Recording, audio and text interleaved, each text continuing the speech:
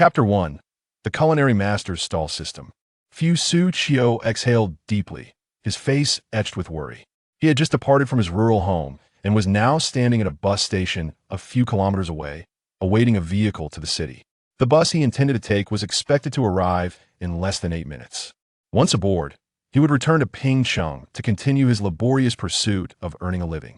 The source of Xu Qiu's melancholy was the unfortunate incident a few days prior when his mother had twisted her back while working. Upon receiving a call from his father, Xu Qiu promptly requested leave from his company, eager to return and care for his mother, thereby alleviating some of his father's burdens. However, his immediate superior, the sycophantic Chen, swiftly denied his request for leave. He claimed that the company was overwhelmed with projects and that Xu Qiu's absence would be irresponsible, further accusing him of being a liability to his colleagues. Feigning concern for both Xu Qiu and the company, Chen was merely seeking to impose obstacles in Xu Qiu's path. In truth, the company had witnessed a significant decline in business over the past 2 years, and the bustling activity Chen described was a mere fabrication. His obstruction stemmed from a desire to thwart Xu Qiu's intentions. Despite Xu Qiu's urgent need to attend to his mother, he found himself powerless against Chen's authority, which had been secured through flattery and favoritism. Even in his dire situation, his leave was ungranted. Xu Qiu had made earnest efforts to negotiate with Chen, but to no avail.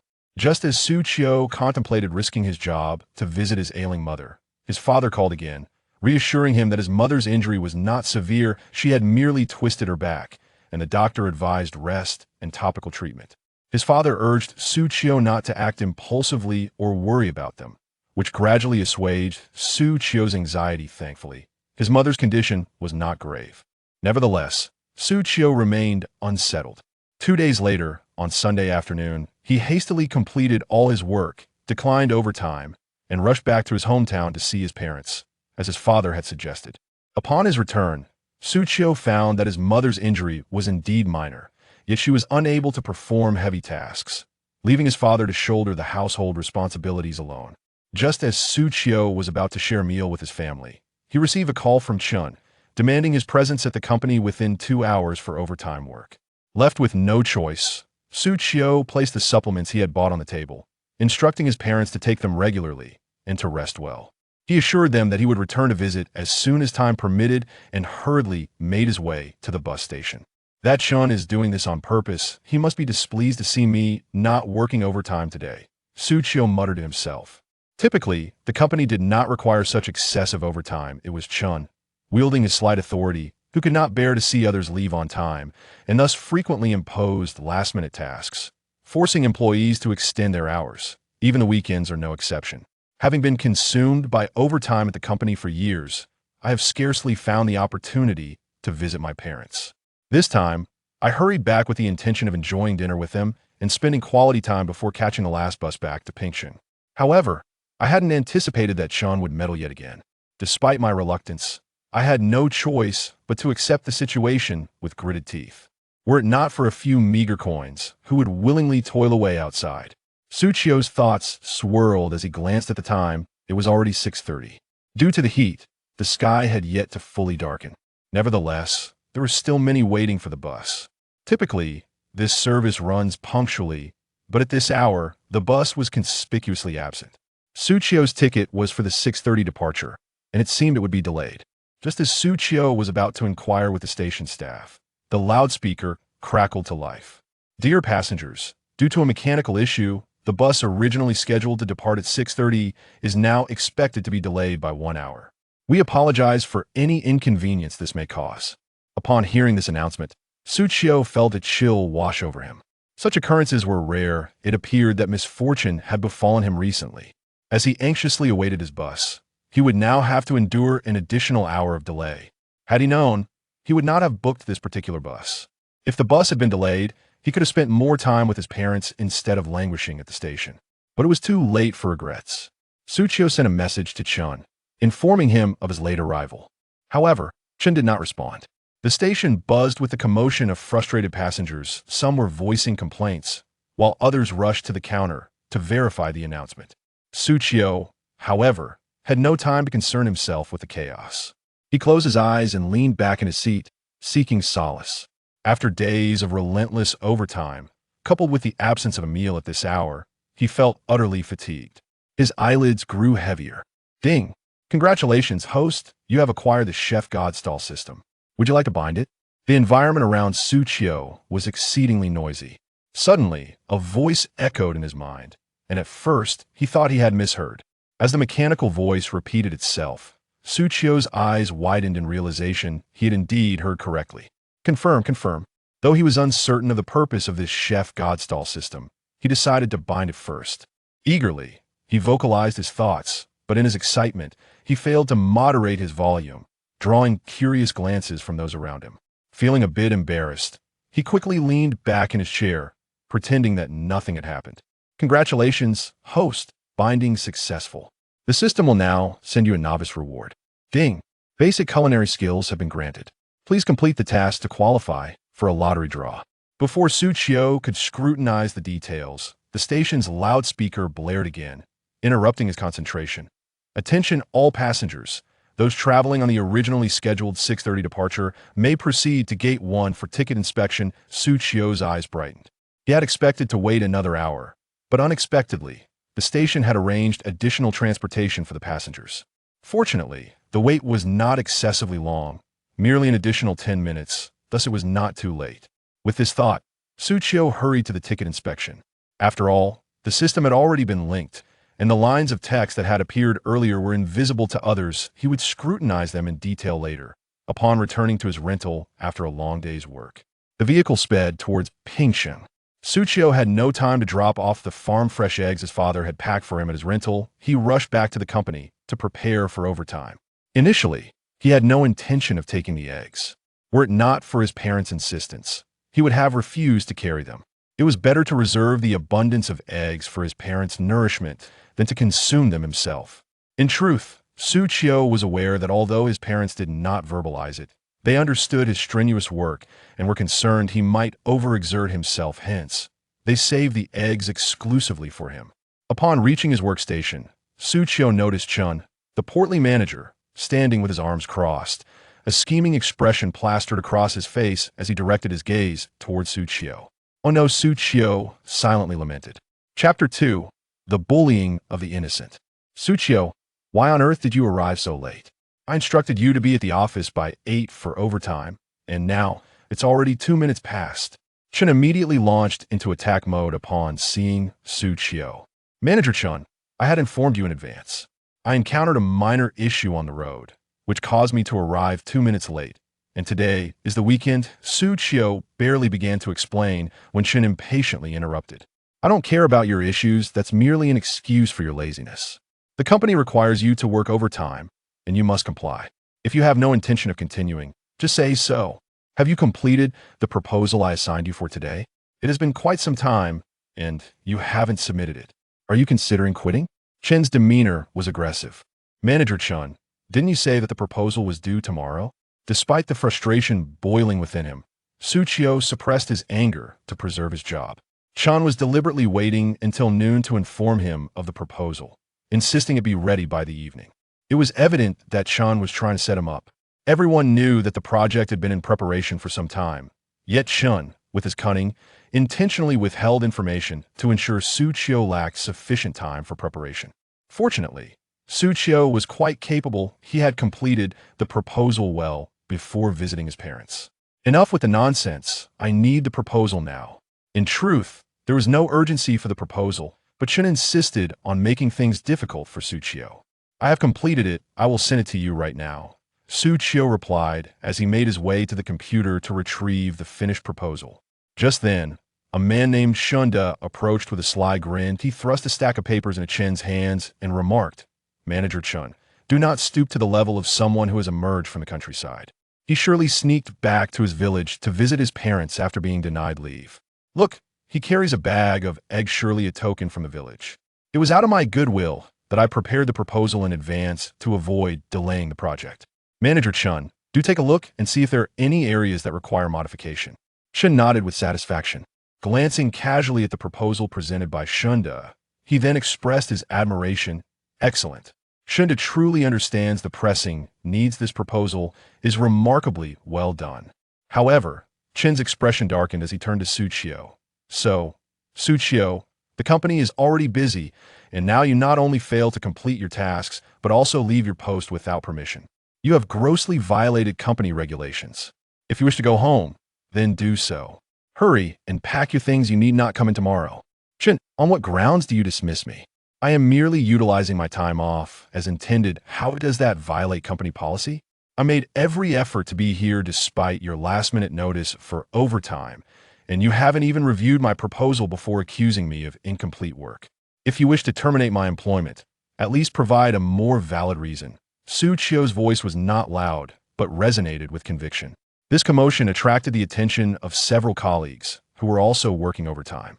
In truth, everyone was aware of Chen's ongoing vendetta against Xu Qiu, yet their own positions within the company were too precarious for them to defend him, fearing they might also suffer repercussions. However, it was unusual for Xu Qiu to speak so boldly to Chen. He must have been pushed to his limits. Indeed, one should never underestimate the resolve of a seemingly docile individual. Xu Qiu had long harbored resentment towards Chen. Since Chen's arrival at the company, he had relentlessly targeted Xu Qiu, seemingly setting a trap to force him out, as if he had already concocted an excuse. Xu Qiu felt that the unfolding of events was too seamless, as if orchestrated in advance. Chen was incensed when Xu Qiu audaciously called him by his derogatory nickname, nearly beside himself with rage. That was the moniker he detested most. He prided himself on his steadiness rather than his girth. Furthermore, Xu Qiu had the audacity to publicly address him by that name. It was imperative that Xu Qiu be ousted from the company. Shinda, ever the sycophant, chimed in. Xu Qiu, what do you think you're doing? Does our manager, Chen, deserve to be spoken to in such a manner? With an attitude like yours, being dismissed would be well-deserved. Xu Qiu snatched the proposal from Chen's hands. A mere glance revealed it to be his own work, with not a single punctuation mark altered. This was indeed the proposal he had crafted before leaving work. Shinda, shamelessly, had accessed his computer without permission and printed the proposal, attempting to claim credit for it. Shinda, are you so accustomed to being Chen's lapdog that you would defend him so fervently? To plagiarize my work and present it as your own is utterly disgraceful. Don't think I am unaware of your schemes. You and Chen merely wish to have me removed so you can take my place as team leader. I truly do not relish remaining here. Should you wish for my departure, appropriate compensation will ensure my immediate exit. It is you who are pushing me out, not I who am resigning voluntarily. Typically, Xu Qiu maintained a harmonious demeanor at the company, refraining from confrontations. However, after his mother suffered a minor mishap, he could no longer tolerate the scheming of Chen the glutton and Shunda, who had conspired against him. Unable to suppress his frustration, he erupted in a fierce argument. Remaining here would only subject him to further baseless accusations. If he must leave, so be it. Xu Qiu could not fathom starving in the city of Pingsheng. Upon realizing that Xu Qiu had uncovered their plot, Chen the glutton's expression shifted dramatically. Yet, what Xu Qiu said next sparked an idea in his mind. Compensation? That would be no issue, for it would ultimately come from the company's coffers. He could easily dismiss Xu Qiu with a mere pittance. Should Xu Qiu refuse to depart, the position of team leader would undoubtedly fall to him. In that scenario, his nephew Shanda would be deprived of the opportunity to ascend to the role of team leader. Securing that position would not only yield a substantial salary increase, but also additional allowances and performance bonuses, amounting to a significant sum. Above all, they were family. He could not allow the benefits to flow to someone else. He resolved that Xu Qiu must not become the team leader. With this thought, he hastily acquiesced, entirely disregarding Shunda's silent protests.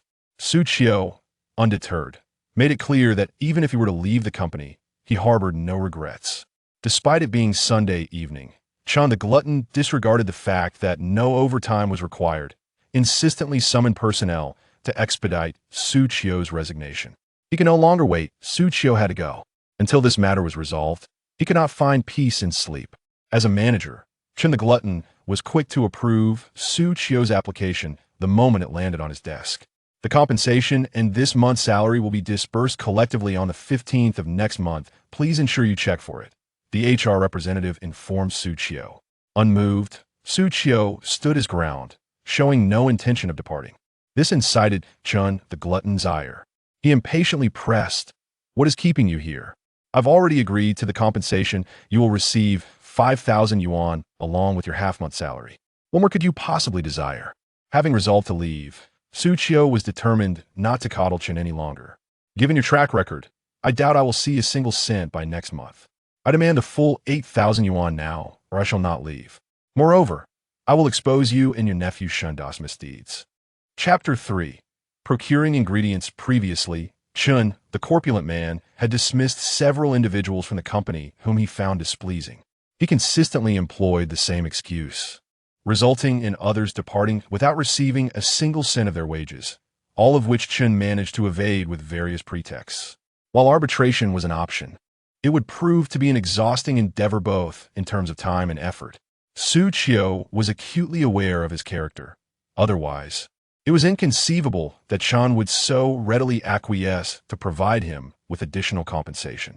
He understood that once he departed, receiving his salary and severance would be a distant dream. Chen's countenance grew increasingly grim. Accustomed to his own arrogance, he had not anticipated that Xu Qiu, typically meek and unassuming, would dare to defy him. However, at this critical juncture, failing to expel Xu Qiu would complicate matters further. After a prolonged discussion lasting over 10 minutes, Chen ultimately conceded, albeit reluctantly, and transferred 8,000 yuan to Xu Qiu via his mobile phone. This transaction was conducted in the presence of the HR personnel and several other colleagues, with the transfer explicitly noted as severance and half a month's salary. Having completed this transaction, Xu Qiu promptly returned to his desk to gather his belongings, leaving without a trace of nostalgia. His possessions were minimal, easily contained within a single bag. With one hand grasping the bag and the other holding a carton of eggs, he prepared to return to his rented accommodation. Although resigning was not a joyous occasion, Xu Qiu felt an unprecedented sense of relief. He resolved to get a good night's sleep and tackle other matters the following day. After so many days of relentless overtime, his body was beginning to protest. After all, health is paramount, and haste is of little use in many situations. While waiting for bus, he encountered the HR representative, who had also arrived to wait for transport. Normally, she would have had the weekend off, but she was summoned unexpectedly by Chen to handle an urgent matter while she was out shopping. Spotting Xu Qiu, she greeted him warmly. Xu Qiu, I was compelled to process your resignation as dictated by that rascal Chen. Please don't take it personally. The HR representative held Xu Qiu in high regard. He was young, tall, and handsome. Were it not for the relentless bullying from Chen, he would not have been forced to resign. Xu Qiu smiled, unbothered by the recent events, especially since the HR representative had spoken in his favor during his negotiations with Chen. Deep down, he felt grateful for her support. There's no need to apologize. This matter is not your fault. I appreciate your assistance earlier. Here's some free-range eggs I brought from home. If you don't mind, I would like to share some with you. As he spoke, Xu Qiu intended to offer her a few eggs from his bag. The HR representative, known for her kindness, had assisted him on multiple occasions. As he was departing, he wished to gift her the eggs. However, she waved her hand, politely declining Xu Qiu's generous offer. No need for that. It's something given to you by your parents, and it feels inappropriate for me to hold on to it. Besides, I merely offered a few words of support, so there's no need to take it to heart. By the way, you were incredibly impressive during your negotiation with Chen. At that moment, I feared you might be at a disadvantage, but thankfully, you received both compensation and your salary. I am genuinely happy for you. Xu Qiu exchanged a few words with the HR lady, and just as the bus she was waiting for arrived, they bid each other farewell. Shortly thereafter, the bus Xu Qiu was waiting for also arrived, and he boarded it directly. Fortunately, there were not many passengers at that hour. He casually chose a seat and settled down, gazing out at the fleeting scenery outside. This led him to recall the so-called chef system he had heard about at the bus station. Initially, on his way back to the company, Xu Qiu intended to further explore the unique features of that system. However, a barrage of calls from Chen interrupted him, leaving him with little time to delve into the details. Now was the perfect opportunity to study it thoroughly. The lines of text he had seen earlier resurfaced in his mind. Since he hadn't had the chance to read them carefully, now he could see them clearly. Please, host, create handcrafted culinary delights and sell them. For each dish sold, you'll earn 1 point. Upon accumulating 100 points, You may enter a lottery. Dishes. Unlimited. Stall location. Wenhua Road. Note: rewards from a lottery are random. After reading these lines, Xu Qiu felt a surge of excitement. He recalled that the system had also gifted him a beginner's package, seemingly bestowing upon him basic culinary skills. This implied that he was now quite adept at cooking. Furthermore, by completing the tasks set forth by the system, he could earn opportunities to participate in the lottery. Initially skeptical about the system's authenticity, Xu Qiu found his doubts dissipating as thoughts of cooking filled his mind. Suddenly, he realized that he had gained new knowledge. Previously, his culinary skills had been limited to frying eggs, yet now he sensed a transformation within himself. While his appearance remained unchanged, his culinary prowess had greatly improved. To test his newfound skills, Xu Qiu did not head straight back to his apartment after alighting from the bus. Instead, he made his way to a nearby supermarket. The store typically closed at 10:30, yet many items went on sale after 9:30. In an effort to save money, Xu Qiu had visited this supermarket a few times to purchase discounted goods. However, due to his lack of time caused by working overtime, he had not had the opportunity to cook for himself lately and had relied on takeout instead. Now, even a trip to the market would be too time-consuming. So Xu Qiu planned to buy a few ingredients at the supermarket. He hadn't eaten since noon, and after dealing with the paperwork related to his resignation, he found himself ravenously hungry. Arriving at the vegetable section of the supermarket, Xu Qiu began to select fresh produce. The vegetables were exceptionally fresh, and the discounts made them incredibly affordable, often costing less than half their original prices. However, the vegetables were indeed not as fresh as one would hope. Glancing over at the section where produce was normally sold, the vibrant vegetables there looked enticingly irresistible. Although there were no discounts, the prices were still quite reasonable.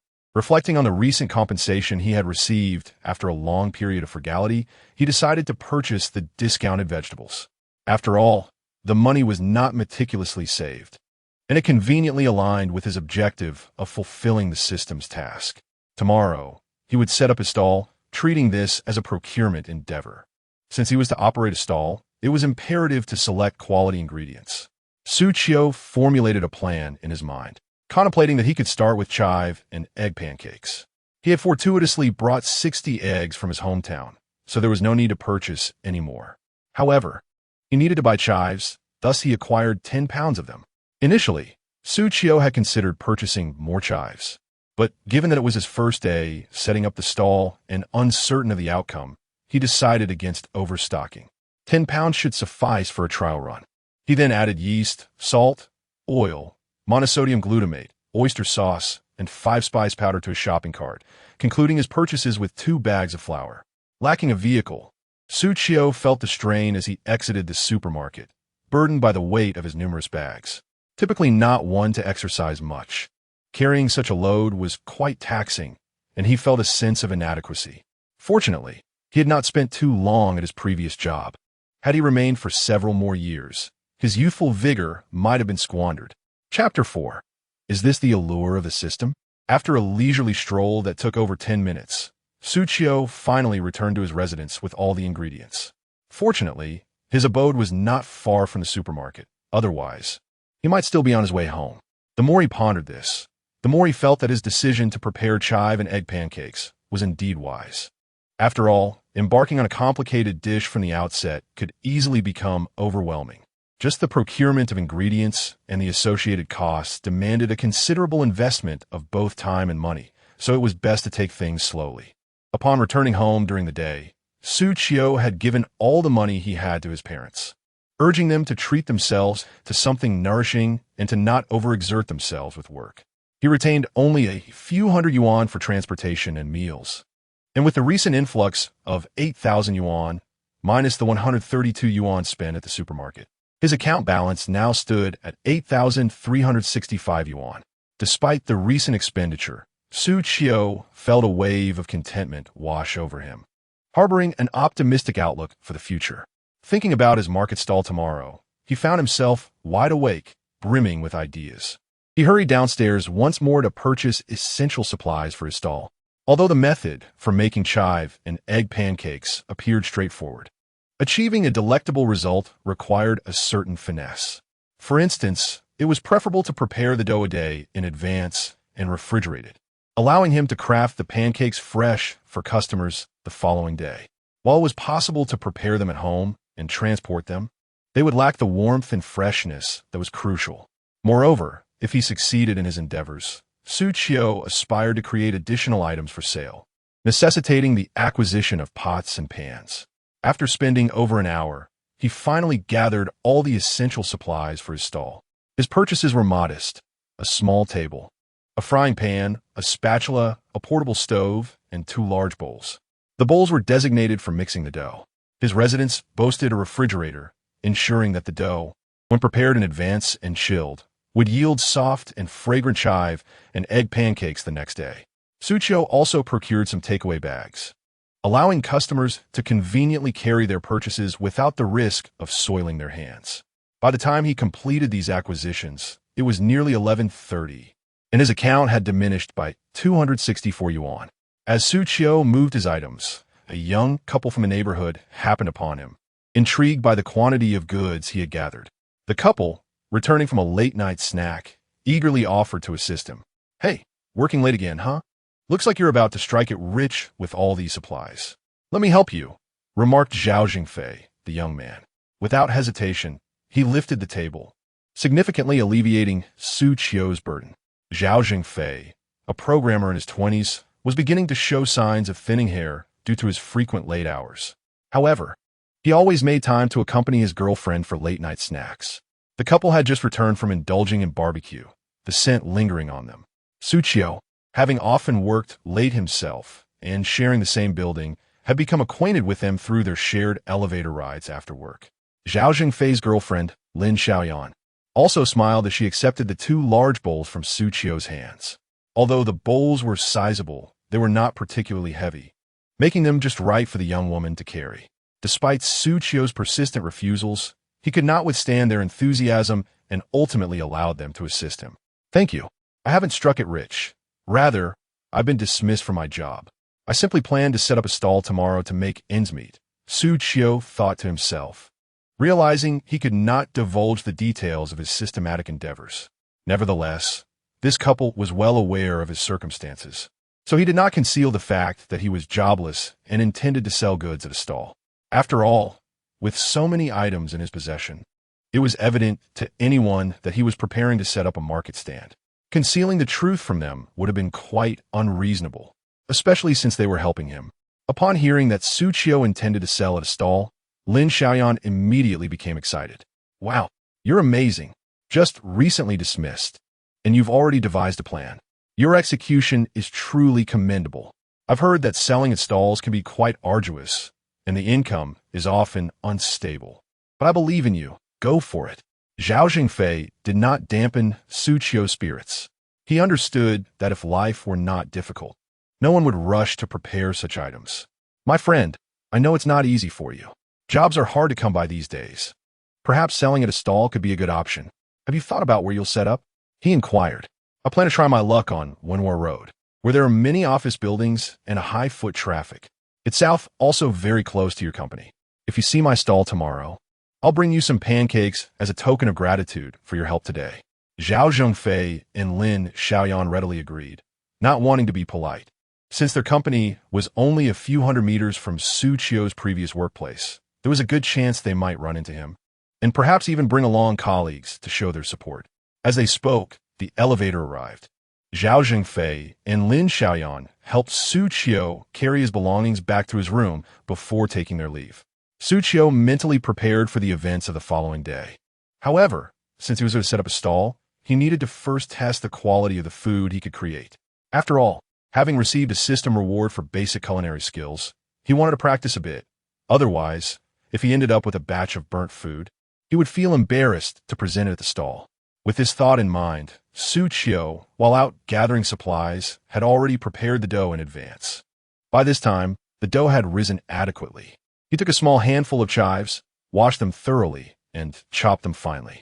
As he was cutting, Xu Qiu marveled at how adept his newly acquired basic culinary skills were. The chopping was smooth and fluid, with no fear of cutting his fingers. Moreover, His speed was remarkably swift, resulting in uniformly sized pieces. In contrast, had it been his former self, even if he hadn't cut himself, the chives would have appeared haphazardly chopped, lacking any visual appeal. Next, Xu Qiu scrambled a few eggs and mixed them with the chives, adding a dash of soy sauce and oyster sauce for flavor enhancement, along with a sprinkle of five-spice powder to enrich the taste further. Though the ingredients are simple, the flavors are anything but. After thoroughly mixing the chive filling, Xu Qiu divided the risen dough into 8 portions. Given the slightly excessive moisture in the dough, it tended to be sticky. Thus, Xu Qiu applied a bit of oil to her hands to prevent it from adhering. Subsequently, she flattened each piece of dough and enveloped it with the chive filling. This sequence of actions was executed seamlessly, with no hesitation whatsoever. A thin layer of oil was brushed onto the pan, and the filled chive and egg pancakes were placed within, pressed flat with the back of her hand. Soon, all 8 pieces were sizzling in the pan, producing a delightful crackling sound. The enticing aroma had already wafted through the air while preparing the filling, but now, as the pancakes fried, the fragrance intensified, enveloping the entire room. The system truly proved its worth. The flavors of her creation were entirely distinct from those sold outside, even surpassing the aroma of her mother's cooking. Xu Qiu found herself increasingly curious about the taste of her homemade chive and egg pancakes. With her newfound rudimentary culinary skills, the fragrance emanating from her creation was simply divine. Could this be the allure of the system? Chapter 5. An unexpected visit. The sizzling sound of the frying pan filled the air incessantly. Xu Qiu, unperturbed, swiftly flipped the chive and egg pancake with a spatula, revealing that the once pale dough had transformed into a golden, crispy delicacy. He felt an immense satisfaction with his culinary skills, and his appetite surged. Starving as he was, he longed to savor this aromatic pancake as quickly as possible. Yet, impatience bore no fruit. The pancake required a golden crisp on both sides to be deemed properly cooked. Fortunately, the cooking time was brief, and soon Xu Qiu arranged all 8 pancakes neatly on a plate. With the plate in hand, he hurriedly seated himself at his work desk, heedless of the heat, and stuffed a warm chive and egg pancake into his mouth. The moment he bit down, the flavors of chives and eggs exploded in his mouth, a delightful aroma ascending to his senses, rich and assertive. Xu Qiu, enchanted, devoured the pancake with fervor, finishing it in just a few bites before regaining his composure. Was it merely his hunger that rendered everything delicious? He continued to feast on 5 more pancakes, finally feeling satiated. After eating, Xu Qiu realized it was not just his hunger that made the chive and egg pancakes taste exquisite, but rather his culinary prowess that infused the dish with such delightful flavors. His mouth was filled with the lingering essence of chives and eggs. Thankfully, he had no girlfriend, for the strong aroma would surely elicit disdain. Wiping his mouth, he acknowledged that he could not consume the remaining 2 pancakes. He had made them generously, knowing they were for himself. Had they been from a vendor, their lesser portions would have easily succumbed to his appetite. Deciding to save the last 2 for the following day, he noted the hour, late enough that overeating was unwise. Just as he resolved to tidy up the kitchen, a series of knocks echoed from the door.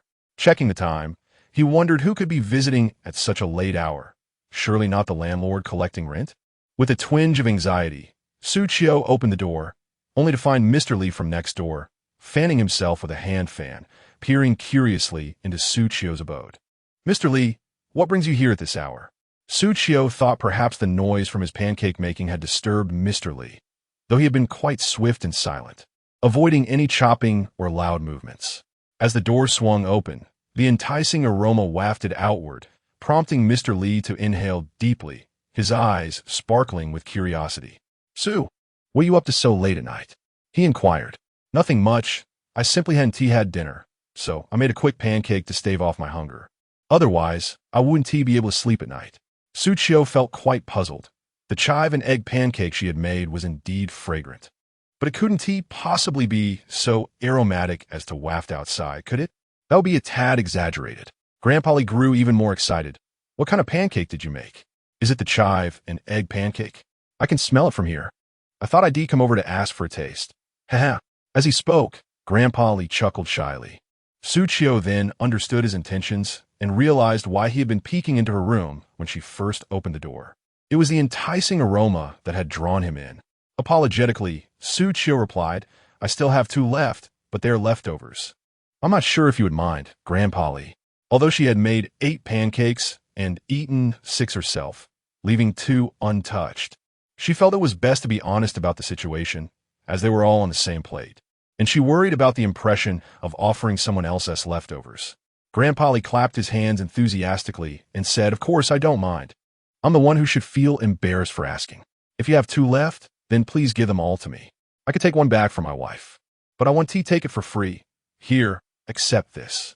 Saying this, Grandpa Li produced a bag and handed it to Xu Qiu. She quickly declined. "I can't possibly accept this. Those pancakes were extra. How could I accept something from you?" Grandpa Li paid no heed to her refusal and directly pressed the bag into her hands. "You really shouldn't refuse. This is meant for you. I still haven't thanked you for helping me with the package last time, so consider this a token of my gratitude. Now, please don't push it away. My daughter brought so much fruit that the 2 of us can't finish it, and I need to hurry back. Otherwise, my wife will start nagging me. Quickly, go fetch me that chive and egg pancake. Today, I'm fortunate to benefit from your kindness." Xu Qiu had a pleasant rapport with the other residents in the building. While she didn't often visit others, she would at least greet them and exchange a few words. Grandpa Li lived next door and sometimes asked Xu Qiu to help with his packages. For someone like her, it was just a matter of convenience. Unlike many elderly individuals who might take advantage of their age to impose on others, Grandpa Li was different. He would always share some of his delicious home-cooked meals with Xu Qiu, and he and his wife were quite warm-hearted, not at all like troublesome neighbors. Thus, Xu Qiu held a fondness for Grandpa Li and his partner. When Xu Qiu opened the bag, she found pears inside, likely brought back by Grandpa Li's daughter during her visit today. Since Xu Qiu had returned home late, it was the perfect time for Grandpa Li to deliver them. "Just a moment. I'll fetch the chive and egg pancakes now." Hastily, Xu Qiu returned to her room and grabbed the takeout bag she had bought earlier, which was now quite useful. After placing both chive and egg pancakes inside, she returned to the door and handed them over to Grandpa Li.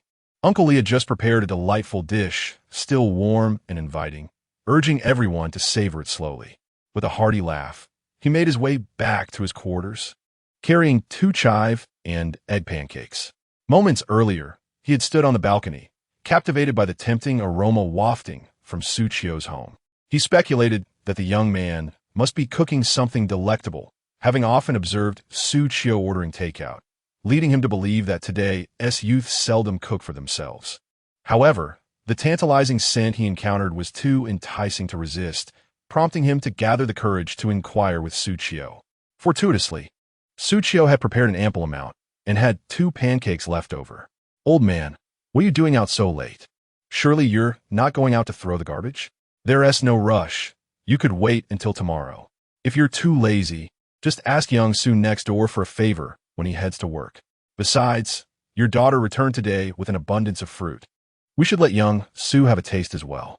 Grandma Xia, still in a foggy state, emerged from the bedroom. She had heard the sound of the door opening and guessed it was her husband. Just as she stepped out, she saw him returning, prompting her to share a few extra words. "Though I am elderly, my mind is not so feeble. Who would venture out to toss garbage at this hour? I was drawn by the delightful cooking of young Xu, and I intended to ask for a taste. I even brought some pears for him." With that, Uncle Li settled onto the sofa, indulging in the chive and egg pancakes he had procured from Xu Qiu. Initially, he intended to save 1 for his wife, but upon noticing she had fallen back in a slumber, he decided to relish both, for the aroma was simply irresistible. As Uncle Li took a bite of the pancake, the exterior was perfectly crisp and airy, the floury essence harmonizing exquisitely with the delectable filling. Each mouthful was a delightful experience, neither too salty nor bland, leaving him thoroughly enchanted. The moment he bit into the pancake, the fragrance intensified, even drawing a somewhat drowsy Grandma Xia closer. "What are you eating, dear? It smells divine. Let me have a taste," she implored, moving nearer to Uncle Li, eager to sample the enticing dish. The aroma was so irresistible that even at their advanced age, having already retired for the night, her appetite was rekindled, compelling her to indulge in the delightful offering. Chapter 6. What awoke him was not the alarm clock in the stillness of the night. The tantalizing aroma wafting from the kitchen stirred the cravings within Mrs. Xie, banishing all remnants of sleep from her weary mind. As she watched her husband, Mr. Li, savoring the dish with such delight, her own restraint crumbled. The thought of him devouring the last morsel, leaving her with naught but the memory of its scent, was unbearable. It was merely a chive and egg pancake, certainly not overly filling.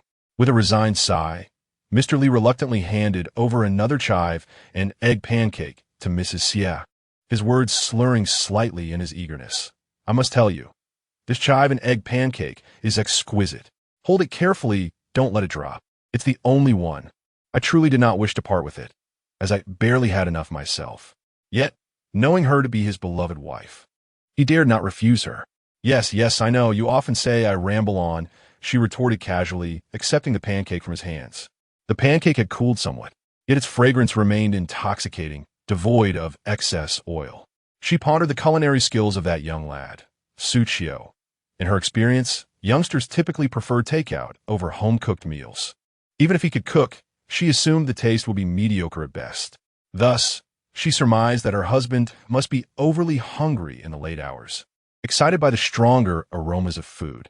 With a hint of skepticism, she took a bite of the chive and egg pancake, and, as her tongue met the delicate layers, she was instantly enveloped by the harmonious blend of chives and eggs.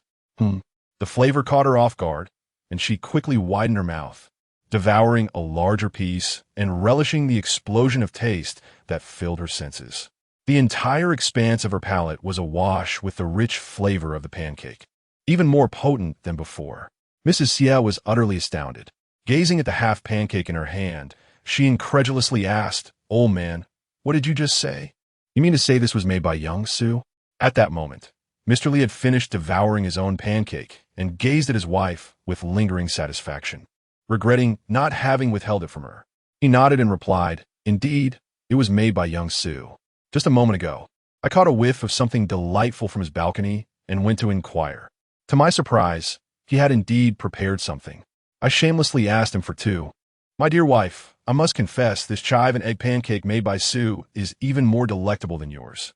Under normal circumstances, Mrs. Xie would have vehemently contested Mr. Li's assertion, as both hailed from the north, where she often prepared noodles and pastries at home. Chive and egg pancakes were among her specialties. She prided herself on her culinary skills, having learned to cook from a young age, inheriting a talent for making doughy delights that could hardly be outdone by a southern lad who relied on takeout. Yet, faced with the undeniable reality of Xu Qiu's cooking, the retort she had prepared faltered before it could escape her lips. "All right, say what you wish. If I could indulge in such delectable delights indefinitely, I would concede even if you claimed I lacked culinary skills. The chive and egg pancake is not particularly large, thus it can be consumed rather swiftly." Granny Xie could not resist savoring the vegetable juice clinging to her fingertips, unwilling to forego any morsel of flavor. Remarkably, young Xu possesses quite the culinary prowess. Indeed, I find myself unable to rival him in the realm of these pancakes. I must seek his guidance when I find the time. Upon hearing this, Grandpa Li nodded vigorously in agreement with Granny Xie's sentiments. Yes, indeed. Make it a point to consult young Xu and perhaps prepare more delectable dishes next time. That way, this old man shall have the pleasure of feasting, and when my daughter and granddaughter return, I shall treat them as well. After sampling the chive and egg pancake, Grandpa Li became quite enamored with its flavor. It wasn't merely a fondness for chive and egg pancakes. Rather, Xu Qiu's rendition was so exquisite that it was utterly irresistible.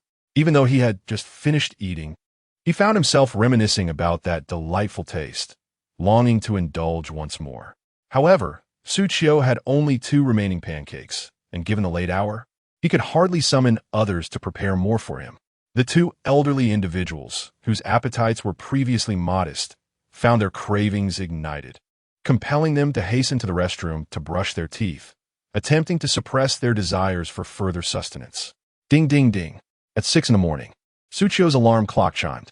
Yet, he was not in bed. It was not the alarm that stirred him, but rather his yearning for financial gain.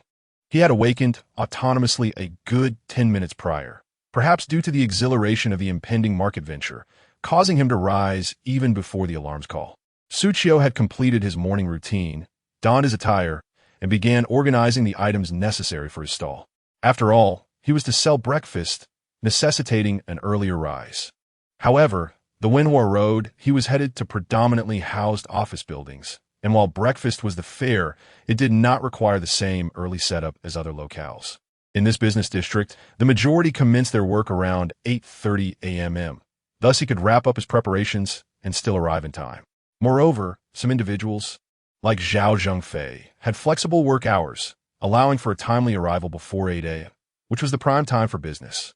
Given that today was merely a trial run, Xu Qiu maintained a calm disposition. He meticulously washed the chives purchased the previous day, discarding any unsightly leaves. Xu Qiu is particularly fastidious about cleanliness, believing that food should be prepared with utmost care for peace of mind. Subsequently, he chopped the chives finely, poured the oil he had bought the day before into a bowl, and mixed it thoroughly before setting it aside. He then prepared the seasonings, creating a sauce from salt, chicken essence, 5-spice powder, and oyster sauce, whose aroma alone was enough to whet the appetite. These condiments should not be mixed into the leeks prematurely, otherwise, by the time one arrives at the stall, the leeks will have completely dehydrated and become excessively salty, compromising their texture. As the eggs were already pre-prepared, Xu Qiu decided not to take them out, finding it more convenient to carry them as they were. After preparing everything, Xu Qiu opened the door and was just about to knock on Old Li's door when Old Li happened to open it. Dressed in his practice attire, Old Li was preparing to descend and practice Tai Chi, as individuals of his age typically rise quite early each day.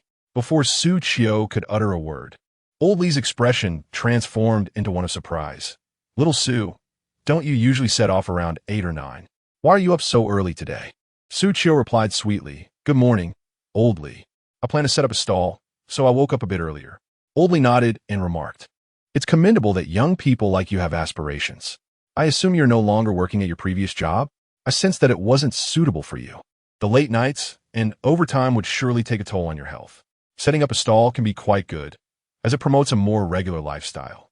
By the way, little Xu, do you need something from the old man today?" Xu Qiu responded, "Yes, Old Li.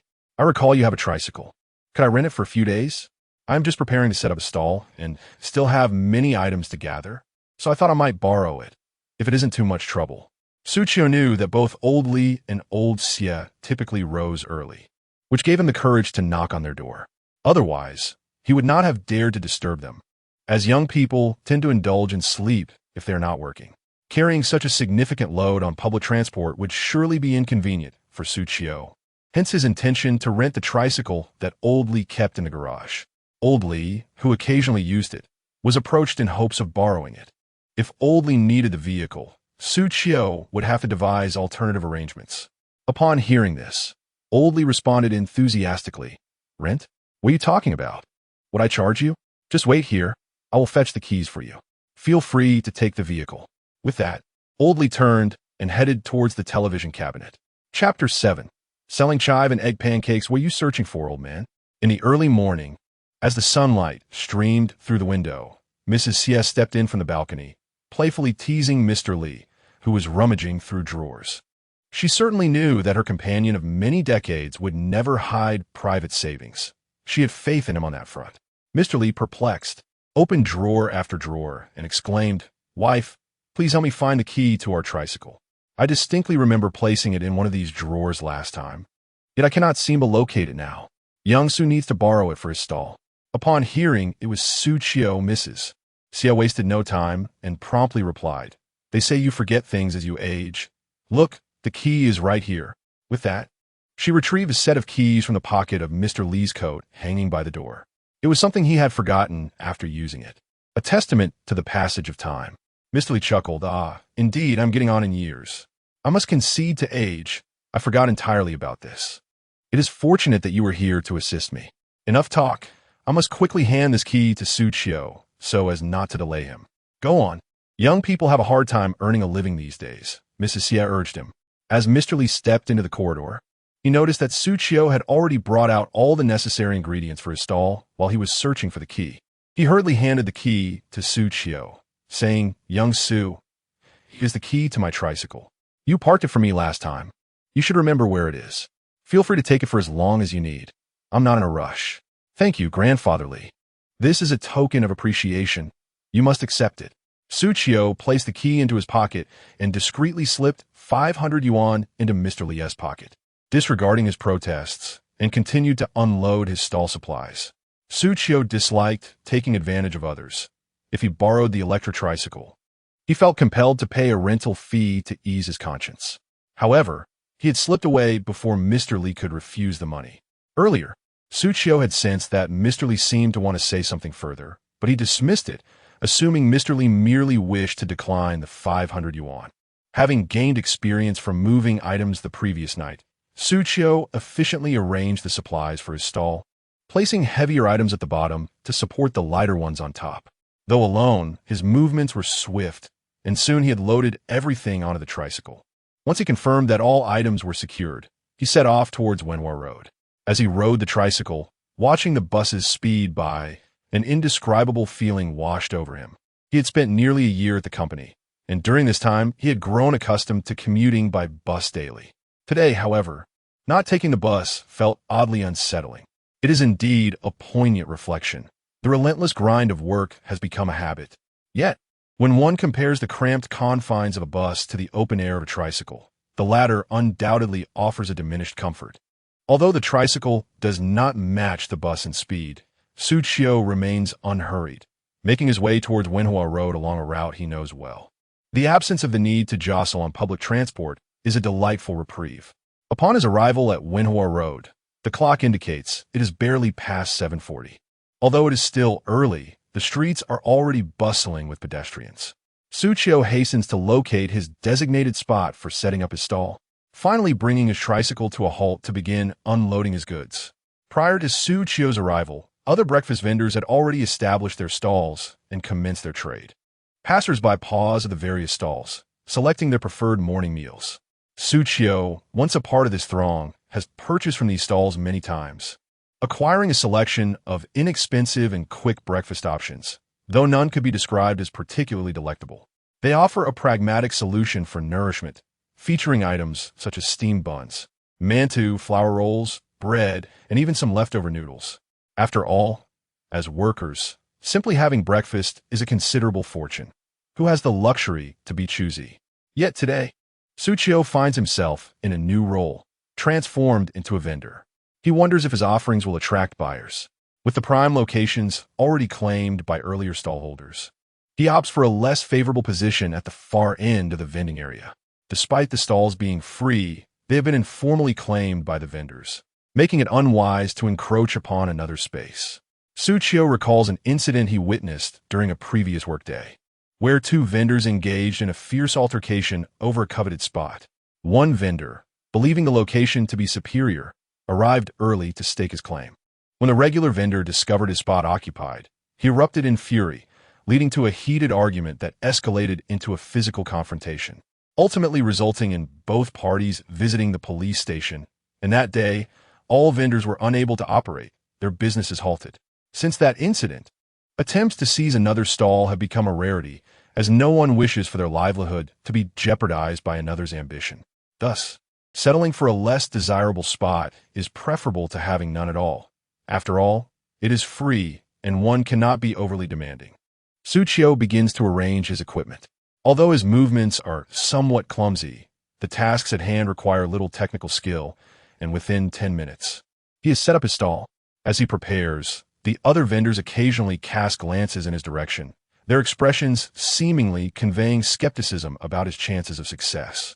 However, Xu Qiu remains unfazed, focusing intently on positioning his stove and preheating his pan. With no customers yet in sight, he decides to start by frying some eggs. 10 eggs were thoroughly beaten and seasoned with a pinch of salt. Oil was poured into the pan, and the process of scrambling the eggs commenced. Strangely enough, despite the use of ordinary eggs and commonplace oil, an enticing aroma wafted through the air under Xu Qiu's meticulous preparation. It seemed that the essence of these ingredients was elevated solely because they were crafted by Xu Qiu. Even the simplest of ingredients transformed into something extraordinary when he took charge of the kitchen. The fragrant scent drew the attention of many passers-by. Yet none approached Xu Qiu's stall for inquiries.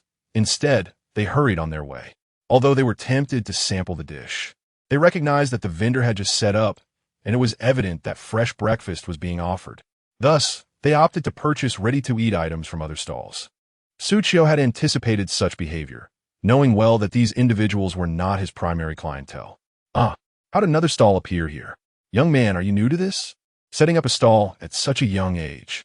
A woman in high heels and a professional suit was lured by the aroma of scrambled eggs. Her curiosity led her to Xu Qiu's stall, while he was focused on ensuring the eggs were finely scrambled for optimal flavor and texture. He heard the woman's voice and looked up to see a customer arriving. Yes, just set up, he replied, continuing to salt the eggs. What are you selling? It smells delightful. The woman, named Tang Rongrong, also worked in a nearby office building. I'm offering chive and egg pancakes. Would you like to try one? Xu Qiu seized the opportunity, recognizing her as a potential customer. He had finished scrambling the eggs, which now lay cooling, their aroma filling the air. At my age, I hardly qualify as a young lady. You, young man, certainly have a sweet tongue. Chive and egg pancakes? It's been ages since I've had one. How much for each? Tang Rongrong beamed at Xu Qiu's playful address. Although she was approaching her 30s, his compliment made her feel youthful again. Despite her words of self-deprecation, Xu Qiu's flattery brightened her day, instilling a newfound motivation for work. What woman does not relish compliments, especially from a handsome young man? With his charming demeanor, she decided it was only fitting to support his business. Xu Qiu planned to price the chive and egg pancakes at 3 yuan each, as most nearby stalls charge between 3 to 5 yuan, with some even as low as 250, although their ingredients and oil quality were inferior. Considering he was just starting out, Xu Qiu aimed to attract customers with a 3 yuan price point while ensuring the pancakes were substantial enough to satisfy hunger.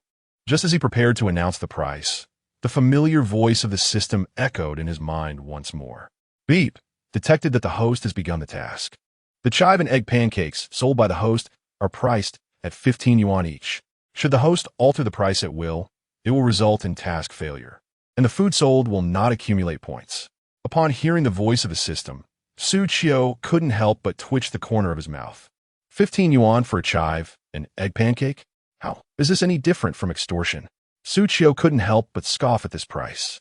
Previously, he had thought that the conditions set by this system were rather lenient, allowing him to set the price freely. To his surprise, not only was the stall location predetermined, but the pricing was also fixed. Moreover, he could only learn the price when customers approached, ready to make a purchase. Well, having reached this point, there was no turning back. Miss, my chive and egg pancake is priced at 15 yuan each. The price may be a tad steep, but I assure you, the flavor will not disappoint. Xu Qiu steeled himself and quoted the price dictated by the system. Although he believed that 15 yuan for a chive and egg pancake was indeed exorbitant and feared that Tang Rongrong might simply walk away, one must take this step. After all, this was the price set by the system. Chapter 8. A purely vegan delight as anticipated by Xu Qiu. Tang Rongrong's expression stiffened upon hearing that the price of a chive and egg pancake was 15 yuan. However, rather than expressing anger, she patiently inquired once more, Young man, are you certain it is 15 yuan each? Surely, you must be mistaken. Even at 5 yuan, it would be considered somewhat pricey, but 15 yuan is utterly outrageous. Is there meat hidden within? Xu Qiu shook his head. The eggs had cooled considerably, and, as he began to prepare the filling, he replied, I did not misspeak. It is indeed 15 yuan each, entirely vegan, devoid of any meat. Under normal circumstances, Tang Rongrong would have turned on her heel at such an exorbitant price for a pancake. Yet today, her curiosity was piqued.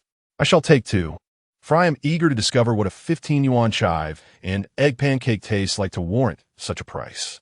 At 29 years old, Tang Rongrong, a supervisor at her company, enjoyed a respectable income. A 15 yuan pancake was well within her means, so her spending was merely a matter of assessing value rather than feeling remorseful. After all, 2 would only amount to 30 yuan. If it were unpalatable, she simply would not return. All right, please allow me to scan your code. Since it was his first day setting up the stall, Xu Qiu had not yet printed out a payment code. Consequently, he had to present the QR code on his phone for Tang Rongrong to scan. He preferred to have her pay first, concerned she might refuse to settle the bill after enjoying her meal. You are quite the cautious young man. Very well. I shall be a good person today. Here, I have sent you the payment, a total of 30.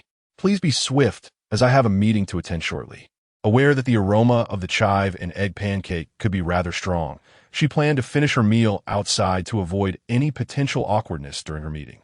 Upon hearing the notification of 30 yuan received, Xu Qiu responded with a smile.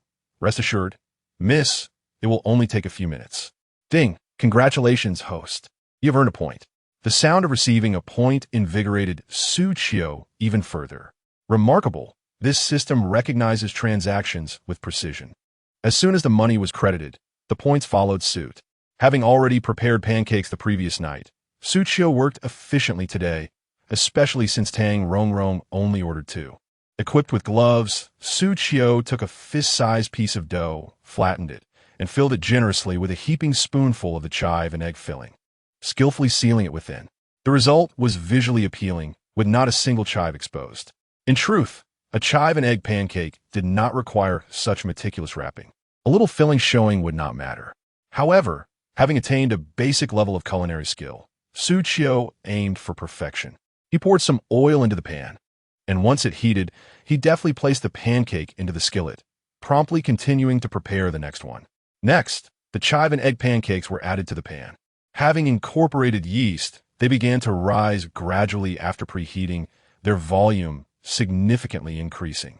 Soon, an enticing aroma wafted through the air, and the sizzling sound of frying firmly captured Tang Rongrong's attention. As she inhaled the delightful scent, she was somewhat incredulous. Initially, she presumed that Xu Qiu was a novice, entirely inexperienced in the culinary arts, and therefore expected a slower pace in preparation, leading her to worry about time constraints. Contrary to her expectations, however, Xu Qiu, despite his youth, exhibited deft techniques and movements, as if he had prepared chive and egg pancakes 1,000 times before. The pan continued to sizzle. When Xu Qiu deemed the timing appropriate, he flipped both pancakes to reveal an enticing golden hue, the aroma intensifying further. This delightful fragrance drew a number of passers-by, several of whom approached, eager to discover the source of such captivating scents. While Tang Rongrong's 2 pancakes were still in the process of cooking, 3 or 4 more customers gathered around, curiously inquiring, "Handsome, what are you selling?"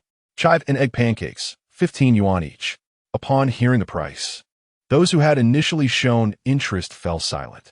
15 yuan for chive and egg pancakes? Are they gold-plated? At that price, we could indulge in fried rice with meat and eggs and still grab a cup of soy milk. Let us leave, it's too expensive. I'd rather grab a sandwich at 6 yuan, which would allow me to buy 2 more buns. This young man clearly hasn't faced the harsh realities of life. With that, 2 individuals promptly turned away. As for the remaining 2, they decided to linger a while longer, enchanted by the aroma. After all, someone had already made a purchase. They thought they might reconsider if the pancakes proved to be delightful. Seeing some customers depart due to the high price filled Tang Rongrong with unease. Indeed, no matter how delicious the chive and egg pancakes might be, how exceptional could they truly be? While the aroma was alluring, the taste could only be so remarkable. In that moment, she noticed that others were observing her with expressions of amusement, as though they believed she was a fool for spending so much. Just as she began to fret internally, Xu Qiu had completed the 2 chive and egg pancakes. He packaged them and handed them to Tang Rongrong, saying, "Miss, your 2 chive and egg pancakes are ready. Be careful, they're hot." "All right, thank you." Tang Rongrong instinctively accepted the pancakes from Xu Qiu. As she held them, the fragrance became even more intoxicating, enveloping her senses completely. Even if the taste did not astonish her, the aroma alone warranted the 14 yuan spent. After all, she had already made the purchase, and surely the owner would not offer a refund. With the enticing scent in mind, the flavor could not be too disappointing, could it? With a mix of anticipation and trepidation, Tang Rongrong tore open the bag, and took a generous bite of the chive, an egg pancake.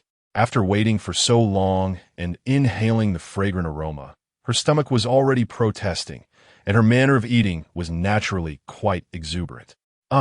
As Tang Rongrong savored the delightful chive and egg pancake, she could not help but exclaim. At that moment, many onlookers, drawn by the enticing scent, gathered around. Upon seeing Tang Rongrong indulging in her food, they suddenly erupted in curiosity, wondering what had transpired. "What's wrong? Did that chive and egg pancake offend you?" Someone nearby jested at Tang Rongrong. "It's just a pancake. Why the excitement? You're not a food blogger, and there's no live stream happening. Why make such a fuss? Is this some sort of setup?" Tang Rongrong chose to remain silent, ignoring the remarks as she took another generous bite, savoring the exquisite flavor of the chive and egg pancake. This pancake was extraordinary. How could something so simple, just some chives and eggs, result in such a delectable taste? It was truly delightful. "Young man, please pack 5 more for me.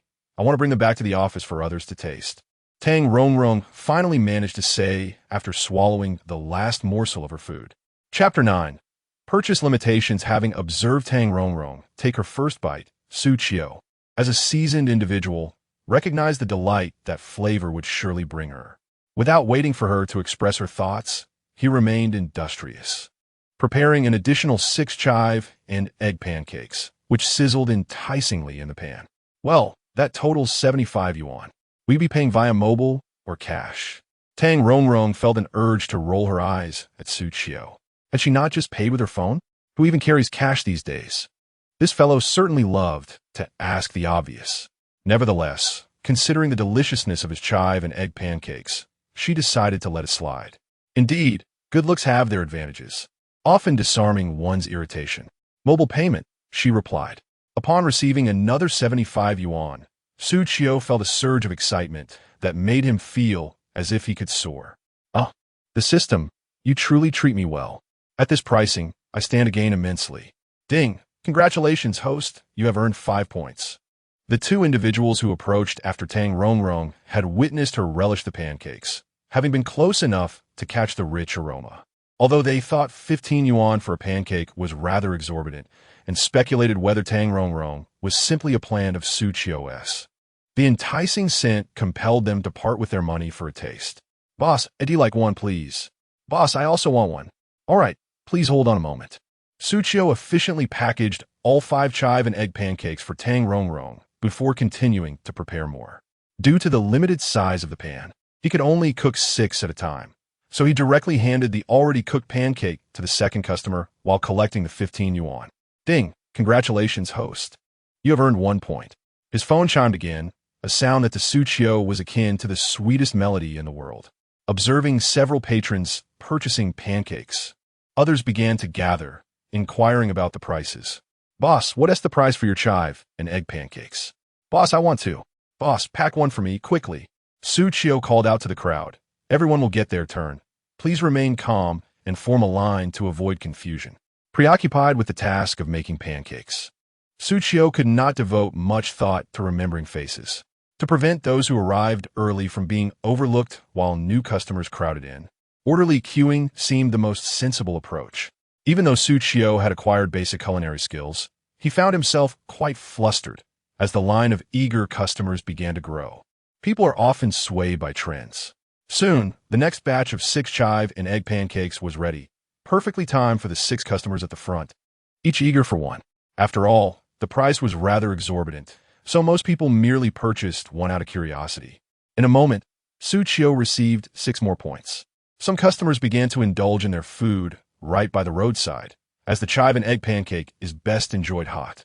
Yu Peng unwrapped his freshly bought pancake, savoring it as he walked. The first bite burst with freshness, the flavors of chives and eggs filling his mouth entirely. He had always held a fondness for chive and egg pancakes, a nostalgic delight his mother frequently prepared during his childhood in the countryside. Although he found the price of 15 yuan for a pancake somewhat steep, he couldn't bear to leave without one.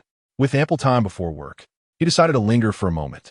To his astonishment, the first bite was so delectable it felt as if his eyebrows might soar with delight. The crispy, Fragrant exterior contrasted beautifully with the tender filling, creating a culinary masterpiece. Yu Peng pondered how Xu Qiu, seemingly of similar age, could craft such a delightful pancake. Was this young man exceptionally gifted? He quickly devoured the remainder of his pancake. Although Xu Qiu's pancakes were slightly larger than those from other vendors, one was hardly sufficient for a grown man, especially one so delicious. It was simply unsatisfying to have just one. After walking a few hundred meters, he turned back towards Xu Qiu and said, "Boss, I'll take 2 more." Yu Peng finally understood why Tang Rongrong had been so thrilled by the pancake earlier. He had jokingly teased her about being enchanted by it. Now, a dozen people were queuing for the pancakes Xu Qiu was preparing. To maintain fairness, Xu Qiu replied, "I'm sorry, but since you've already left the line, you'll need to queue again if you want more. Otherwise, it wouldn't be fair to the others." Yu Peng had been gone for several minutes, during which Xu Qiu had attended to several other customers. Irritated, Yu Peng retorted, "What do you mean, unfair? I was here before them. I haven't left. I'm simply asking for 2 more. Can't you just take 2 directly from the pan for me? How is that unfair? I'm not cutting in line." Before Xu Qiu could respond, a nearby customer who had finished their pancake dutifully moved to the end of the line to reorder. Xu Qiu, while flipping the pancakes, shrugged and said, "There's nothing I can do. It's the unwritten rule everyone accepts. If you don't queue again, you might miss out on those too." Xu Qiu was reluctant to engage further with Yu Peng. He had already stepped out of the line for too long. If he simply returned to buy more, that constituted queue jumping. If he claimed he had already queued for pancakes today, would that mean he could use that excuse to cut in line every day henceforth? Does your boss not understand that the customer is king? I merely requested 2 more. How could it possibly be beyond my reach? Spare me your idle chatter and promptly hand me the pancakes.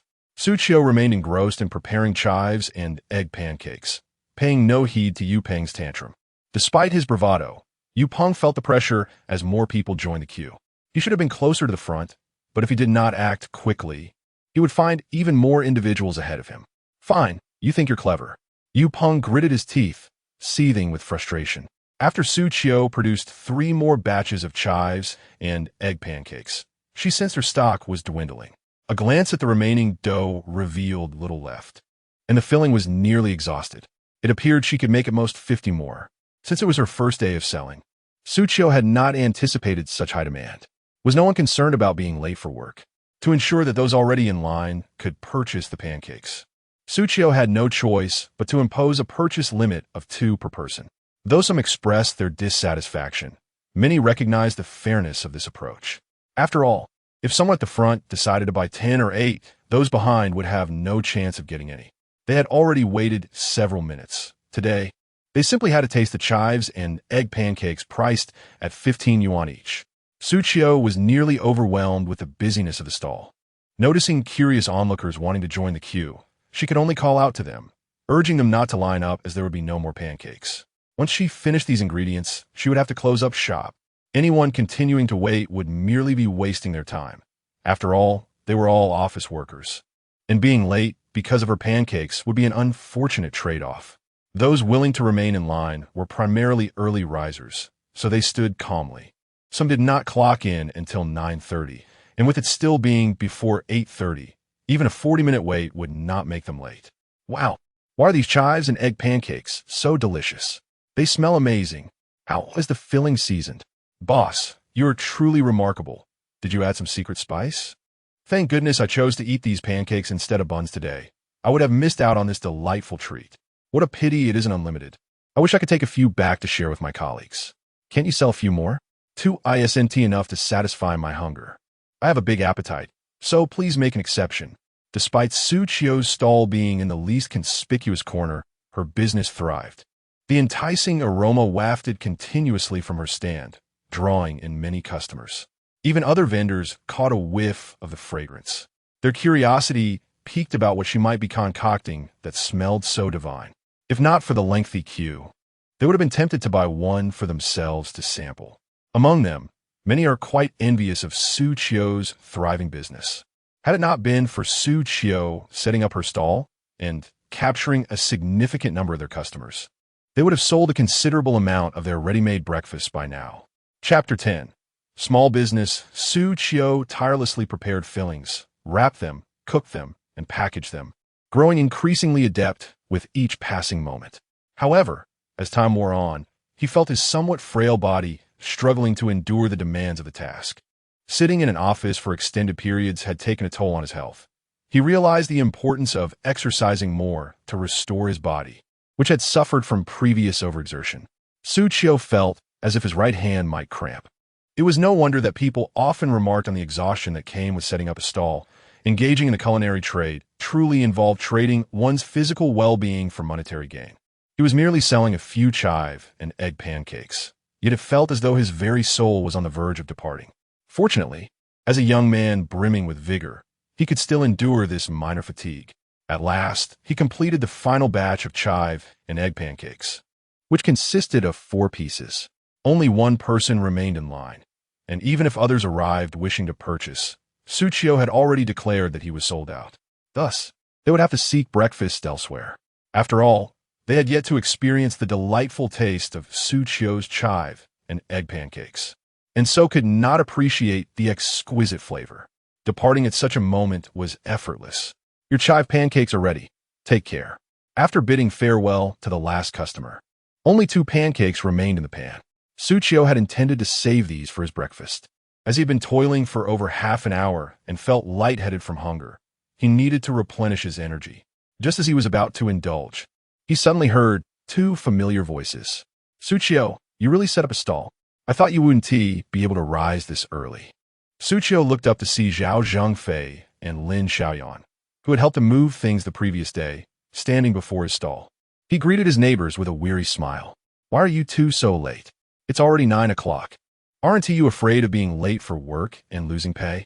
Zhao Zhengfei replied with a hint of sarcasm. "Oh, my work hours are naturally late.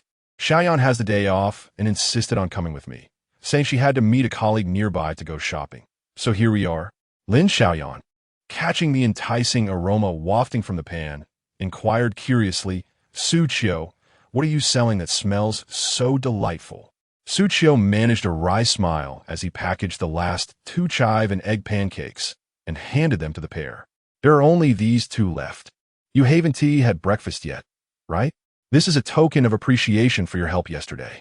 Then we want to be polite. Let us taste your culinary skills." To their surprise, they found his business thriving. "I had planned to bring my colleagues to support you, but it seems that's no longer necessary." Zhao Zhengfei and Lin Xiaoyan accepted the warm chive and egg pancakes without hesitation and began to eat. After finishing, the couple exchanged wide-eyed glances, seemingly astonished. They regarded Xu Qiu with disbelief, as if meeting him for the first time.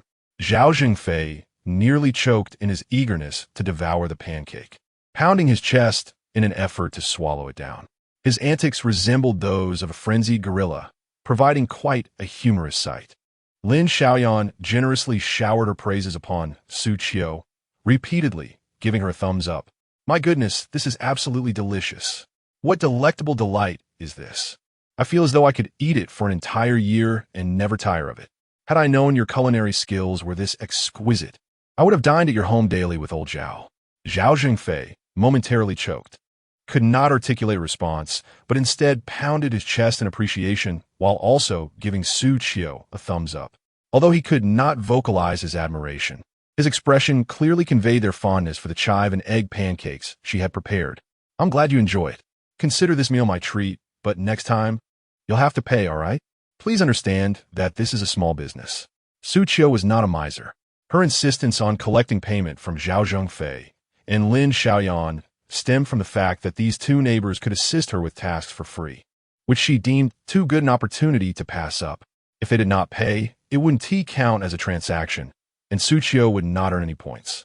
After a considerable moment, Zhao Zhengfei finally swallowed the last of his food. With a long sigh of relief, he replied, "Rest assured, we are not the type to eat without paying. I'll pay you right now." As he reached for his wallet, Xu Qiu politely declined. Though she too wished to accumulate points, she was not in a rush. After all, they had helped her yesterday, and it was only right to reciprocate. Since Zhao Zhengfei had to return to work, they lingered for a while longer before he and Lin Xiaoyan departed. Coincidentally, Xu Qiu also needed to pack up and head home. Having risen early and worked diligently, her body ached, and she was eager to rest. She also needed to buy ingredients for her stall the following day. Even without a job, life remained fulfilling. That morning, she had only operated her stall for less than an hour and had sold 61 chive and egg pancakes. The remaining 2 were given to Zhao Zhongfei and Lin Xiaoyan, so they did not count towards her earnings or points. Today's revenue totaled 915 yuan, with an expenditure of 132 yuan on ingredients the previous day. Since her cooking utensils and gas stove could still be utilized, she did not factor those costs in. By this calculation, spending 132 yuan yielded a remarkable return of 915 yuan, resulting in a profit of 783 yuan. The satisfaction of claiming this entire sum for herself was immeasurable. Previously, Xu Qiu earned a mere 6,000 yuan a month, averaging about 200 yuan a day. Now, by running her stall without the oppressive presence of Chen Pangzi and without the burden of endless overtime, she had managed to earn such a considerable amount. If she could maintain this level of sales for an entire month, she would be making over 20,000 yuan monthly, effortlessly, no less. The remaining time could be spent shopping, playing basketball, or simply resting. Just the thought filled her with excitement. However, since the chive and egg pancake were priced at only 15 yuan, she wondered if creating more expensive dishes would yield higher profits, thus increasing her earnings. Xu Qiu was certainly not content with merely earning over 20,000 yuan a month. Given that the system had provided her with this opportunity, she was determined to seize every chance to make money. The system, if I were to sell meat products, would the price increase, or would it still be limited to 15 yuan? Xu Qiu candidly expressed his thoughts, originally believing that the system would not respond. Yet to his surprise, it indeed addressed his queries. In response to the host, the system determines pricing based on input costs, effort, and market value. If the market value of the ingredients is high, then the value is determined by the system will also increase. Upon hearing the system's reply, Xu Qiu felt a sense of relief. As long as it was not the case that everything sold could only be priced at 15 yuan, he was content. Xu Qiu further inquired, what would be the pricing for dishes such as braised pork or fried noodles? He contemplated that he could not solely rely on selling chive and egg pancakes, as that would yield profits too slowly. He also wished to diversify his offerings or introduce additional dishes to generate income. Most importantly, he did not desire to rise so early in the morning. He felt that the breakfast market was not particularly expansive. Today was merely an experiment, and to his astonishment, it proved to be effective. Chapter 11. Sister, where did you purchase this breakfast? However, this time the system did not provide Xu Qiu with a satisfactory answer. Responding to the host, the system can only give a price assessment once the host has completed the product and commenced trading. Upon hearing this, Xu Qiu finally lost hope. Well, this means that even if he inquired about it now, the system would not be able to specify the price of the food he created. Never mind. If a simple chive and egg pancake can sell for 15 yuan, then certainly his homemade meat dishes could fetch even higher prices, and his profits would increase accordingly. The thought of earning points while all the gains filled his own pockets was simply delightful. However, knowing the selling price of his food a bit later was not a significant concern. As long as he did not incur losses, it would suffice. With 61 transactions completed today, Xu Qiu currently had 61 points. Just a little more preparation would have allowed him to complete the task today and enter the lottery. Nevertheless, he resolved not to rush, as health was of utmost importance. Even if he could sell 100 portions, given his current stamina, he worried he might not be able to endure for that long. If he failed to complete the task and ended up injuring himself, he might be unable to operate for several days. With this thought, Xu Qiu felt a wave of calm wash over him. With the system in place, there would always be opportunities to earn money. There was no need to hurry. A steady stream of income was the way to go. Xu Qiu then voiced another query. System, could you divulge the types of prizes available in the lottery? It would give me something to look forward to.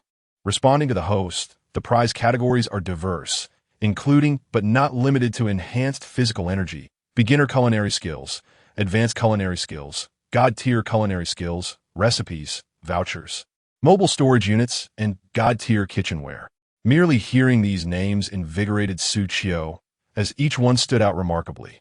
It seemed he ought to rest well and strive to sell even more tomorrow. By the way, Zhao Jingfei and the others had choked on their chive and egg pancakes earlier due to their eagerness. Since I am selling pancakes, could I also offer some beverages as accompaniments? Perhaps soy milk or other options would enhance my revenue. The more he contemplated, the more Xu Qiu felt his idea was brilliant. Thus, he hurriedly packed everything into his vehicle and returned home to rest.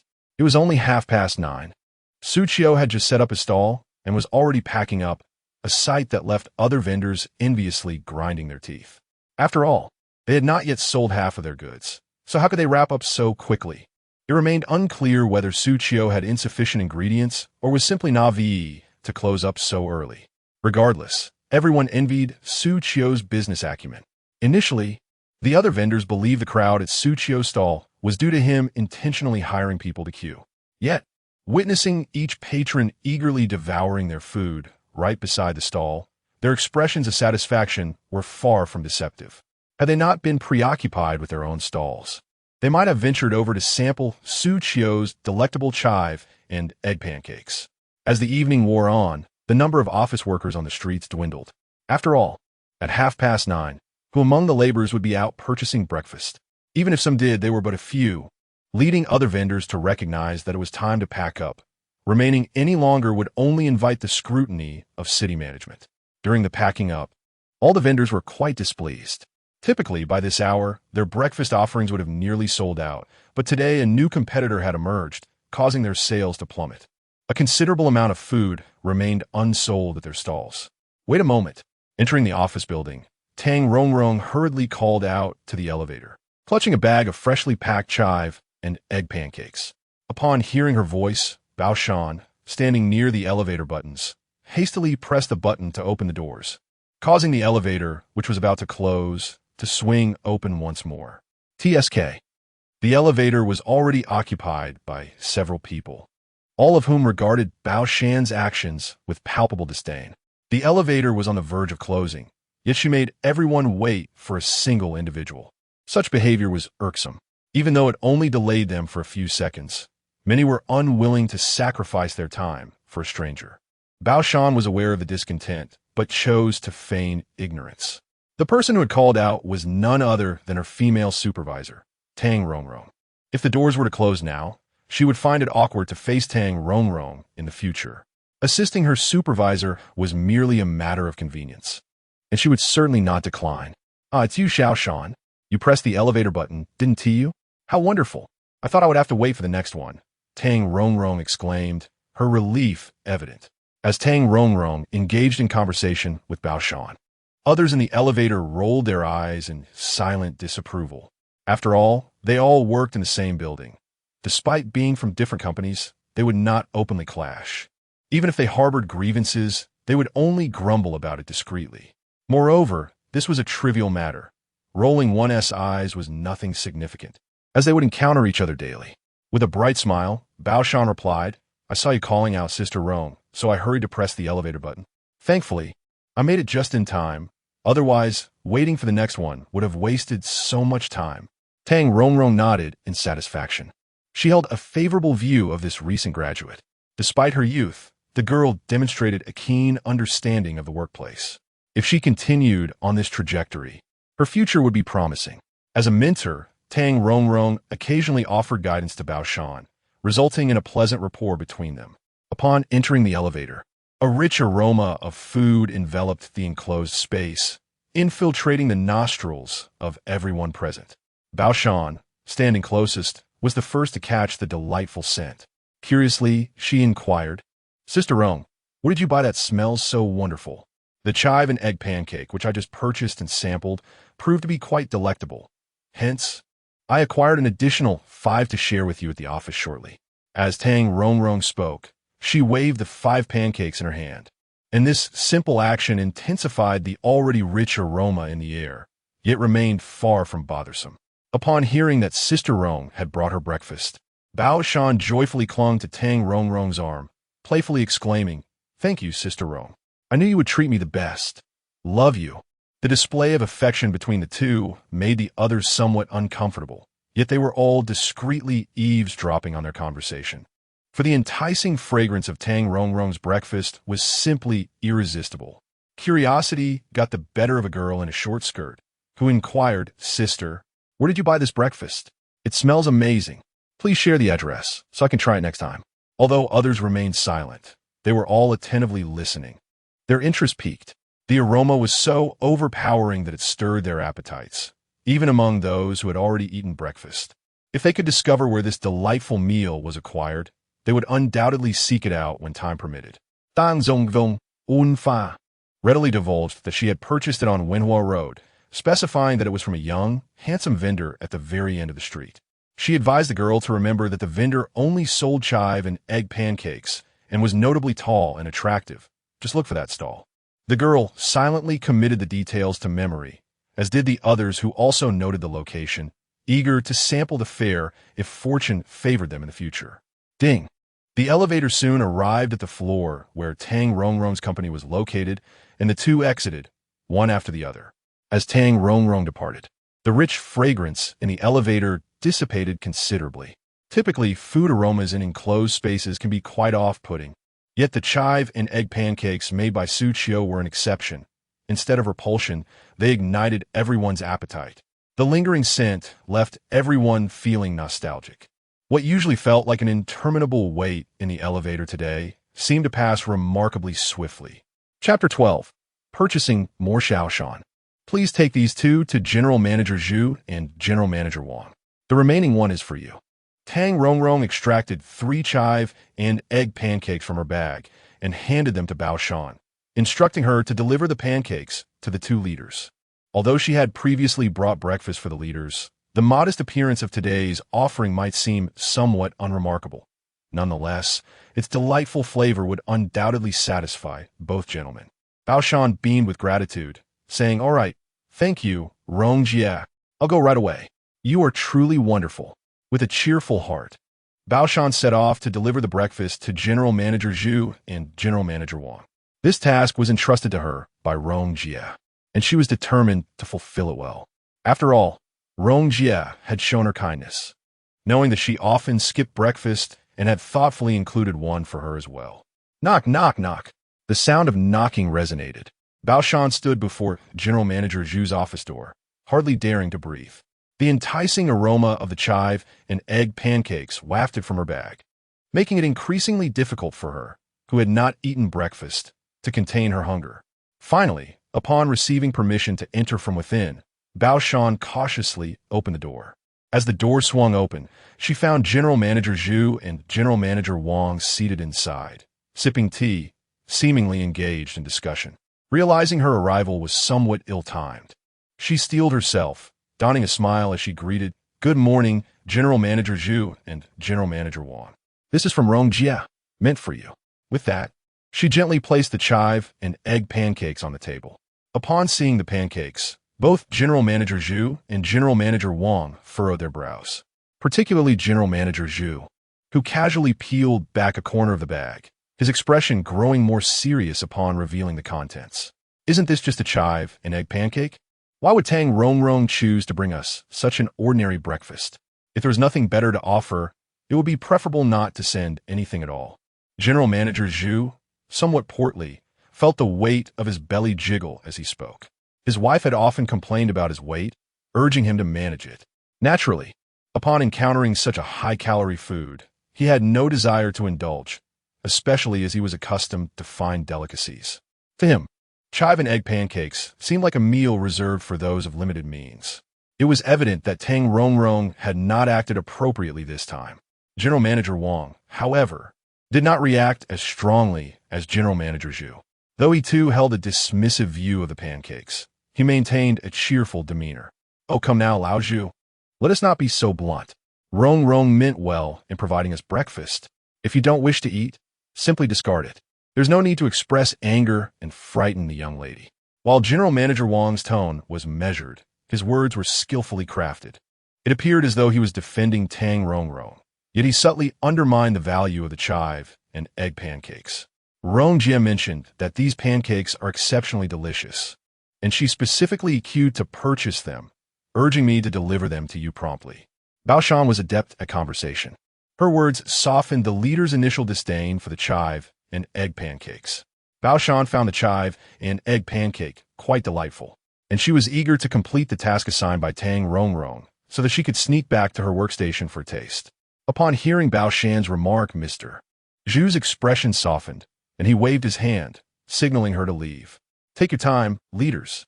If you need anything, just call for me," she said, not daring to linger, and hurriedly made her exit. Meanwhile, Tang Rongrong was in her office, savoring the chive and egg pancakes she had purchased. Although the pancakes had cooled from their initial piping hot state to a warm temperature, it did nothing to diminish their exquisite flavor. Each bite of the chive and egg pancake became increasingly delectable, creating an insatiable desire to continue indulging.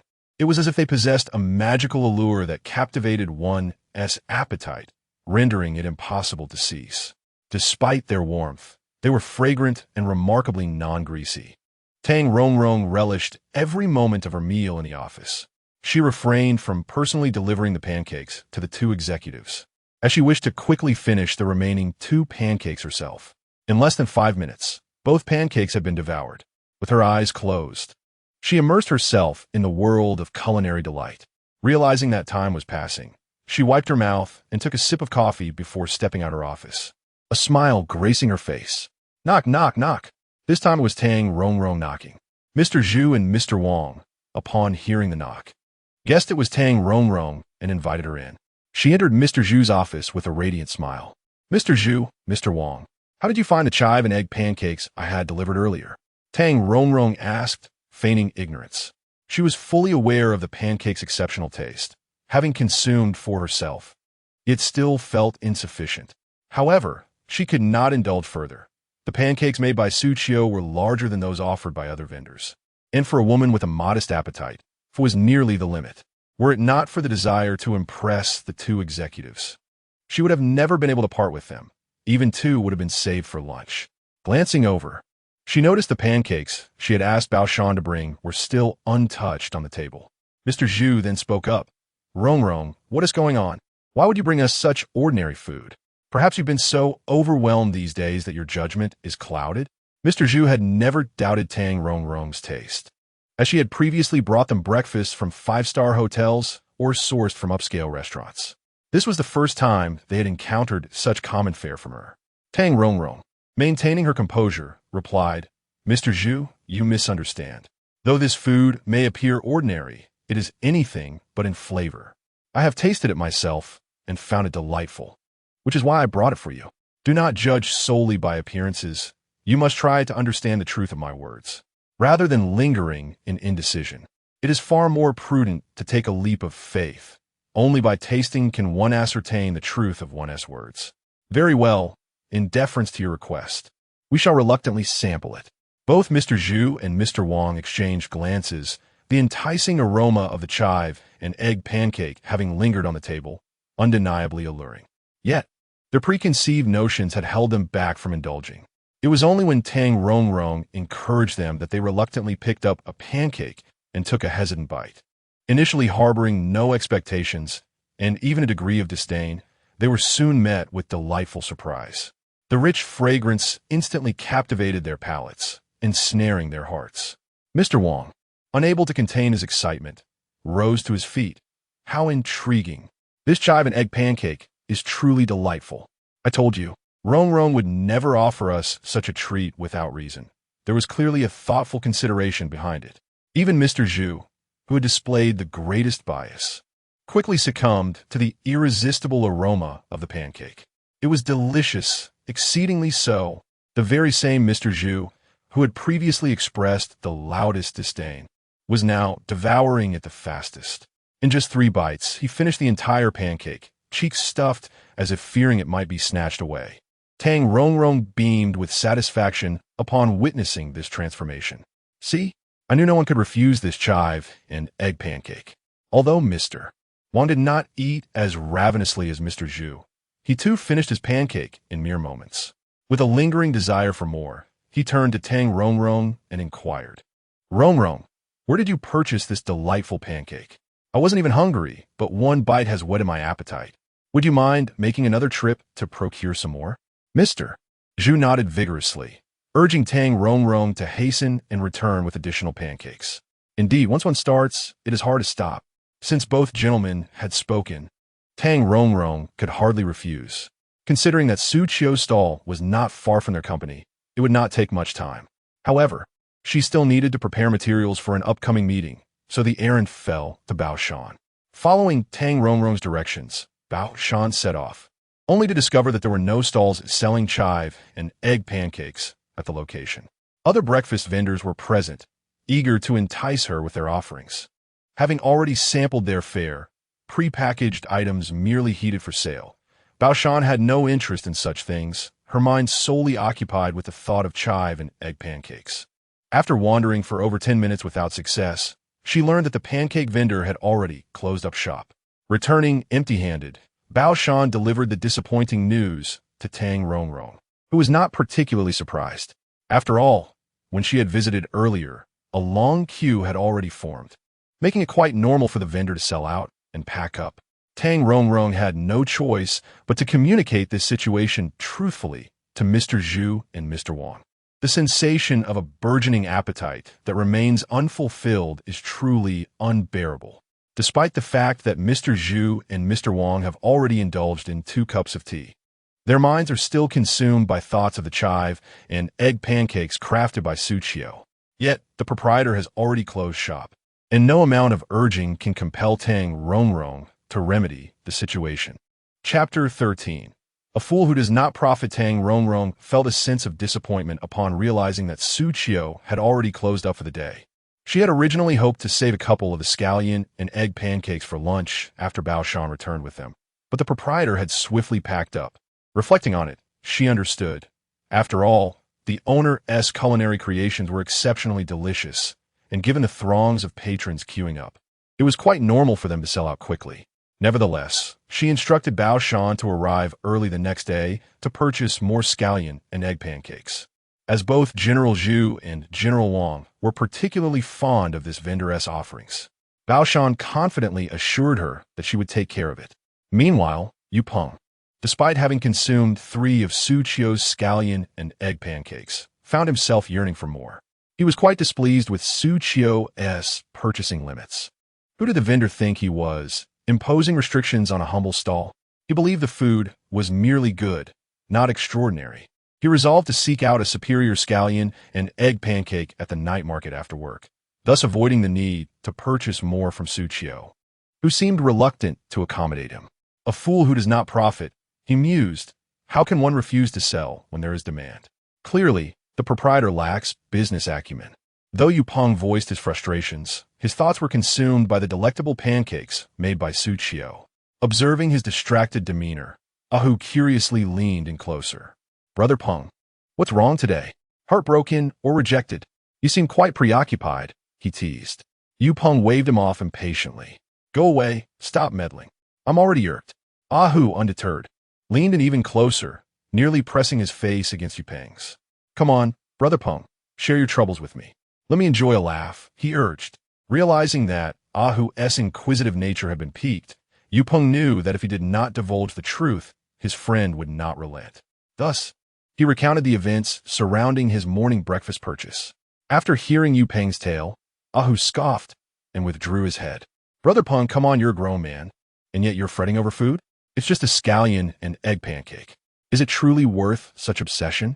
If you crave it, I can have my mother send some from home tomorrow. Yu Peng rolled his eyes. Enough. I've told you not to bother me. By the time your mother's pancakes arrive, I'll be gray.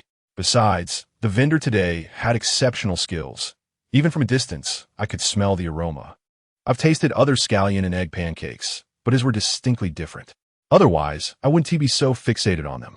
As the conversation progressed, Yu Peng could not help but let out a sigh. Alas, they have imposed purchase restrictions. It is utterly outrageous. If it were not for my fondness for his chive and egg pancakes, I would not endure such indignation. I've already queued twice. Ahu, suddenly enlightened, remarked, Oh, now I understand why you were almost late this morning, Brother Peng. It's all because of this matter. Yu Peng quickly gestured for silence, whispering to Ahu, Keep your voice down. We mustn't let anyone hear. If the manager finds out, he will surely summon me for a discussion. Ahu ceased to tease Yu Peng. recognizing that if the manager were to learn of this, it would spell trouble. The manager detested employees eating breakfast during working hours, particularly with something as fragrant as chive and egg pancakes. If he were to discover this, it would not end well for Yu Peng. Observing Yu Peng's glum demeanor, Hu inquired, "Isn't it just a meal? You can always buy it tomorrow. Don't be so disheartened, Brother Peng. If worst comes to worst, I can bring you a couple tomorrow, but you'll have to call me Dad." Yu Peng, noticing Hu's mischievous expression, playfully slapped the back of his head. "Stop your foolishness." After scanning the surroundings for any potential threats and finding none, Yu Peng lamented, "What troubles me now is that I have a business trip tomorrow, and I want to be able to enjoy that boss's cooking. Had I known earlier, I would have added him as a friend and pre-ordered a few to take along." Yu Peng frequently traversed that route to work and had seen many street vendors, yet he had never encountered Xu Qiu's stall. It seemed that it had only opened today. He wondered whether Xu Qiu would set up again tomorrow or the day after. Such itinerant vendors are notoriously difficult to track. If they relocate, they become impossible to find. Previously, Yu Peng had often resented street vendors for blocking his path, wishing the city management would disperse them and confiscate their goods. Yet now, he found himself concerned about the possibility of Xu Qiu being driven away. Yu Peng shook his head vigorously. "Sigh, this is not the time for such thoughts. I must focus on my work. I need to complete my task swiftly tomorrow and then indulge in some chive and egg pancakes." Unbeknownst to Xu Qiu, the simple chive and egg pancakes he prepared had captured the hearts of many. After merely 1 hour of setting up his stall, he had already gained admirers. Once he finished packing up, he still had time, so he ordered a portion of wontons and sat in his car to eat. This was his breakfast. He had initially intended to dine inside, but due to the equipment stored in his vehicle, he was wary of theft. Thus, he opted for the safety of eating in his car. However, the wontons were rather mediocre. Frankly, after having tasted his own creations, consuming others' ordinary fare felt different. Managing all these items was indeed cumbersome. How he wished for a vehicle that could transport everything effortlessly. Suddenly, Xu Qiu recalled that the system had mentioned a reward that could store items. The thought alone filled him with excitement. As long as he completed his tasks, he might just win a portable storage space in the lottery. After finishing his wontons, Xu Qiu drove back to his community to stow away his stall supplies before heading to the market to procure ingredients. Dishes that are devoid of moisture should ideally be complemented with a broth. This evening, he needed to concoct something novel. Xu Qiu wandered aimlessly through the market, intending to scout for ingredients suitable for soup. Tomorrow, he planned to prepare all the ingredients in advance, just as he had done today. As for the soup, it could simply be cooked ahead of time and brought to the stall, making it convenient to package for customers without consuming much effort, thus allowing for additional profit. Although Xu Qiu had toiled throughout the day and felt a twinge of soreness in his shoulders, he was grateful that the discomfort was fleeting and would soon dissipate. It was imperative to complete the system's tasks to secure a chance at the lottery. Fresh vegetables for sale. "Young man, would you like to buy some? Today's produce is exceptionally fresh." An elderly woman at a vegetable stall called out to him. Xu Qiu had initially intended to bypass the vendor, but the more he ignored her, the more fervently she persisted. "Come buy vegetables from my stall. The produce is fresh, just delivered this morning, and we have a wide variety. If you're unsure how to cook, I can even share my exclusive recipes." Chapter 14. Hot and sour soup. Xu Qiu glanced at the vegetable vendor's stall. It was not that he wished to disregard the vendor's feelings. Rather, the quality of her produce was quite disappointing. Her assortment of vegetables was not only limited, but many appeared wilted and lifeless. How could this be reconciled with her claims of freshness? "Madam, these vegetables are far from fresh," he thought to himself. The vendor continued to call out, urging Xu Qiu to examine her offerings, almost demanding that he purchase her wares. Upon observing the poor quality of her produce, he immediately dismissed the idea. As a business owner himself, he held certain standards. While he did not seek the most extravagant ingredients, he expected a minimum level of quality. The wilted vegetables were even inferior to those showcased in supermarkets. Who would willingly spend money on such substandard goods? The vendor, oblivious to the flaws in her produce, raised her voice in response. "Young man, how can you speak so? What is wrong with my vegetables? Are they not fresh? You must be mistaken. Have you never been to a market before? This is how it is. Seeing the vendor's relentless chatter, Xu Qiu quickly made his escape. She seemed rather formidable, and it was clear that despite her persistent insistence, she was displeased by his candid remarks. He had also noticed the prices beside her wilted vegetables were rather steep. It was preposterous for her to sell such poor-quality items at inflated prices. Suddenly, a large, ripe tomato fell from a nearby stall. Without a second thought, Xu Qiu picked it up and returned it to its rightful place. The stall owner, a middle-aged man, gratefully exclaimed, "Young man, thank you so much. If you hadn't helped, I might not have noticed my tomatoes had fallen. Here, let me offer you one." He handed Xu Qiu a perfect tomato. Xu Qiu politely declined, saying, "Thank you, but you should keep this tomato for sale. I merely acted on impulse. There is no need for gratitude." The vendor, still smiling warmly, insisted, "What is the point of selling it? Tomatoes aren't worth much these days. You've helped me out. It's only right that I show my appreciation. If one isn't enough, let me give you 2 more." He retrieved 2 additional tomatoes. "All right, I'll buy some. Then, how much do you sell your tomatoes for?" Xu Qiu inquired. Having earned a few hundred yuan that day, he felt a sense of security in his modest earnings, money he had worked hard to obtain. The vendor seemed genuine and down-to-earth, unlike the earlier aggressive vendor. Thus, Xu Qiu felt inclined to purchase some vegetables here, perfect for making soup. "There too, 5 yuan per gene, but if you buy more, I can give them to you for 2 yuan each." The vendor's cheerful demeanor suggested he was a straightforward man. This price was indeed reasonable. This year, the price of tomatoes has indeed failed to rise. Xu Qiu recalls a time when a colleague mentioned that tomatoes could fetch as much as 7 yuan per pound. Comparing that to the current prices reveals a significant disparity. Suddenly, Xu Qiu thought of the soup he could prepare. Today, as he arrived on his tricycle, he could conveniently purchase additional ingredients. He decided to buy a larger quantity of chive and egg pancakes, confident that he could sell them all, even if he added a soup to the menu. The vegetable vendor's stall boasted a commendable variety and freshness of produce. Gonsenken, suku puchat tomato, gadot, enoki musom, shiitake mushrooms, black fungus, and chives from the vendor. His total expenditure at the stall amounted to 289 yuan, but the vendor generously rounded the price down to 280. Despite the modest prices of the vegetables, the quantity was substantial. If he were to sell more, even Mr. Li's tricycle would struggle to accommodate it, and he certainly lacked the energy to manage such a large volume of produce. After departing from the vegetable vendor, Xu Qiu proceeded to buy ham, tofu skin, cilantro, and a bit more garlic and green onions.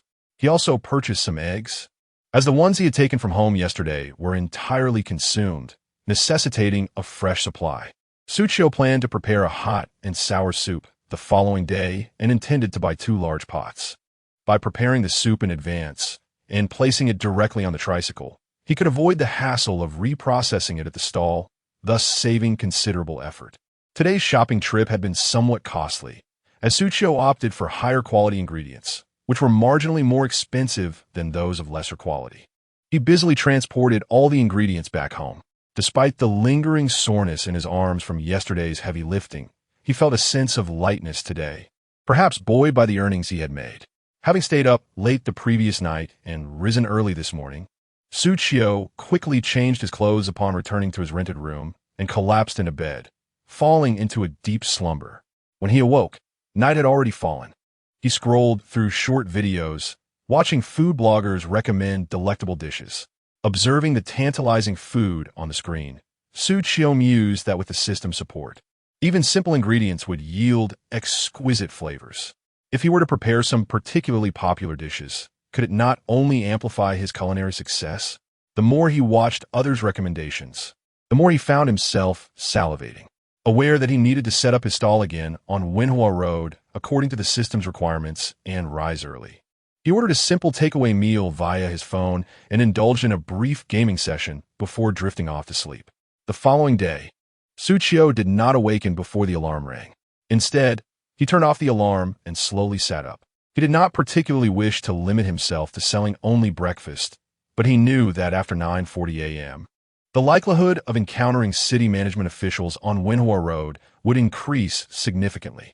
He carried a considerable amount of items, and it would be unfortunate if they were detained at the time of need. However, The system had predetermined his task location, leaving him unable to arbitrarily change his vending spot. Thus, today's Xu Qiu conceived a novel idea. After completing his stall, he would seek a location near Winhua Road where he could also operate during the evening. Initially, he opted to set up his stall in the morning to swiftly acquire lottery qualifications. But now, having confirmed that the system indeed offers rewards, Xu Qiu had devised a new plan. Even if he did not sell breakfast, he could still profit from selling other items. As he pondered this, he proceeded to freshen up. After attending to his personal hygiene, he began preparing the ingredients for his stall today. Soon, the components for the chive and egg pancakes were ready. Meanwhile, the new spicy and sour soup at Xu Qiu's stall was also completed. The preparation of the soup was remarkably simple. He merely needed to wait for the pot to heat, then saute minced garlic until fragrant, followed by stir-frying diced tomatoes to release their juices. A splash of dark soy sauce was added for color, followed by boiling water, into which he tossed all the pre-purchased ingredients, chopped into thin strips. Ham, carrots, bean curd skin, and enoki mushrooms. All were thrown in without hesitation, enriching the contents of the pot. Next, Xu Qiu seasoned the mixture with an appropriate amount of salt, light soy sauce, vinegar, white pepper, and chicken powder. Finally, drizzling in beaten eggs and cornstarch slurry, a thick, glistening pot of spicy and sour soup was swiftly prepared, the entire process remarkably quick. Despite its simplicity, under Xu Qiu's skilled hands, the large pot of soup exuded an enticing aroma. Particularly now, with his impressive knife skills, julienning the carrots and ham was a trivial task, executed with commendable speed. After preparing all the items for sale at home, Xu Qiu leisurely stepped outside. Chapter 15. The arrival of fans. The sweltering heat enveloped the day as Xu Qiu set out, nearly at the same hour as the previous day. Although it was just past 7, the temperature had already surged close to 30 degrees. Xu Qiu silently rejoiced at the brevity of his stall duty. Enduring such oppressive heat while stationed by the stove would surely lead to heat stroke. Upon arriving at the spot where he had set up his stall the day prior, Xu Qiu was taken aback. To his astonishment, several individuals were already gathered in the vacant area before him. Could it be that his thriving business had incited envy among competitors, resulting in a hostile takeover of his location?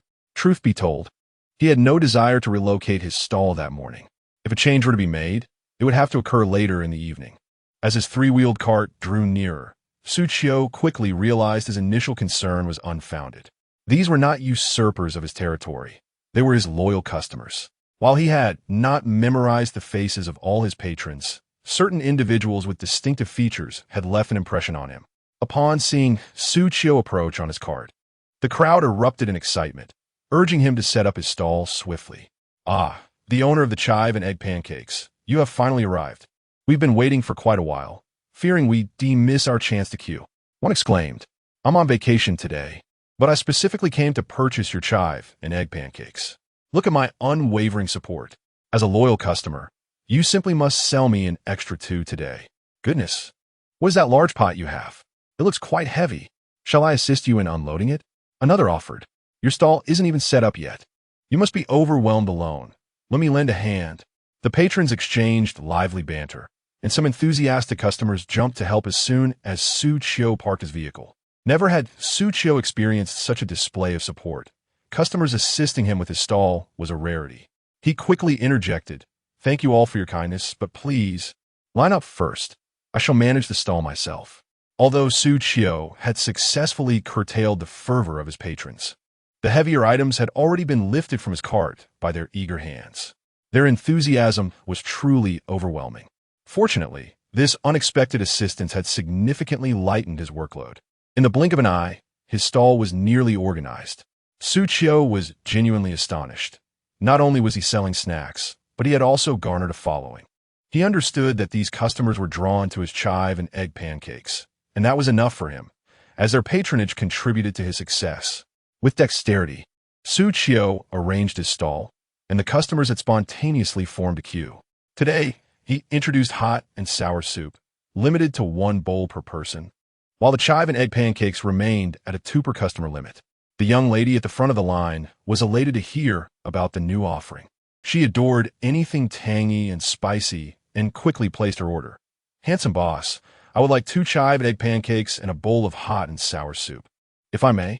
"Of course," Xu Qiu replied. Beep detected that the host is selling hot and sour soup, priced at 15 yuan per bowl. Everyone knows that Xu Qiu's offerings are exceptionally flavorful. Thus, the price of 15 yuan per bowl of hot and sour soup is quite acceptable to them. To their delight, not only can they indulge in Xu Qiu's chive and egg pancakes today, but they can also savor an additional bowl of hot and sour soup. It seems fortune is smiling upon them once again. Chapter 16. An unexpected delight. The individuals who had arrived early to queue were all returning customers, having purchased Xu Qiu's chive and egg pancakes the previous day. Eager to savor Xu Qiu's culinary creations once more, they had all come early to secure their place in line. To their astonishment, there were new offerings to sample today, which was nothing short of a delightful surprise. Xu Qiu had hung a handwritten price sign from the previous day beside the tricycle, allowing the first customers to easily discern the prices without the need for him to repeatedly announce them. For added convenience, he had also taken the initiative to print out his payment code on the way, attaching it to the tricycle as well. This would significantly enhance his efficiency in sales, as retrieving the payment code for every individual customer would otherwise be quite time-consuming. After a day of relentless activity yesterday, Xu Qiu moved with remarkable agility today. He quickly arranged the already cleaned cooking utensils and preheated the pan, skillfully cracking the eggs. Initially, he had not anticipated that customers would be eagerly waiting for him so early in the morning. Thus, he had planned to prepare the other ingredients in advance, intending to crack the eggs only upon reaching the stall, allowing the enticing aroma to draw in customers. It seemed he had underestimated the determination of his patrons to indulge in his culinary delights. With customers already in line so early, they were even assisting him in his efforts. As he cracked the eggs, adding a pinch of salt, he explained to the customers, "I apologize for the wait. Please bear with me for just a few minutes as I begin the preparation." The young lady at the front of the line responded kindly, "No worries at all, sir. I'm not in a rush. Just take your time, and please make it as delicious as yesterday." This young lady worked nearby and had fortuitously purchased Xu Qiu's chive and egg pancake the day before. Initially, she had approached it with a casual attitude, but was pleasantly surprised by the delightful flavor, prompting her to return first thing today. Given that she was the first in line, waiting a few extra minutes was of little concern to her. She had risen early, a rare feat for someone who typically enjoyed sleeping in, simply to relish Xu Qiu's chive and egg pancake once more. However, the others were not as patient. Some had arrived too late the previous day, only to find that there were no pancakes left. Others, feeling satiated at the time, could not shake the memory of the delightful taste and had sneaked out to buy more, only to discover that Xu Qiu had already closed for the day. Today, they were determined to acquire both the chive and egg pancakes, as well as the hot and sour soup, given that they were all crafted by the same chef. The pancakes' exquisite taste assured them that the soup would be equally delightful. They simply had to try it. Xu Qiu deftly manipulated the spatula, stirring the contents of the pan with a crisp, clinking sound that undoubtedly awakened the appetites of the diners. Even the customers waiting in line could not resist craning their necks to catch a glimpse of Xu Qiu's culinary artistry. What kind of skill and recipe could possibly create such delectable chive and egg pancakes? Before long, a batch of scrambled eggs was ready, and Xu Qiu set it aside to cool slightly. Seizing the moment, Xu Qiu did not idle.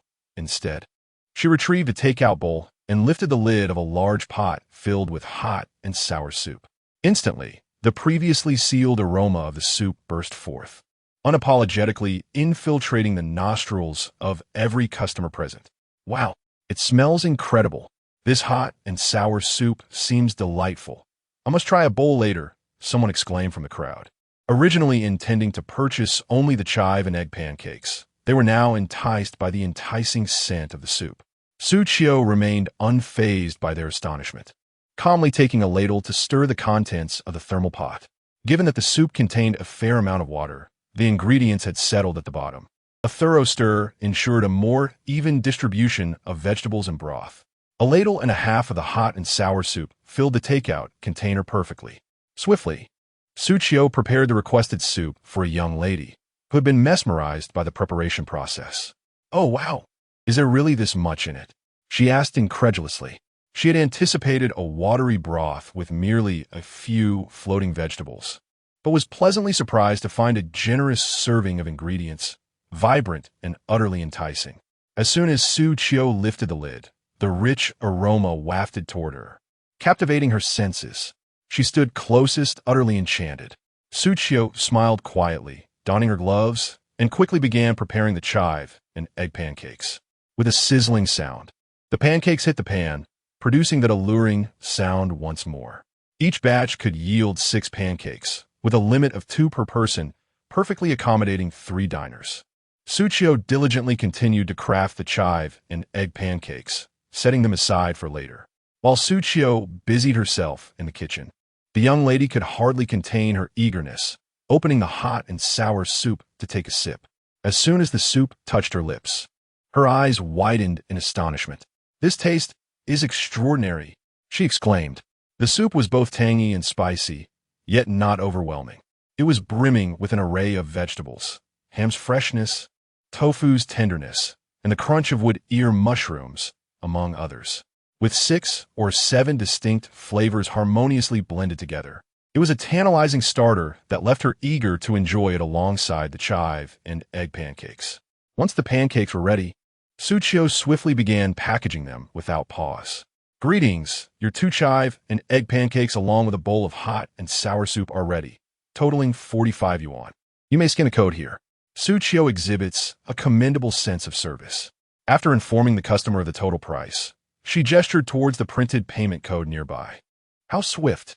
I had intended to linger a while longer," the young lady remarked as she proceeded to pay, still savoring the delightful flavor of the hot and sour soup. This soup possesses merely a hint of spiciness, making it palatable even for those unaccustomed to heat. It is simply delectable. I must say, watching Xu Qiu cook is quite captivating. One cannot help but be drawn in, allowing oneself to relish the enticing aromas a little longer.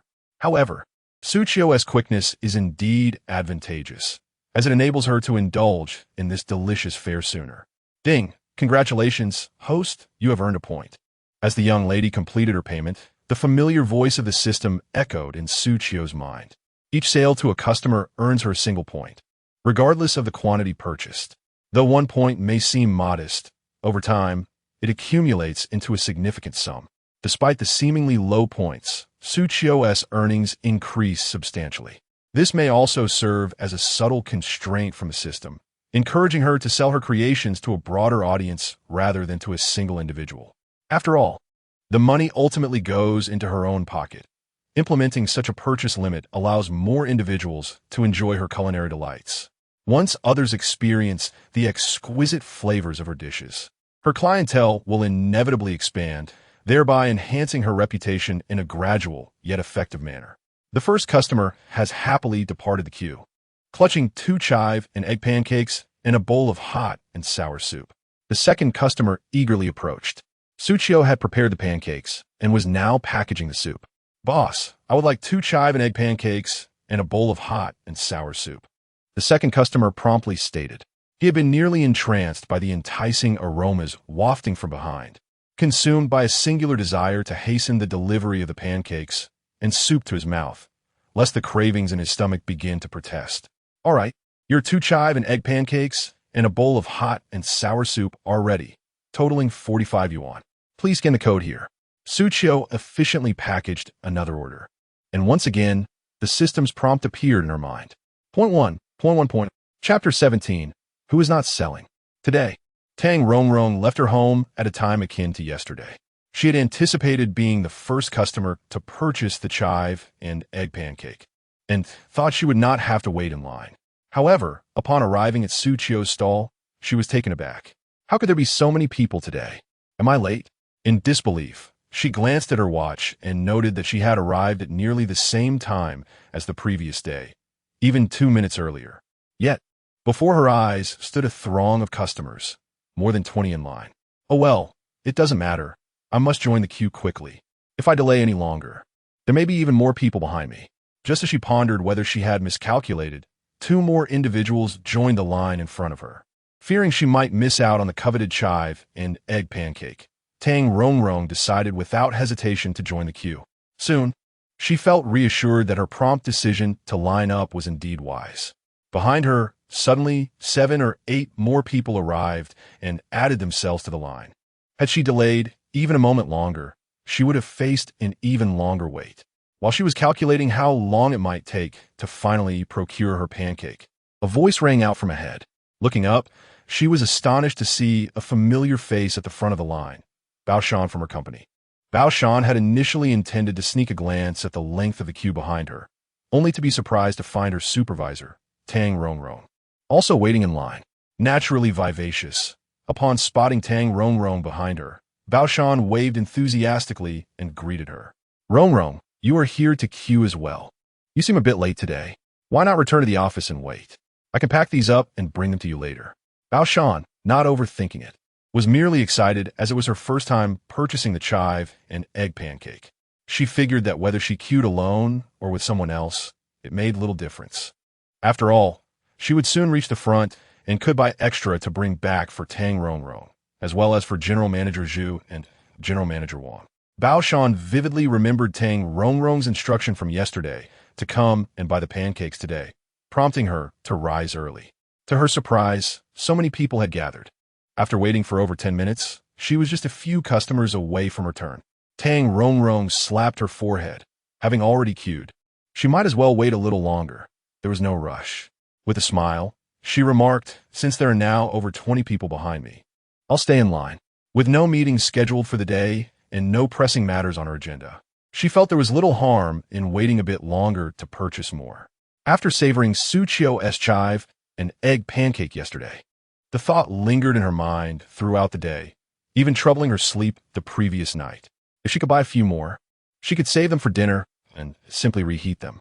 It was merely that Tang Rongrong was unaware that the chive and egg pancakes had sold out rapidly the previous day, prompting Xu Qiu to impose a purchase limit thereafter.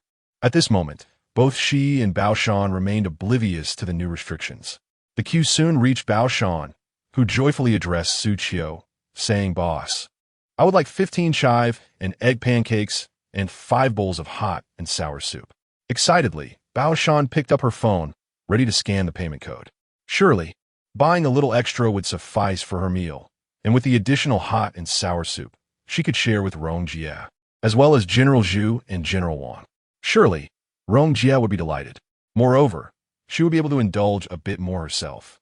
Since tasting the chive and egg pancakes that Rong Jie had brought her the previous day, she had been unable to forget that exquisite flavor. Upon arriving and catching a whiff of the enticing aroma wafting from Xu Qiu's stall, she knew without a doubt that this was the place. However, Xu Qiu's words soon doused Bao Shan's enthusiasm like a bucket of cold water. Miss, I'm afraid we have a purchase limit of 2 chive and egg pancakes and 1 bowl of hot and sour soup per person. Xu Qiu, with foresight, had anticipated the demand. If one individual were allowed to purchase in excess, it would invite those with deeper pockets or larger appetites to buy even more. In such a scenario, her own points would dwindle to just 1. Furthermore, allowing someone to monopolize her culinary creations would be unfair to others waiting in line. Undeterred, Bao Shan pleaded, Boss, please make an exception. I have a hearty appetite, and there are others in the company who have asked me to help buy for them. If I only take my share, I will be unable to fulfill my obligations. Despite Bao Shan's persistent entreaties and even a hint of charm, Xu Qiu remained unmoved. As he flipped the pancakes in the pan, he reiterated the purchase limits. Yet, impatience began to brew among the other patrons, one of whom spoke up, Miss, the boss has clearly stated the purchase limit, and it is plainly written on the sign. Please stop bothering him. Being able to buy 2 is fortunate enough. We are all in the same boat, limited to 2. If you continue to linger, don't blame us for being less than polite. Indeed, we too wish to buy more for our families, but we have already called them to queue. We all face the same restrictions. Please don't make it difficult for the boss, another added. Bao Shan had intended to continue her efforts to persuade Xu Qiu to sell her more. But seeing the unified stance of the crowd, she reluctantly scanned her payment and departed. As she passed by Tang Rongrong, she lamented, Rong Jie, I'm so sorry. The boss said there's a purchase limit, and I couldn't bring anything for you, General Xu or General Wang. A sudden shock coursed through Tang Rongrong at the mention of limits. She had originally planned to buy more. Why was there a limit today? Just yesterday, there had been no such restrictions when she visited. Indeed, one can only purchase a limited quantity, despite my numerous attempts to persuade the owner, who remains steadfast in his refusal to sell more. Is it not peculiar that he seems unconcerned about potential profits? Customers wish to buy more, yet he denies them, claiming that if I were to purchase excessively, it would deprive those behind me. One must wonder, is not the essence of selling to generate profit? Bao Shan shook the savory leek and egg pancake and the hot and sour soup in her hands. Upon seeing the meager quantity in the bag, Tang Rongrong felt a heaviness in her heart. While the imposed limit ensures that everyone can have enough to eat, it leaves little room for sharing with others. Suddenly, Bao Shan had a stroke of inspiration and exclaimed, "The owner never stipulated how many times one could queue. I shall return to the end of the line and wait again to purchase more." As she spoke, she intended to join the queue once more. However, upon witnessing the scene before her, her enthusiasm waned instantly. What was the point of queuing? The line stretched endlessly, wrapping around the street corner. At this rate, it seemed unlikely that she would reach the front before everything was sold out. Chapter 18. The Breakfast Queue. Xu, who found himself towards the end of a lengthy queue, gazed with curiosity at the line stretching before him. Yesterday, he had overheard his colleague Yu Peng incessantly raving about the chive and egg pancakes from this very place. Intrigued, he resolved to visit today to discern what made these pancakes so unforgettable for someone as stubborn as Yu Peng. Though Yu Peng was away on a business trip, returning tomorrow, Xu, the mischievous friend, decided to purchase a few chive and egg pancakes to tease Yu Peng later with photos and videos, making him yearn for them. However, as he stood there, Xu began to reconsider. Why were there so many people? This was not what he had anticipated. Was it truly necessary to queue for what was merely a commonplace chive and egg pancake? After all, he was quite accustomed to them, as his mother often prepared them at home, leaving him with little enthusiasm to indulge. Nonetheless, Xu found himself intrigued by the new spicy and sour soup on offer. He had a penchant for bold flavors, particularly those that combined tanginess and heat. Even if he couldn't procure the chive and egg pancake, acquiring the spicy and sour soup would still be a delightful consolation. As he surveyed the queue, Xu recognized several familiar faces, though he did not know them personally. They were fellow office workers he had seen while waiting for the elevator. It appeared that most customers here were local office employees. Fortunately, since he worked nearby, if the food proved to be delectable, he could return daily. In the elevator yesterday, he had overheard a conversation between Tang Rongrong and Bao Shan. They too were in line, eager to sample the chive and egg pancake, having been enticed by the delicious aroma that lingered in the elevator. Naturally, food enthusiasts among the female colleagues could not resist such culinary delights, prompting them to arrive early to seek out this small stall. Yet, Xu was baffled by the sheer number of people today. Was it truly necessary to queue for breakfast? This experience was reshaping their perceptions. Just how delectable must these pancakes be? Typically, such a scene would be reserved for trendy eateries. Yet this was merely a humble stall. Was the queue truly justified? Nearby, the vendors occupying prime spots were astounded to see the throngs of customers at Xu Qiu's stall. Were these patrons out of their minds? It was merely a typical breakfast. They had similar offerings available. Why, then, was there such a crowd at that stall? Today, the customers at their own stands were pitifully few, easily countable on one hand. My dear, what is the deal with that young man's stall? Why are there even more people today than yesterday? Our steamed buns, mantou, and bread are hardly selling at all. With the surplus from yesterday, if this continues, we might have to take everything back home untouched, Tian Jiaqin lamented, her eyes brimming with jealousy. Naturally, she was unwilling to see their business usurped by this newcomer. Fortunately, these breakfasts have been supplemented with numerous ingredients, and even if they do not sell out today, they could be taken back for sale tomorrow. However, if this continues, how will they ever turn a profit? Tian Jiaqin's husband, Liang Guang, appeared eager for action. He wiped his nose with his hand and disdainfully flicked the mucus aside, then carelessly smeared it on his trousers, wearing a displeased expression. Damn it, this kid has no sense of decorum. setting up a stall and encroaching on our business. I'll go teach him a lesson. It was Liang Guang who had previously engaged in brawls over stall locations on this very street. He had seen others profiting from this spot and had deceitfully claimed ignorance to seize it for himself. In a particularly violent encounter, Liang Guang had injured the original vendor. Although he had offered compensation and an apology, he had privately threatened the vendor, warning that if he dared to continue competing for the spot, he would reopen the wounds he had previously inflicted. Despite the vendor's resentment, Liang Guang exuded a menacing aura, making it clear that further confrontation would be futile. Consequently, the vendor opted to relocate rather than continue to contest the spot. At that moment, a customer approached their stall, eyeing the cold steamed buns on display. "Boss, I'll take 2 buns, the customer said. Initially intending to queue at Xu Qiu's stall, the customer had been deterred by the lengthy line and, pressed for time to clock in at work, settled for the pre-made breakfasts instead.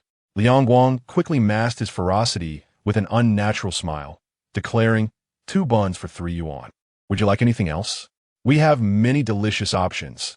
This chicken wrap is delightful, and our burgers are fantastic as well. You should try our freshly made xiaomai. They're delectable and sure to leave you wanting more." As he spoke, Liang Guang, with the same hand that had touched his nose, carelessly grabbed 2 buns and tossed them into a bag, persistently pushing for additional sales. With so few customers, he felt compelled to maximize each transaction. However, the moment the customer saw the buns Liang Guang had touched, his appetite waned. "Boss, this is unsanitary. You grab the buns with your bare hands. Who knows what you've touched? They look filthy. I can't eat anything else. I'm just here for a quick breakfast, so don't bother trying to upsell me," the customer replied, visibly displeased. Liang Guang, upon hearing accusations of unsanitary practices, widened his eyes in disbelief. With a sudden motion, he slammed the buns onto the stall, snarling, "Who are you calling unsanitary? I bathe once every 2 weeks. What is wrong with that? Can't you speak properly?" The customer, realizing that the proprietor was not of amiable disposition, hastily sought to exit the situation. No, who would dare to desire such unsanitary items? The customer, upon seeing the array of pre-prepared breakfasts, lost all appetite. Yet Liang Guang boldly claimed they were all homemade, which was nothing short of preposterous. A mere glance revealed these were store-bought, semi-finished products, merely requiring a steam to prepare. Furthermore, the prices were exorbitant. While fresh buns at a nearby shop were priced at 1 yuan each, here he charged 1 yuan and 50 cents for a single bun. Had it not been for the urgency to rush to work, the customer would not have even considered making a purchase. "Say that again, and I swear I will cause a scene at your company," Liang Guang exclaimed. "I've already packaged these buns for you. Today you must take them, whether you want or not, for 3 yuan. Hurry up and pay." His demeanor was that of a coercive seller. His wife, Tian Jiaqin, noticing the customer attempting to flee, rushed out to seize the individual, shouting, "How can you turn down something so good after we prepared it for you? You can't expect to get something for nothing." The customer, looking utterly wronged, replied, "How am I getting something for free? I haven't even touched those buns. You handle them with your dirty hands. I can't eat this, and I don't want it. Do you really intend to force me into a purchase? Believe me, I will call the police right now." Upon hearing the mention of the police, Liang Guang's fury escalated. His face quivered with rage as he retorted, "Oh really? Go ahead and report it. I've been to the police station more times than I can count. I fear nothing." Chapter 19. Troublemaker chooses the wrong target. The customer was considerably startled. Having visited this stall on several occasions before, he had never witnessed such blatant unscrupulousness from the 2 proprietors. Upon expressing his reluctance to purchase from their stall, their true nature was swiftly unveiled. With the thought of being late for work looming over him, the customer felt compelled to concede. After all, it was merely 3 yuan. He decided to pay, thinking it better to avoid further conflict. With that, he scanned the QR code on the stall and transferred the 3 yuan. Seeing the payment confirmed and aware of the onlookers, Tian Jiaqin finally relented. "This is how it should be. Why make things so tense? Just wait. I'll fetch you some steamed buns. I no longer want the buns. Consider this 3 yuan a price to avert misfortune. I shall never return to your stall," the customer declared, his appetite soured by the thought of consuming such unsanitary buns. Having inexplicably paid the 3 yuan, he left without taking anything. After this incident, the number of customers at Liang Guang's stall dwindled even further. Even those in a hurry to get to work opted for other vendors. Business had already been poor, and now was utterly desolate. This only intensified the frustration of Liang Guang and his wife. With no customers in sight, Liang Guang adjusted his expression, donning a feigned smile as he approached Xu Qiu's stall. Observing the long queue at Xu Qiu's stall ignited his ire. Why was it that whatever business he ventured into met with failure, while others thrived? He had once admired the stalls of others, and had since commandeered one. Yet the profits remained elusive. It baffled him that someone as young as Xu Qiu, who appeared to lack culinary skills, could outshine him. Liang Guang and Tian Jiaqin failed to recognize any fault in themselves, attributing their lackluster sales solely to external factors and the success of others. Witnessing others prosper was a bitter pill to swallow. Liang Guang approached Xu Qiu's stall, peering curiously into the pot. "Ah, a new competitor. What do you sell?" "Something sour and spicy, all gooey. Looks akin to the snot I just expelled."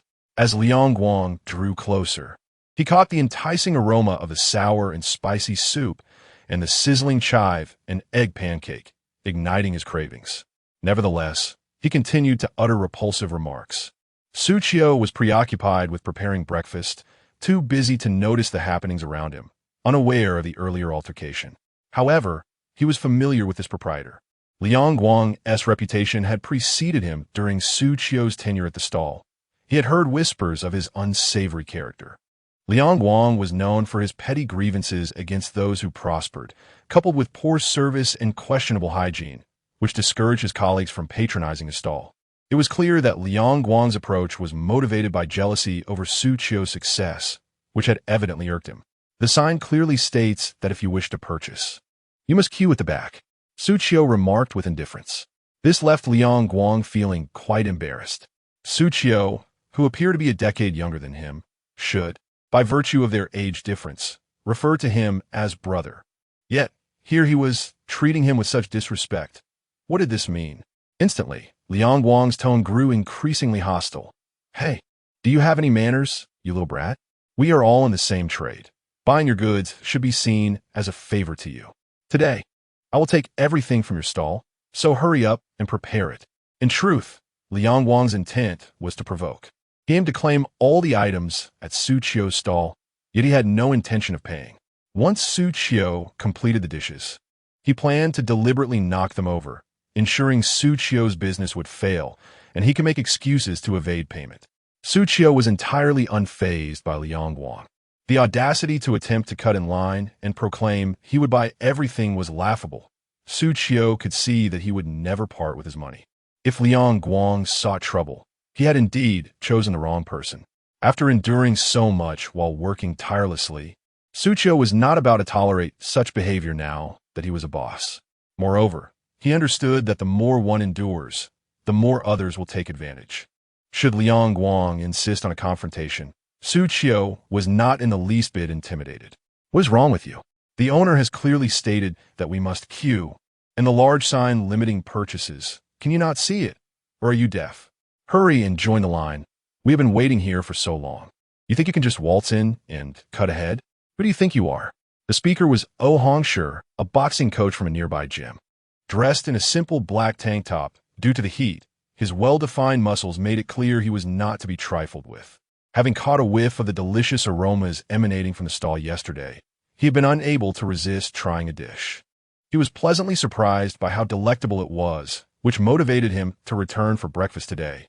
After nearly half an hour of waiting, the prospect of enjoying a flavorful chive and egg pancake had kept him patient. However, upon seeing Liang Guang, a roadblock attempting to cut in line and buy everything, he felt his time was being wasted. He despised queue jumpers above all else.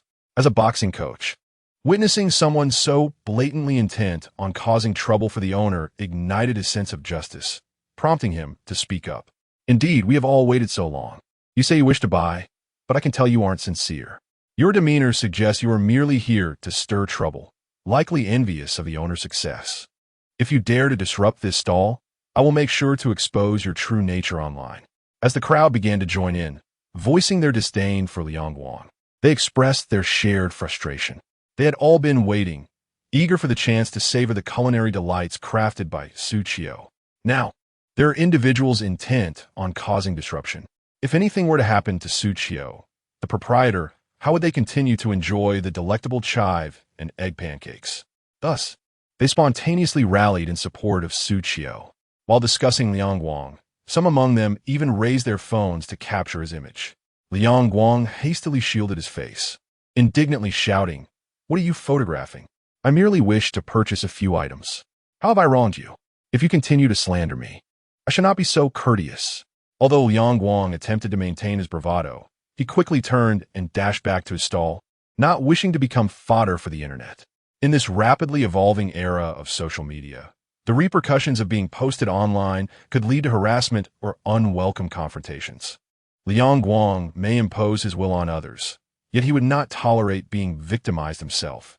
If these individuals so relish queuing, they may do so to their heart's content. It truly is foolish to stand in such a lengthy line for a morsel to eat. Chapter 20. Truly, there are many good souls after Liang Guang, who had come to stir trouble, departed. Hongshu remarked, "Boss, fret not. Simply attend to your affairs. Should anyone else dare to disrupt you, we shall be the first to object. As long as I am here, no one shall bully anyone in my presence." His robust palm struck his solid chest, and the assurance in his words and deed instilled a profound sense of security. Xu Qiu nodded appreciatively, turning to those who had previously spoken on his behalf. "Thank you. I am sincerely grateful for your support just now.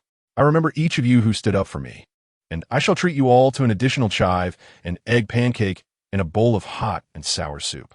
Although Xu Qiu desired to offer more, the lengthy queue behind him dissuaded such generosity, for he wished to ensure that everyone in line could also enjoy the chive pancakes and soup. Thus, he deemed that an extra pancake and soup would suffice. Xu Qiu could not help but reflect on the abundance of good-hearted individuals around him. However, he understood that it was only by strengthening himself that he could inspire such willingness among others to assist him. Even if it was merely a few words of support, he felt deeply moved. Previously, he had often been bullied by Chen Pangzi at the company, and while some recognized Chen's excessive behavior, none dared to intervene on Xu Qiu's behalf. He held no resentment towards them. After all, they were all workers with their own considerations, and silence was a natural response.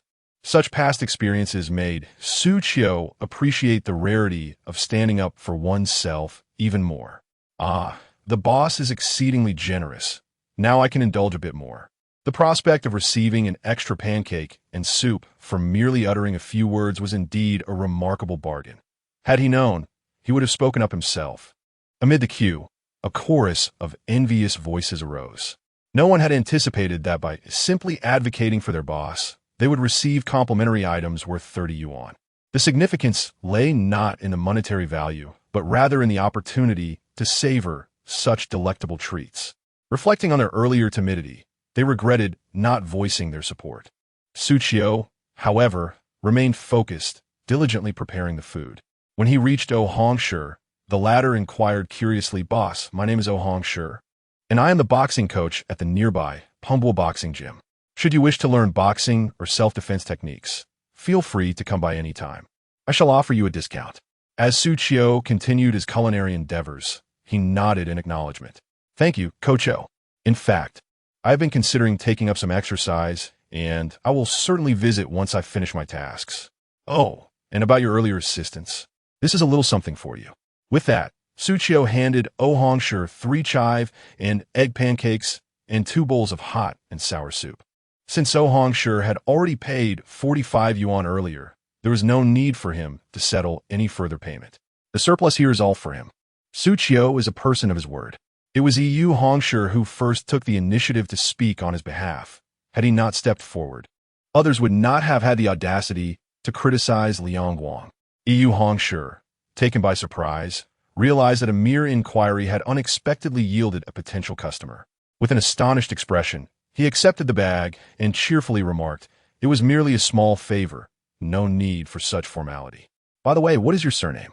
Perhaps we could connect as friends, and you could come directly to me later. I will inform the front desk in advance." Xu Qiu, he introduced himself, but with a gesture of his hand, He indicated that he was currently occupied with preparing food and could not add friends at the moment. No problem at all.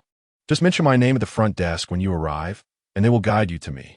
Yu Hongshi understood that Xu Qiu was busy making breakfast, and it was inconvenient to add friends. After all, he spent most of his time at the community center, so it was no trouble for Xu Qiu to find him later. Xu Qiu's spatula danced swiftly in his hands. He remembered those who had bravely defended him earlier. So when it came to serving them, he generously offered an extra pancake and a bowl of soup. The recipients were delighted to receive the treats. They had intended to purchase more, but now they could enjoy delicious food without spending a dime, an offer no one could refuse. Everyone was pleasantly surprised by this unexpected bounty.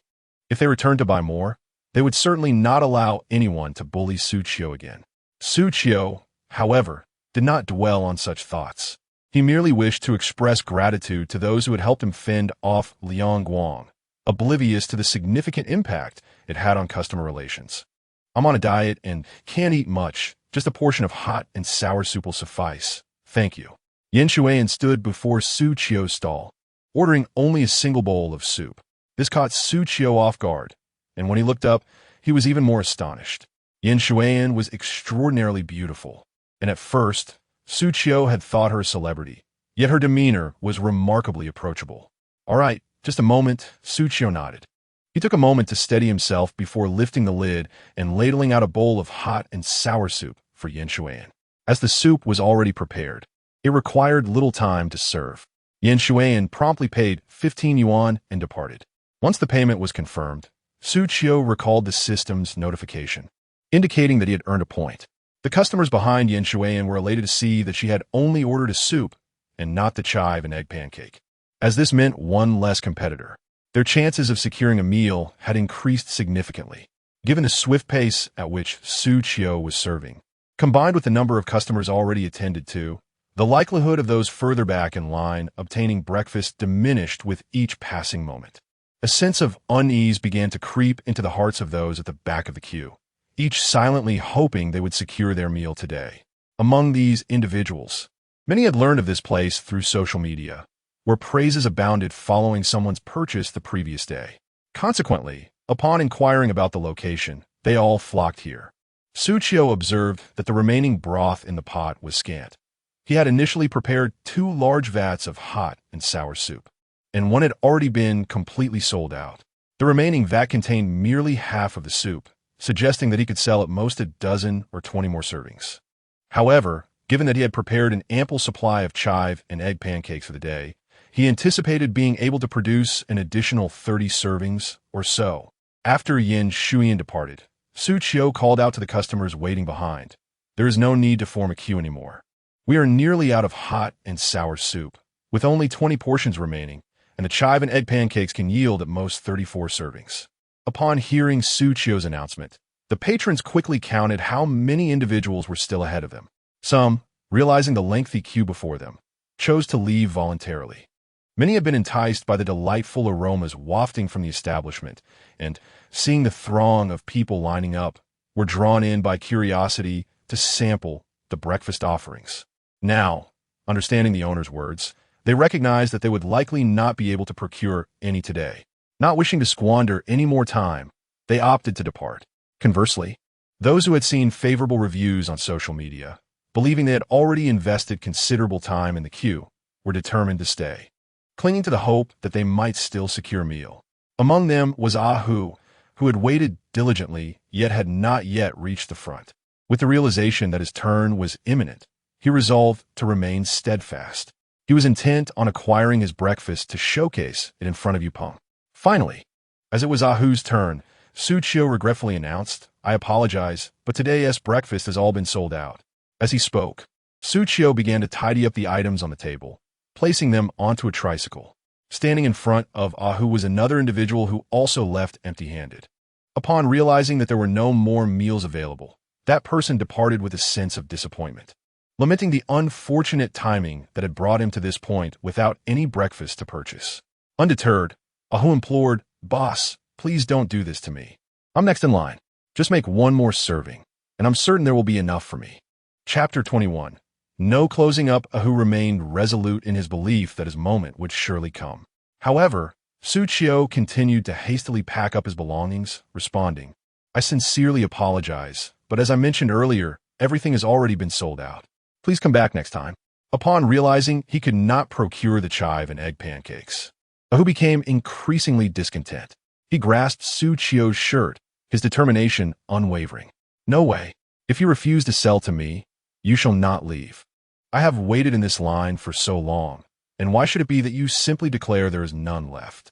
Today had truly been a miscalculation. After such a lengthy wait, to leave empty-handed was unacceptable, especially if he had nothing to boast about to Yupeng.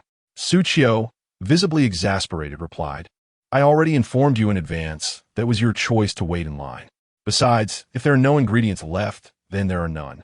How can I conjure something from thin air?" It was indeed the first time he had encountered such a person.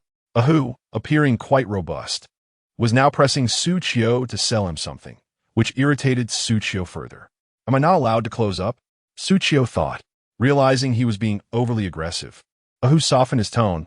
"Boss, I'm not trying to stop you from closing up. It's just that I heard from a friend that your chive and egg pancakes are exceptionally delicious. Even if you want to sell me the hot and sour soup, surely you can sell me a couple of pancakes? You saw for yourself that my bowl is empty. Even if I scraped every last morsel off it, I couldn't produce a single pancake. Just come earlier next time." Xu Qiu placed the table onto his tricycle, planning to meander around the Wenhua Road area for a spot where he could set up in the evening as well. He felt that morning markets were somewhat rushed, so he intended to find a location suitable for evening sales, allowing him to sleep in and prepare his ingredients without the need for an early rise. Yet Hu remained undeterred. "Where's your home? If you hurry to buy ingredients now, could you prepare 2 servings and deliver them to my office later?"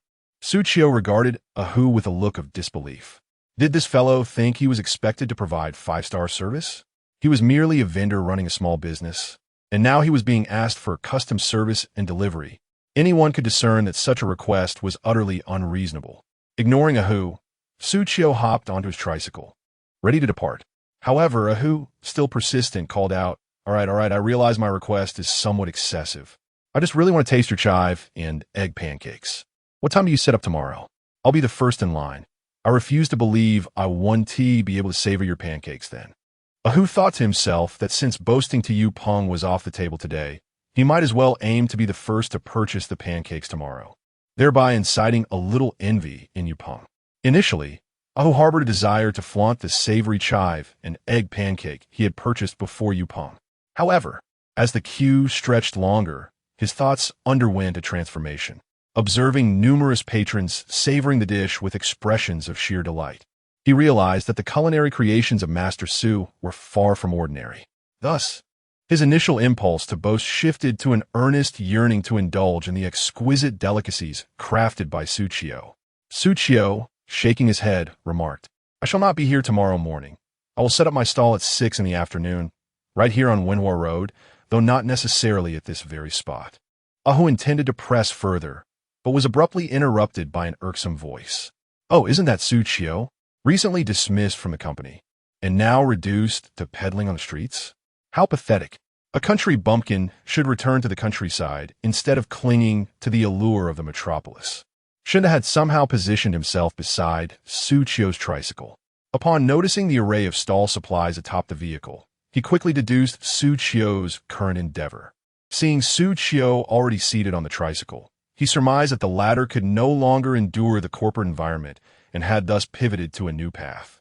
Furrowing his brow, Xu Qiu had anticipated the possibility of encountering former colleagues while operating a stall on Wenhua Road.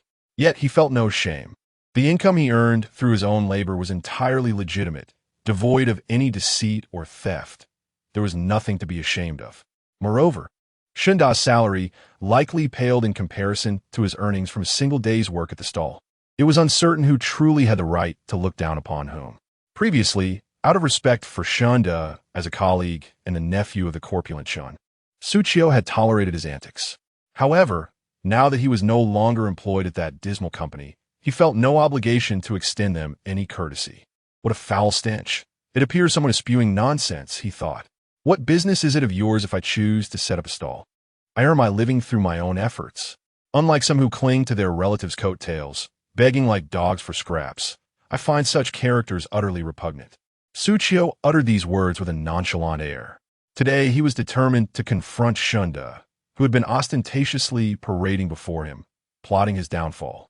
Xu Qiu considered his words to be rather restrained, as he refrained from unleashing more venomous remarks. Not even Shunda, nor his uncle Chen, would escape the brunt of Xu Qiu's scorn. How audacious of you, Xu Qiu! What is there to boast about in selling a meager item from a stall? Those of us who operate within the high-rise offices would never deign to acknowledge the trivial offerings of a street vendor. I wonder who, in their right mind, would choose to purchase your wares. Shunda seethed with anger, feeling compelled to disparage anything associated with Xu Qiu. Initially, he believed that Xu Qiu was a pliable figure, easily manipulated. However, he was taken aback by her newfound eloquence following her departure from the company, as if she had undergone a transformation. She confronted others with unwavering boldness. No, he absolutely could not allow himself to be outdone by her. Chapter 22. Retribution against Shunda. Who do you think you are, speaking like that? Shunda exclaimed. I merely came here to purchase some breakfast. What business is it of yours?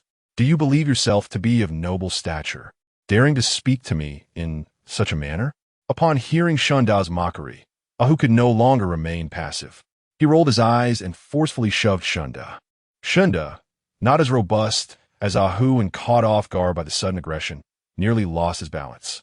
Just as he steadied himself and was about to unleash a torrent of curses, he caught sight of Ahu's imposing physique, and the words were choked in his throat. After a moment's hesitation, Shunda replied, I am not referring to you.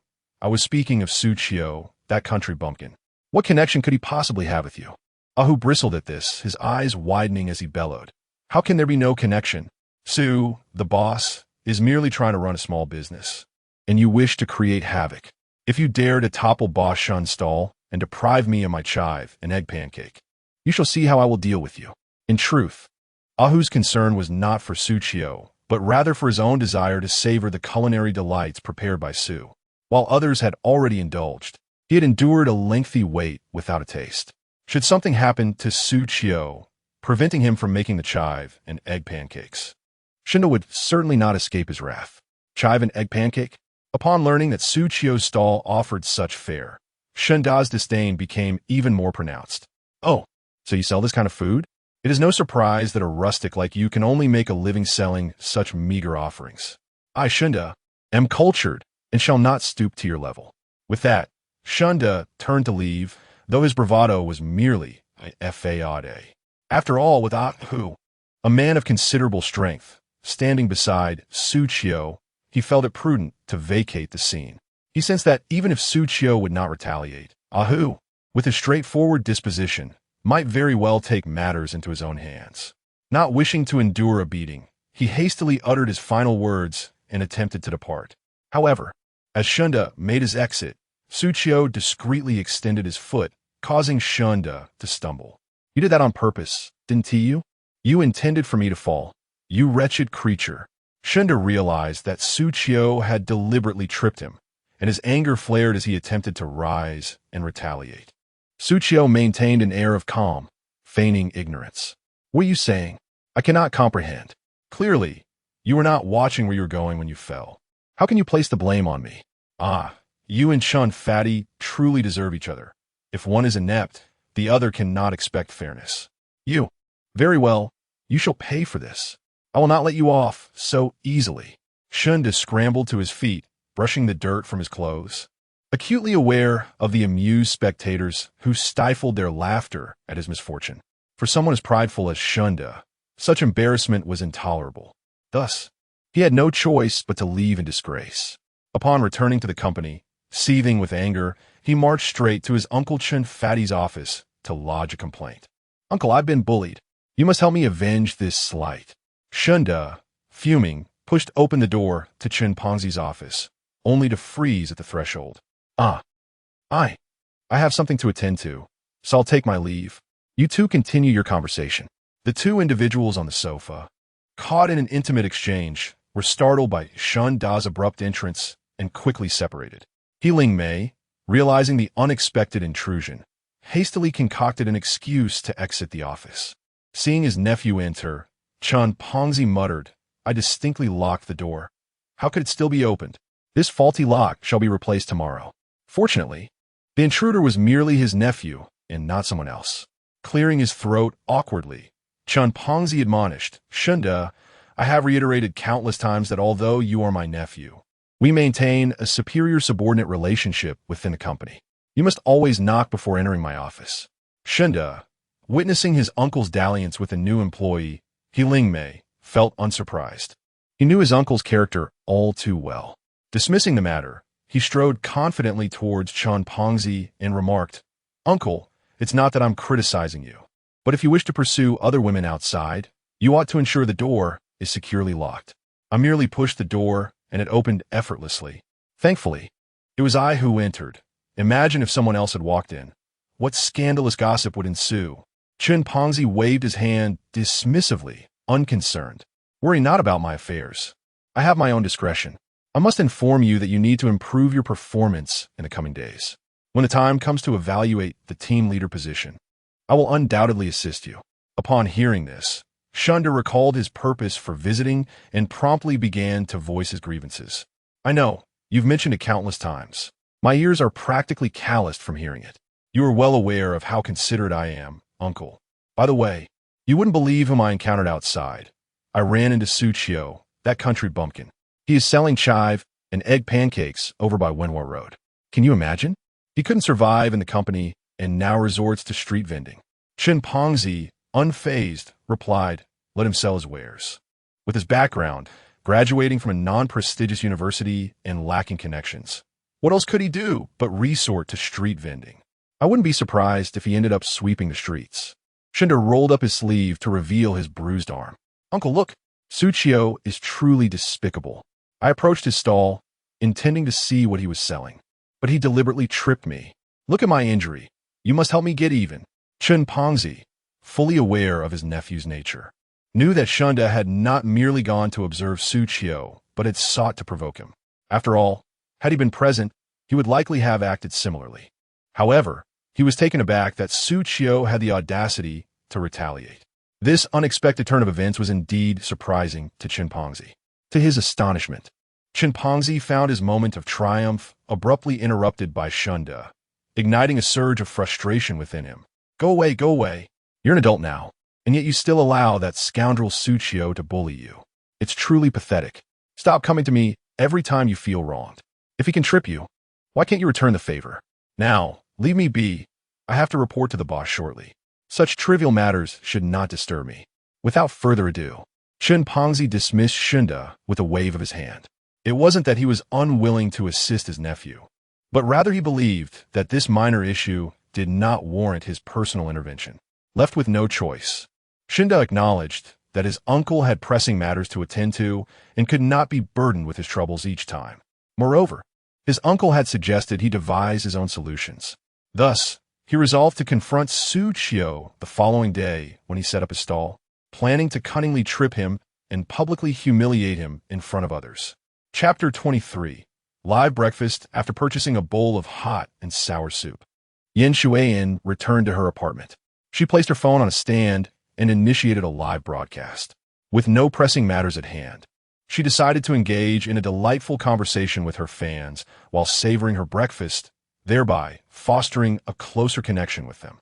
Yin Shuiyan is a streamer with a following of 200,000 fans. To maintain her figure, she typically consumes minimal food, though she has never been particularly fond of eating.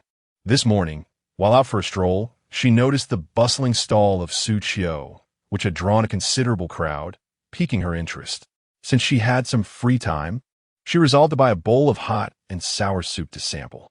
"Hello, my darlings. Have you all had breakfast today? You must be at work by now, right? If any of you are sneaking a peek at my live stream during work hours, let me remind you not to skip breakfast, no matter how busy you are." Yin Shuiyan remarked cheerfully. "Behold, this is the hot and sour soup I just bought for breakfast. Although I lack much appetite, I decided to get it to kickstart my day." At this moment, over 600 viewers were already present in her live stream, and the number continued to rise. It was quite remarkable that so many people were tuning in so early in the morning, highlighting the strong loyalty of Yin Shuan's fanbase. The comment section was alive with fans expressing their thoughts. They were genuinely pleased to see her eating breakfast, fully aware that she was not one to indulge in food often. For many, food represents the essence of life, but for Yin Xuan, eating is merely a means of survival. How wonderful! Our Yin Xuan seems so vibrant today, even taking the initiative to buy breakfast. So touching. Last time she streamed while eating breakfast was quite a while ago. It's such a treat to catch her live during a weekday. I wonder what the streamer is having. It looks quite appetizing. I wish I could have some too. Please eat a bit more, as I'm sneaking a bite at my desk while watching your stream. The one above must be a new fan. Our Yin Xuan is notoriously known for her lack of appetite.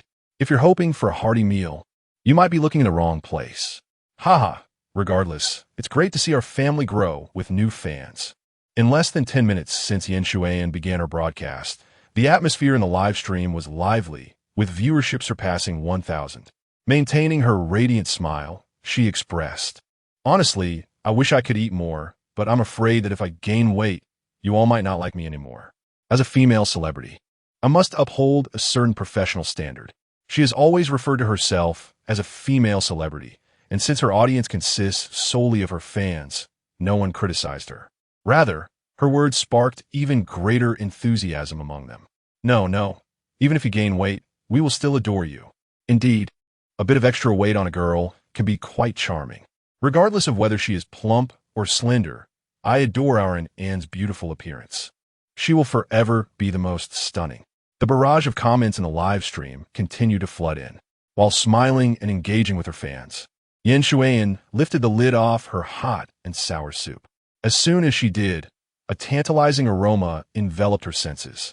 Overcome by the most alluring scent, she instinctively closed her eyes and inhaled deeply. The audience in the live stream noticed her reaction and, having never seen her like this before, began to bombard the screen with inquiries about her well-being. Concerned that her expression might alarm her fans, she quickly smiled and reassured them. "It's nothing. Just that this hot and sour soup seems a bit odd." While waiting in line, she had already caught a whiff of the delightful scents emanating from Xu Qiu's food stall. At that moment, she had indeed hesitated about whether to try the chive and egg pancakes. However, upon reflecting that these delicacies were fried in oil, she ultimately decided against it, opting instead for the hot and sour soup due to its lower calorie count. Upon hearing her remark about the soup's peculiar nature, her fans grew anxious. Some confused viewers began to criticize the vendor, asserting that the soup must be unpalatable, hence Yin Xuan's reaction. They speculated that the strange scent was likely an unpleasant odor. Consequently, her fans urged her not to eat it and to discard the hot and sour soup, fearing unsanitary conditions at such street stalls and the possibility of food poisoning, especially since Anne already had a delicate stomach. What would happen if she fell ill? Noticing the mounting comments attacking Xu Qiu, Yin Xuan quickly clarified, "I apologize. It seems I misspoke earlier. You have all misunderstood. The scent is not unpleasant at all. In fact, it is incredibly fragrant, which took me by surprise. I never expected someone so young to create such delightful fare. I merely intended to grab a quick bite, and who knew I would stumble upon such a pleasant surprise." Upon hearing her explanation, the fans gradually ceased their criticism of Xu Qiu. Eagerly, Yin Xuan picked up a spoon and stirred the contents of her bowl. The ingredients in the soup were abundant, and it was evident that the person who prepared it possessed excellent knife skills, as the ham, tofu, and wood-ear mushrooms were cut into uniform sizes, pleasing to the eye. Additionally, the soup appeared to contain cornstarch, giving it a thick, appetizing consistency. With the first sip, Yin Xuan was utterly captivated. This hot and sour soup was exceptionally delicious. She had always enjoyed tofu, but the strands of tofu in this soup far surpassed any she had ever tasted. The fragrant, tender morsels harmonized beautifully with the other ingredients, creating a delightful medley of flavors. One can savor the delightful essence of tofu, relish the fresh flavor of mushrooms, and enjoy the crispness of enoki mushrooms. Even the carrots, which Yin Xuan typically finds unappealing, now emanate an enticing aroma. Ah, this hot and sour soup is utterly delicious. Yin Xuan inadvertently vocalized her thoughts, while simultaneously scooping another spoonful in her mouth. The exhilarating combination of sourness and spiciness proved to be incredibly appetizing. She had never experienced such a sensation before, finding herself unable to resist the urge to indulge further. Chapter 24. Is this a mukbang host? The fans in a live stream were utterly astonished as they watched Yan Shuiyan devour her hot and sour soup with great enthusiasm. What was happening? How had their beautiful host, suddenly developed such a hearty appetite? She seemed oblivious to the comments flooding in the chat, completely immersed in the culinary delight before her. And what's wrong? Speak to us. Don't scare me, host. When did your appetite become this robust? Is the hot and sour soup really that delectable? Wow, I just stumbled upon this host, and watching her eat is so appetizing. I'll follow her right away. What kind of host is this? Is she a mukbang streamer? What is she eating? It makes me want to indulge as well. No way. One could be so entranced by a bowl of soup. I must follow her. Watching a beauty savor soup is pure bliss. What is she drinking? Is it spicy soup?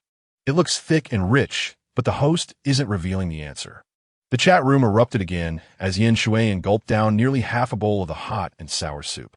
Having eaten sparingly for years, her stomach was not particularly large, and after consuming such a hefty portion, she felt quite full. She licked the remnants of soup from the corner of her mouth, and, upon looking up, realized that over 8,000 viewers had tuned into the live stream without her noticing. The frenzied barrage of comments on the screen startled her. She had been so absorbed in the flavors of the soup that she forgot about her audience. Quickly regaining her composure, she explained to the viewers that she had lost herself in the dish and neglected to address their inquiries. While doing so, she took a glance at the viewer count in the upper right corner. In just that brief moment, it had soared past 9,000. Although Yan Shuiyan had a considerable number of fans, her live streams typically attracted a maximum of 2,000 viewers, and that was only during the evening. It was quite rare to achieve such numbers in a morning broadcast.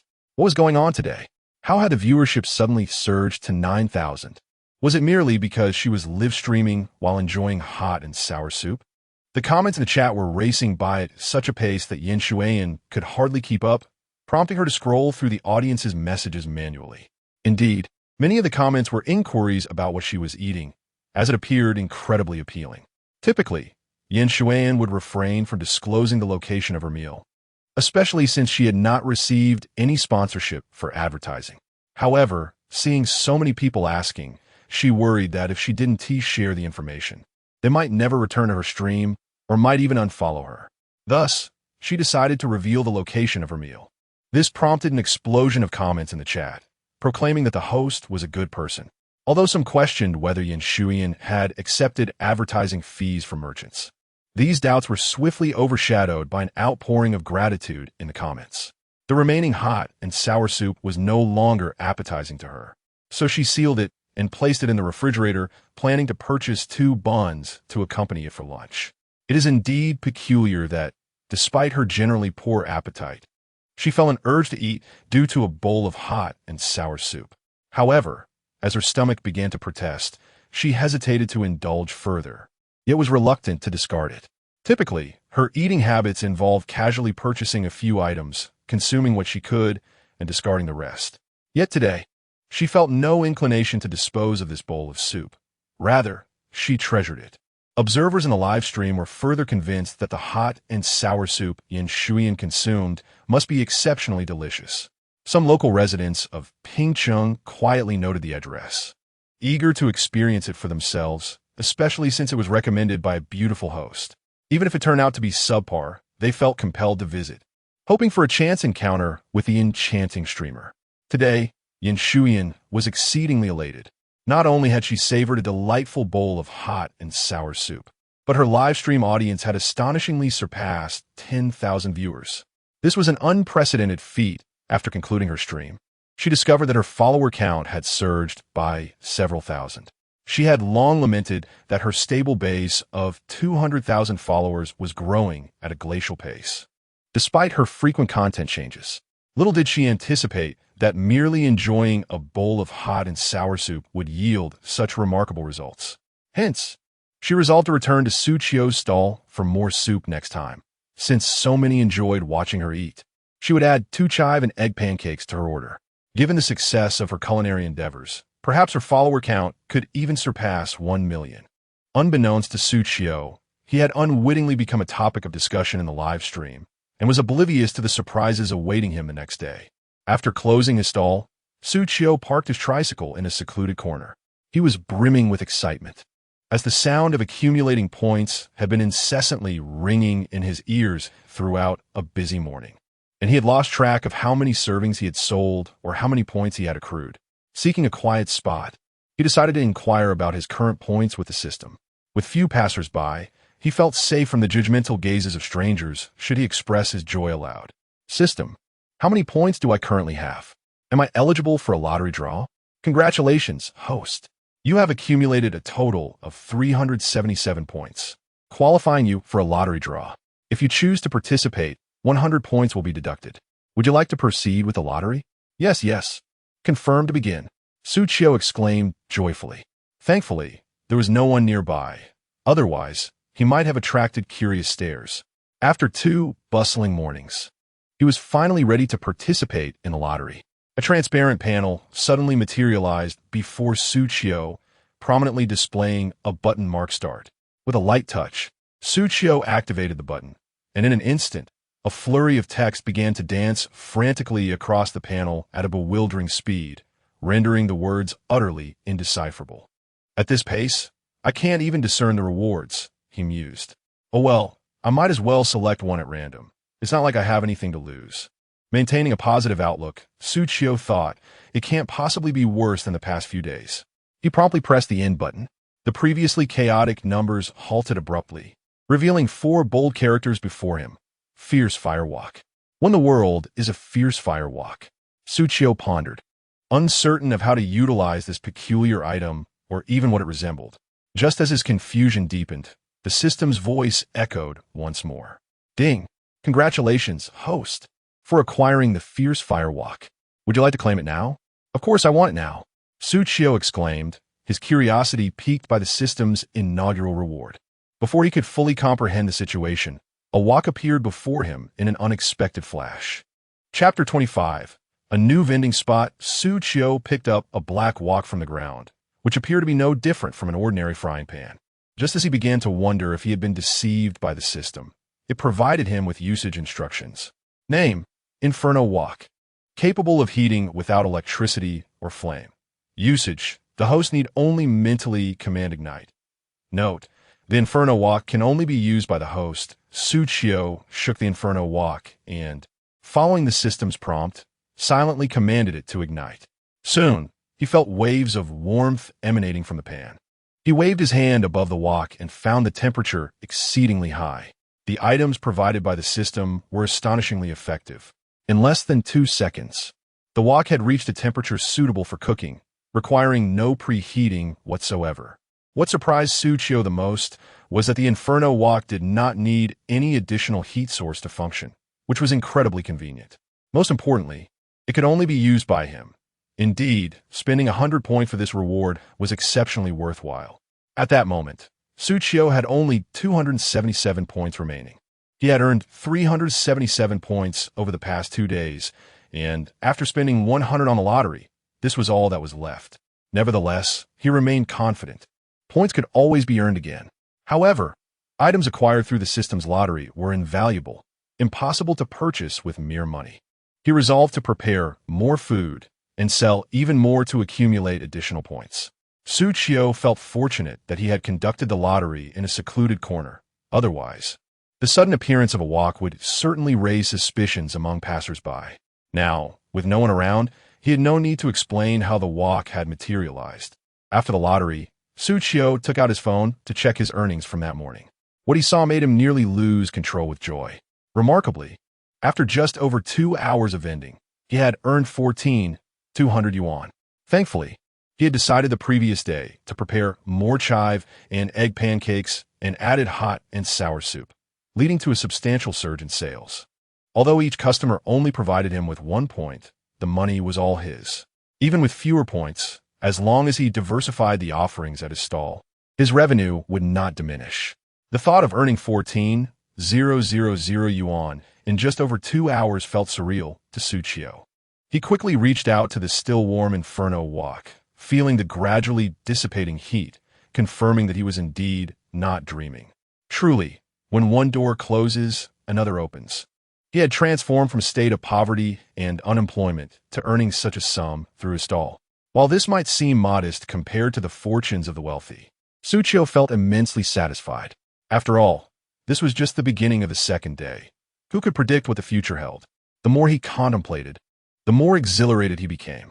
He squeezed his shoulders, which were sore from his labors, and stretched his back, which had stiffened from standing for an extended period.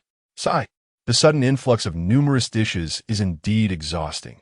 It would be wonderful to have someone assist me. As Xu Qiu's thoughts spiraled, the system's voice echoed in his mind once more. Ding! Detected that the host has completed a lottery draw. The next draw requires 500 points. The host has conducted one lottery draw and will no longer be considered a novice vendor. The system task is upgraded, and the host must now offer an increased variety of dishes at the stall. The next stall must feature no fewer than 3 different dishes. Otherwise, even a successful transaction will not accumulate points. Why are there so many requirements?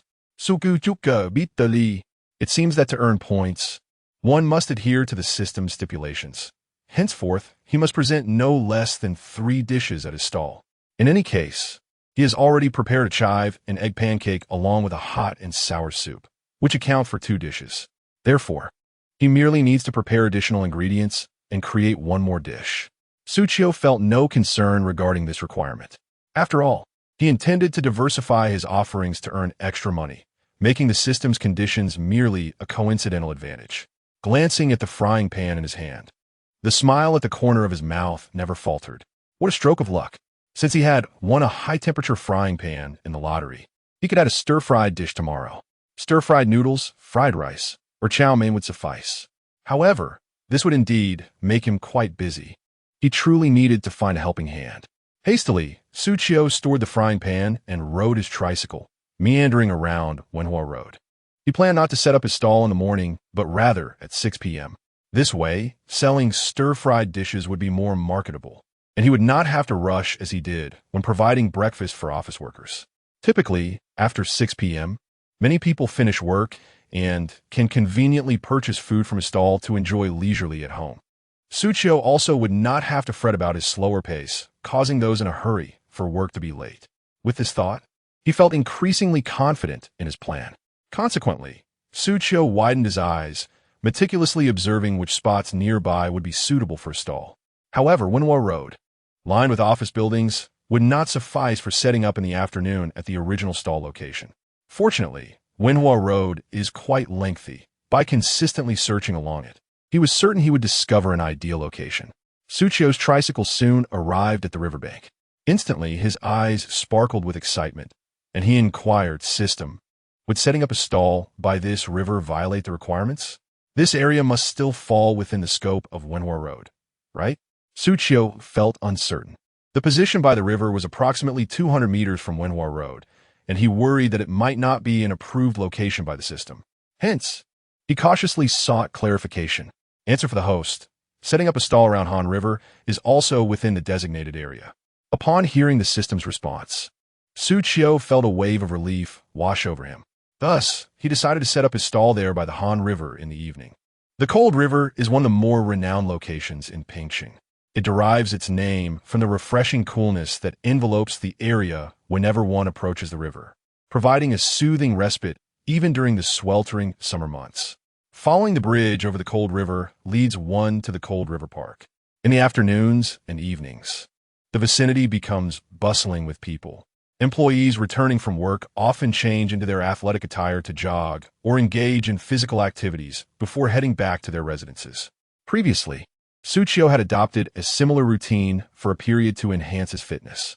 However, he soon abandoned it, not due to a fleeting enthusiasm, but because his colleague Chen persistently pressured him to work overtime, leaving him little time to exercise. Moreover, it is not only the office workers who frequent this area.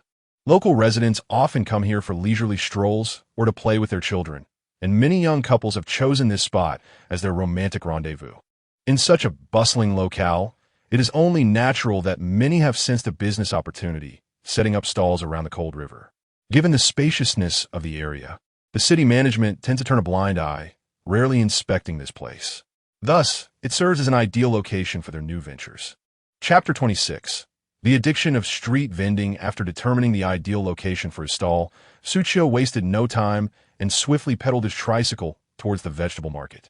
Although running a stall necessitated personally sourcing ingredients and engaging in the cooking process, which proved to be quite labor-intensive, Xu Qiu felt an overwhelming sense of satisfaction. The experience of not working for someone else was simply delightful. Moreover, he enjoyed a flexible schedule. He could choose to set up his stall whenever he desired or refrain from doing so at will. At this moment, Xu Qiu was eager to operate his stall once more that day, as doing so would expedite the completion of his system's tasks, allowing him to partake in the lottery again. Having recently spent 100 points, he currently possessed 277 points. If he could manage to sell a few items that evening, he would be able to enter the lottery once more. The fiery walk he had seen was undeniably enticing. Xu Qiu's hands itched with anticipation as he yearned to fulfill the system's requirements and earn extra income, all while coveting the system's remarkable rewards. He had become quite enamored with the art of street vending. Riding his electric bike, Xu Qiu soon arrived at the bustling vegetable market. Despite the approaching noon hour, the market was alive with a cacophony of voices as countless patrons perused their desired produce. Xu Qiu, with a keen eye akin to that of a radar, scanned the various stalls for fresh ingredients. The woman who had previously attempted to deceive him feigned ignorance upon seeing him, opting not to engage further and redirecting her attention to other customers. Xu Qiu dismissed her behavior. Such a business approach was destined for failure and would not endure for long, as he intended to prepare fried rice noodles. Xu Qiu's first priority was to purchase fresh rice noodles. He recalled having seen a stall selling rice noodles adjacent to the tofu vendor during his last visit. Upon reaching the stall, the owner, a man in his early 30s, greeted Xu Qiu with enthusiasm, saying, "Handsome, would you like to buy some rice noodles? These are freshly made and perfect for your fried noodles." The owner beamed as Xu Qiu approached. Xu Qiu noted that the fresh rice noodles appeared excellent, free from any unpleasant odors, clearly freshly prepared. While his culinary skills were significantly superior to that of the average individual, he understood the importance of selecting quality ingredients. Doing so was a substantial step toward success. No matter how skilled he was, inferior ingredients would render his efforts futile. Pointing to the rice noodles, Xu Qiu requested, "I would like 20 pounds of these rice noodles, please." Initially, the owner assumed Xu Qiu would merely purchase a small quantity for personal consumption. He was taken aback by the request for such a large amount. Though surprised, the owner cheerfully began to pack the noodles, saying, "All right, I'll prepare that for you. However, handsome, are you buying so much for personal use or for business? These noodles don't keep for long." Although selling additional rice noodles would certainly increase his earnings, the owner remained considerate, concerned that Xu Qiu might misjudge the quantity. Xu Qiu smiled and said, "Of course, I didn't eat it all myself. Recently, I've opened a small stall to try selling some stir-fried rice noodles." The owner, upon noticing Xu Qiu's youthful demeanor, exhibited a look of admiration as he assessed her. "So, you're the one setting up a stall? It's commendable for a young person to have such aspirations. Rest assured, my rice noodles are excellent. They taste delightful no matter how they are cooked. Since you're here today, it must be fate. I'll generously give you an extra 2 pounds. If your sales go well, do remember to come back for a restock." Without waiting for Xu Qiu's consent, the owner weighed out 20 pounds of rice noodles and added 2 hefty handfuls into the already filled bag. Although he claimed it was an extra 2 pounds, the amount given was considerably more. "Thank you very much. I'll be back," Xu Qiu responded, not declining the offer. This was a common tactic among vegetable vendors. Occasionally, when purchasing greens, they would add a few extra scallions to foster customer loyalty. Moreover, they still profited from their generosity, as the additional items cost them little, yet delighted the customers, ensuring their return to the stall. Xu Qiu noticed that this rice noodle vendor also sold noodles, but today, she only aimed to quickly earn over 200 points and draw a prize, without the intention of offering too many items. After all, the system required a minimum of 3 types of products at the stall, so any future additions would depend on the good fortune of the prizes drawn. Otherwise, managing everything alone would be quite overwhelming. Thankfully, The system merely mandated a minimum of 3 different dishes. Had the requirement been greater, Xu Qiu would have found it quite daunting. All right then, I wish you prosperous business. The rice noodle vendor beamed at Xu Qiu's cheerful remark. Xu Qiu reciprocated the sentiment and proceeded to purchase other accompaniments. She planned to prepare stir-fried rice noodles with beef, considering that not everyone enjoys pork, thus opting for beef to accommodate varied tastes. As only a modest amount of beef was required for the dish, Xu Qiu purchased 10 pounds. One sliced thinly. She distributed it generously among each serving, ensuring a larger portion than typically found elsewhere. Next, Xu Qiu approached Uncle Lu's vegetable stall. Upon seeing her, Uncle Lu promptly inquired about her purchases for the day. Xu Qiu requested the vegetables needed for the chive and egg pancakes and the hot and sour soup she had prepared yesterday, though this time, the quantities were lesser. Her refrigerator was not spacious, so there was no need to buy excessively. She only needed enough ingredients for her stall that afternoon. As for the next day's supplies, she planned to return in the morning when she had the time. The vendor efficiently packaged all of Xu Qiu's requested ingredients. Noticing that she was now carrying 2 large and evidently heavy bags, he kindly offered to help her carry them towards the tricycle. Having already settled the payment, Xu Qiu expressed her gratitude to Uncle Lu after he had assisted her, and then rode her tricycle back to her residential complex. While navigating the elevator with her bundles of ingredients, she encountered several neighbors along the way. Curiosity filled the air as everyone inquired about Xu Qiu's intentions behind purchasing such a large quantity of vegetables. With a smile, Xu Qiu replied that she was currently selling goods at a market. After exchanging a few casual remarks, the elevator arrived at her floor. As she reached the door of her apartment and retrieved her key, she suddenly heard the door next door swing open. It was none other than Auntie Xia. Upon seeing Xu Qiu, Auntie Xia beamed with joy and exclaimed, "Ah, little Xu, you're back. You've been heading out quite early these days. It must be quite taxing to sell at the market, right? Just so happens I have 2 coconuts saved for you at home. Wait a moment. I'll fetch them for you."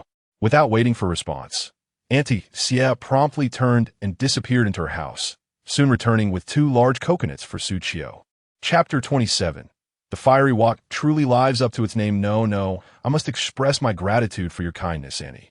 You and Uncle Lee should keep these for yourselves. It feels quite awkward for you to keep sending me things, Xu Qiu politely declined. Yet, he was well aware that his refusal would be in vain. Uncle Lee and Auntie Xia were simply too enthusiastic. During his previous job, Xu Qiu often worked late into the night, eating poorly and sometimes just nibbling on whatever was available. As a result, he was still somewhat slender. Auntie Xia and Uncle Lee had certainly noticed this, frequently inventing excuses to share their surplus food, delivering delicious treats to Xu Qiu every so often. Despite his repeated refusals, he ultimately found himself accepting their offerings, which deeply touched him.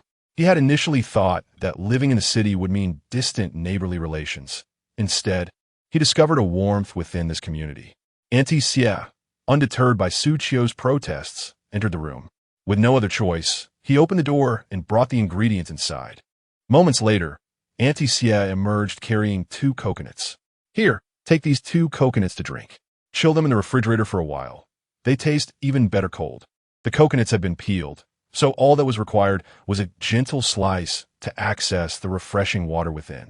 Xu Qiu, feeling quite embarrassed, said, "Auntie Xia, you are being too generous. I've already said I don't need this much."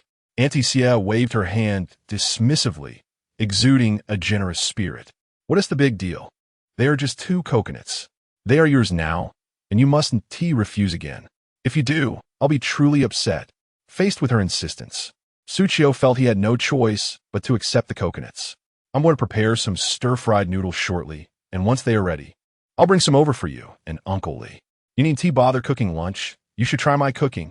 Xu Qiu intended to test the fiery wok to see how well it performed, as well as rehearse the dish in advance to avoid any chaos when he set up his stall later that afternoon. He had no concerns about the flavor of the stir-fried noodles. After all, the system's reward of basic culinary skills was sufficient to attract numerous customers. However, he was curious. If his basic skills could already yield such delightful dishes, how exquisite would his creations be once he attained advanced culinary expertise? Upon hearing Xu Qiu's intention to prepare food for them, Auntie Xie immediately agreed, her mouth watering at the thought. The last time Xu Qiu made chive and egg pancakes, they had been utterly delicious. The taste lingered in her memory. Naturally, she was more than eager at the prospect of receiving more of his culinary delights. Very well, as long as it does not delay your affairs. The last time you made chive pancakes, they were simply exquisite. Auntie wishes to learn how to prepare them as well, so she can delight her family with them. Uncle Li, having tasted them once, cannot seem to forget their flavor and continually expresses his desire for more. Yet he feels too shy to impose upon you. Previously, Annie had hoped to learn the recipe for chive and egg pancakes from Xu Qiu, but she found him quite busy these past few days. Today, however, she finally encountered him and eagerly sought to learn how to make the chive and egg pancakes. Xu Qiu did not refuse her request. In truth, the chive and egg pancakes are not extraordinary. The ingredients and accompaniments are the same as those of any ordinary chive and egg pancake. It is merely a matter of Xu Qiu's personal technique. Even commonplace ingredients, when prepared by his hand, transform into a distinctly delightful dish. Naturally, Xu Qiu would not articulate this to Annie, but instead, he shared with her the steps he takes to make the pancakes. Delighted, Auntie returned to her home. Xu Qiu then moved all the ingredients indoors and placed the 2 coconuts Annie had gifted him into the refrigerator to chill. Chilled coconut water is a divine refreshment in such weather. After toiling for a while, Xu Qiu felt his stomach rumble with hunger. Thus, he began to prepare the ingredients for the stir-fried noodles. He sliced some carrots into thin strips, washed a handful of bean sprouts, and rinsed some greens, while also cutting scallions and cracking a few eggs. He had also thinly sliced some beef, marinating it briefly with salt, pepper, soy sauce, cooking wine, starch, and a touch of cooking oil to ensure it would be flavorful when stir-fried. Once all the ingredients were nearly ready, Xu Qiu took out a high-heat wok and placed it on the stove, which served as a sturdy support. This type of wok requires no additional heat source. He silently willed the flame to ignite, and immediately, the wok responded, releasing waves of steam. The wok heated rapidly. After pouring a modest amount of cooking oil into the pan, he added the beaten eggs. The eggs sizzled upon contact, and an enticing aroma wafted forth. Xu Qiu tossed the eggs casually, and within a mere 15 seconds, they were perfectly scrambled without a hint of sticking. Ah, the wonders of the system's equipment. Even scrambling an egg is accomplished with such swiftness, significantly enhancing my culinary efficiency. Furthermore, the oil he had used was minimal. Yet he was pleasantly surprised that the wok was entirely non-stick. He set the scrambled eggs aside and added a suitable amount of oil back into the wok. Incorporating minced garlic to release its fragrance, he then tossed in the carrot strips, bean sprouts, and greens, which softened within mere seconds. Quickly, he added the marinated beef and stir-fried it vigorously. Following that, he introduced the rice noodles and the scrambled eggs, continuously tossing the mixture. Finally, he added light soy sauce, dark soy sauce, oyster sauce, and pepper, stirring for no more than 20 seconds. In an astonishingly brief time, the stir-fried rice noodles were ready to be served. Xu Qiu sprinkled some chopped scallions on top, and a fragrant dish of stir-fried rice noodles emerged from the wok.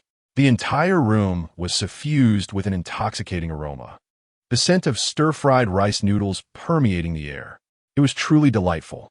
Even Xu Qiu, a chef by profession, could not help but swallow hard. The high-temperature wok was indeed formidable. In a mere 30 seconds, a serving of stir-fried rice noodles could be prepared. It is worth noting that not many street vendors can achieve such a feat in 2 minutes. For many stall owners, the cooking time tends to be slightly longer. Although a dish can be completed in a few minutes, compared to the swift preparation by Xu Qiu using the high-temperature wok, that duration seemed excessive. To create a dish in such a brief span, especially when Xu Qiu was still honing his skills, was remarkable. Had he been even quicker just moments ago, he might have been able to complete the stir-fried noodles in under 30 seconds. Such speed in a street stall setting is undeniably convenient, with an astonishingly rapid turnover of dishes. Most importantly, the flavor remained exceptional, making the process all the more advantageous. Xu Qiu prepared 2 servings of stir-fried noodles and delivered them to Aunt Xie and Grandpa Li. When he arrived, Aunt Xia had already begun making chive and egg pancakes. After Xu Qiu briefly explained the steps to her, she could hardly contain her excitement and was eager to prepare the pancakes to savor their taste. At that moment, Aunt Xia was busy wrapping the chive and egg pancakes, ready to place them in the pan for frying. Upon seeing Xu Qiu, she promptly invited him over to check if her preparation was correct. Chapter 28. The aroma of stir-fried noodles. Aunt Xia placed the freshly prepared chive and egg pancakes into the pan. She was not at all surprised to see Xu Qiu enter, as she had overheard him mention earlier that he would be bringing food, thus leaving the door ajar. Little Xu has arrived. Come, take a look at how I made these pancakes. They're all crafted according to your instructions. Is there anything that could be improved? Xu Qiu glanced at the pancakes sizzling in the pan and smiled. Auntie, your skills are indeed commendable. The shape of the pancakes is quite appealing, and I have no suggestions to offer. Although Aunt Xia's pancakes were undeniably well made, they lacked the enticing aroma that Xu Qiu's creations exuded. He possessed a culinary gift bestowed by the system, ensuring that whatever he prepared would be delectable. Typically, the moment chive and egg pancakes hit the pan, their fragrance would waft through the air. While Aunt Xia's pancakes tasted good, they paled in comparison to Xu Qiu's. Yet, he could not voice this sentiment, so he chose to reassure Aunt Xia instead. Hearing Xu Qiu praise her, Aunt Xia beamed with joy. That's wonderful. I was concerned that I might have made a mistake. Little Xu, don't just stand there. Take a seat and have some water. I will have these pancakes ready for you to taste shortly. Xu Qiu replied, I won't stay, as I've just delivered the freshly made stir-fried noodles. I am quite famished and wish to return home to enjoy them first. Please, continue with your cooking. As he spoke, he placed the stir-fried noodles on the table, saying, Aunt Xia, here are 2 servings of stir-fried noodles for you and Grandpa Li. Enjoy them at your leisure. I must head back. It wasn't that Xu Qiu was unwilling to linger at Aunt Xia's home. Rather, his hunger was overwhelming. The aroma of the 2 servings of stir-fried noodles he had been carrying had tantalized his senses, and he longed to return and savor his creation. Aunt Xia, upon hearing this, did not insist he stay. Since she needed to keep an eye on the stove, she could not accompany him. So, Xu Qiu departed. Once home, Xu Qiu eagerly transferred the remaining half-pot of stir-fried noodles into a bowl, seated himself at the computer, and began to search for information regarding Han, while devouring the noodles. Given that stir-fried noodles require a generous amount of oil, if not cooked properly, they can become excessively greasy. However, Xu Qiu's dish was devoid of this sensation. Instead, it was rich in flavor. The tender and succulent beef was anything but bland or tough. Each bite was filled with a robust aroma of beef, perfectly complemented by the sauced rice noodles, resulting in a delightful texture and taste.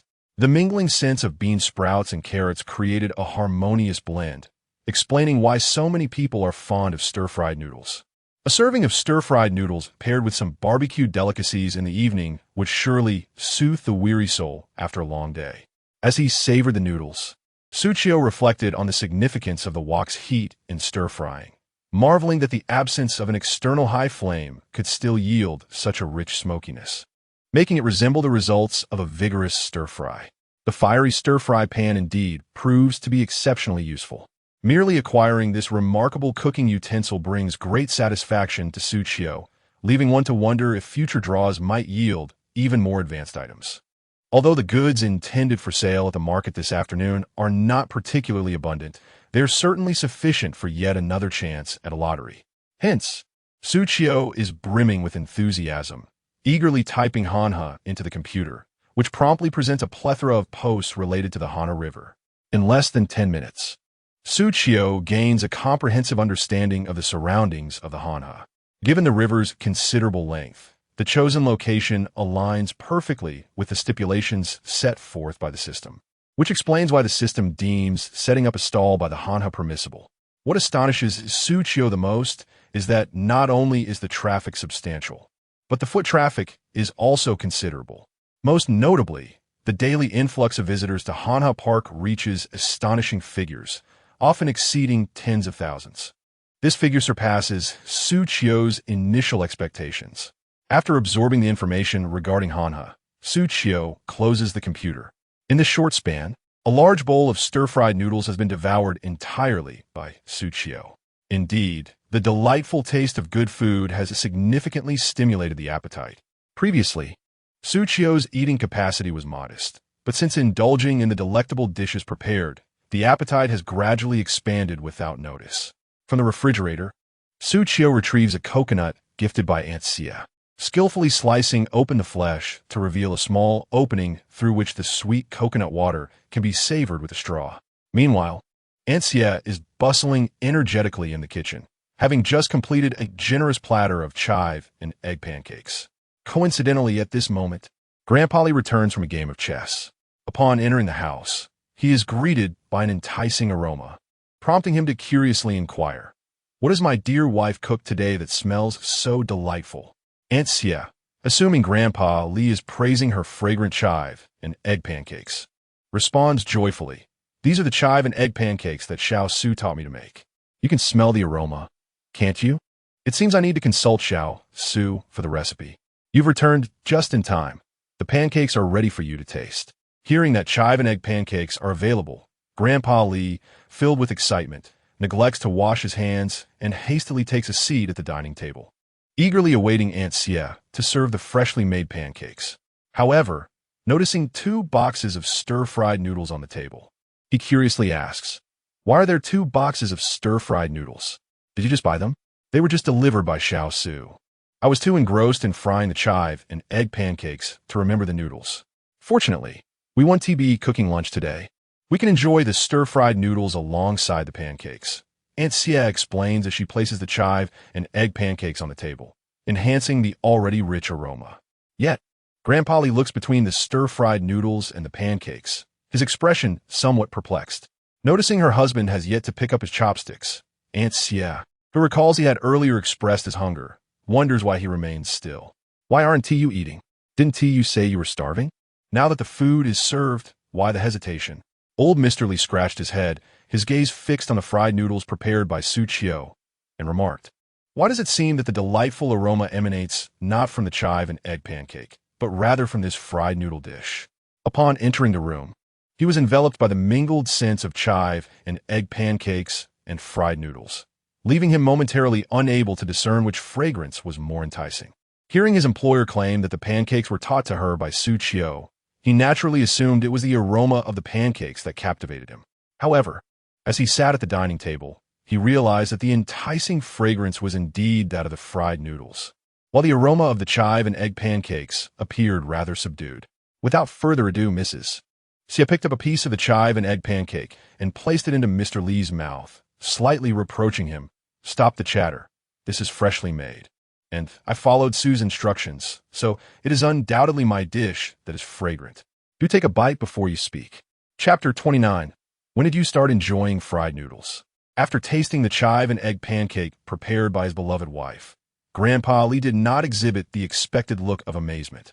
Grandma Xia, initially filled with anticipation, gazed at her husband, hoping he would praise her culinary creation. To her dismay, he remained indifferent, as though he were consuming an ordinary dish. "How does it taste?" Grandma Xia inquired eagerly. After swallowing a mouthful of the pancake, Grandpa Li responded, "My dear, your chive and egg pancake is indeed tastier than those from outside, but it still pales in comparison to what Xiao Xu makes. Are you quite sure you followed the recipe correctly?" "Impossible. I remember it clearly. Xiao Xu's instructions are virtually identical to the typical method for making chive and egg pancakes. In fact, when he delivered the fried noodles earlier, I even asked him, and he assured me that my preparation was flawless. How could the taste differ from his?" Unwilling to accept this, Grandma Xia picked up a piece of the pancake and took a bite herself. Indeed, it lacked the exquisite flavor she had experienced in Xiao Xu's version. "How can this be?" she thought, stubbornly taking another bite. However, after finishing the entire pancake, she still did not experience that delightful sensation. Meanwhile, Grandpa Li, uninterested in further debate, opened the container of fried noodles Xiao Xu had brought and began to eat. The taste was undeniably delightful. This time, the wrinkles on Grandpa Li's face gradually smoothed out. It is true that food can bring forth smiles. As he savored the fried noodles, a grin spread across his face, and he repeatedly murmured, "Delicious, delicious." Though the elderly typically shy away from greasy foods, he was pleasantly surprised by the delectable nature of Xiao Xu's fried noodles, which did not feel heavy at all. His chopsticks moved incessantly, delivering bite after bite to his mouth. Observing her husband devouring the fried noodles, Grandma Xie realized she could not recall a time when he had taken such a liking to them. Yet, as the enticing aroma wafted through the air, she too found herself captivated by the delightful fragrance. It was evident that the young Xiao Xu had a special talent. Despite her attempts to replicate his recipe for chive and egg pancakes, the result was far from his mastery. Swallowing hard, she picked up her own chopsticks and joined in on the indulgence of Xiao Xu's fried noodles. To her astonishment, the flavor was truly breathtaking. She had never tasted such exquisite fried noodles before. Moreover, the dish was prepared with beef, which was incredibly flavorful, imbued with a rich sauce that made each bite increasingly enjoyable. Even Grandma Xie, who usually found fried noodles too greasy, could not stop herself. What is it with Xiao Xu? Has he taken a cooking class? Everything he makes is simply marvelous. Alas, despite my attempts to acquire his recipe, my skills remain inadequate. She mused to herself while savoring the fried noodles. Old Masterly jested, I must say this stir-fried rice noodles are quite delightful. Earlier, I hesitated to praise it in your presence, fearing it might sadden you later. However, dear wife, do not be too disheartened. Your chive and egg pancake is also quite commendable, albeit slightly inferior to what Xiao Xu makes. With a bit more effort, you too can master the art of cooking it deliciously. A thought seemed to cross Aunt Xie's mind as she playfully remarked, It's clear that my husband treats me well. So, how about you give me the remaining half box of stir-fried noodles, and you can finish the chive and egg pancake? With that, Aunt Xie made a move to snatch the noodles from Old Master Li's grasp. This sudden action irked him, for he was not one to guard his food jealously. He typically granted her every wish, yet he could not part with this singular serving of stir-fried noodles, especially since he had not yet had his fill. Old Master Li swiftly pushed the noodles aside, shaking his head vigorously in refusal, his demeanor radiating a firm no. My dear wife, please do not put me in a difficult position. I have just begun to enjoy this, and I'm still hungry. You have your own portion, so do not take mine.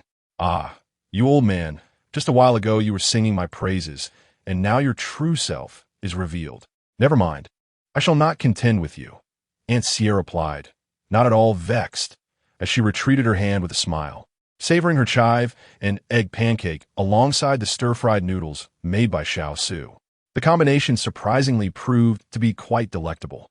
However, it struck her as odd that Xiao Xu had used more oil in his stir-fried noodles than she had in frying the chive and egg pancakes. Yet she found herself feeling somewhat greasy after just 2 pancakes. In contrast, Xiao Xu's stir-fried noodles left no trace of greasiness, only an everlasting delight lingering on her palate. After finishing her lunch, Xiao Xu called his parents to inquire about his mother's current health. Upon learning that her condition was gradually improving and her back pain was lessening, he felt a wave of relief wash over him. He immediately transferred 20,000 yuan to his father's account, urging them not to be frugal and to enjoy their meals without worrying about expenses. After sending the money, only a few thousand yuan remained in his account. He needed to reserve some funds for purchasing ingredients, so it was essential to keep a portion for himself. Considering he had already sent money to his parents previously, this additional 20,000 should suffice for their needs until his next visit. His busy work schedule had often prevented him from spending time with them, a matter that weighed heavily on his heart. However, with his newfound system in place, as long as he continued to operate his stall and earn money, he might even be able to purchase a home in Pingsheng and bring his parents to live with him. Yet, these were merely aspirations, for he understood that his parents had grown accustomed to rural life, and relocating to the city might prove to be quite unsettling for them. As he contemplated various matters, he unknowingly drifted off to sleep in bed. The alarm rang at 4 in the afternoon. Xiao Xu rubbed his sleepy eyes and sat up from his bed. After sleeping for over 3 hours, I felt a significant restoration of energy. The past couple of days of setting up a stall had proven to be quite taxing. Engaged in the relentless tasks of selling goods and preparing chive and egg pancakes, I hardly found a moment to rest. Fortunately, the duration of the stall operation was not extensive. Otherwise, even a vigorous young man like Xu Qiu would struggle to endure. With 2 hours remaining before the stall opened, I seized the opportunity to prepare the necessary ingredients. I kneaded the dough and placed it in the refrigerator to chill. During this time, I also attended to the eggs and chives, simply washing the vegetables and cutting them into strips. Concerned about the busyness of the evening, I adopted a new approach. I first scrambled the eggs in a high-heat frying pan in my apartment. The results were astonishing. A large bowl of egg mixture was transformed into a perfectly cooked dish within mere seconds, boosting my efficiency tremendously. Once the eggs had cooled, I retrieved the dough from the refrigerator, began mixing the filling, and proceeded to wrap the pancakes. Each chive and egg pancake was meticulously wrapped in cling film, allowing me to save considerable time during the stall setup. I busied myself in the kitchen, and soon all the required ingredients for the stall were neatly arranged. As a person who values cleanliness, especially when preparing food, I ensured that I washed the vegetables thoroughly, leaving them impeccably clean. Chapter 30. Grandfather has a pension. After preparing all the dishes, Xu Qiu began to carry all the stall supplies and ingredients downstairs. While loading the vehicle, he happened to encounter Old Manly. Engrossed in a game of chess with someone, Old Manly noticed Xu Qiu laden with various items and, momentarily abandoning the game, hurried over to him with enthusiasm, asking, "Young Xu, are you off to set up your stall again?" "Indeed, Old Li. The goods sell quickly in the morning, so I plan to return for another round in the evening," Xu Qiu replied. He sensed that Old Manly seemed somewhat peculiar today, his gaze fixated on the items Xu Qiu was arranging for sale. Feeling a pang of sympathy for the young man who toiled from dawn till dusk, Old Manly cautioned, "Young Xu, your health is paramount. Do not sacrifice it in the pursuit of quick earnings. That would be a grave mistake." Touched by Old Man Li's concern, Xu Qiu nodded appreciatively.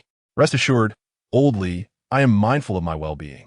After all, I am still young, and a bit of fatigue is nothing to fret over. Please continue your game. I must hurry along, lest I miss the scheduled time." As Xu Qiu prepared to leave, Old Manly interjected, "Young Xu, I thoroughly enjoyed the fried noodles you delivered to me and Annie yesterday. They were delightful. I was hoping to place an order for tomorrow. Just let me know the cost, and I will transfer the money. Pre-orders are certainly acceptable, but please let me know how much you require, so I can prepare the ingredients in advance." Xu Qiu responded, contemplating that if Old Man Li's order was modest, he would forego charging him, considering the care they had shown him as neighbors. Upon hearing Xu Qiu's willingness to take a pre-order, Old Manly clapped his hands joyfully and said, "Splendid. I feared you might be too busy. If you could set aside 20 chive and egg pancakes and 6 portions of fried noodles for me tomorrow, that would be wonderful." Xu Qiu realized that Old Man Li was requesting quite a substantial order. However, he had not intended to charge him, so preparing a bit more would suffice. "That can be arranged. I will reserve them for you." Yet, Old Manly insisted on transferring money to Xu Qiu. No. It is not easy for young people to earn a living. I have a pension and do not lack for money. I must pay you for your efforts." Old Man Li's resolve was unwavering, as he had no intention of taking advantage of Xu Qiu. However, Xu Qiu was unsure of the price of the fried noodles and could not provide a quote. He halted Old Man Li's attempt to transfer funds, saying, "Old Li, please do not rush. I can certainly prepare your order, but the prices in my stall are somewhat elevated. I hope you can accept that." Before Xu Qiu could finish, Old Manly declared with gusto, "It is only natural for prices to be higher. Your cooking is exquisite. Even if a chive and egg pancake costs 50 yuan, I would gladly pay. Come now, let me transfer the money to you. Do not bother with discounts. I do not require them." With that, Old Manly eagerly sought to complete the transaction, feeling a sense of security only once Xu Qiu had received the payment. "Well then, how about you pay me after everything is ready tomorrow? Since we are neighbors, there is no rush. What time do you plan to come by?" "Mr. Li said with a cheerful smile, "Is tomorrow evening suitable? My daughter, son-in-law, and granddaughter will be returning, and I wish to prepare some food for them in advance." Mr. Li was well aware of Xu Qiu's culinary skills and eagerly anticipated the delightful dishes his family would enjoy upon their arrival. His little granddaughter would surely love them as well. Xu Qiu felt a bit troubled. He had already committed to setting up his stall on the banks of the Han River the following evening and would not be able to return in time to cook for Mr. Li and his family. It would not be ideal to have Mr. Li come to his stall and wait in line, so after some consideration, he suggested, "The timing is a bit inconvenient. I typically set up my stall in the evening. How about I prepare everything in the afternoon before I head out, and you can come by to pick it up? This way, it won't delay my outing, nor yours for dinner. What do you think?" Without hesitation, Mr. Li readily agreed. He was thrilled at the prospect of obtaining the food a bit earlier. "Excellent. I appreciate your kindness." Hearing Xu Qiu's suggestion, Mr. Li felt deeply touched. He had not misjudged Xu Qiu. The young man was truly remarkable, going out of his way to accommodate them despite his own plans. The thought of his daughter's family enjoying a delicious meal brought him immense joy. At that moment, a few gentlemen who had been playing chess with Mr. Li approached. "Old Li, what are you up to? You look so happy that I can barely see the wrinkles on your face." They quickly surrounded Xu Qiu, curious about the source of Mr. Li's delight. These gentlemen were also residents of the neighborhood. They had been engrossed in their game, but upon noticing Mr. Li conversing with Xu Qiu for an extended period, they decided to investigate. Seeing the others arrive, Mr. Li eagerly announced, "Old Zhao, Old Wang, you're just in time. I was just discussing dinner arrangements with young Su for tomorrow evening." Upon hearing that Mr. Li had already made dinner plans, Old Zhao's interest was piqued.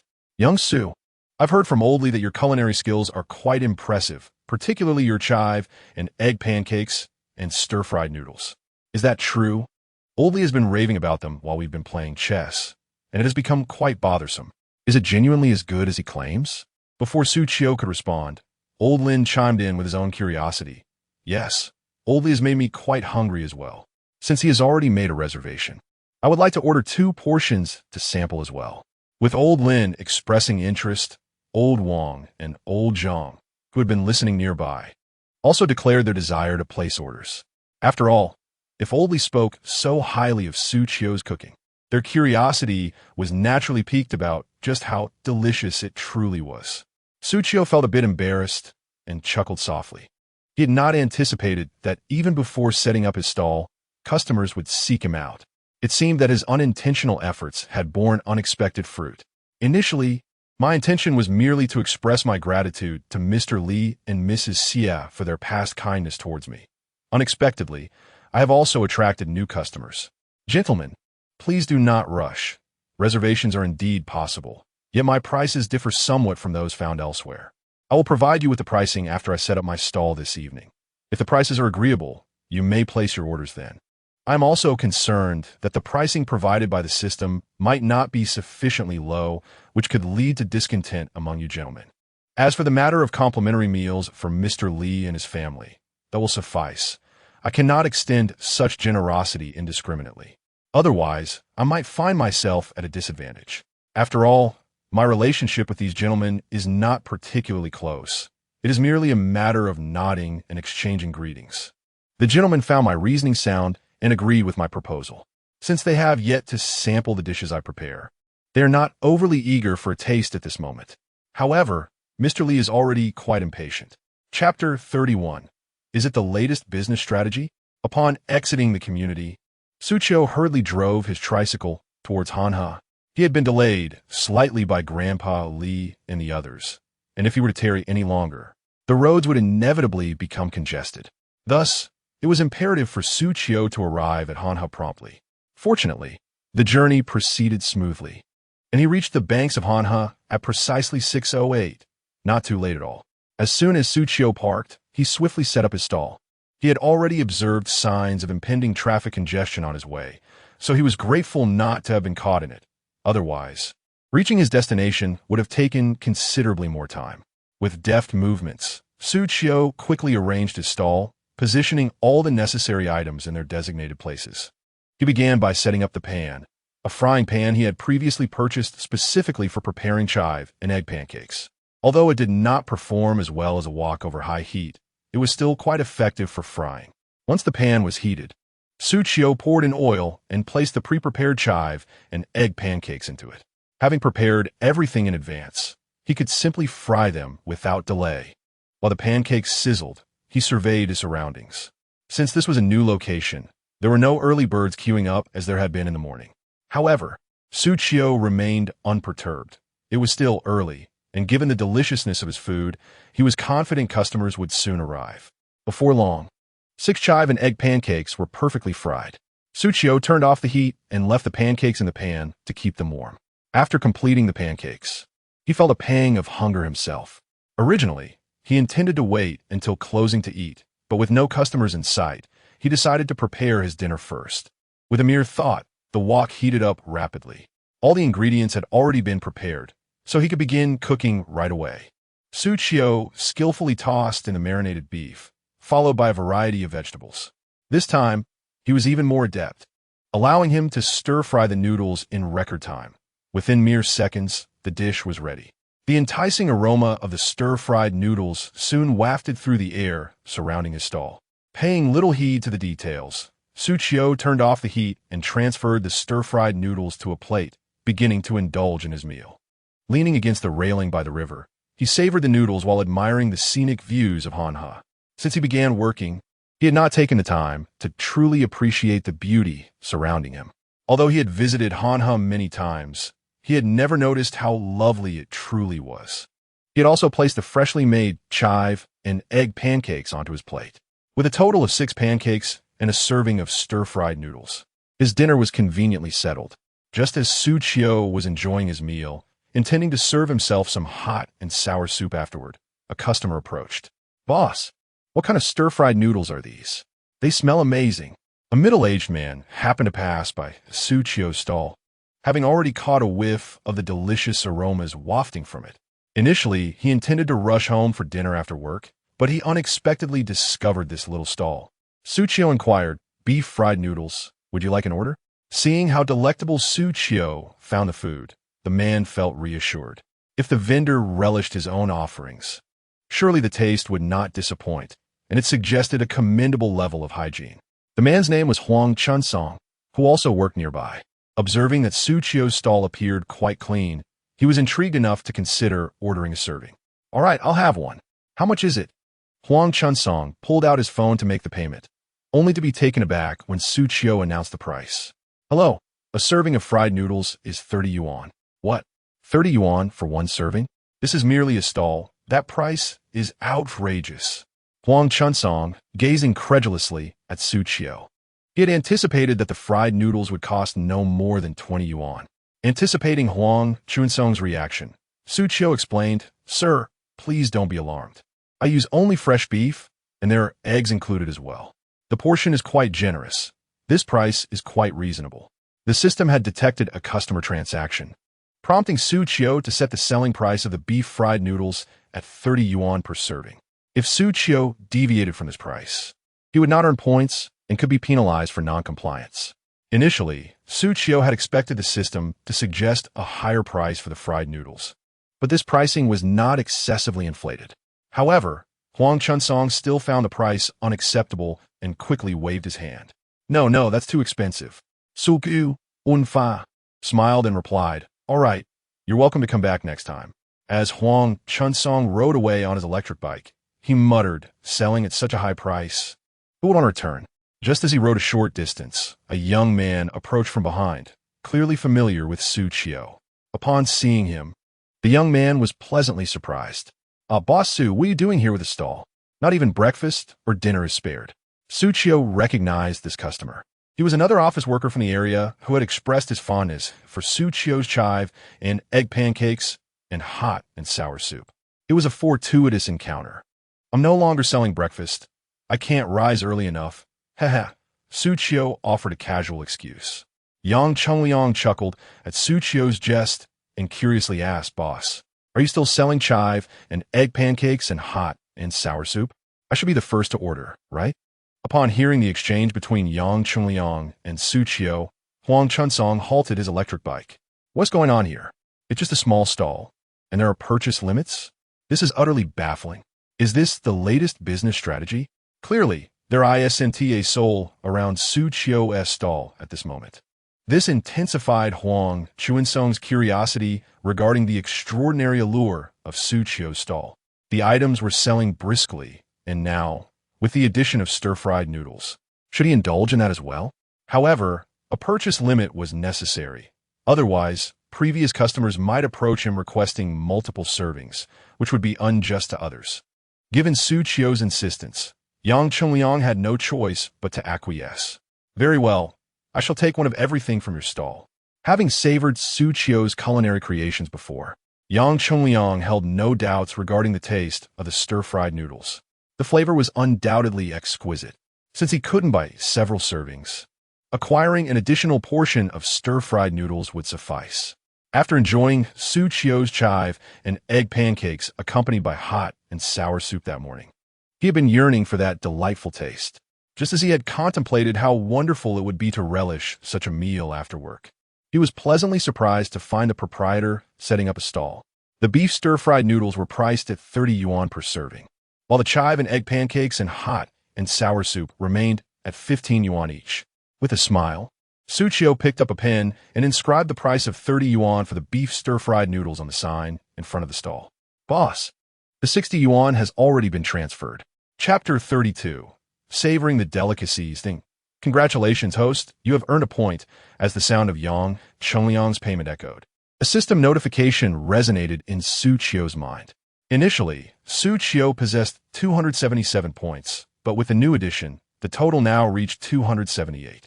Each time the notification of earning a point rang out, Xu Qiu's spirits soared with delight. A radiant smile adorned Xu Qiu's face. Thank you for your support. It will be ready shortly. Xu Qiu began preparing the chive and egg pancakes for Yang Chengliang. Since these pancakes were cooked in a regular frying pan, they had to be placed in the pan ahead of time. The stir-fried noodles, on the other hand, required a high-heat wok for swift cooking, allowing Xu Qiu to start frying once the pancakes were nearly done. Yang Chengliang watched eagerly as Xu Qiu placed the pre-prepared chive and egg pancakes into the pan. The efficiency was certain to be enhanced today, as the pancakes were already wrapped and ready to be cooked. Yang Chengliang understood this well. The thought of indulging in Xu Qiu's culinary creations made his mouth water in anticipation. It seemed the proprietor had made considerable preparations to expedite the serving process. Thus, even the waiting time would surely be reduced in the future. Once Xu Qiu arranged the pancakes in the pan, he commenced frying the noodles. With a mere thought, the high-heat wok sprang to life. Though no one else was privy to this, they merely perceived Xu Qiu igniting the flames. Although Xu Qiu had not fried noodles extensively, the steps had become second nature to him. He methodically added each ingredient to the pan, following the established procedure. As the noodles sizzled and danced in the pan, a rich aroma wafted through the air, piercing Yang Chengliang's senses. He couldn't help but exclaim, "Wow, boss, your noodle frying skills are unparalleled. The fragrance is heavenly. I'm so glad I decided to unwind here at Hanha today. Otherwise, I would have missed your stall. Your noodles are ready." Xu Qiu swiftly packaged the completed stir-fried noodles into a takeout box, his movements fluid and efficient. He placed the box on the stall's counter. Yang Chengliang, unable to resist the enticing aroma emanating from a box, opened it immediately and requested chopsticks from Xu Qiu. He eagerly picked up a generous serving of the stir-fried noodles and took a bite. As the noodles touched his palate, an intense flavor enveloped him. The beef was remarkably fresh, reminiscent of savoring the meat directly from the source, devoid of any rubbery texture typical of frozen meat. Each noodle was coated in savory sauce, not only visually appealing, but also tantalizingly delicious. Yang Chengliang was astonished to discover such exquisite flavors at a humble stall. The previous chive and egg pancakes and the hot and sour soup had already left him astounded, but he was taken aback to find that the taste of these stir-fried noodles rivaled that of both the pancakes and the soup. At first, Yang Chengliang indeed found Xu Qiu's beef stir-fried noodles somewhat pricey. However, after savoring such exquisite flavors, that notion vanished entirely. The dish was simply delectable, crafted with remarkably fresh ingredients, and the quality of the meat was evident. After this delightful combination, Yang Chengliang felt that even if the price were 300 yuan per serving, he would gladly part with his money. Naturally, this would depend on his wallet's approval. He was truly grateful that Xu Qiu had set a reasonable price. Otherwise, even if he craved it, his wallet would not permit it. Such culinary delights, if offered at upscale restaurants or grand dining halls, would undoubtedly cost several times more. He had even heard that in some establishments, A single serving of stir-fried noodles could be sold for 118 yuan, a price that was simply unfathomable for someone of his standing. He wondered if that 118 yuan dish could possibly compare to the exquisite flavors offered by Xu Qiu. As Yang Chengliang indulged in his stir-fried noodles, Xu Qiu had already prepared a spicy and sour soup. Shortly thereafter, the chive and egg pancakes were ready. Xu Qiu plated 2 servings, handing both the pancakes and the soup to Yang Chengliang. At this moment, Yang Chengliang had already taken several large bites, each mouthful brimming with satisfaction. One could tell from his contented expression that the flavors were undoubtedly delightful. No more, no more. If I continue, I shall finish this entire serving of noodles. I must save some to relish at home later, he thought, glancing at the remaining half-serving of noodles with a tinge of regret. Had Xu Qiu not handed him the chive and egg pancakes earlier, he might have been unable to restrain himself. Today, he resolved not to linger any longer at the stall. It was time to return home for a proper meal. Although Xu Qiu had placed limits on purchases, the combined quantity of the 3 dishes was substantial enough to satiate even the hardiest of appetites. Oh, how fragrant! When did this place have a stall selling stir-fried noodles? Huang Chunsong witnessed the recent events from a distance, still harboring doubt when a cheerful voice reached his ears. Han Xiaocheng had just finished school and happened to pass by Xu Qiu's stall. She noticed someone purchasing food from the stall, instantly piquing her curiosity. Being a girl, she had a fondness for snacks.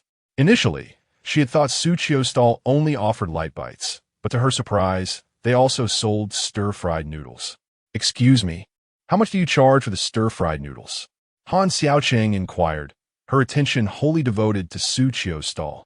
Xu Qiu pointed to the price sign and replied, 30 yuan per serving. The prices for the other items are also displayed. I would like 1 serving of stir-fried noodles. Ah, that seems a bit expensive, Han Xiaocheng remarked, feeling a pang of regret. 30 yuan for a serving of stir-fried noodles constituted her entire allowance for the day. She had anticipated that the items at this small stall would be somewhat more affordable and had hoped to save the leftover money for future purchases. Never did she expect that a single serving of stir-fried noodles would consume her entire daily allowance. Reflecting on this, Han Xiaocheng felt a twinge of reluctance. She has just begun her 2nd year of high school this year.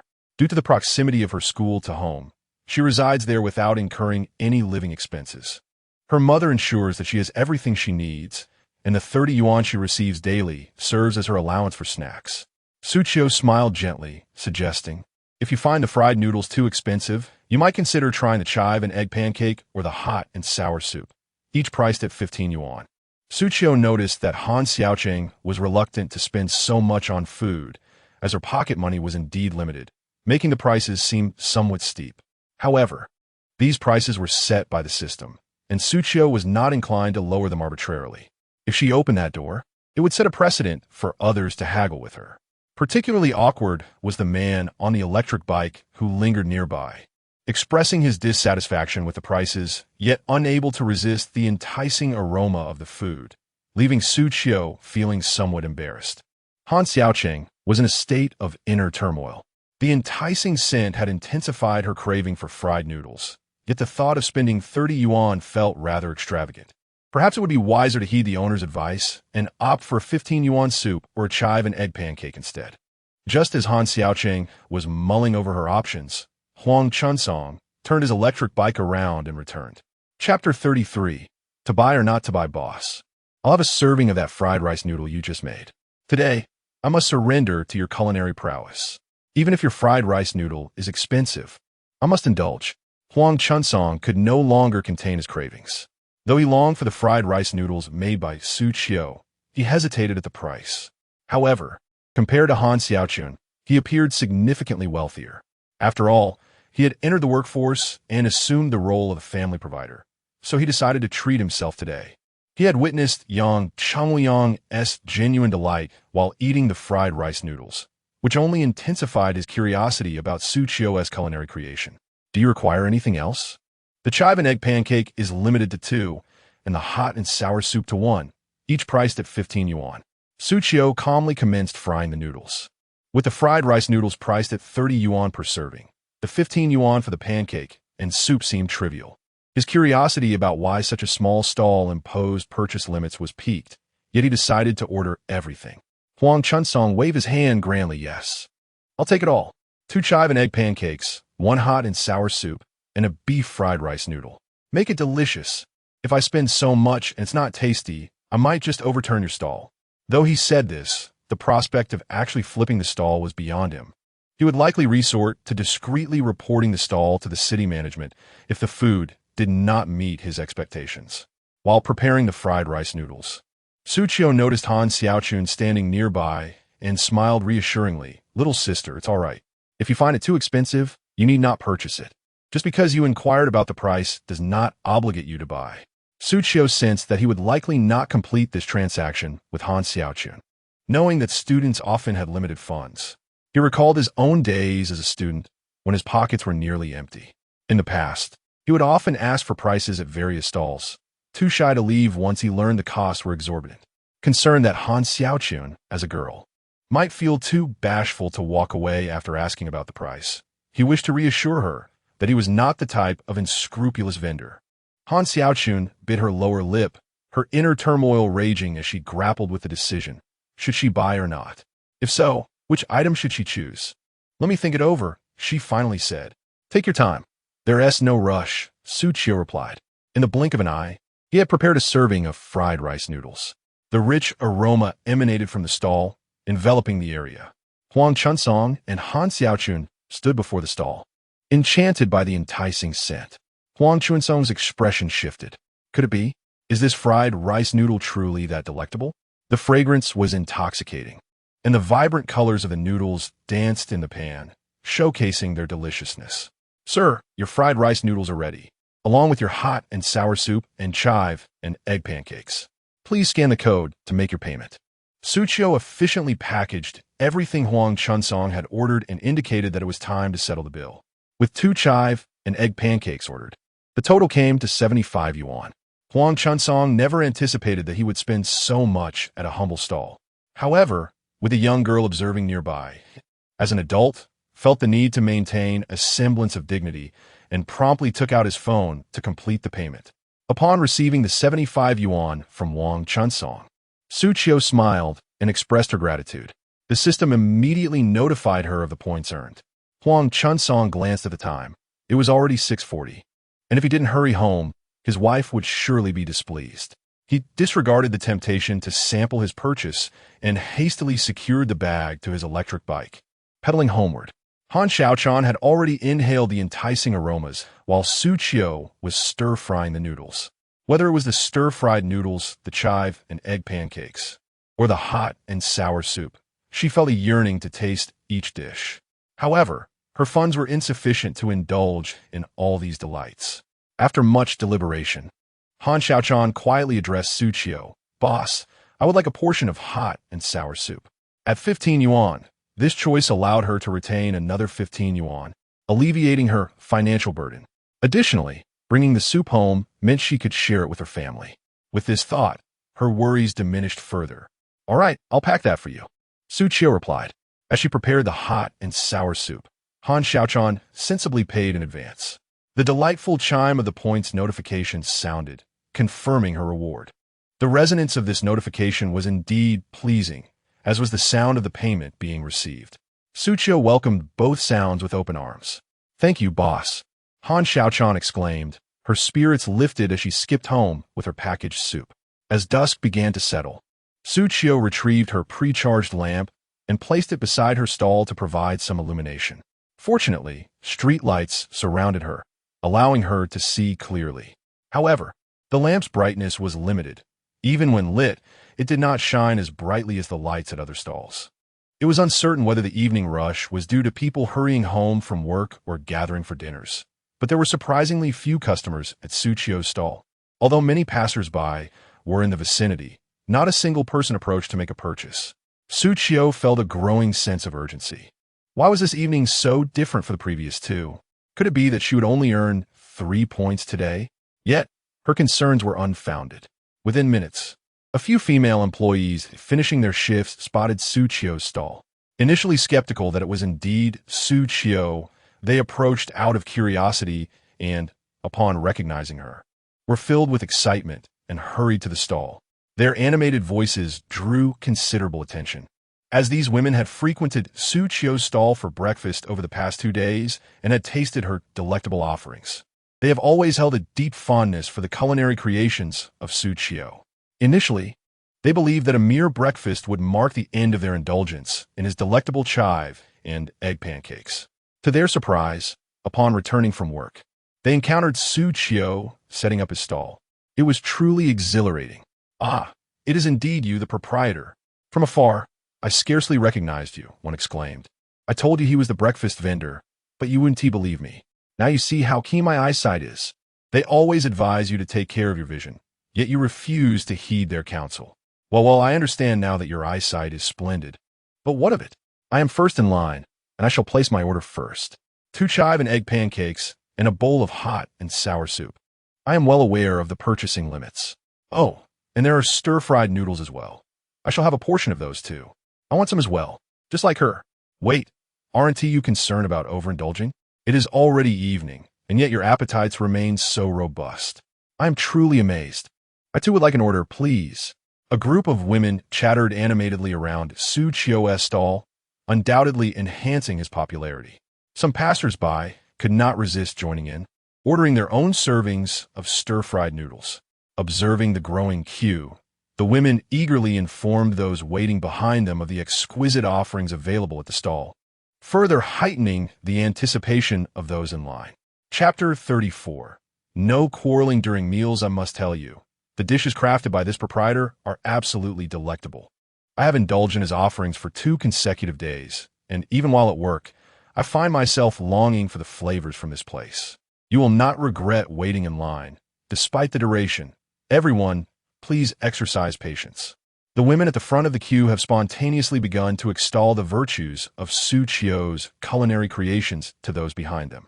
This only heightens the curiosity of the subsequent patrons regarding the extraordinary taste that has captivated these women. A man, also employed nearby, inquired with skepticism, "Is this for real? How delicious could it possibly be? Are you all deceiving us?" The initial group of women paid no heed to his doubts. After all, they had harbored similar uncertainties on their first visit. No amount of explanation would suffice. They preferred to let others experience it firsthand rather than waste breath in persuasion. Ultimately, they decided that further discourse was futile. However, they were in agreement that the flavor of the proprietor's new stir-fried noodles was exceptional, and they were grateful for their timely order. It was simply divine. As the crowd murmured among themselves, Xu Qiu, diligently cooking the noodles, remained undisturbed. The 5 women at the front were a group, and to expedite the process, Xu Qiu prepared all 5 portions simultaneously. Although the quantity was greater, the required time did not increase significantly. With a deft motion, Xu Qiu tossed the stir-fry in the pan, ensuring that the noodles remained intact, preserving both texture and aesthetic appeal. Remarkably, she completed the 5 servings in just over 30 seconds, demonstrating how high heat significantly reduces cooking time. "Your meals are ready," Xu Qiu announced, placing the 5 neatly packaged orders at the stall's front. The women, initially taken aback by the swift service, expressed their astonishment at the efficiency. "Here's the payment," one said. "Thank you for your support," Xu Qiu replied. Content with their meals, the 5 women headed towards Hana Park, eager to savor the delights contained within their bags. As Xu Qiu's stall lacked seating, the proximity of the park made it the perfect spot for them to relish their food. Once they departed, the patrons still in line eagerly requested their own servings of stir-fried noodles. To maintain the momentum of service, Xu Qiu continued to prepare 5 portions at once, ensuring both speed and consistency in flavor. Simultaneously, the aroma of the chive and egg pancakes sizzling on the griddle wafted through the air, serving as the finest advertisement for her culinary prowess. There is no need for Xu Qiu to elaborate on the deliciousness of her offerings. The enticing scent alone drew customers to her stall. Huang Chunsong's residence was not far from Hanha, and with the convenience of an electric bike, he reached home in no time. Huang Chunsong parked his electric scooter and returned home with the packaged items. Upon entering, he was immediately met with his wife's reprimand echoing from the kitchen. "You've been off work for quite some time. Where have you been wandering?" Why are you so late? Lu Xian chastised him as she placed the freshly cooked fish on the dining table. Realizing his wife's displeasure stemmed from his tardiness, Huang Chunsong hurriedly opened the bag in his hand and attempted to assuage her anger. Dear, please don't be upset. Look at what I brought. However, upon seeing the contents of the bag, which included stir-fried noodles, 2 chive and egg pancakes, and a bowl of hot and sour soup, Lu Xian's mood soured even further. Are you out of your mind? You come home this late just to buy this? The food from outside is unsanitary and high in calories. How do you know the quality of the ingredients? Our son is at that age where he craves good food. I worked hard to prepare a meal, and you two decide to bring home this nonsense. Are you trying to drive me crazy? No, dear, please don't be angry. I saw a young man selling stir-fried noodles on my way home from work, and the aroma was delightful, so I thought I would bring some for you to try. Huang Chunsong explained, his forehead glistening with sweat. He dreaded his wife's anger, knowing it could escalate into a significant issue. Seeing Huang Chunsong's earnest demeanor, Lu Xian's ire began to dissipate slightly. After all, he was not being selfish. He merely wanted to share a treat with her and their son. Her expression softened as she called out to their son, who was diligently working on his homework. Son, come out for dinner. Your father has brought something delicious for you. Upon hearing the mention of food, their son abandoned his homework and rushed out, brimming with excitement. What did Dad buy for me? Here, it is. Your father brought you stir-fried noodles. It's quite oily, so be sure to eat in moderation. Too much will upset your stomach, Lu Xian cautioned. Thank you, Dad. I love stir-fried noodles. The boy exclaimed, eager to dig in. He reached for the noodles with his hands, but Lu Xian quickly caught his hand, insisting, why the rush? No one is competing with you. We'll all eat together, but first, go wash your hands. Otherwise, you won't get a single bite. Seeing his son's exuberant demeanor brought Huang Chunsong immense joy. While their son washed his hands, Lu Xian brought out a plate of greens and a plate of tofu, casually asking, by the way, dear, how much did you spend on these today? Since Huang Chunsong mentioned buying from a street vendor, she assumed it wouldn't be too much, merely a casual inquiry. Without a second thought, Huang Chunsong replied, a total of 75. What? 75? Huang Chunsong, you extravagant man. 75 for such a small amount of food? Have you lost your mind? Lu Xian's voice rose sharply, her gaze fixed on him, filled with disappointment. She had initially thought the total would be at most 30 or 40, never expecting it to reach 75. It seems that my husband has lost his senses to purchase such items. Realizing his mistake, Huang Chunsong bitterly remarked, Dear, please do not rush. I too find the prices at this stall rather steep, which is why I lingered for quite some time. After observing others relish their meals, I decided to buy some, believing the flavors would be satisfactory. Let us taste it first, and if it does not meet our expectations, we shall refrain from purchasing again in the future. Lu Xin, however, was not easily placated. The knowledge that her husband had spent 75 yuan on such a meager assortment reignited her anger. Just as she prepared to deliver a stern lecture to Huang Chunsong, their son, having washed his hands, took his seat at the dining table. Mom, I am hungry. Let us eat soon, he declared. In truth, he understood that a storm was brewing between his parents and sought to avert it with his timely interjection. Seeing her son seated obediently at the table, Lu Xian resolved to postpone any disputes until after their meal, believing it inappropriate to argue while dining. Huang Chunsong, acutely aware of the impending lecture, feigned ignorance and proceeded to unpack the items from the bag, arranging them neatly on the table. As he opened the packaging, a familiar aroma wafted through the air. Both Lu Xian and their son caught a whiff of the enticing scent, with the latter eagerly brandishing his chopsticks, urging Dad, I want to eat the stir-fried noodles. Chapter 35. Go buy it for me again before Huang Chunsong could serve his son any stir-fried noodles. Lu Xian swiftly placed a pair of chopsticks filled with noodles into her son's bowl. The portion was modest, merely intended for her son to savor the flavor. She too detected the enticing aroma of the noodles, and inexplicably, her mouth began to water. Yet, she couldn't help but scold him. Why did you buy such expensive food? Look at this table. I have fish, tofu, and greens. All 3 dishes together cost just 23 yuan. With the money you spent on this, I could have bought 3 meals. Huang Chunsong quickly donned a smile, saying, My dear wife, I know you're the best. Please don't be angry. Here, try this chive and egg pancake. It looks quite delightful. While I was waiting, the aroma was simply irresistible. If it weren't for you two, I would have devoured it on my way here. He then placed a chive pancake in a Lu Xian's bowl.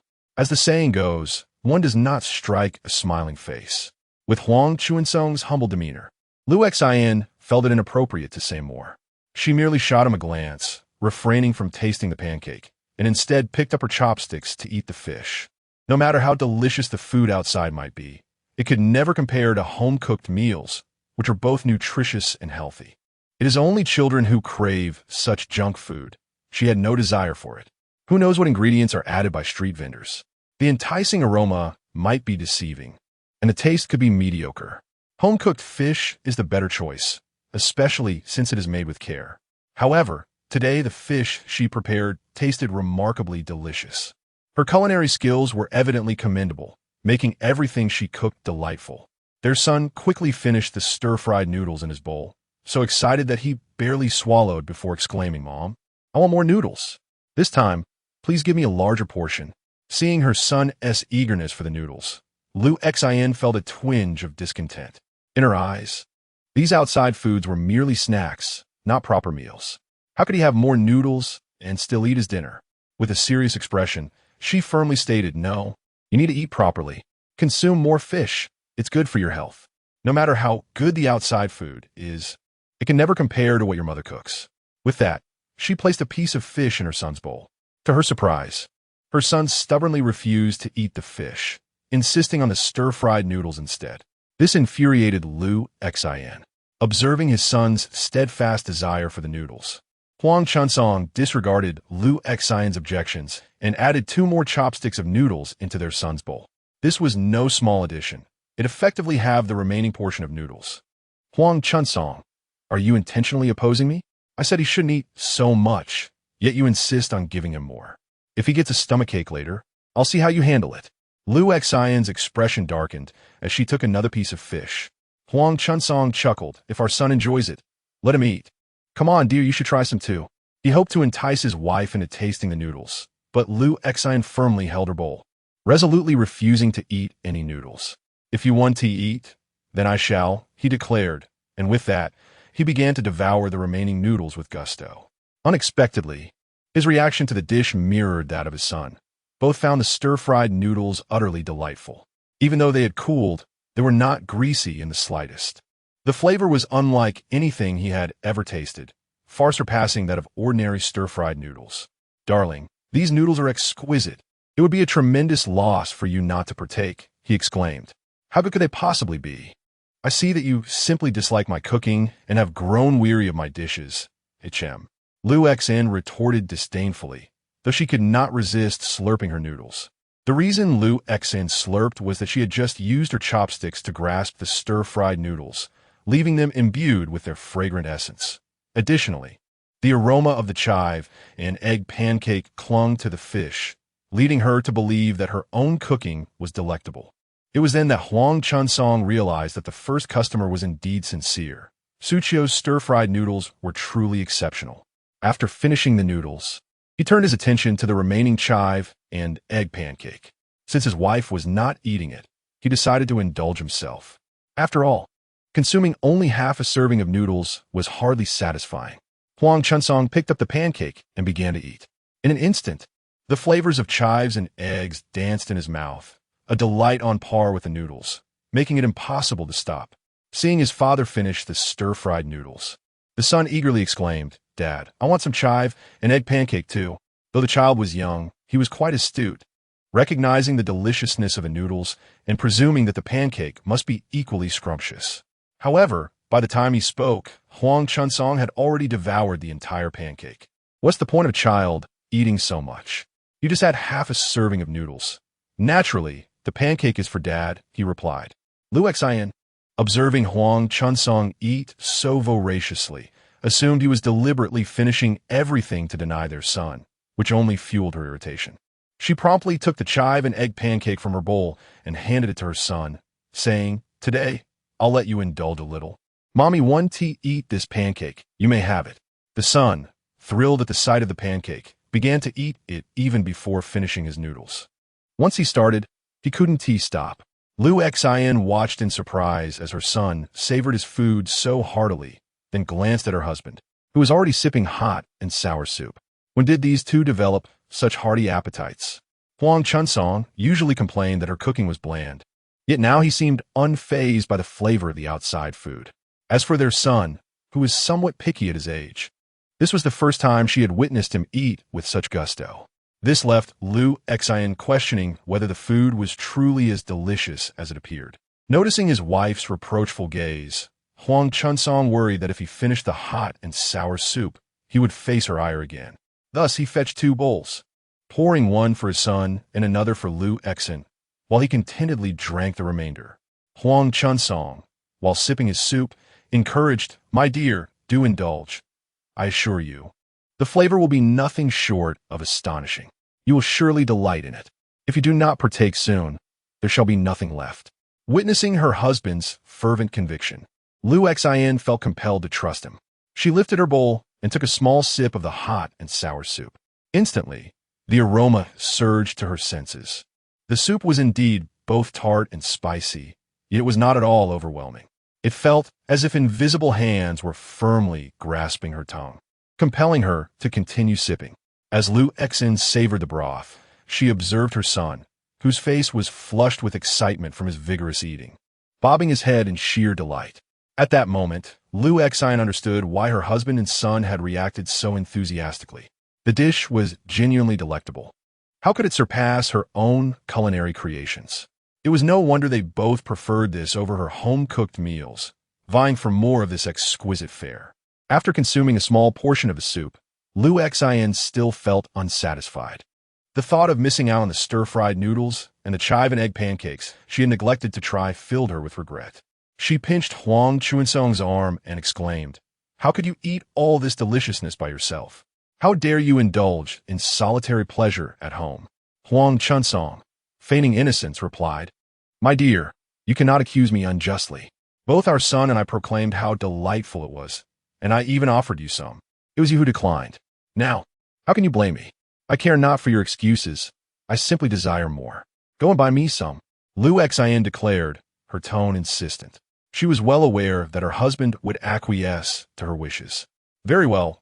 Wait for me a moment," Huang Chunsong said, swiftly finishing the soup in a few gulps before hurrying outside. He, too, had not had his fill and was eager to procure more. It would take little time to rush over now. Chapter 36. I will add more money for you. When Huang Chunsong arrived at Xu Qiu's stall on his electric bike, he was utterly astonished. Just moments ago, the stall had been deserted, yet now it was teeming with customers queuing up.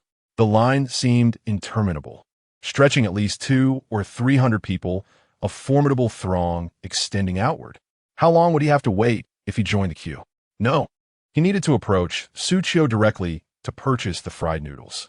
At that moment, Xu Qiu was engaged in conversation with some customers in line. So Huang Chunsong hurried over. "I'm sorry, but you really shouldn't wait in line anymore. There is hardly anything left at the stall, and I'll be closing soon. Continuing to queue would be a waste of your time. You might as well go buy from elsewhere." Xu Qiu advised the customers still lining up. These patrons had just arrived, so it was still timely to dissuade them from queuing. The longer they waited, the more likely they would miss out on the food, leading to disappointment. Xu Qiu didn't want to squander their time, hence his preemptive warning. The customers, understanding the situation, took his words to heart and began to disperse. However, a few remained, unwilling to give up just yet, though Xu Qiu chose not to press further. He had already made his point. They could decide for themselves. After all, he could not forcibly shoo them away. Seeing this unfold, Huang Chunsong swallowed the words he had intended to speak. If Xu Qiu was disallowing others from queuing, it was evident that he would not get served if he joined the line. He resolved to approach the stall directly instead. It wouldn't be too late to take the food home. Huang Chunsong then followed Xu Qiu back to the front of the stall. He craned his neck and called out, "Do you remember me, boss? I just bought some fried noodles from you earlier. My wife and child adore your dishes. Please give me 3 portions of fried noodles, 10 chive and egg pancakes, and 3 bowls of hot and sour soup." He indiscriminately began placing his order. Having tasted only a sample of the fried noodles before, he found it utterly unsatisfying and decided to purchase more. If he was going to indulge, he would do so heartily. Xu Qiu recognized Huang Chunsong. This was the man who had been lingering on his electric bike earlier, expressing dissatisfaction with the prices and even threatening to overturn his stall. However, Xu Qiu paid it no mind, continuing to fry noodles while responding, "Brother, as you can see, there's quite a long queue here. Your behavior isn't very considerate, and there's a limit on purchases, so you can't buy more than that." Huang Chunsong, upon hearing this, felt a surge of urgency. How long would he have to wait if he joined the line? More importantly, Xu Qiu had already mentioned that supplies were running low, which meant that even if he queued, he might end up empty-handed. His desire for Xu Qiu's food was overwhelming. It would be disheartening not to enjoy it today. Thus, he lowered his voice and said, "Consider yourself lucky today. I'll pay you extra. I'll add 2 yuan for each portion. Would that be acceptable?" Huang Chunsong believed himself to be quite magnanimous, yet he inadvertently stirred discontent among those around him. The 2 young ladies clad in professional attire also expressed their displeasure. "Could you kindly join the queue?" one of them implored. "We are all waiting here, and I have been in line for over 10 minutes. You arrive and cut in. What do you think the others will think?" Upon hearing the young lady's remarks, others began to voice their disapproval of Huang Chunsong's actions, leaving him feeling somewhat embarrassed. He had merely slipped into the line discreetly. How could such a minor transgression attract such attention? He hastily responded, "I did not intend to cut in line. I was merely inquiring if the owner could sell me a little more. Please do not misunderstand." At that moment, a woman behind him, wielding a fan, began to berate Huang Chunsong with great fervor. "Do you not understand simple human language?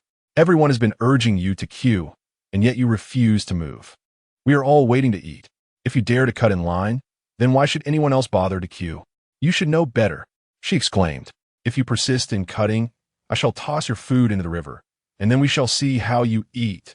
If you wish to buy 1 portion, I shall throw 1 portion away." Faced with such resolute opposition, Huang Chunsong, despite his urgency, dared not breach the line any further.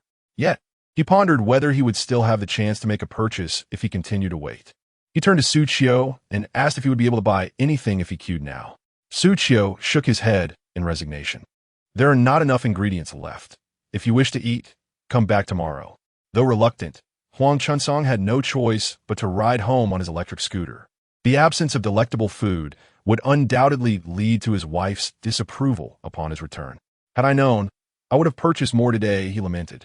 Who could have anticipated such a surge in popularity for this humble stall? It is truly perplexing. Yet, upon reflection, there is nothing strange about it. After all, the fare is simply delicious. Many, like Huang Chunsong, had tasted the offerings and wished to return for more, but the overwhelming crowd forced them to abandon their desires. They could only regret not having purchased more when they had the chance. Chapter 37. Unspoken understanding. Han Xiaochan returned home with a bowl of hot and sour soup she had purchased, her heart brimming with joy. Upon entering, she noticed her mother, Han Ma, diligently preparing vegetables.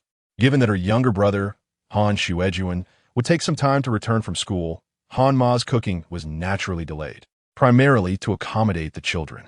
After all, if the meal were prepared too early, it would be cold by the time the children arrived home. Seeing her daughter, Han Ma smiled and inquired, "Xiaochan, you're back. Where's your brother? Didn't he come with you?" Han Kueyun, a year younger than Xiaochan and attending the same high school, usually accompanied her home, but today she had returned alone. After changing into her slippers, Han Xiaochan approached her mother and replied, "Xiuejuan said he would return home with his classmates today, so I came back first. Is he not home yet?" Xiaochan had assumed her brother would have arrived before her, only to find herself the first to return. Han Ma shook her head. "Oh dear. He is probably chatting and strolling along with his friends. No need to worry. You should be back shortly." She handed Xiaochan the prepared vegetables, saying, "Xiaochan, could you wash these for me? I'll start cooking now, and your father and Xiuejuan will be home just in time for dinner." Understanding her mother's request, Xiaochan took the basket into the kitchen to wash the vegetables. The siblings often helped with household chores, accustomed to sharing responsibilities. Their home exuded a warm atmosphere. Their parents seldom quarreled, and the sibling bond was strong, with rarely a harsh word exchanged. "By the way, Mom, I bought a bowl of hot and sour soup on my way home. Since Dad and Xiuejuan aren't here, shall we have a taste together?" A bowl of soup would vanish in just a few sips, and Xiao was concerned that her mother might be feeling hungry after working for so long. She had resisted the temptation to devour the soup on her way home, having seen Xu Qiu prepare it, which had made her mouth water uncontrollably. It was quite an accomplishment to wait until she got home to indulge.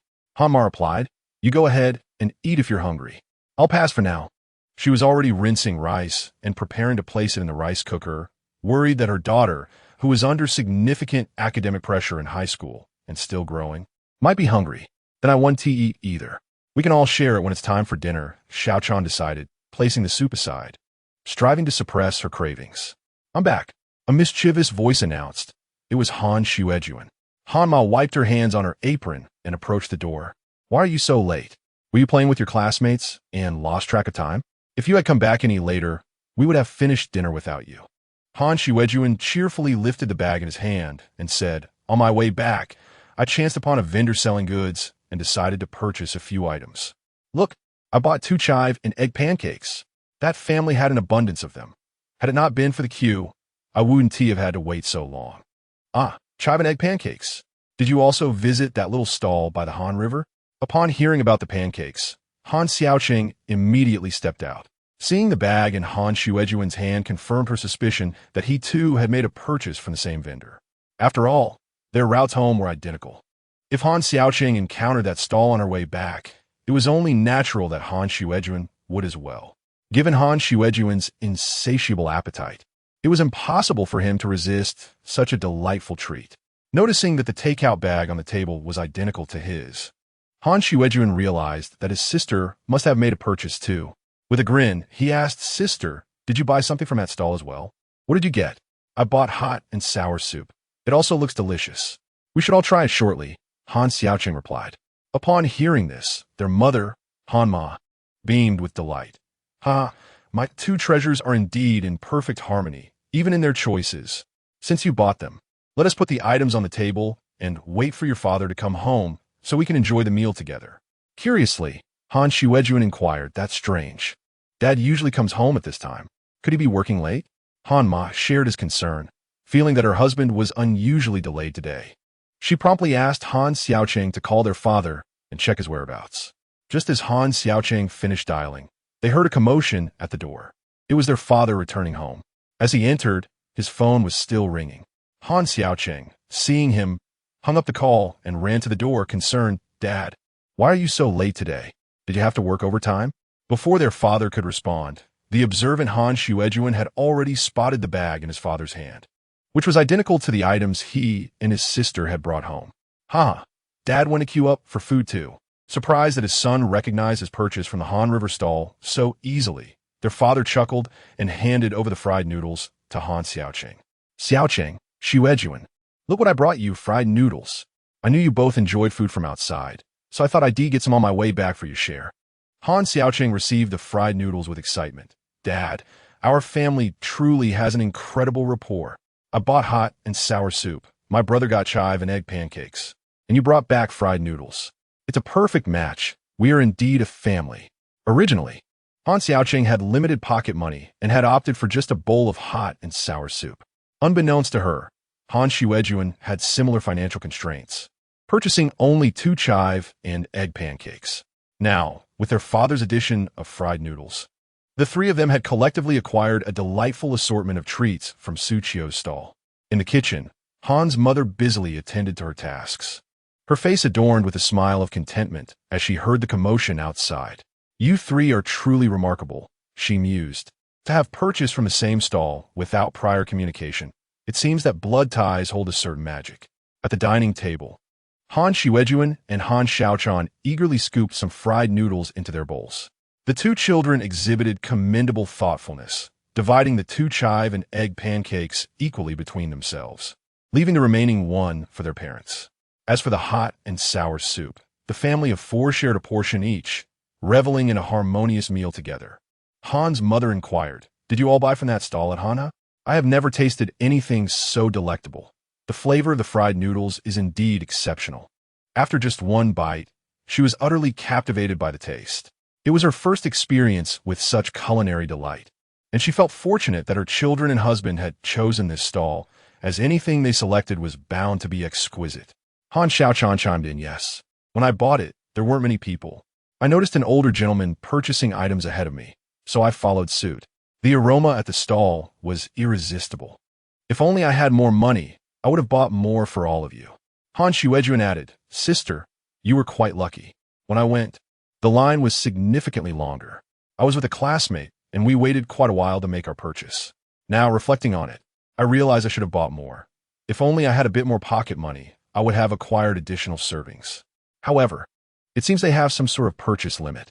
Alas, with such delicious offerings, I would have loved to buy 10 or 8 portions. Despite the wait, Han Xuejuan felt it was worth it to savor such delightful food. Han's father remarked, Initially, I had no intention of queuing, but I spotted a colleague in line who insisted I join him. He claimed the food from that stall was exceptional, so I approached with an open mind and bought a little. Indeed, it was delicious. Had I known, I would have purchased several portions. This hardly feels sufficient. I truly apologize, my dear. While you usually prepare wonderful meals, this fare prepared by the youth is simply irresistible, seeing his wife and children so blissfully enjoying their meal. Han's father expressed his heartfelt sentiments. Although his wife's cooking was indeed delightful, it paled in comparison to the culinary treasures from the stall. The Han family savored their dinner in joyous unity, all agreeing that Xu Qiu's creations were extraordinarily delicious, prompting them to plan a return visit the following day. Chapter 38. The delicacies crafted by Boss Xu in stark contrast to the lively abode of Han Xiaocheng. Yang Chungliang was a solitary bachelor. Upon returning to his rented apartment after a long day at work, he found himself devoid of companionship. Yet, he felt no trace of loneliness. In fact, he relished the solitude. For him, the presence of another would only necessitate sharing the delectable provisions he had procured. Should he encounter a capricious girlfriend, he might find himself deprived of even the slightest morsel. Thus, he felt fortunate to indulge in these culinary delights all to himself. Upon arriving home, Yang Chungliang arranged his purchases upon the table, capturing a photograph to share on his social media, accompanied by the caption, What a coincidence! I chanced upon a vendor selling chive and egg pancakes after work. Today, I was the first customer and had the pleasure of tasting the chef's new stir-fried noodles. Truly exquisite, a decision I shall never regret. After editing his post, he promptly shared it. Within moments, he was greeted with a flurry of likes and comments, predominantly from his colleagues and a few friends and family members who had seen his post. The majority of comments came from his co-workers, all of whom had previously indulged in the chive and egg pancakes and the tangy soup at Xu Qiu's stall, leaving them yearning for that delightful taste. They had assumed that Xu Qiu only operated in the morning, and were astonished to discover that she also set up her stall in the evening. What a missed opportunity. Consequently, inquiries about Xu Qiu's new location began to flood in.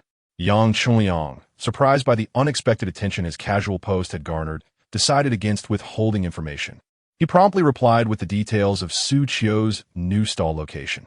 After noting the new coordinates, his friends fell silent, likely contemplating a swift visit after work to procure some food. Though the photograph of the stir-fried noodles had already been half consumed, it still appeared utterly delectable. He resolved to taste Boss Xu's new offering on his next visit. Yet, a pang of regret washed over him. Was it wise to so openly disclose the stall's location in the comments? By replying to his own post, he had effectively made the information accessible to all, regardless of whether they had commented or not. Today, fortune favored him, as the new location was still a well-kept secret, sparing him from queues. However, the prospect of future visits, now that everyone was aware, filled him with dread. The thought of needing to wait in line for Boss Xu's culinary creations unsettled him. In a moment of urgency, he hastily deleted the comment that revealed the location. Yet, it was too late. Many had already seen it. Amid the comments, one name caught his eye, stirring a whirlwind of emotions. Feng Yale. She was his goddess. Yang Chungliang had harbored feelings for Feng Yale since her first day at the company. A day he vividly recalled when she had graced the office in a flowing dress that accentuated her elegance. The swaying hem of her skirt and the subtle fragrance emanating from her captivated Yang Chungliang utterly. From that moment onward, he found himself deeply infatuated with Feng Yale. Yet, He was acutely aware of his own limitations and hesitated to pursue someone as remarkable as her. After all, such an exceptional individual naturally attracted numerous admirers. Within the confines of the company alone, Yang Chengliang knew of at least 7 or 8 individuals who harbored feelings for Feng Yale, not to mention those who secretly admired her. The competition was fierce, and he recognized that his chances were slim. Thus, he could only harbor his affection in silence. Typically, Feng Yale had never engaged in conversation with him, nor had she ever liked any of his posts on social media. This was the first occasion she had taken the initiative to speak to him. Her comment was, "What is there worth sharing about such an ordinary dinner?" Feng Yale had always maintained an air of superiority, and her words were indeed characteristic of her demeanor. Yang Chengliang, however, was too overwhelmed by the fact that his goddess had commented on his post to dwell on her sardonic remark. He felt as though fortune had smiled upon him. He quickly composed himself, trembling as he opened the typing box, eager to respond to Feng Yale. However, after drafting a message, he felt it inadequate and deleted it. He then typed another lengthy response, but found it lacking as well, leading to further deletions. After several minutes of this back and forth, he still had not replied to Feng Yale.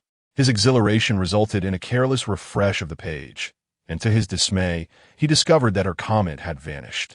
Yang Chengliang felt a wave of despair wash over him. How could he have been so hesitant? If only he had responded to Feng Yale promptly. Her prideful nature surely meant she was displeased by his silence, prompting her to delete her comment. Alas, he lamented his missed opportunity to connect with his goddess. With a mouthful of stir-fried noodles, he summoned his courage and finally opened the chat with Feng Yale. After taking a deep breath, he sent a message. "Good evening. I just saw your comment, but before I could respond, it disappeared." However, after sending the message, he received no reply. In a flurry, he edited and sent another message. "Yale, though this dish may appear simple and ordinary, it is truly delicious, and many people are queuing for it." Yang Chengliang thought to himself that the more he explained, the more convoluted it seemed. Ultimately, he added, "I know you might not believe me, but how about I bring you a portion to the office tomorrow? That way, you can judge for yourself whether I am speaking the truth." Despite the purchasing limitations at Xu Qiu's establishment, he reasoned that he could buy just one portion and have something else for breakfast the next day, presenting the dish to his goddess. This way, Feng Yale would know he was not deceiving her. The food prepared by boss Xu was genuinely delectable. Just when Yang Chengliang assumed Feng Yale would ignore him, his phone chimed with an incoming message. He opened it to find himself overwhelmed with excitement. Only a simple good from Feng Yale was returned, and nothing more was said. Yet, that solitary word was enough to bring immense joy to Yang Chengliang. He quickly typed, "I will definitely buy it for you tomorrow." After that, his phone fell silent. Nonetheless, this brought him unparalleled happiness. This was an opportunity bestowed upon him by the goddess. Even if it did not evolve into a romantic relationship, the prospect of drawing closer to Feng Yale filled him with delight. After sending the message, Yang Chengliang devoured a generous mouthful of fried noodles. Today, they tasted even more delectable. His heart brimmed with sweetness as he meticulously planned to rise early the next day to procure breakfast for Feng Yale. With the aid of a high-temperature wok, Xu Qiu's speed in preparing fried noodles had significantly increased. However, the efficiency of making chive and egg pancakes on a conventional frying pan was somewhat slower, yet manageable, as they had been prepped in advance, allowing for immediate cooking without keeping patrons waiting too long. Since the evening preparations were not extensive, by around 7:40, Xu Qiu had sold out all his ingredients. At this hour, Hanha Park was becoming increasingly populated. Some individuals, having worked late, emerged from their offices one after another, while others remained at work, laboring into the night. Many retirees and school children were also enjoying their time in Hanha Park. Xu Qiu felt that everything was splendid. He was certain to fulfill the tasks assigned by the system today. Having already dined, he was preparing to return home on his tricycle. However, while waiting at a traffic light, he unexpectedly encountered a familiar face, his boxing coach, Hongshi. Initially, Xu Qiu did not recognize him until Hongshi greeted him first. "Xu boss, what a coincidence. Where are you headed?" At that moment, Hongshi, clad in a tank top that showcased his well-defined muscles and wearing a black helmet, appeared particularly imposing on his motorcycle. Upon hearing Hongshi's voice, Xu Qiu recalled that he had previously purchased items from his stall and replied with a smile. I just finished my shift and am heading home now. What? You're still selling at night? Hongshi exclaimed, his voice rising in excitement. Bystanders waiting at the traffic light turned their heads in curiosity towards their conversation. Ignoring the attention, Hongshi leaned his motorcycle closer to Xu Qiu's tricycle. Su boss, I thought you only operated in the morning. Why are you out here at night? Hongshi felt a pang of regret, realizing he was unaware of Su boss's evening endeavors. If I had known, I would have come over for a bite. I was just pondering what to eat tonight, and now I see there are fried noodles at your stall. What a pity. I adore fried noodles. Had I known sooner, I would have surely bought some to savor. Chapter 39. The food truck. Xu Qiu casually concocted an excuse, simply wishing to earn a little extra money by setting up a stall, vowing never to sell breakfast again, as he could hardly rise in the morning. Hongshi, with a hint of reluctance, lamented, if you cease your breakfast sales, what shall we eat? We rely on your morning offerings for our motivation to work. Su, you truly do not comprehend how heart-wrenching it would be for us if we could no longer savor your delightful breakfasts. As he spoke, Xu Qiu noticed the corners of Hongshi's eyes glistening with unshed tears, which surprised him greatly. He had always assumed that a tough man like Hongshi would not be so easily moved to tears. Had he truly developed such a fondness for Xu Qiu's culinary creations? Su, what time will you be setting up your stall in the evening? I shall definitely come to support you, Hongshi inquired, realizing he had been overly dramatic. After clearing his throat, he continued, although we won't have your breakfast, we can still enjoy your cooking in the afternoon. Hongshi nodded in reluctant agreement. There was little they could do. They could not pressure Xu Qiu to operate in the mornings. He had heard that running a stall was quite arduous, demanding both physical strength and mental stamina. And he certainly did not wish for Xu Qiu to exhaust himself. After all, waiting a few extra hours for Xu Qiu's culinary delights was a small price to pay. Breakfast might be lost, but dinner would still be a treat. I will definitely be there tomorrow, Xu Qiu affirmed, revving the engine and speeding away. Just then, the green light illuminated, and they could not linger idly on the road. Xu Qiu found the situation amusing. Hongshi had initially intended to recruit him to learn at his boxing gym, yet he had inadvertently become a devoted patron of Xu Qiu's offerings. Once home, Xu Qiu eagerly summoned the system. System, how many points do I have now? Can I draw a prize? He had been so busy attending to customers while operating his stall that he had lost track of the number of patrons he had served. It was far easier to inquire with the system for a swift answer. Response: Host, your current points total 507. You have met the conditions for a prize draw. Would you like to proceed? Let us begin the draw. Xu Qiu replied without hesitation. In order to fulfill the tasks set by the system, he had resolutely committed to setting up his stall twice a day, which had left him utterly fatigued. His back ached, and his hands felt numb. Thankfully, the high-powered wok had been a tremendous aid, requiring little effort for cooking. Had he been using a standard frying pan, he would surely have been unable to operate the stall the following day. As the draw concluded, Xu Qiu was taken aback to see a small food truck displayed on the system panel. Could it be that he had won a vehicle? His voice trembled with barely contained excitement. Could it truly be a truck? This is too good to be true. Congratulations, host, you have won a food truck. The reward has been deposited in your garage. Please retrieve it at your convenience. Nice. System, you are truly remarkable.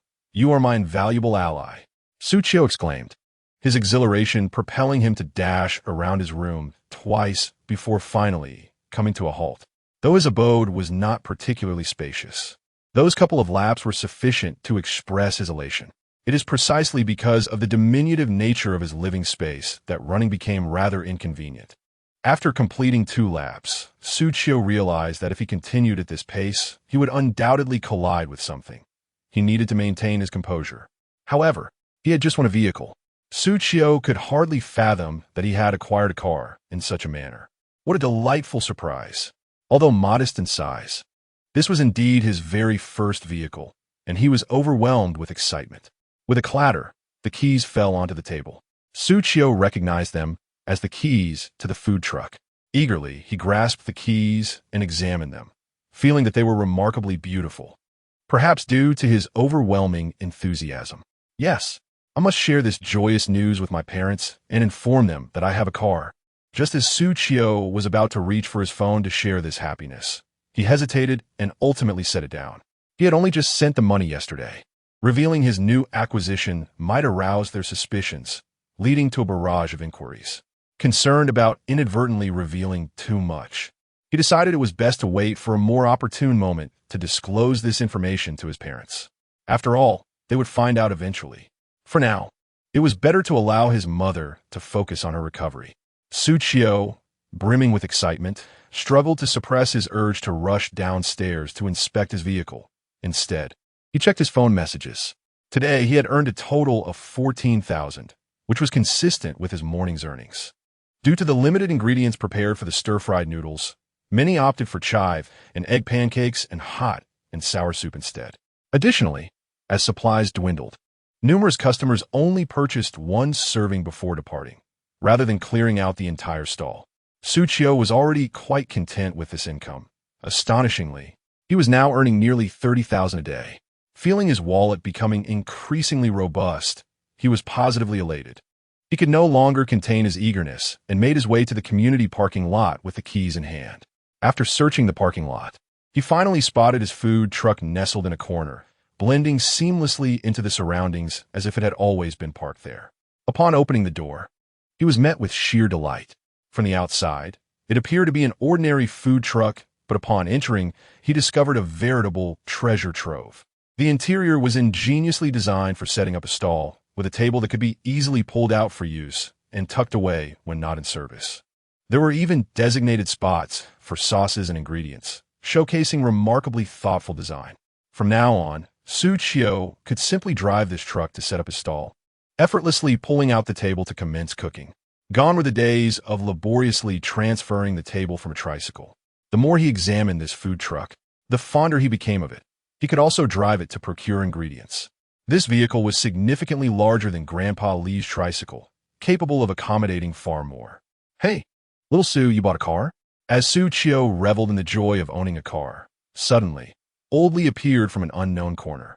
Upon seeing him, Xu Qiu felt a surge of happiness and remarked, "Indeed, it's a recent purchase." Old Li chuckled warmly, "Wonderful. Owning a car is a significant achievement. It's impressive how quickly you've acquired one. The future looks promising. By the way, Old Li, here are the keys to your tricycle. I apologize for using your vehicle for so long." Old Li waved his hand dismissively. "Oh, it's no inconvenience at all. I seldom drive, so it was perfect for you to use. Besides, you've compensated me handsomely. Having used it for just 2 days, I should be the one expressing my gratitude." Old Li regarded Xu Qiu with admiration, feeling that this young man had truly transformed. Chapter 40. Following the rules, Mr. Li. Recalling the arrangements he had previously made with Xu Qiu, inquired, "Young Xu, will you be able to arrange everything we discussed today for tomorrow?" He was aware that Xu Qiu was likely busy with his business and worried that the volume of their orders might overwhelm him. "Everything can be arranged. Not just for you, but for the other gentlemen's orders as well," Xu Qiu assured him. With this response, Mr. Li finally felt at ease and continued, "By the way, my old friends have been urging me to ask you about the prices, as they wish to transfer the money to you promptly. Since I have run into you now, I won't disturb you later this evening, so as not to intrude on your rest."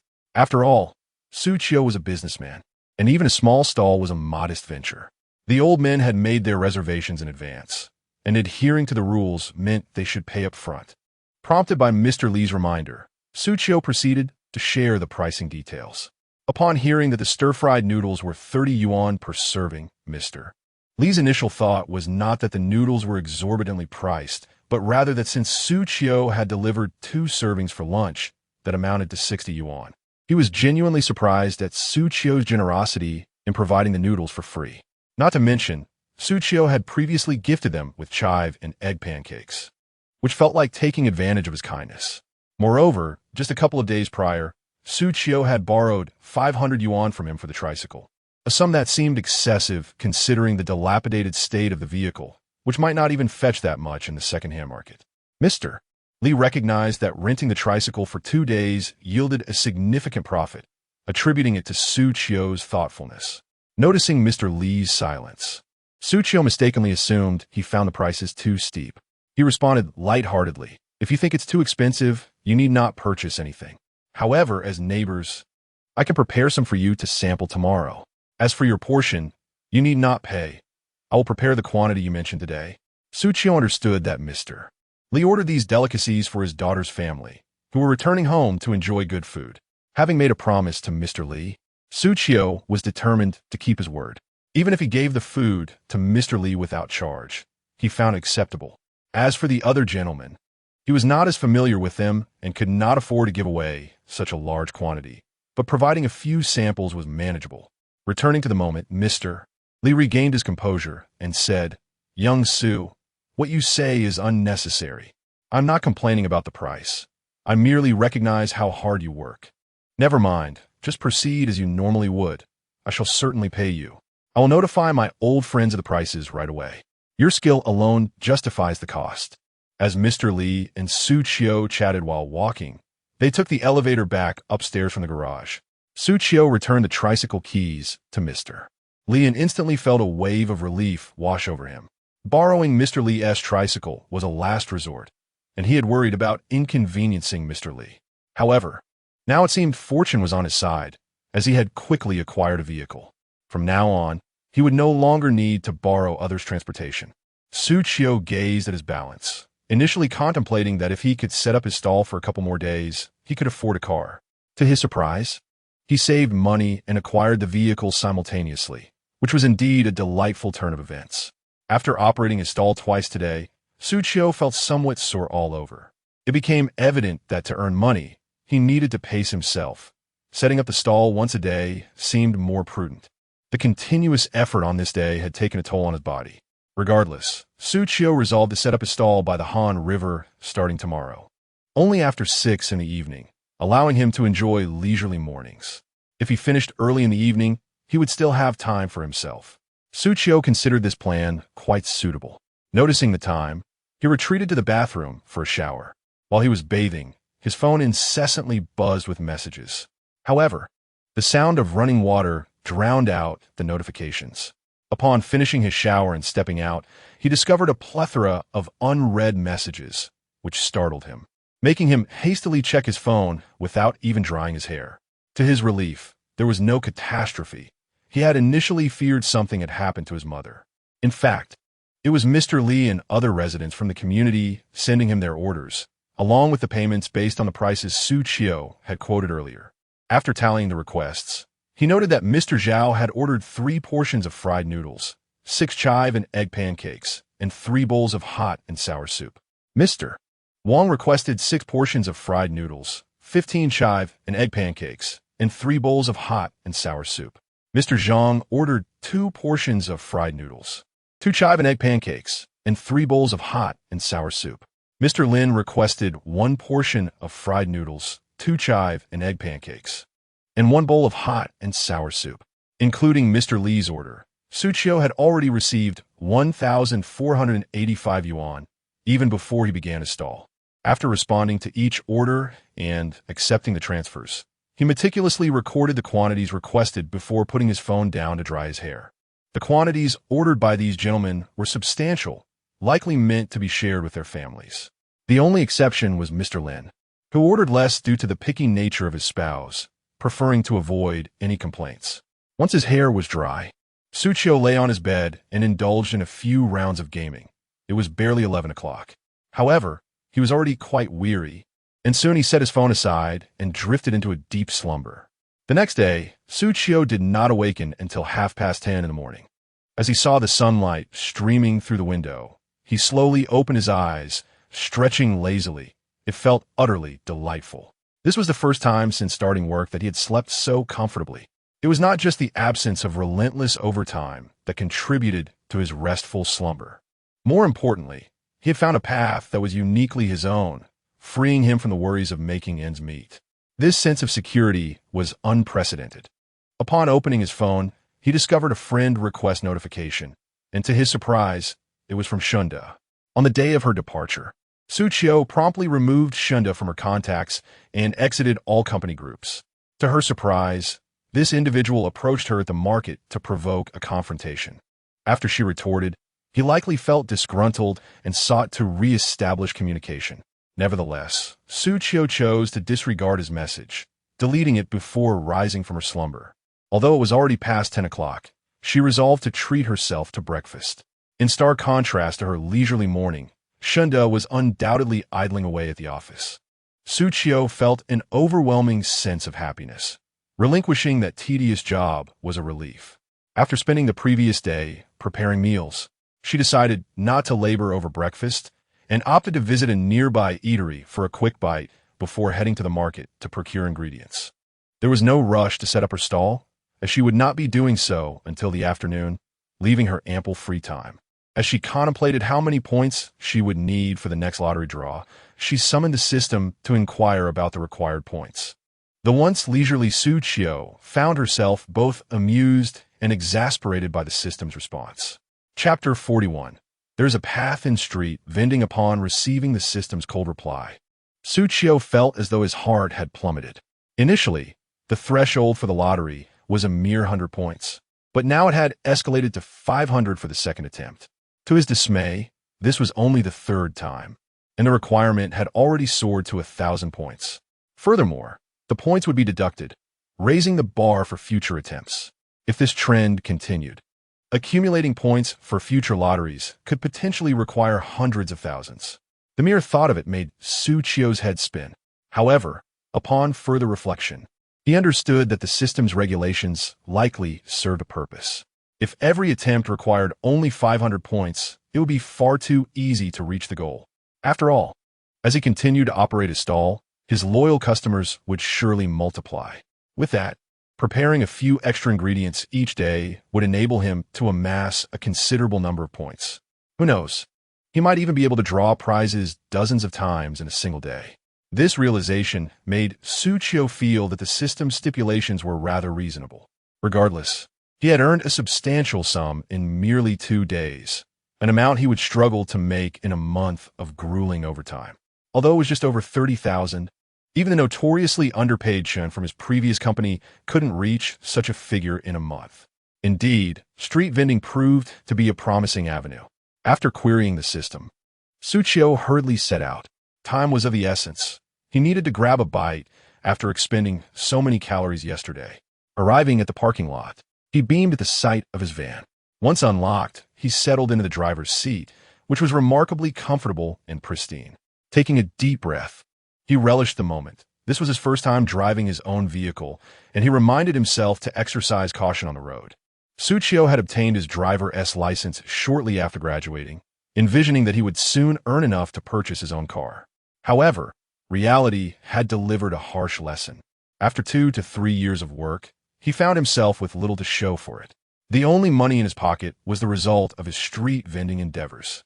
Having not driven in quite some time, he felt a twinge of anxiety, but excitement swiftly overtook him.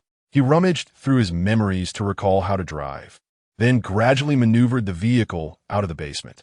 Not too shabby. Despite a bit of rustiness, his skills held up well. As he emerged from the underground garage, he spotted Grandpa Li and a few other elderly gentlemen returning from their grocery shopping. "Good morning, gentlemen. Just back from buying vegetables?" Xu Qiu greeted them with a smile. The older men were delighted to see him driving and responded warmly. "Ah, it's young Xu. Have you bought a new car? It looks splendid. How much did it cost?" One of them inquired. "It's almost noon, but it still feels early. We just returned from the supermarket after picking up some eggs." "Ah, what a remarkable achievement.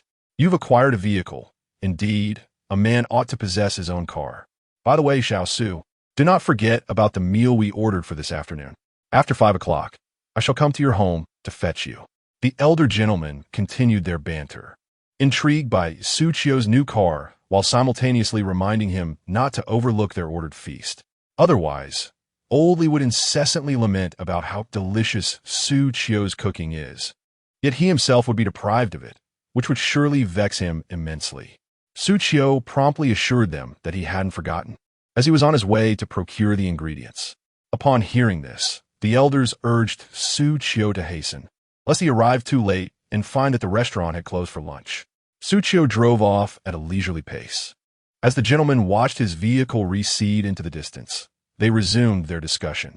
Old Lin remarked, "This Xu Qiu lad is quite commendable. He is very ambitious." Old Li quickly replied, "Indeed, I noticed his potential early on, which is why I've been looking out for him. It brings me great joy to see him prosper." Old Zhang interjected, "But Old Li, are you certain about this? Is that lad's cooking truly as delectable as you claim?" Old Li, with a look of disbelief, retorted, "You, Old Zhang, are always so inquisitive. I've told you countless times it is delicious. You'll find out this afternoon." Old Zhang chuckled. "Look at you, old man. You grow irritable with just a couple of questions." Xu Qiu recalled that there was a breakfast shop just ahead, one he had frequented several times before, and the food was quite delightful. At this hour, nearly 11 o'clock, the establishment should be relatively empty.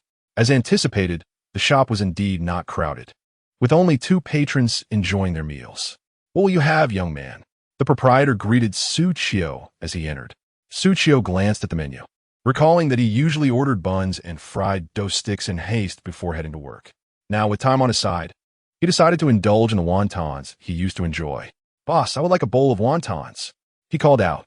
The proprietor immediately relayed the order to his wife in the kitchen. A few moments later, a steaming bowl of wontons was placed before Xu Qiu. He did not dive into the wontons immediately. Instead, he first took a spoonful of the broth, blowing gently to cool it before savoring it. Upon tasting the broth, Xu Qiu wrinkled his brow. He then picked up a wonton, allowed it to cool, and continued to eat.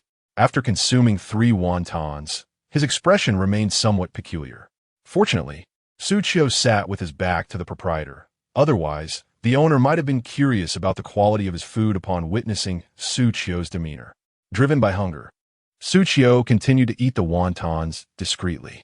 Soon, Xu Qiu finished a bowl of wontons. After settling the bill, he stepped out of the eatery, still savoring the faint echoes of the wonton-esque flavor on his palate. However, it was not the delectable nature of the dish that lingered in his mind, but rather its rather insipid taste. In the past, he had found the wontons here quite delightful. Yet, since acquiring the system, he had unwittingly developed a more discerning palate, rendering what once was enjoyable merely mediocre in his eyes. Nevertheless, as long as it sufficed to satiate his hunger, he felt no need for further indulgence. It was not the decline in the proprietor's culinary skills, but rather his own improvement in cooking that had led him to experience far superior wontons. Xu Qiu then drove towards the market. Chapter 42. Former colleagues. Upon arriving at the market, Xu Qiu adhered to her usual routine by first visiting the vegetable stall. Uncle Lu, the vendor, greeted her with a smile, saying, "You're here quite early today.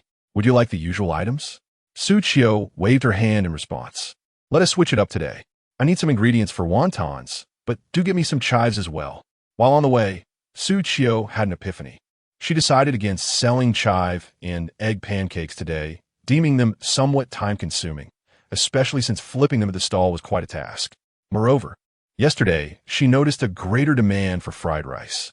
Thus, she resolved to introduce a new dish, wontons. This not only allowed more people to savor diverse culinary delights, but also catered to her own cravings for wontons. Since she hadn't quite satisfied her appetite at the breakfast shop, she planned to prepare some at home later. However, the elderly gentlemen in her community had already placed their orders, so she still needed to procure some chives to prepare pancakes for them. Uncle Lu, understanding her status as a valued customer, continued to select the freshest vegetables for her without further inquiry. Since she had driven, Xu Qiu decided to purchase double the usual quantity of ingredients. Recently, many customers had missed out on her offerings, and they were often reluctant to let her leave once her stall was closed. Given that she had committed to full-time vending, she figured it prudent to sell more, especially as her van had ample space.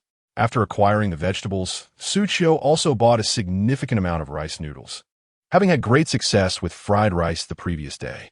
In addition to rice noodles, she opted for some noodles as well, diversifying her menu further. The preparation steps and required accompaniments for fried rice and fried noodles were largely similar, making it easy to add another variety without much hassle. Today, she planned to sell fried rice, fried noodles, hot and sour soup, and wontons. Focusing on fried dishes would enhance her efficiency, as the high-heat wok allowed for rapid serving. The rice noodle vendor, noticing the substantial quantity Xu Qiu was purchasing, congratulated her on her thriving business. Xu Qiu also took the opportunity to buy over 10 pounds of beef and 20 pounds of pork. The beef was intended for the fried rice, while the pork would be used for the wontons. She also acquired some wonton skins, although Xu Qiu could make the wonton skins herself. Doing so for a large batch was impractical, so she opted to skip this step. However, today, as wonton sales were merely an experiment, her primary focus remained on fried rice and fried noodles. The speed at which she could serve from her high-heat wok was simply irresistible. The ingredients she purchased nearly filled her van. Unlike those vans designed solely for transporting goods, her vehicle was relatively compact but still possessed a commendable capacity, sufficient for her current sales volume. After driving for a while, Xu Qiu was gradually becoming more accustomed to handling the vehicle, despite Xu Qiu's cautious driving throughout the journey. An unexpected incident occurred at an intersection when a young man suddenly dashed onto the road. Fortunately, Xu Qiu had been vigilant and managed to halt the vehicle just in time. Although the situation did not escalate into a grave mishap, it certainly startled Xu Qiu. Promptly, he exited the car to check on the young man, realizing he could not simply drive away under the circumstances. Upon approaching the young man, Xu Qiu spoke with a hint of indignation. "It is a red light. What compelled you to rush onto the road? Such behavior is perilous." The young man, still recovering from the shock of his actions, was drenched in cold sweat and stammered, I apologize. It was unintentional. I was a bit dazed and failed to notice the red light." He had been preoccupied with his thoughts, and for reasons unknown, he had stepped onto the road despite the glaring signal. Luckily, the street was not crowded at that moment, and Xu Qiu's cautious driving ensured that the speed was low, averting a more troublesome outcome. Seeing the dazed young man gradually calmed Xu Qiu's nerves. "As long as you are unharmed, that is what matters. Please be more careful in the future. It is unwise to be so absent-minded when crossing the street," he advised. The young man had anticipated a reprimand, but was surprised to find that Xu Qiu's initial anger was merely a reminder. He nodded in acknowledgement and departed. With the young man now gone, Xu Qiu returned to his vehicle, needing to head home. He felt relieved that no accident had occurred. It would have been unfortunate for his new car to sustain damage on its inaugural journey. Nevertheless, he felt a twinge of discomfort. The young man's demeanor, which mirrored his own age, appeared profoundly despondent, as though he had been burdened by unfortunate events. Xu Qiu sensed a reflection of his past self in the young man. Surely, he must be grappling with some difficulties. Thankfully, Xu Qiu was not inherently an irritable person. Had he been a different driver, he might have reacted with anger. Regardless of fault, as Xu Qiu continued driving, he spotted a familiar figure on the roadside attempting to hail a taxi. Upon closer inspection, he recognized Fang Xilan, a former colleague. He halted the car directly in front of her. Noticing the vehicle, Fang Xilan waved her hand dismissively, saying, "I'm not calling for a ride." Initially, she assumed Xu Qiu was a rideshare driver who had mistaken her for someone else, prompting her hasty explanation. However, Xu Qiu did not drive away. Instead, he gradually lowered the window. "Fang Xilan, what brings you here?" he inquired. Upon hearing his voice, she turned her gaze to him, astonished. "Xu Qiu, I was just about to ask you the same. I thought you were a rideshare driver." A smile spread across her face upon recognizing him, as she had been perplexed by the sight of a van operating as a rideshare vehicle. She had not given it much thought until she realized that the person behind the wheel was Xu Qiu, who had only recently resigned from the company. "Where are you headed? Would you like a ride? It's not easy to catch a taxi around here." Xu Qiu was aware that hailing a taxi in this area could prove challenging.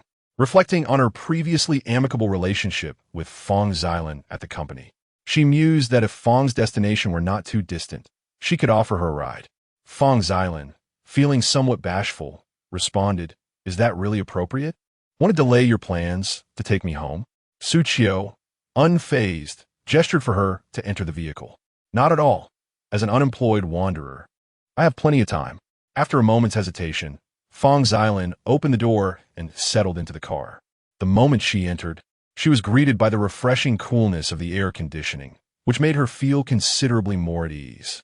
She had been waiting for nearly 20 minutes without success in hailing a taxi. Fortuitously, Xu Qiu had happened to pass by, and it felt like a stroke of luck. What's your home address? I'll set the navigation, Xu Qiu offered. Her willingness to drive Fong Xilan home was not born out of any ulterior motives. Rather, she felt grateful for the assistance Fong had provided during some minor crises at work. It was merely a fortunate coincidence that today she could conveniently take Fong home.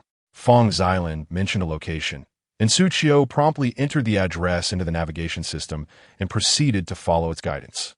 As she enjoyed the cool air, Fong Xilan remarked, "I never expected it would be you. You're quite impressive, buying a car right after leaving your job."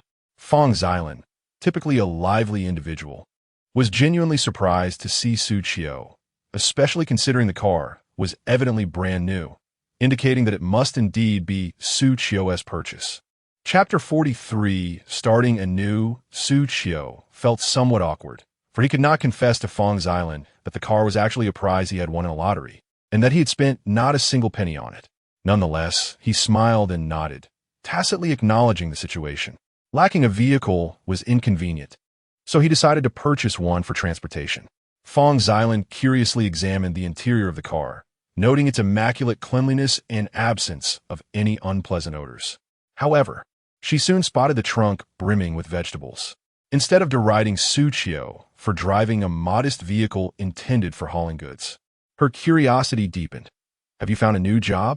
Are you now in the business of transporting goods?" "Not quite," he replied. "I am currently setting up a stall, and all these are ingredients for that purpose." Given that these were former colleagues with whom he had maintained decent relations, Xu Qiu felt no need to conceal his new venture. After all, the people from his previous company would eventually discover it. It was better to acknowledge it openly. Xu Qiu had never been fond of deceit, and he believed there was no shame in earning a living through his own efforts. Compared to the relentless overtime he had endured without substantial compensation, his current endeavor of running a stall felt quite impressive. Fong Xilan nodded in agreement, wholeheartedly supporting Xu Qiu's decision. Indeed, being a small business owner is far superior to being an employee. Whatever you earn is yours to keep.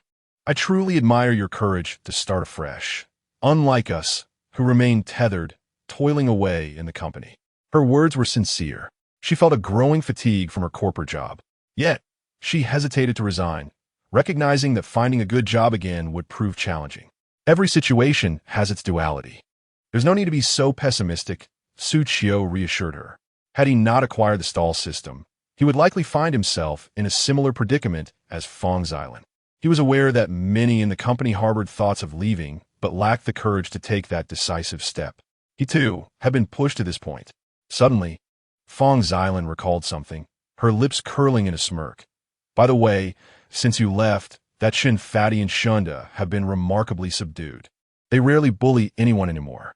It seems they fear someone might follow your example and confront them directly."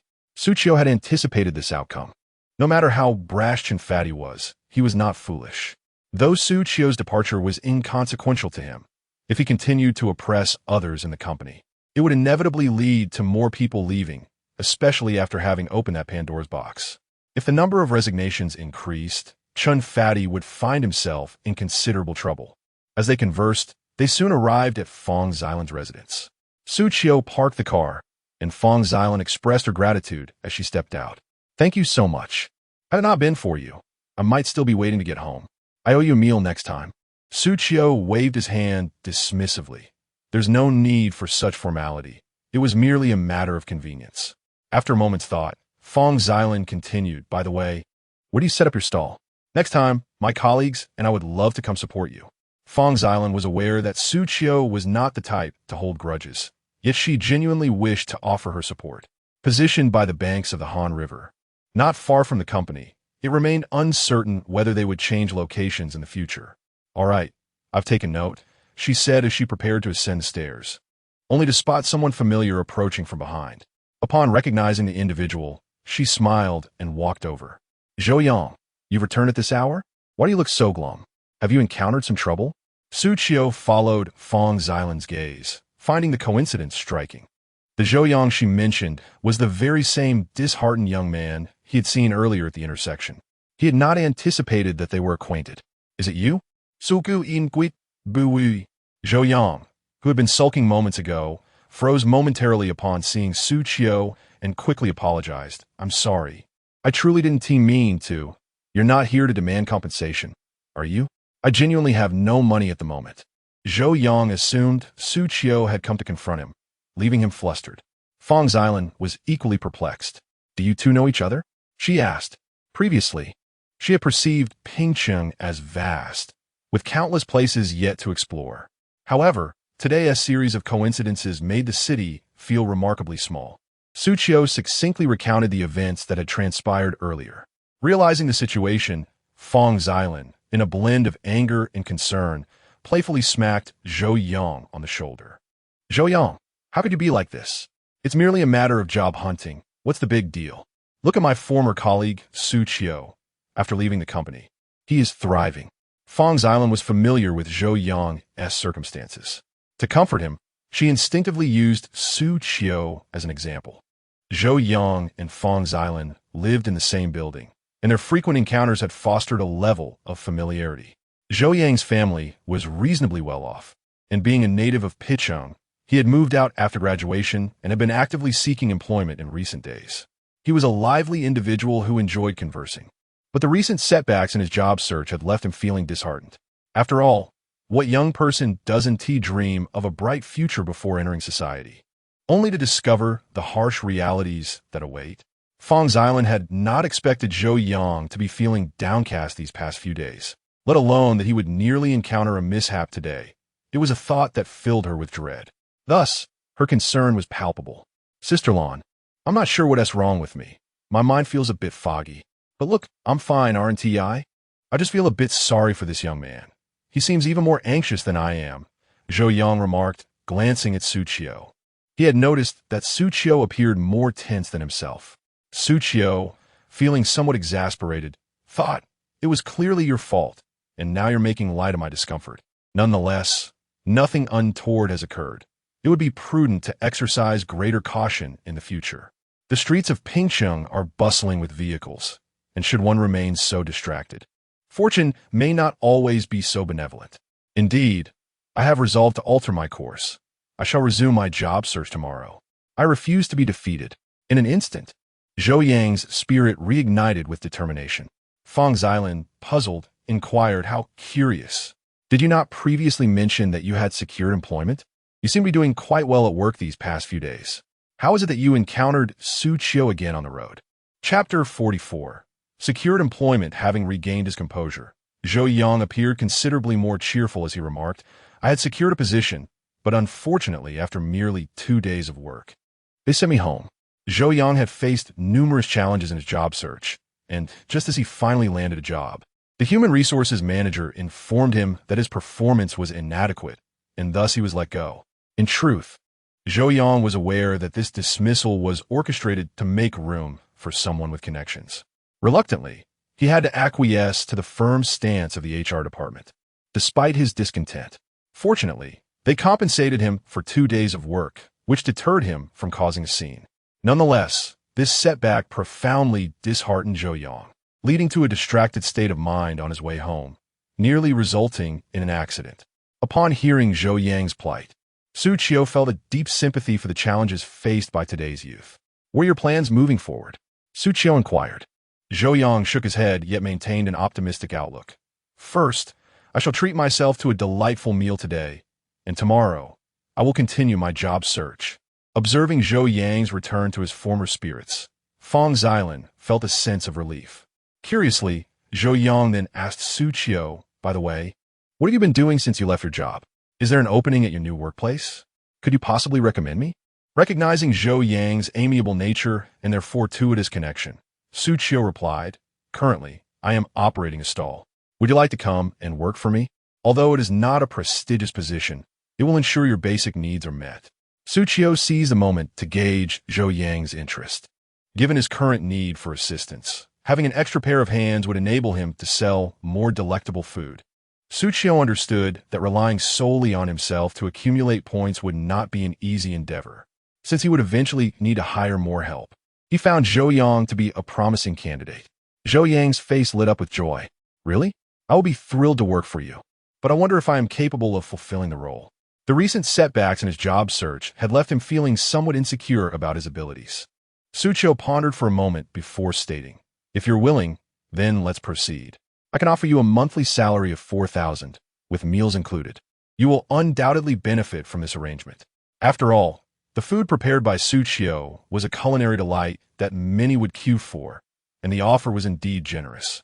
If Xu Qiu were to advertise this position, an influx of eager applicants would surely follow, as many patrons would gladly work for the chance to savor his exquisite cuisine. Zhou Yang exclaimed with excitement, "I will definitely take it. Thank you so much, Su Ge." He then turned to Fang Xilin and announced, "Sister Lan, I found a new job. Congratulations." Fang Xilin exclaimed, her eyes wide with amazement at the turn of events. In less than 5 minutes, these two individuals reached a cheerful decision. Did Xu Qiu not mention earlier that he was setting up a stall? Is he so busy that he needs to hire someone? Fang Xilin found herself overwhelmed with questions. However, she genuinely felt happy for Zhou Yang. Not wanting to disrupt their discussion any further, Fang Xilin decided to head home. Meanwhile, Zhou Yang continued to converse with Xu Qiu downstairs about work matters. "Rest assured, Brother Su, I am young and strong. I can handle any task. With such a generous salary, I will certainly work diligently," Zhou Yang declared, patting his chest in assurance. Xu Qiu had noticed that this young man had likely just graduated and was indeed quite robust. Working alongside him would not be as exhausting as when Su had first started his own stall a couple of days ago. Nevertheless, Xu Qiu felt it necessary to express his expectations clearly. "Let me be frank. Your responsibilities will include accompanying me to procure ingredients, as well as tasks such as chopping and washing vegetables. When I set up the stall, you will need to assist me as well. The working hours will not be too early. You can try it out for a few days. If you find it unsuitable or cannot continue, you may leave at any time, but do inform me in advance." Sure. Boss Su, I will follow your lead. I am confident I can manage and will commit to this. Thank you for this opportunity, Zhou Yang exclaimed, jumping with excitement. It is worth noting that his previous job offered a meager salary of around 3,000, without any meals included. A monthly salary of 4,000, with meals provided, already surpassed all the companies he had previously considered. Given his current struggle to find a suitable job, working with Xu Qiu seemed quite fitting. He had contemplated selling small items at a stall himself, but had not pursued it for various reasons. Now, unexpectedly, an opportunity had presented itself. With his current financial situation being so dire, he felt he had no room to be picky. Xu Qiu's offered salary was quite commendable. Previously, during his month of employment at the company, his earnings barely exceeded 5,000, and even with additional performance bonuses, he could only muster a maximum of 6,000 or 7,000, all achieved through relentless overtime. If business was slow, earning 5,000 in a month would be a cause for laughter. Furthermore, he worked over 10 hours a day with little freedom. Conversely, running a stall allowed him to sleep in during the mornings, only becoming busy in the afternoons while preparing ingredients. This already felt like a dream job. By the way, you should have a health report, right? Please show it to me. Xu Qiu was aware that many companies now require a health examination prior to hiring, especially in the food service industry, where health considerations are paramount. "Oh, I have it right here. Boss, take a look." Zhou Yang quickly retrieved his health report from his bag. He had brought an extra copy when he first started the job a few days ago, but had forgotten it during his work hours. Now, it proved to be quite useful. Xu Qiu examined the report and found no issues, returning it to Zhou Yang. "Everything seems fine." Zhou Yang eagerly inquired, "Boss, when can I start working? I am ready at any moment. I can begin right now." Observing Yang's fervent enthusiasm, Xu Qiu urged him to temper his excitement. "Let us not rush. I have already procured the ingredients. Please come to my place at 2 this afternoon. I will send you the address shortly. After we prepare the ingredients, we shall set up for the evening." "All right. Thank you, boss." Xu Qiu then outlined several important details before sending Zhou Yang his address, also mentioning that his own tasks were quite demanding. Fortunately, it was evident that Zhou Yang was genuinely eager to participate, so Xu Qiu refrained from elaborating further. Upon returning to his residence, Xu Qiu began to feel a familiar pang of hunger, prompting him to prepare dumplings. This served both as a delightful indulgence for himself and an opportunity to sample the flavor of the dumplings. Chapter 45. Allow me to handle this. Xu Qiu decided to prepare the filling for the wontons first. He began by finely grinding the pork into a paste. gradually incorporating ice cubes during the mixing process to achieve a delicate texture. The meat filling must be finely blended with the ice to ensure a chewy and slightly springy consistency when consumed. Next, he added a splash of scallion and ginger water and continued to mix. He then cracked an egg into the mixture, followed by dark soy sauce, light soy sauce, pepper, salt, and sesame oil, stirring continuously until the filling reached the desired consistency for the fresh meat wontons. As he had already purchased the wonton wrappers, Xu Qiu could directly begin wrapping them. He moistened the edges of a wrapper with a bit of water, placed a dollop of filling in the center, and then pinched it together, creating a plump wonton. His choice to make fresh meat wontons instead of dumplings stemmed from the simplicity of the process. After all, wrapping dumplings could be somewhat cumbersome. With his newfound culinary skills, this task became even easier. Within 10 minutes, Xu Qiu had assembled over 40 wontons, ensuring a satisfying lunch was at hand. Although the wontons were modest in size, he was confident he could consume them all, as he abhorred wasting food and had thoughtfully calculated the quantity. He then placed the freshly wrapped wontons into a pot of boiling water to cook. Meanwhile, he prepared a bowl by adding pepper, salt, sesame oil, seaweed, cilantro, and dried shrimp. Afterward, he ladled some of the broth from the pot into the bowl and stirred it well. By this time, the wontons were perfectly cooked, and Xu Qiu deftly transferred them into the bowl, resulting in a fragrant and appetizing serving of fresh meat wontons. Although the aroma of the wontons did not rival that of stir-fried noodles, the scent was enticing enough to stimulate one's appetite. The wontons, fresh from pot, were scalding hot. Xu Qiu restrained his desire to indulge and first sampled the broth. The flavor was exceptionally rich, enhanced by all the ingredients he had added, particularly the dried shrimp, which contributed significant umami to the soup. Having tasted the broth, Xu Qiu's appetite was further piqued. He picked up a wonton, blew on it a few times to cool it down, and then popped it into his mouth. The initial burst of savory pork flavor was delightful. The texture was pleasantly chewy and smooth, a testament to his careful incorporation of ice during the grinding process. Each wonton he consumed brought him immense joy, and soon he was drenched in sweat. It was only then that he remembered he had not turned on the air conditioning. In the past, he had been reluctant to use the air conditioning, but now that he was earning his own money, he could easily afford the electricity bill. No longer would he need to skimp and save. Once the air conditioning was activated, the temperature in the room quickly dropped. Xu Qiu savored his wontons while enjoying the cool air, feeling as though he were experiencing the epitome of happiness. Before long, a large bowl of fresh meat wontons, along with the broth, was entirely consumed by Xu Qiu. After finishing, Xu Qiu patted his stomach. Ever since he began cooking, his appetite had increased somewhat. He couldn't help but worry that if this continued, he might become quite portly. It seemed he needed to be more mindful. He recalled a customer from his previous stall days who appeared to be a boxing coach.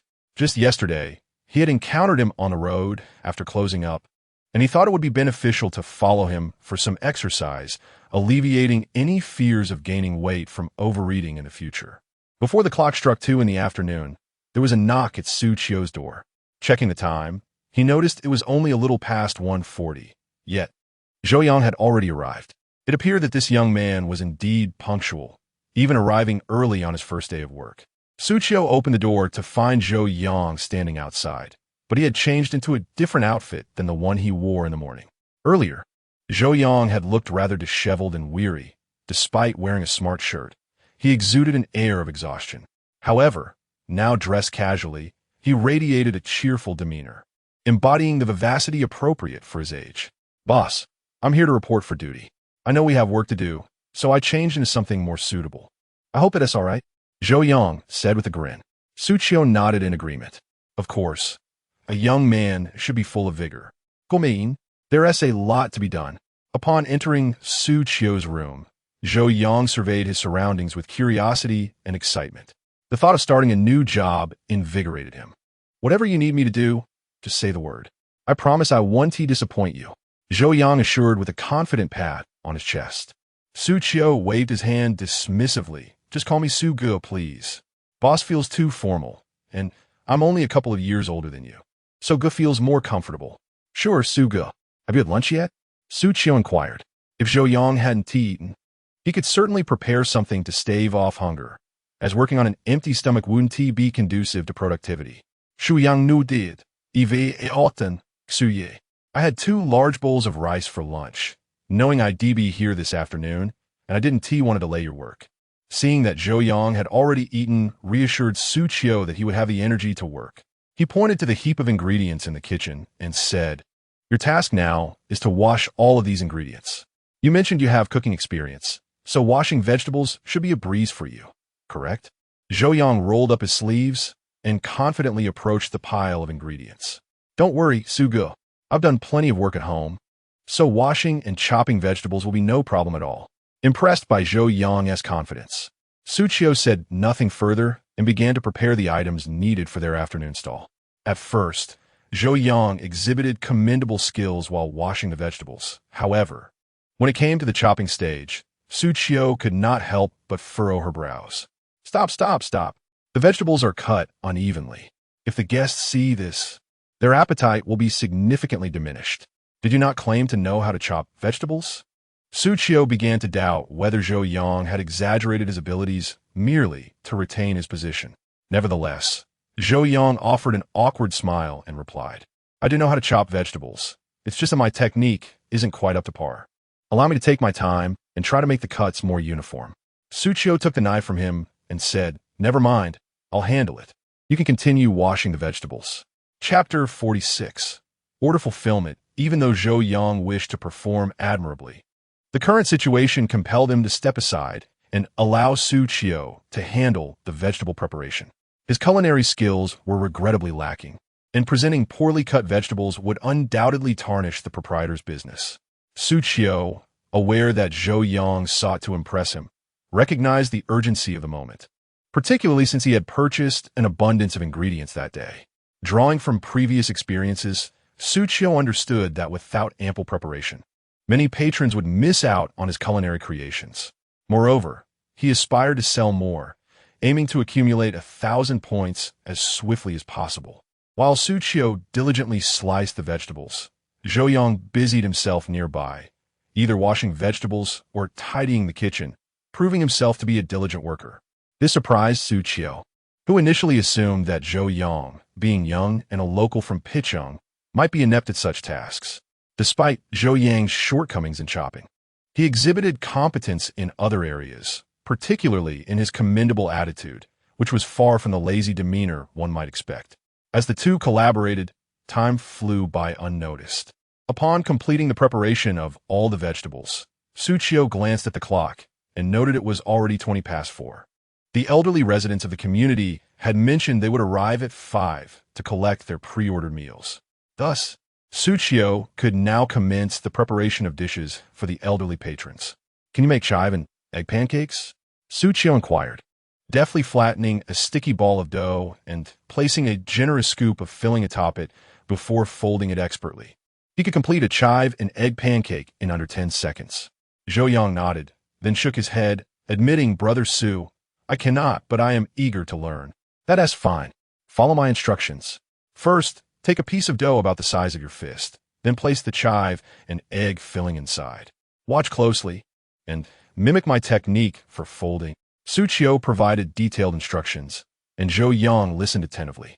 Given the lack of technical difficulty and his prior experience in cooking, Zhou Yang quickly grasped the method. While he did not match Xu Qiu's speed, he managed to learn the process effectively. Xu Qiu's pace was at least 3 times faster than Zhou Yang's, yet within a few minutes, they had completed all the chive and egg pancakes. Next, Xu Qiu brought out the meat filling and began to teach Zhou Yang how to make wontons. Fortunately, wontons were also relatively simple to prepare. With just a bit of guidance and demonstration from Xu Qiu, Zhou Yang quickly caught on. However, his speed remained somewhat slow.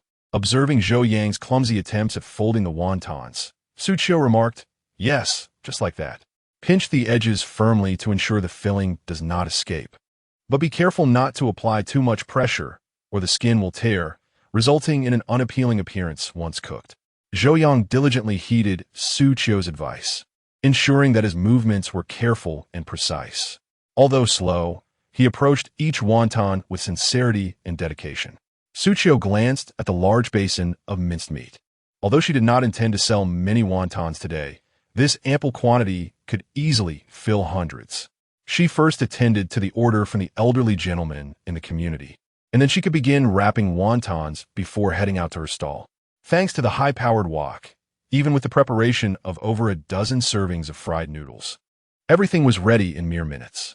The chive and egg pancakes took a bit longer, but they too were eventually completed shortly thereafter. The hot and sour soup had been prepared in advance, so there was no need for concern. She simply needed to pack it up. Noticing that it was still before 5 o'clock, she completed the order well ahead of time. Now, she awaited the arrival of the elderly gentleman to collect his goods. Just past 5, a knock echoed at her door. Xu Qiu recognized it as the elder from the community and promptly opened the door. Indeed, 3 gentlemen stood at her doorstep. Mr. Li was at the forefront, having arrived punctually from his nearby residence. The other 2 gentlemen, though slightly delayed, soon followed. As Xu Qiu's kitchen was adjacent to her door, the moment she opened it, the rich aroma wafted out, immediately captivating the attention of the men outside. Unable to resist the enticing scent, they collectively inhaled deeply, with Mr. Li being the first to inquire, "Xu, is the delicious food ready yet?" Though his question was posed casually, the tantalizing fragrance assured them that Xu Qiu had prepared their desired delicacies. "It's all ready, gentlemen. Just a moment while I fetch it from the kitchen," Xu Qiu replied. "Excellent. Thank you for your efforts," Mr. Li said, rubbing his hands together in anticipation. The aroma was simply irresistible. Whenever one catches a whiff of Xu Qiu's cooking, it never fails to stimulate the appetite. Mr. Wang, too, kept peering into the room, though he did not step inside. The men relished the delightful scent, marveling at the extraordinary fragrance emanating from the food. Previously skeptical, the gentleman who had doubted Mr. Li's claims began to cast aside their reservations. "Old Li, you truly weren't exaggerating. What Xu Qiu makes is indeed delightful. I reckon the flavor must be exceptional," remarked Mr. Zhao, stroking his beard. "I had thought you were boasting, but it appears I was mistaken. This young lady certainly possesses skill, able to create such appetizing fried noodles and chive pancakes. Impressive indeed." Upon hearing his companion's newfound belief, Mr. Li felt a swell of pride. "Of course. Am I the type to deceive? Even if I were to fool others, I could never trick you old fellows." When Xu Qiu emerged, she found the gentlemen engaged in lively conversation at her door. She handed each elder their meticulously prepared food, having remembered the specific quantities each had requested, ensuring there was no mix-up. Having already made the payment, and with the enchanting aroma persistently wafting into their nostrils, the elderly gentleman merely urged Xu Qiu to continue her efforts, eagerly hurrying back to savor the delectable treats. After fulfilling the orders of the gentleman, Xu Qiu washed her hands thoroughly, donned gloves, and commenced the task of wrapping dumplings. As she busied herself with other matters, Zhou Yang, whose technique had initially been unrefined, was now becoming increasingly adept. Although his speed still paled in comparison to Xu Qiu's, he had made significant progress since he first started. At that moment, Zhou Yang had already wrapped over 80 dumplings. "Quite impressive. Your skills are improving, and your pace has notably quickened. Keep it up," Xu Qiu praised. Zhou Yang, beaming with a radiant smile in response to the compliment, could not help but feel a surge of confidence. Initially worried that his slow pace might hinder Xu Qiu, the acknowledgement of his abilities reassured him. "Thank you, Xu Ge. I feel quite suited to these tasks. I quickly got the hang of it." He even found the work to be remarkably stress-relieving. The task required little technical skill, and as the quantity increased, so too would his proficiency. As time was slipping away and a substantial amount of meat filling remained unwrapped, Xu Qiu joined in the dumpling-making process. After all, with her foundational culinary skills, it was essential for her to lend a hand. She could not allow Zhou Yang, a novice, to shoulder the entire workload alone from start. Chapter 47. Better to buy more than less through their joint efforts. A large basin of meat filling had finally been completely wrapped. "All right, let us set off." After 2 days of exertion, Xu Qiu had considerably improved her stamina. Lifting such a substantial amount of ingredients no longer left her breathless. As for Zhou Yang, there was no need to elaborate. This young lad, brimming with vitality, displayed no hesitation despite being raised in the city. Xu Qiu felt increasingly assured that recruiting Zhou Yang was indeed a wise decision.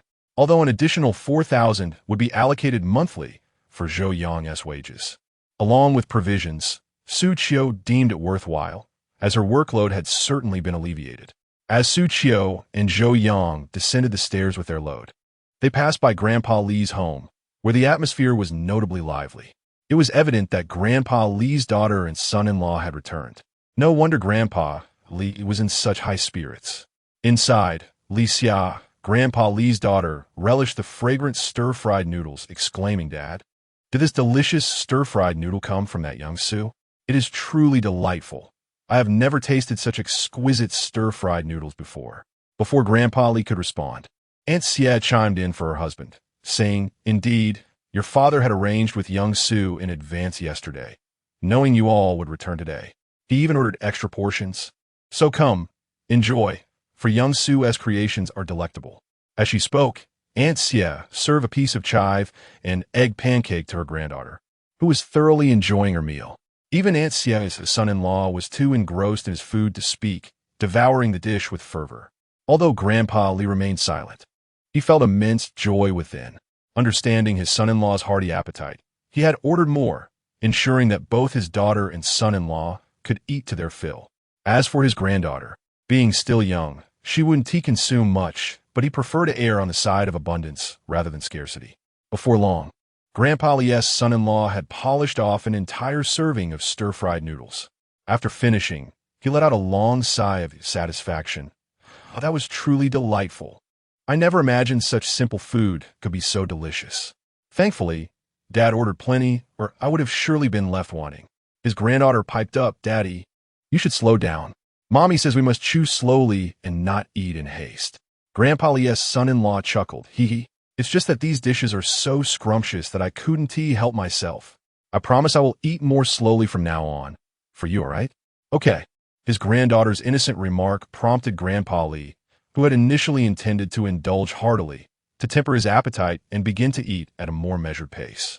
Nevertheless, the flavors crafted by young Su were undeniably delightful. No matter how many times one indulged, the allure remained. Fortunately, young Su lived right next door, so whenever the craving struck again, they could easily seek him out for more.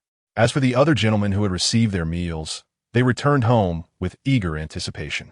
Among those who purchased the most were Grandpa Wang and Grandpa Zhao. Due to their slightly larger families, they placed more substantial orders.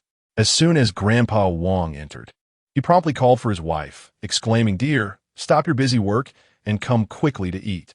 His wife, wiping her hands dry after washing vegetables in the kitchen, emerged and replied, "What is all this fuss about?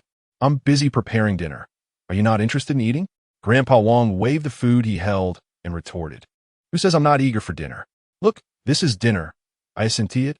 Although it was only 5 o'clock, the elderly typically dine earlier.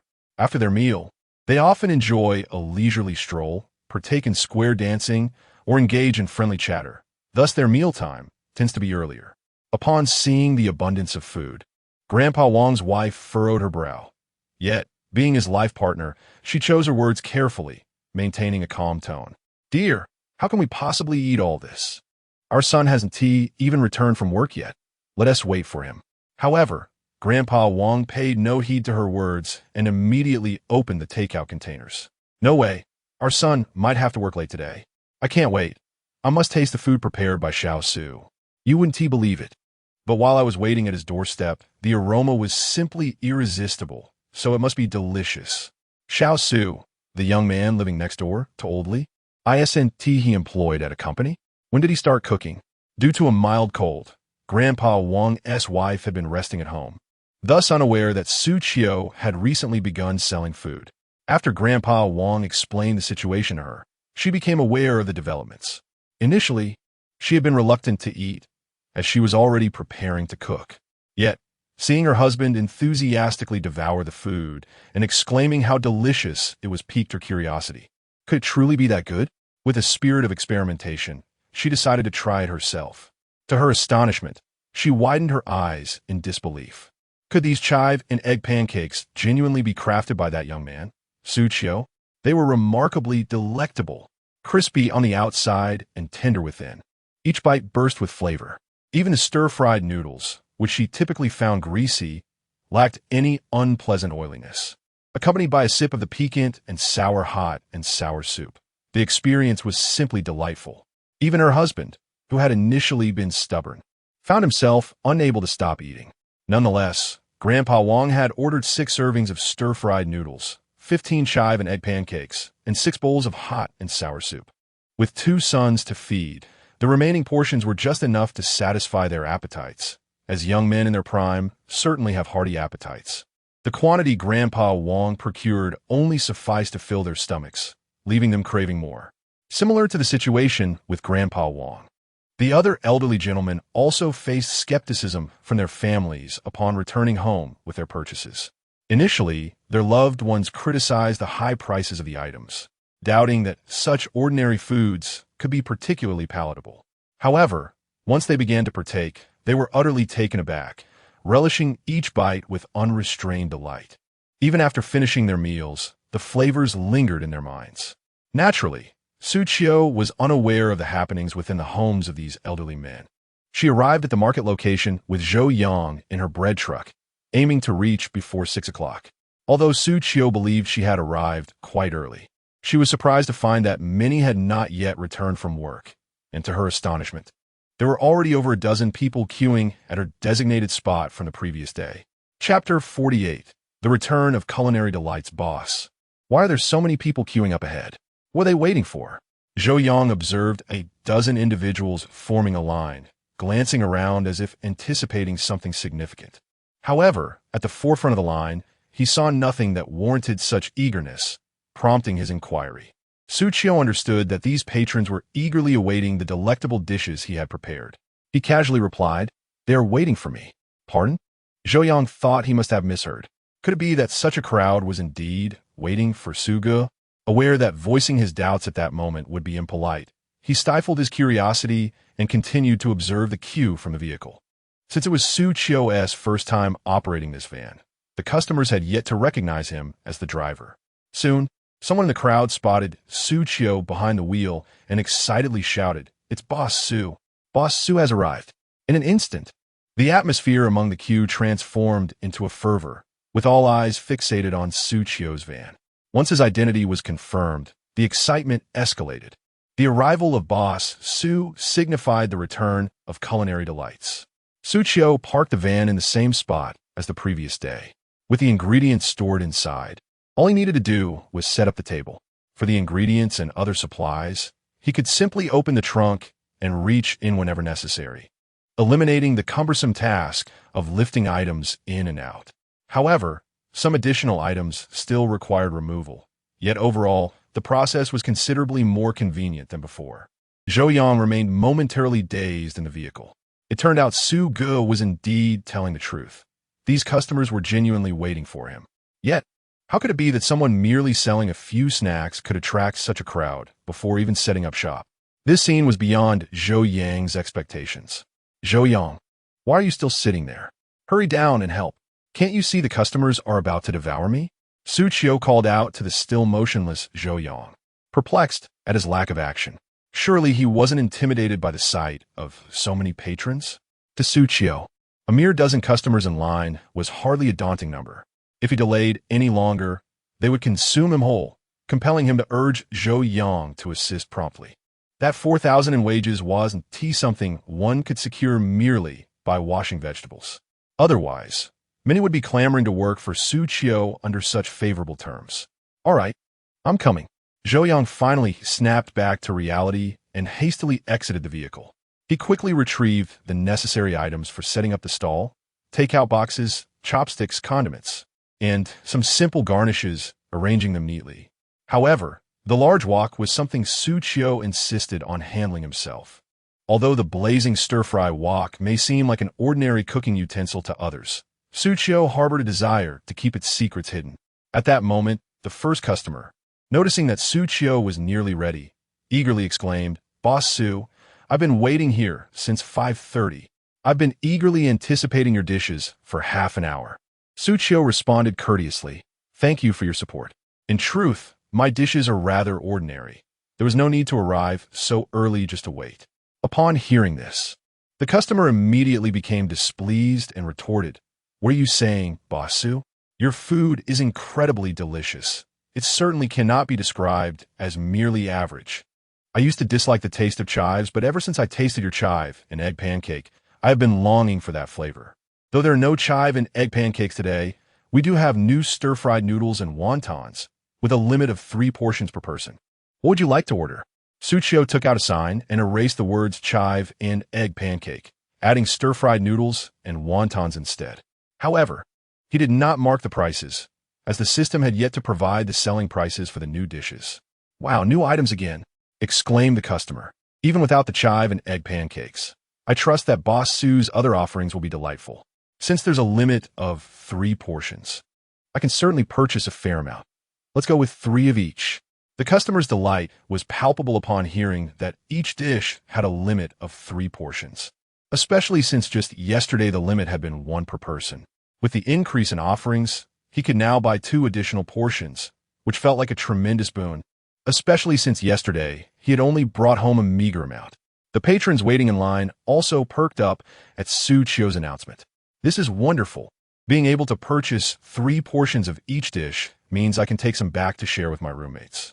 Yesterday, when my roommates caught a whiff of Boss Xu's stir-fried noodles, they were clamoring to share. Now I can finally buy enough to avoid being robbed of my meal. What a relief." Another chimed in, "My colleagues know how delicious Boss Xu's food is and insist that I help them buy some. The previous limit made me hesitant to promise anything. Being able to buy 3 portions of each dish is splendid. I can take some home for my wife and children, sparing them the need to queue alongside me. Truly, this is the essence of good business. Boss Xu is so considerate. With a limit of 3 portions, I will finally be able to satisfy my appetite. Alas, those with larger appetites truly suffer. I used to leave unsatisfied, but now I can finally eat my fill." Listening to the lively discussions around him, Xu Qiu had grown accustomed to the commotion. However, Zhou Yang was different. He had never anticipated that Xu Qiu's creations could attract such a multitude of customers. Curiosity gnawed at him. Were Xu Qiu's dishes truly that delectable? Although he had caught a whiff of the enticing aromas while Xu Qiu was cooking, could they genuinely draw in so many people? However, observing the customers now, they did not appear to be deceptive, which piqued Zhou Yang's curiosity about the flavors of Xu Qiu's culinary creations. Earlier, during their journey, Brother Xu mentioned that they were pressed for time today and would prepare food for him once they closed up. Since he had already eaten a hearty lunch and Brother Xu assured him that the stall wouldn't be open for long, he did not dwell on it further. Ding! Detected that the host is selling fried noodles priced at 30 yuan per serving. And detected that the host is selling wontons priced at 30 yuan per serving. Upon learning the prices, Xu Qiu promptly updated the menu board. The customer, upon seeing the prices, did not hesitate, but calculated in his mind and slowly stated, "I would like 3 portions of beef fried rice, 3 portions of beef fried noodles, 3 portions of wontons, and 3 portions of hot and sour soup, totaling 315 yuan. I will make the payment now." Since this customer intended to bring food home for his family, he ordered 3 of each dish, ensuring there would be enough to eat upon returning home. Total amount, 315 yuan. Ding! Congratulations to the host for earning 1 point. Hearing that he had earned another point filled Xu Qiu with joy. Although each customer could only yield 1 point, the monetary gain was substantial. With the addition of another pair of hands, Xu Qiu decided that each person could order 3 portions. Aware that Zhou Yang was still getting accustomed to the work, he instructed, "Zhou Yang, please bring down a bucket of hot and sour soup and pack 3 portions for the customer." "All right, Brother Xu." Responding to Xu Qiu's request, Zhou Yang did not hesitate, swiftly moving to the van to retrieve a bucket of hot and sour soup, then began the process of packing it. Chapter 49. No apprentices, those positioned nearer to the front of the line, were captivated by the enticing aroma of the hot and sour soup, their mouths watering uncontrollably, eyes fixated intently on Xu Qiu's movements. However, their gaze soon shifted to Xu Qiu, who had begun to place pre-prepared wontons into the pot. Gradually, the delightful scent of the wontons wafted through the air, irresistibly capturing the attention of the patrons. As the wontons required additional cooking time, Xu Qiu seized the moment to prepare the stir-fried noodles, a time-efficient strategy. Drawing from previous experience, Xu Qiu opted to fry 6 portions simultaneously rather than one by one. The cooking time for a single portion was merely a matter of 20 seconds, while frying 6 portions took only a little over 30 seconds, significantly expediting the serving process. Moreover, the customers did not have to wait long. Those observing Xu Qiu stir-frying the noodles craned their necks, utterly enchanted by the sight, almost wishing to snatch up chopsticks and dive in. Zhou Yang, perceptive and quick-thinking, had already placed the takeout boxes on the counter to Xu Qiu's left after packaging the hot and sour soup, allowing Xu Qiu to directly transfer the stir-fried noodles into the boxes. Once the noodles were completed, Xu Qiu transitioned to stir-frying the noodles. In a mere half-minute, 6 fragrant portions emerged from the pan. After finishing both the stir-fried noodles and noodles, the wontons were ready to be served. At this point, Zhou Yang continued to pack the wontons. In no time, all the dishes requested by the customers were prepared, given that 6 portions were made at once. When the first customer received their food, the next customer's order was already ready. Coincidentally, the following customer also requested 3 portions of each dish, allowing them to take their meal without delay. This efficient operation significantly enhanced the speed of service at Xu Qiu's stall. Particularly notable was Zhou Yang's improvement. Initially somewhat clumsy, he became considerably quicker at packing as time progressed. This advancement notably reduced the queue length. While Xu Qiu and Zhou Yang busied themselves, the line, which initially contained only a dozen individuals, had unknowingly swelled to nearly 100, thanks to the ample ingredients prepared for the day. Customers who had previously left unsatisfied were now able to indulge in the delectable offerings of the stall. Huang Chunsong, who had enjoyed the food at Xu Qiu's stall the day before, rushed over after work. However, upon arriving at the riverside, he was taken aback to find nearly 100 people ahead of him in line. Bewildered, he wondered how this could be. When he had visited the previous day, there had been no crowd. How long would he have to wait now? Huang Chunsong had returned to the riverside intending to repurchase the delights from Xu Qiu's stall, but he had assumed the increased number of customers was simply due to the later hour. To his surprise, he arrived earlier than usual, even before yesterday's arrival time. Yet the line was more exaggerated than expected. Did these people not have jobs? Concerned about not securing his portion due to the long wait, Huang Chunsong hurried to the front of the line and humbly inquired of Xu Qiu, who was busily stirring the noodles. "Boss, is it still possible to purchase food while waiting?" Huang Chunsong worried that if he queued now, he would waste considerable time, and if he returned home without food, his wife would undoubtedly complain. Thus, it was prudent to ask the boss first. Xu Qiu had no opportunity to pause, his hands tirelessly tossing the noodles in the pan. Aware that someone was speaking to him, he was too busy to even glance up. However, he did look at the queue, relieved to see only about 120 people waiting. Given the current situation, it seemed that this customer would indeed be served. Additionally, he had prepared a substantial amount of ingredients today, allowing each person to purchase up to 3 portions of each dish. "Hurry and queue up, as more people are arriving," he urged. As soon as he finished speaking, Huang Chunsong's heart sank. Indeed, several more people had just joined the line. If he did not rush to queue now, he could end up waiting an additional 10 minutes. Huang Chunsong sent a message to Lu Xin, informing her that he was currently in line to buy fried noodles and would be home later than expected due to the overwhelming crowd. Lu Xin, who had been eagerly awaiting Huang Chunsong's return with the fried noodles, received his message with reluctance, though she chose not to express her dissatisfaction at that moment. It seemed everyone shared the same desire to savor Xu Qiu's culinary creations. Among the patrons in line were several who had come to purchase delicacies the previous day, including Yang Chengliang. Observing the bustling line, Yang Chengliang felt fortunate for arriving early after finishing work.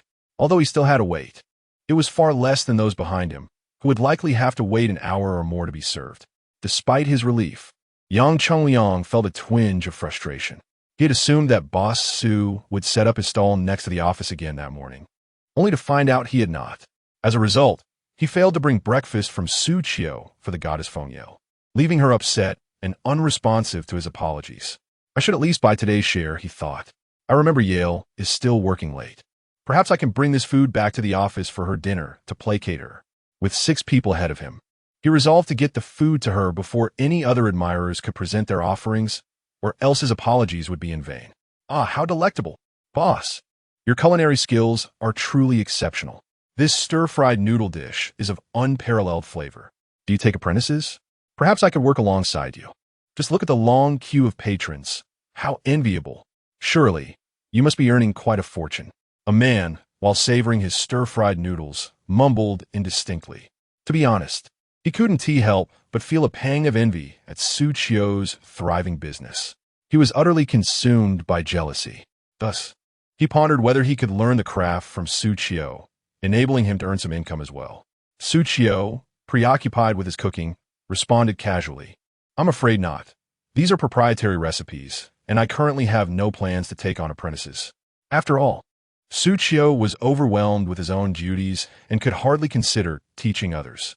His culinary prowess stemmed from his attainment of basic cooking skills, which allowed him to create such delightful dishes. Moreover, at this juncture, only the items he personally prepared could be sold for points. Should he impart his knowledge to others, the sales they generated would not necessarily contribute to his own score. Thus, Xu Qiu was unwilling to squander his time on such matters. His primary objective was to accumulate points swiftly to continue participating in the lottery. The man felt profoundly disappointed upon hearing Xu Qiu's lack of intention to take on apprentices. Yet his mouth continued to savor the stir-fried noodles in his hands.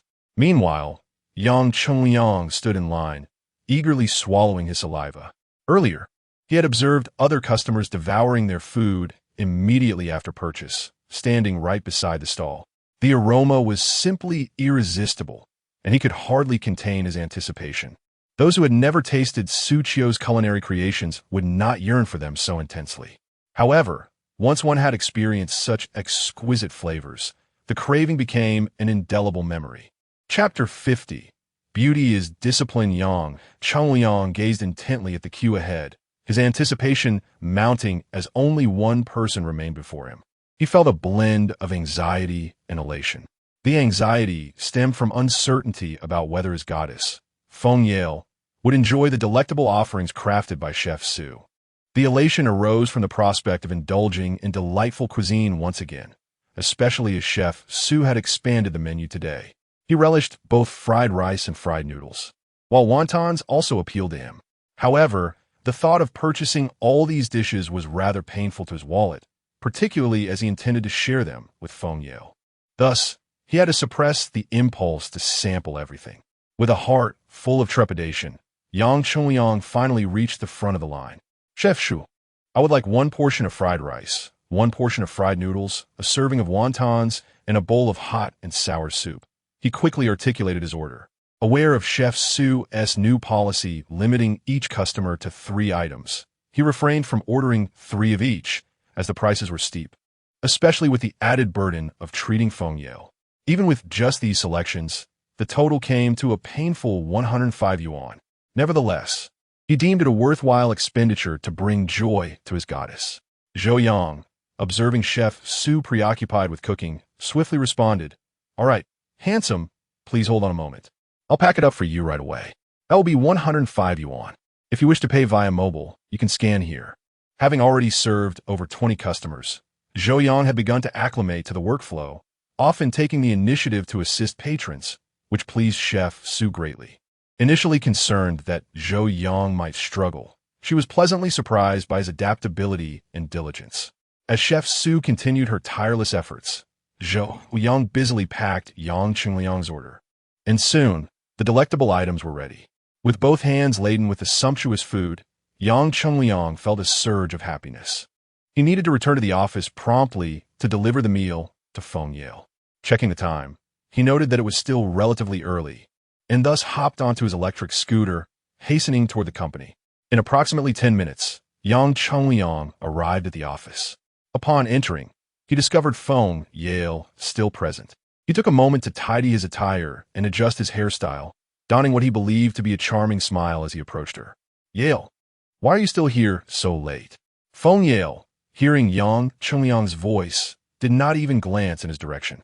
After all, he had previously made a promise to bring her breakfast, only to break it. To her, It seemed he was playing with her feelings. Consequently, she had no desire to engage with him. The sudden assignment that required her to work overtime had only soured her mood further. Upon his arrival, she felt no inclination to acknowledge Yang Chungliang at all. The sycophant truly exhibits a complete lack of self-awareness. Yang Chungliang felt a twinge of embarrassment, his smile frozen in place. He was taken aback to discover that Feng Yale still harbored resentment. There was no denying it. He had indeed broken his promise first. Thus, he hastily placed a serving of fried noodles, wontons, and hot and sour soup on Feng Yale's desk. With a servile expression, he said, "Yale, I acknowledge that I was in the wrong this morning.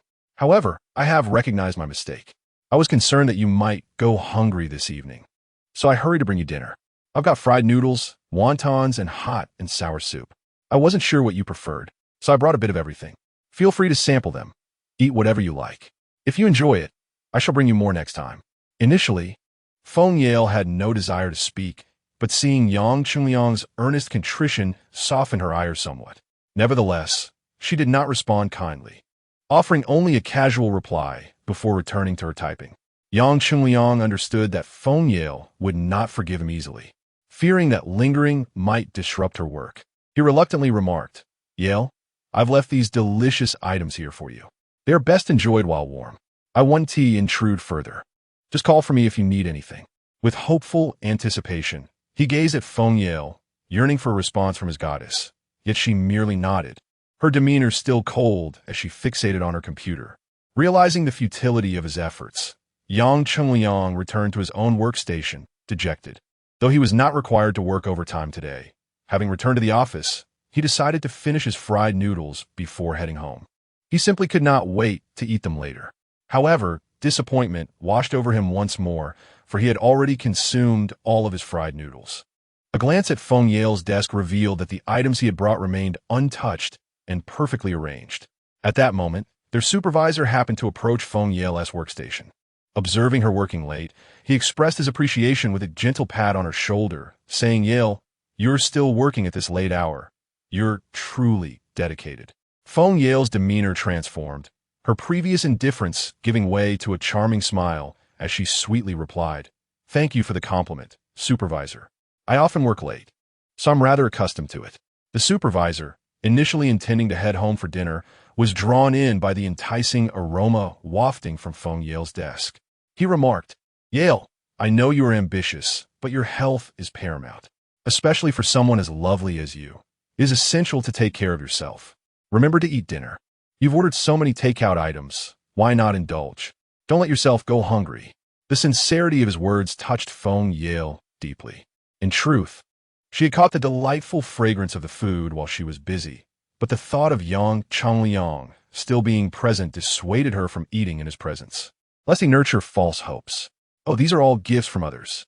Supervisor, I assume you haven't had dinner yet? If you don't mind, you can have these. I've been on a diet lately and can't bring myself to indulge in such greasy foods. In fact, just the sight of them makes me feel queasy." Upon hearing Feng Yale's words, the supervisor, without hesitation, replied, "Then I shall eat them for you." Indeed, beautiful women possess such self-discipline. With that, the supervisor promptly took all 3 dinners that Yang Chungliang had purchased. He had caught a whiff of the delectable aromas emanating from the food earlier. Since Feng Yale had no intention of eating, he might as well consume them on her behalf. Feng Yale merely watched as the supervisor carried the food away. Feeling little concern, for it was not her money being spent, she could easily find another admirer to buy her dinner later. Moreover, with the supervisor taking her food, perhaps she would leave a favorable impression in his mind. With this thought, her mood significantly improved. Upon returning to his office, the supervisor eagerly opened the fried noodles and began to eat. As the first bite of the noodles entered his mouth, he instinctively closed his eyes in pure enjoyment. He had never anticipated that such delicious fried noodles existed in this world, nor did he know which admirer had sent them to Feng Yale. Fortuitously, after wandering around, he had acquired a complimentary dinner.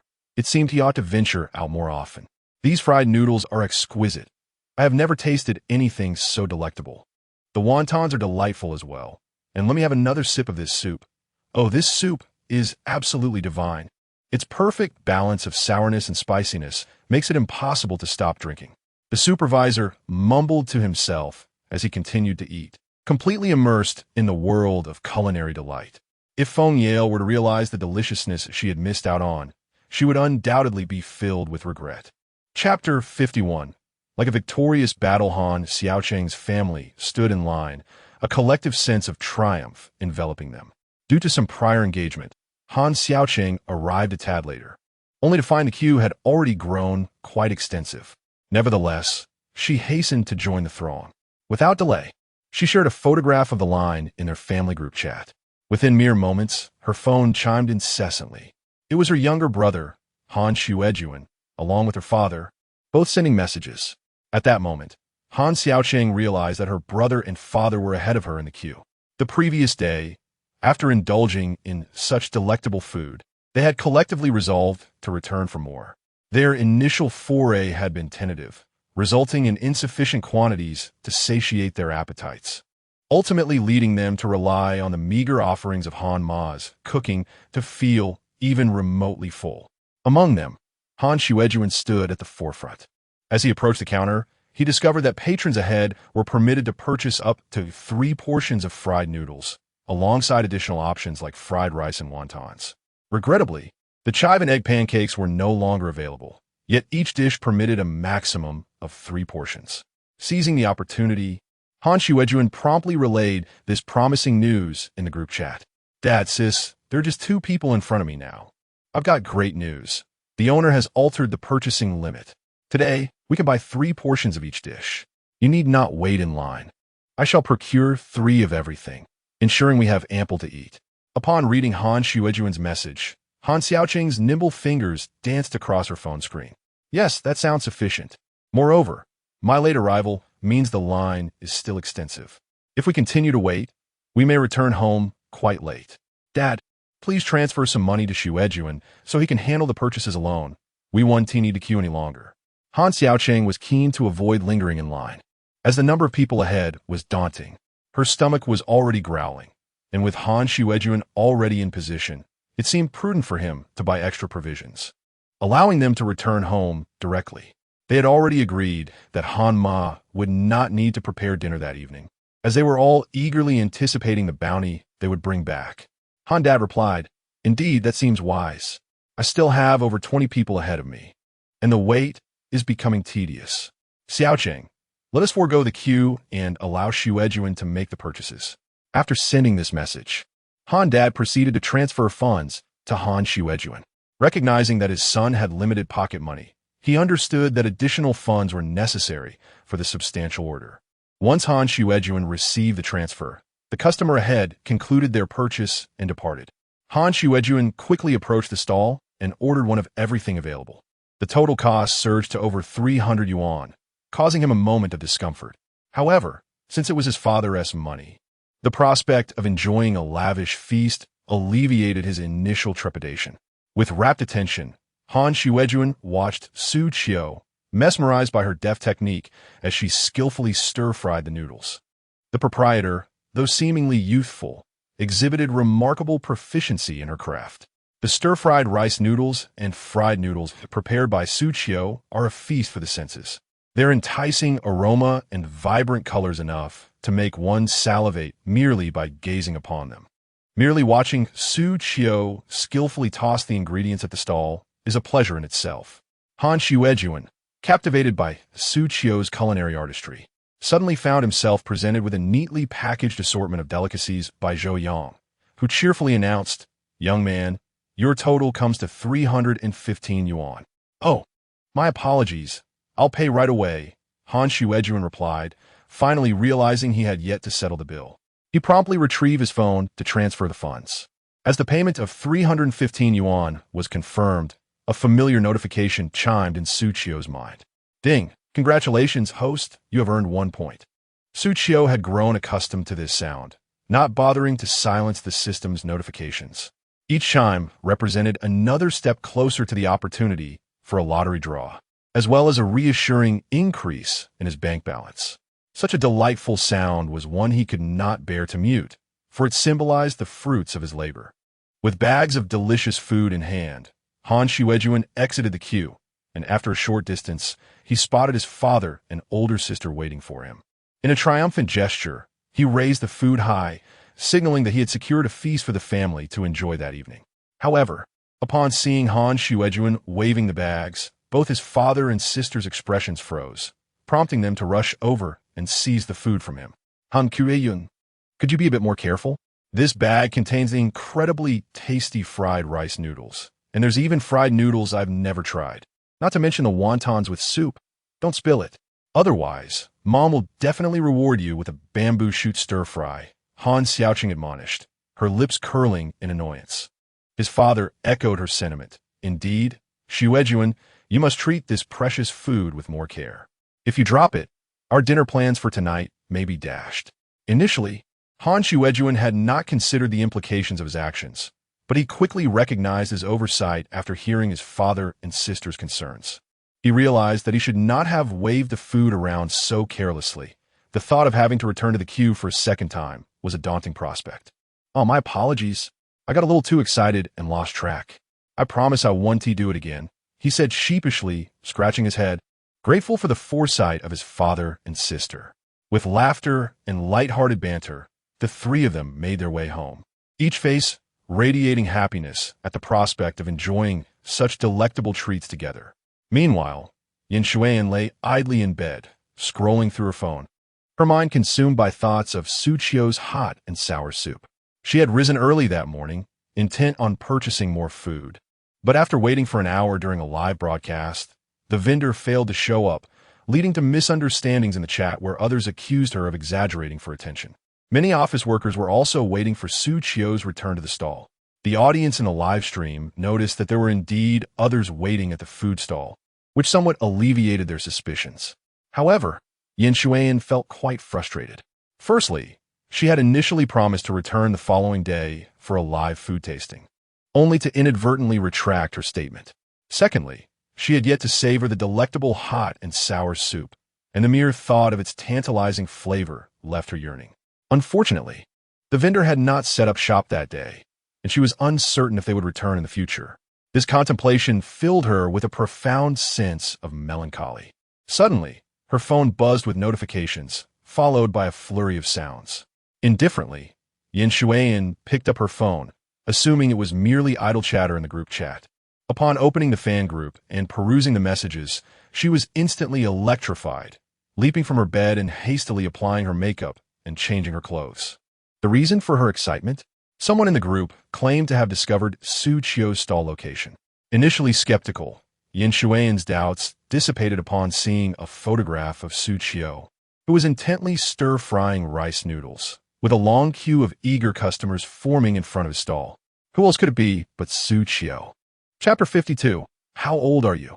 Yin Shuian found herself surprisingly anxious over something as trivial as food. She hastily changed her attire and applied her makeup before dashing out with her phone in hand. Following the directions provided by fans in the group chat, she knew that Xu Qiu would be setting up a stall by the Han River at this hour. The river was not far from her residence, and she often strolled there for leisure. Now that she was aware of Xu Qiu's new location, it was imperative to make her way there quickly. Otherwise, the stall owner would soon close for the day. From the images she had seen earlier, it appeared she would have to wait in line for over an hour, and there was no guarantee she would be served at all. Thus, she resolved to hurry over. Ling Mei, sporting a new handbag, was also in the queue. This bag was a result of her relentless persuasion of Chen Pangzi, despite being a miser, had finally relented and purchased it for her. She had immediately begun using it upon receiving it. Originally, Chen Pangzi had promised to take her out for a steak dinner after work that evening. However, his nephew, Shinda, had interrupted with a loud commotion, claiming he couldn't find anyone, which had distracted Chen Pangzi and left him with no time to accompany her. This disappointment left Ling Mei quite dissatisfied. Yet, she was reluctant to spend her own money on a steak, so she planned to return home after work, serendipitously encountering Xu Qiu's stall. Noticing the crowd, she decided to join the queue and sample the food, hoping to enjoy some fried noodles or rice before later persuading Chen Pangzi to treat her to something more exquisite. Before long, it was Ling Mei's turn in line. Throughout her wait, She had been tantalized by the delightful aromas wafting from Xu Qiu's stall. Being relatively new at her company and unfamiliar with her colleagues, she had no prior acquaintance with Xu Qiu, nor had she ever visited his department. As she stood in front of the stall, curiously observing Xu Qiu skillfully preparing the fried noodles, she was taken aback by his youthful charm. After spending so much time catering to Chen Pangzi, seeing someone like Xu Qiu was quite a refreshing sight. It became evident to her that at her age, she should indeed seek out youthful and handsome partners. Were it not for Chen Pangzi's financial resources, she would not have tolerated his presence. "Handsome stall owner, how much for your fried noodles?" He Lingmei inquired, deliberately adopting a coy tone while casting Xu Qiu a flirtatious glance, convinced of her own allure. To her surprise, Xu Qiu did not even look up, engrossed in his cooking. The price was clearly displayed, and he urged customers to place their orders directly. His response was matter-of-fact, primarily due to his overwhelming busyness. If he were to attend to every customer's gaze, he would be even more swamped. Xu Qiu, oblivious to He Lingmei, was focused solely on expediting service. Since the moment she began her stall, Xu Qiu has been tirelessly stir-frying noodles and flour, leaving her utterly overwhelmed. Why is she so indifferent? After all, I am a customer. I simply wish to hear the price from your own lips, thought He Lingmei, pouting in displeasure. Though she hails from a rural background and her family's circumstances were dire, she considered herself quite attractive and had devised numerous strategies to win over the affluent since entering the workforce. It didn't take long for her to become entangled with Chen Pangzi upon arriving at this company. Originally, He Lingmei intended to forge a closer rapport with Xu Qiu, hoping it would lead to some advantages in the future. However, Xu Qiu's lack of responsiveness left her feeling somewhat defeated, igniting her anger. Zhou Yang, who was busy packing, immediately recognized He Lingmei's interest in Xu Qiu. It was clear that Xu Qiu had no inclination toward such women. Thus, he quickly interjected, "Sister, our boss is currently occupied. The sign clearly states the prices. If you have any questions, I can assist you."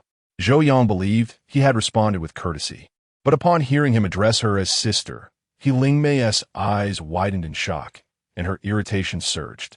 "How dare you call me sister at just 26? Are you implying I am old? I am undeniably a beauty. How could you be so audacious?" He Lingmei could not bear to be addressed as sister. She felt youthful, convinced that others could not discern her age. In reality, she was not merely 26, but nearly 28. However, she presented herself as 26 to the outside world. In the presence of Zhou Yang, a recent graduate, she indeed seemed older. Zhou Yang had no ulterior motive, yet He Lingmei exploded in anger. Realizing his faux pas, he quickly apologized. "I'm sorry, miss. It was my oversight. Please don't be angry. I apologize. Spare me that. I am clearly 26. And you dare call me sister? How old are you?" 22. Sister, oh no, I'm in Mississippi. Zhou Yang thought addressing others as sister was polite, but little did he know it would upset He Lingmei. In her mind, being called sister by someone 6 years her junior was not entirely unreasonable, yet she felt she looked remarkably youthful. Even if she claimed to be 24 or 25, no one would suspect otherwise. However, being publicly referred to as sister by this young lad felt like a slap in the face. Unable to swallow her pride, she confronted Zhou Yang directly.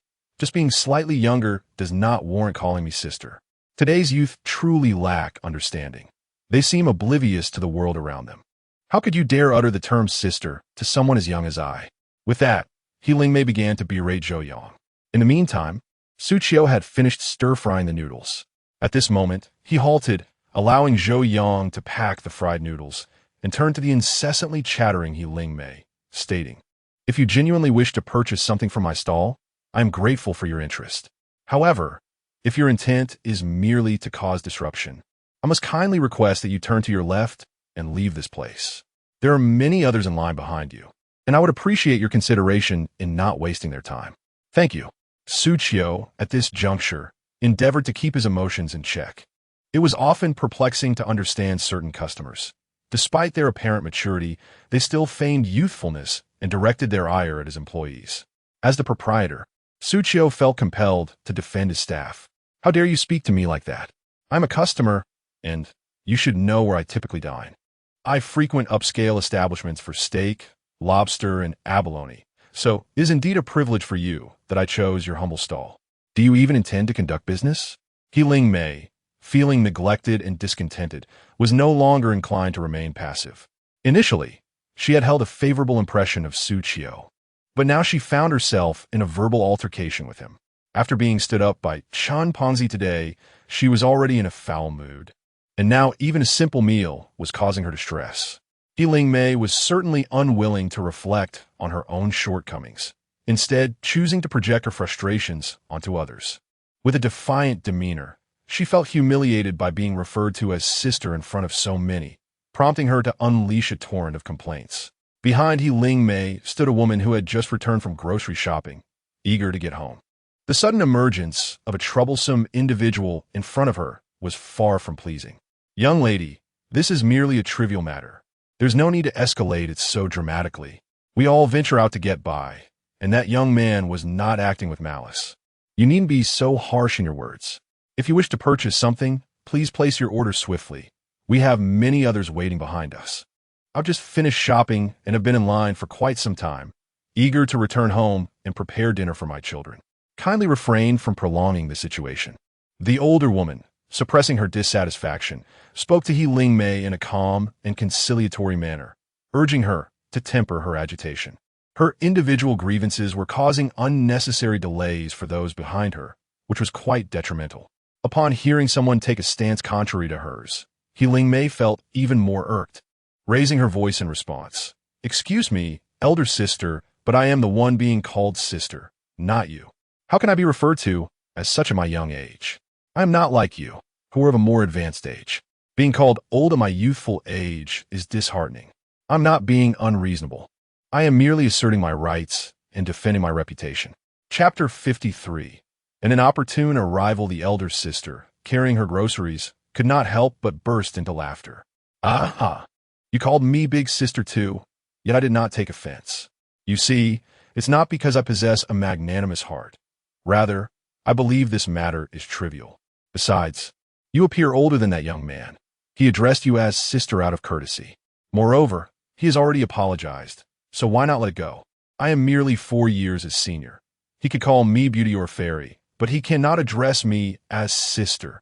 He Ling Mei was now completely impervious to others' words, convinced that they were mocking her.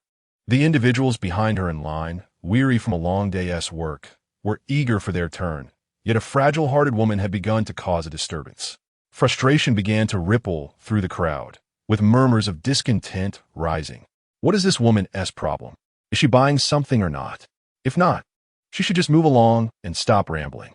Indeed, considering her age, what is the harm in being called sister?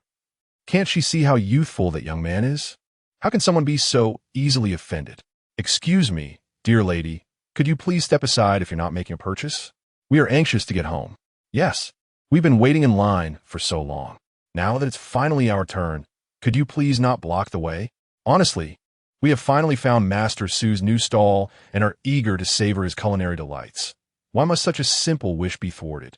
As the discussions regarding He Ling Mei intensified among the crowd, her confidence began to waver. Initially, she intended to leverage her status as a customer to intimidate Xu Qiu and Zhou Yang, but now she had inadvertently incited the ire of the crowd. She recognized that if she persisted in her current course, the situation might devolve into something far worse. Even if she wished to continue her quarrel with Xu Qiu, she would have to adopt a different strategy. "Very well then, out of goodwill, I shall overlook your rudeness. However, you must compensate me for my emotional distress. I shall not demand payment. Instead, you will give me 3 portions of each dish from your stall, and we shall consider the matter settled." Having noticed the prices and purchase limits displayed, He Ling Mei sought to exploit the situation to procure free food from Xu Qiu. Particularly, having seen that Xu Qiu had already packaged fried rice and fried noodles, she intended to take them directly. "Do you even hear yourself?" Xu Qiu was at a loss for words, astonished at her audacity. After all this time, her true aim was merely to obtain free food. How absurd to explode in fury over a single word spoken by Zhou Yang. Zhou Yang, feeling quite helpless, kept apologizing from the sidelines. After all, This debacle had arisen from his remarks, and now he was concerned that his words might have caused trouble for Xu. Yet, no matter how many times he apologized, Lingmei remained unyielding, insisting that Xu Qiu provide her with complimentary food, and the quantity she demanded was considerable. Was this not sheer extortion? At this moment, Zhou Yang's temper flared, and his tone grew quite serious. What exactly do you wish to accomplish? Is it not simply to indulge in the culinary delights prepared by Xu Qiu for free? I must inform you, this amounts to extortion. Upon hearing Zhou Yang articulate her innermost thoughts, Lingmei's countenance darkened, and she nearly shrieked. Who is extorting whom? Who desires to partake in a free meal?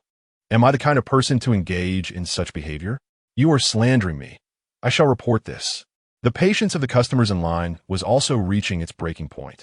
Xu Qiu was just about to assertively eject Lingmei when a familiar figure appeared amidst the commotion.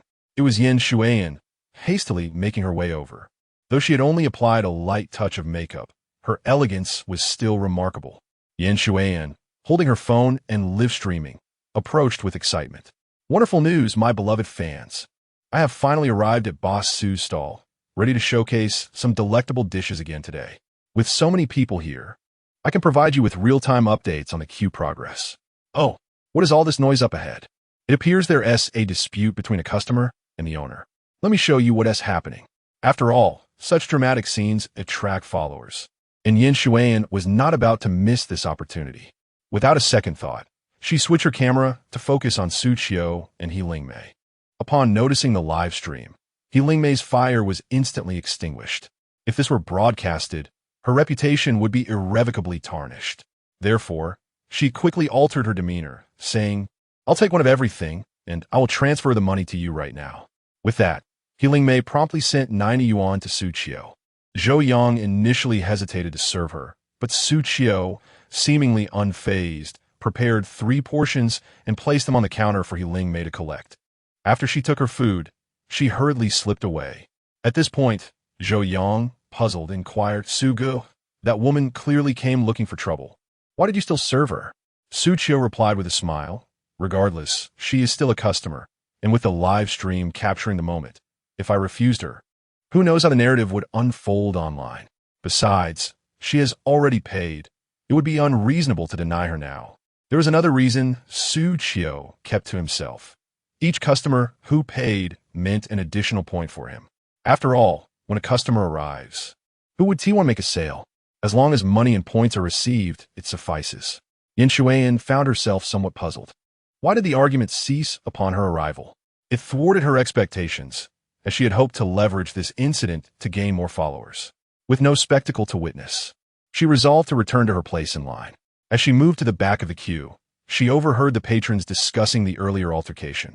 It turned out that the woman had been attempting to obtain free food, causing a ruckus with the owner. How unfortunate that she had arrived just a tad too late. Had she been 5 minutes earlier, she would have undoubtedly captured an explosive scene. Chapter 54. Building rapport. Realizing that time was no longer on her side, Yan Shuian decided that further deliberation was futile. Her immediate priority was to join the queue. If she delayed any longer, the line would only grow, and she might miss her chance entirely. With this thought in mind, her pace quickened, and she soon found herself at the end of the line. Simultaneously, she engaged with her fans in the live stream, updating them on her situation. The viewers, filled with a sense of longing, wished they could encounter Yan Shuian in person, hoping for a serendipitous meeting. Following a series of recent events and a significant increase in her follower count, the live stream was bustling with activity. The number of viewers had surpassed 10,000 and continued to rise slowly. This delightful statistic filled Yan Shuian with joy. But her heart soon raced with anxiety when she noticed a new employee of Boss Xu emerging from the stall, calling out to the crowd, "Dear customers, we have only 5 portions of wontons left. If you're solely interested in wontons, now is the time to skip the queue." Zhou Yang initially thought that the announcement would prompt customers to disperse, but to his surprise, the crowd remained steadfast, with not a single person leaving. After all, they had waited for so long. The absence of wontons was not a deal-breaker. If need be, they could forego wontons, as there were other delectable options available. As long as they could savor the culinary delights prepared by Boss Xu, The wait was well worth it. Surely, you have fried rice or noodles available? Someone in the crowd inquired. Zhou Yang nodded in affirmation, responding, rest assured, we have both fried rice and noodles, although the quantities are limited. That's sufficient. I'm not leaving. I've been eagerly anticipating Boss Su's dishes for the past 2 days. I must indulge today, or I shan't find peace tonight. The patron's concerns dissipated upon hearing that there was still a chance to enjoy the meal. Yin Shuyan noticed Zhou Yang approaching and quickly gestured for him to come over.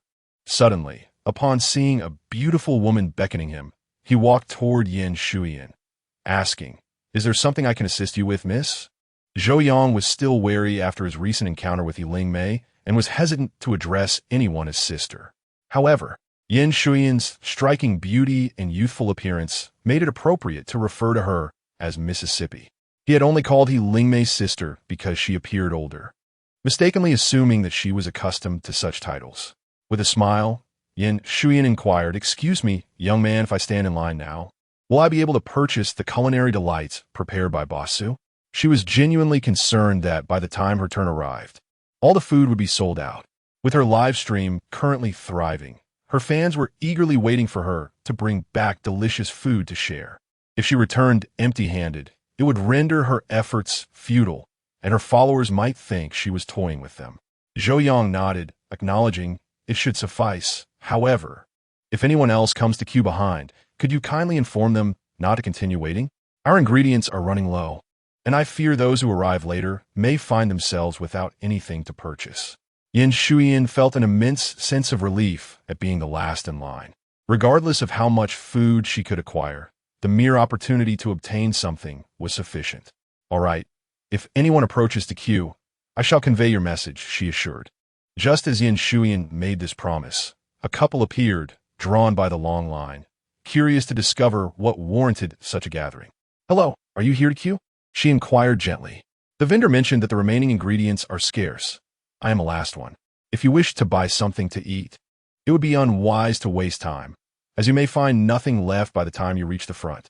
Among the couple, the young man was captivated by Yin Shuyan's beauty, his eyes widening in astonishment. It was his first encounter with someone so exquisite. Moreover, she was live-streaming, suggesting she was a broadcaster of sorts. His face radiated excitement, yet, mindful of his girlfriend's presence, he attempted to maintain composure, though his voice betrayed his enthusiasm. "Excuse me, are you a food blogger? May I know your account name? I would love to follow you." Yin Shuyan graciously revealed her name, as her account on the platform bore the same. Recognizing a potential fan, she responded warmly. The young man, eager to connect, swiftly retrieved his phone to find her account. Upon discovering that the live streamer was indeed Yin Shuyan, he immediately clicked follow, his smile broadening. "Don't worry, I'm just here. Perhaps I will still get my turn," he remarked, oblivious to his girlfriend's displeasure, who stood beside him with a visibly annoyed expression. Motivated by the desire to remain close to the beautiful streamer, he hoped for further conversation to bridge the gap between them. However, his girlfriend abruptly pulled him away. "What are you waiting for? Haven't you heard that the ingredients are limited? If we continue to linger, we shall starve. Come on, let's go. Don't think I am unaware of your thoughts." Realizing his girlfriend was indeed upset, the young man pondered why, as he believed he had not acted inappropriately. Reluctant to depart so soon, especially with such a stunning streamer present, he felt torn. Yet, his girlfriend, suddenly transformed into a forceful presence, exerted considerable strength. Despite his attempts to resist, he was swiftly pulled away. Reluctantly, he waved goodbye to Yin Shuyan, saying, "Sister, we have some matters to attend to, but rest assured, I have followed you and will support you." At this moment, Yin Shuyan noticed that the viewers in her live broadcast room began to flood the screen with messages, for they had just witnessed the exchange between the couple. It was evident to all that the man harbored ulterior motives. Consequently, the public chat was filled with terms such as scoundrel, shameless, and sycophant. The audacity to attempt to ingratiate himself with their goddess, Anin, was truly beyond reproach. Chapter 55. Just give it to me. Xu Qiu observed the dwindling ingredients and realized that they would soon be sold out. He inquired, "Zhou Yang, didn't you just tell the people behind us not to queue? Why do I see so many still waiting?" Zhou Yang, intrigued. leaned forward to glimpse the end of the line. To his surprise, he discovered that over 20 individuals had gathered behind the live-streaming hostess. Logically, the last customer should have been that young lady. How could there still be so many people behind her? Had the beautiful streamer failed to inform them? I did mention it. I told one customer that she was the last one and advised the others not to queue anymore. I have no idea how so many people are still lining up, Zhou Yang replied. You should check what's going on and kindly persuade them to leave, as we are running low on ingredients, and those at the back will certainly miss out. Xu Qiu wished to avoid any trouble. After all, he merely wanted to run his stall quietly, without engaging in any disputes. If those individuals continued to wait in line, they would inevitably be disappointed when the ingredients ran out. All right, I'll head over now, Zhou Yang said as he hastily set down his tasks and dashed to the end of the line. Indeed, he found a considerable number of people still waiting behind the streamer. Excuse me, dear customers, this young lady is the last one in line. We no longer have sufficient ingredients to prepare more dishes, so I kindly ask you to leave. Otherwise, you are merely wasting your time here. Zhou Yang had anticipated complaint from the newcomers, but was taken aback when they responded with smiles, showing no sign of frustration. Oh, you needn't worry about us. We are quite content to wait. Handsome young man, you go ahead and attend to your duties. We know what we're doing. Exactly. I have nothing to do after work anyway. It's nice to chat with friends here, and if we can't buy food, it's no big deal. I'm not bothered. Their responses left Zhou Yang utterly perplexed. What was going on? However, noticing that most of them were men, all gazing intently at the live-streaming Yan Shuyan, he quickly grasped the situation. These individuals were either fans of the female streamer or simply captivated by her beauty, wishing to linger nearby for a few more glances. Zhou Yang hurried back to report this development to Xu Qiu. Upon hearing Zhou Yang's account, Xu Qiu remained unfazed. If they were unwilling to leave, so be it. As long as they did not cause him any trouble, he was indifferent. Boss Xu, we've finally been waiting for you. Xu Qiu recognized the voice of Hongshi, yet upon looking up, he found that the customer standing at his stall was not Hongshi. With a playful tilt of his body, Hongshi poked his head forward. Xu Qiu then realized that Hongshi was actually third in line, which explained why he hadn't seen him earlier. Kocho, it's you. Please wait a moment while I prepare the food for the customers in front of you. You will be up shortly. All right, take your time. I'm not in a hurry, Hongshi replied. As the enticing aroma of freshly prepared stir-fried noodles wafted through the air, Xu Qiu found himself engaged in packing meals alongside Zhou Yang for the eager patrons. It wasn't long before the two customers ahead of Hongshi, having purchased their delectable dishes, stepped aside to indulge in their feast with unrestrained enthusiasm. Their voracious appetites reignited the cravings of those in line, as the fragrant scents of Su's stir-fried rice and noodles tantalized their senses, prompting an urgent desire to savor the culinary delights. When it was finally Hongshi's turn, he promptly placed his order. Su, I would like 3 servings of stir-fried rice, 3 servings of stir-fried noodles, and 3 bowls of hot and sour soup. Certainly, I'll prepare them right away, Xu Qiu responded, his hands never pausing in their rhythmic dance. With only 2 servings of stir-fried noodles remaining, he would need to cook another batch of both stir-fried rice and noodles to fulfill O's order. While Su diligently cooked, O seized a moment to converse. I intended to come by yesterday for your delicious food, but a student needed to practice their boxing, which delayed me. I went a whole day without tasting your creations, and it left me quite restless. Well, with your order today, you'll have plenty to satisfy your cravings, Su chuckled, appreciating the familiarity they shared. Even amid their light-hearted banter, Su's hands worked tirelessly, maintaining a swift pace that left Zhou Yang in awe. Su, your cooking is simply exquisite. May I purchase a bit more? I find myself unable to get enough, O expressed, his hearty appetite driving the request. Despite having ordered a substantial amount, he wished to take some home for the next day, certain that reheating would not diminish the flavors. Regrettably, we have a limit of 3 portions per item now. If I were to sell you more, the subsequent customers would be left waiting, Su explained. I had merely been testing the waters, acknowledging that the current limit was a significant improvement from the previous allowance of just 1. Indeed, Su, your business is thriving. With so many patrons queuing up here at your new location and even employing an additional staff member, you must be raking in quite a profit, O joked. Su neither confirmed nor denied this, as he focused on finishing the dishes. Soon, the stir-fried rice and noodles were ready, and Zhou Yang packaged them to hand over to O.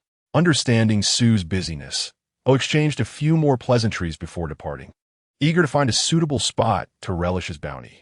As the pace of service quickened, the last customer, Yin Shuyan, approached.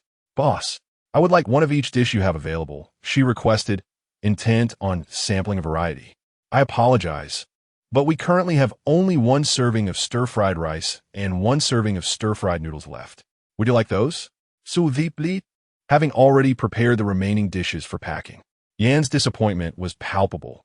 "Oh no, even the hot and sour soup is gone? That's my absolute favorite." "Indeed, we have run out. Today we had a considerable influx of customers, resulting in swift consumption. If you desire hot and sour soup, it will be prudent to arrive earlier next time." "Very well, I shall take both of these orders. After all, having waited in line for so long, even in the absence of hot and sour soup, I must resign myself to enjoying the wontons I crave. Regardless, the aroma of the fried rice and noodles is quite enticing. Moreover, I noticed that many patrons primarily purchased fried rice and noodles, which prompted her to think less and simply buy some to take home." As Xu Qiu finished selling the last of the fried rice and noodles, she intended to close up, but the appetites of the customers behind her had already been piqued. Upon seeing Xu Qiu preparing to pack up, they quickly gathered around. "Boss, are you closing so soon? We've been waiting for quite a while. Surely you could sell us something?" "Indeed, when I was in line, the scents emanating from your stall were delightful, and I also wish to sample your offerings." Me too. Weren't you just saying you didn't want to buy anything, merely wishing to chat with that beautiful live streamer? Why the sudden urge for food? That lovely streamer purchased the last 2 portions. Even if you press us now, we have nothing left to eat." Zhou Yang felt a sense of helplessness. Just moments ago, these individuals claimed they were uninterested in food, yet now they were insisting Xu Qiu sell them something. The cart was devoid of any ingredients. Not even a single leaf of vegetable remained. How could anything be prepared? At that moment, one customer noticed the fragrant broth remaining in the large pot of wontons and remarked, "Boss, that broth looks quite appetizing. Why not give it to me?" Chapter 56. Selling wonton soup. Xu Qiu was momentarily taken aback. "For you?" The customer, sensing Su's hesitation, quickly added, "Indeed, just look at how fragrant your soup is. It must taste delightful. I have waited in line for so long today and left empty-handed. It's quite disheartening." Xu Qiu gazed into the pot, where remnants of broth lingered. This was the leftover soup from boiling wontons. During the preparation, Zhou Yang had not sealed a few wontons properly, causing them to unravel while cooking, their filling merging into the broth. Although this did not affect the quality of the cooked wontons, the broken ones could not be sold, resulting in a loss of potential income. Yet, Xu Qiu chose not to hold this against Zhou Yang, for such incidents were not uncommon. However, the customer's insistence made Xu Qiu realize that the broth indeed exuded a delightful aroma. It was understandable why customers wished to sample it. This doesn't seem quite right, Xu thought, feeling conflicted, as the soup was merely leftover and lacked substance.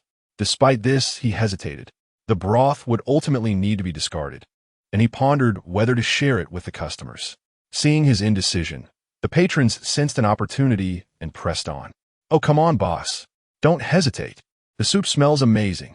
Even if it's a bit bland, you could just add some salt for us. If you feel it's a loss, we can even pay you a little more. I haven't had dinner yet, and I'm starving. Please just share the soup with us. If you refuse, we want to let you close up until we've had a taste." Seeing their determination to indulge in his culinary creation, Xu Qiu realized he could not conjure more food from thin air. He ultimately decided to sell the wonton soup for 1 yuan per bowl. It wasn't motivated by profit. Rather, the customers would need takeout containers, which Xu had purchased, hence the nominal fee. Furthermore, he recalled the system's notification that selling this pot of wonton soup for 1 yuan would also accrue points. Recognizing the opportunity to earn points, Xu Qiu resolved to sell the wonton soup. There was not much left, enough for about 15 or 16 bowls, perfectly allowing each customer to have one. He added some seasoning to enhance the flavor of the broth, ensuring it wouldn't be too bland. Zhou Yang then prepared the soup for the eager customers while Xu Qiu leaned against the cart. taking a moment to breathe and recover from the fatigue of the bustling day. His hands felt almost too heavy to lift. Ding, gained 1 point. Ding, gained 1 point. Ding, gained 1 point. Thus, even from selling wonton soup, Xu Qiu had already accumulated 16 points. Were it not for the low price, he would have truly considered offering the wonton soup as a formal dish on the menu. However, upon reflection, it seems wiser to refrain from such actions. It feels somewhat disingenuous, and the financial gain is minimal. Although he yearns for points, his desire for money is far greater. Those individuals, eager and impatient, couldn't resist taking a sip. This broth, while delicate, is imbued with flavor, and the taste is remarkably delightful. Merely sipping the soup allows one to savor the essence of the dumplings. Scattered atop the broth are green onions and dried shrimp, lending the impression that this concoction was crafted with care. Though it is merely the water used to boil the dumplings, it undoubtedly enriches the broth's flavor, without prior knowledge. One would never suspect its humble origins. A sip reveals a scalding yet aromatic experience, invigorating with each taste. One can hardly imagine how exquisite it would be with dumplings included. The customers, perspiring and relishing each mouthful, could not cease their praises. Seizing the moment while they remained oblivious, Xu Qiu urged Zhou Yang to swiftly gather all items from the stall into the vehicle, and they departed from Hanhe in a flash. "Suge, why are you running so fast? Are you afraid those people will cling to you?"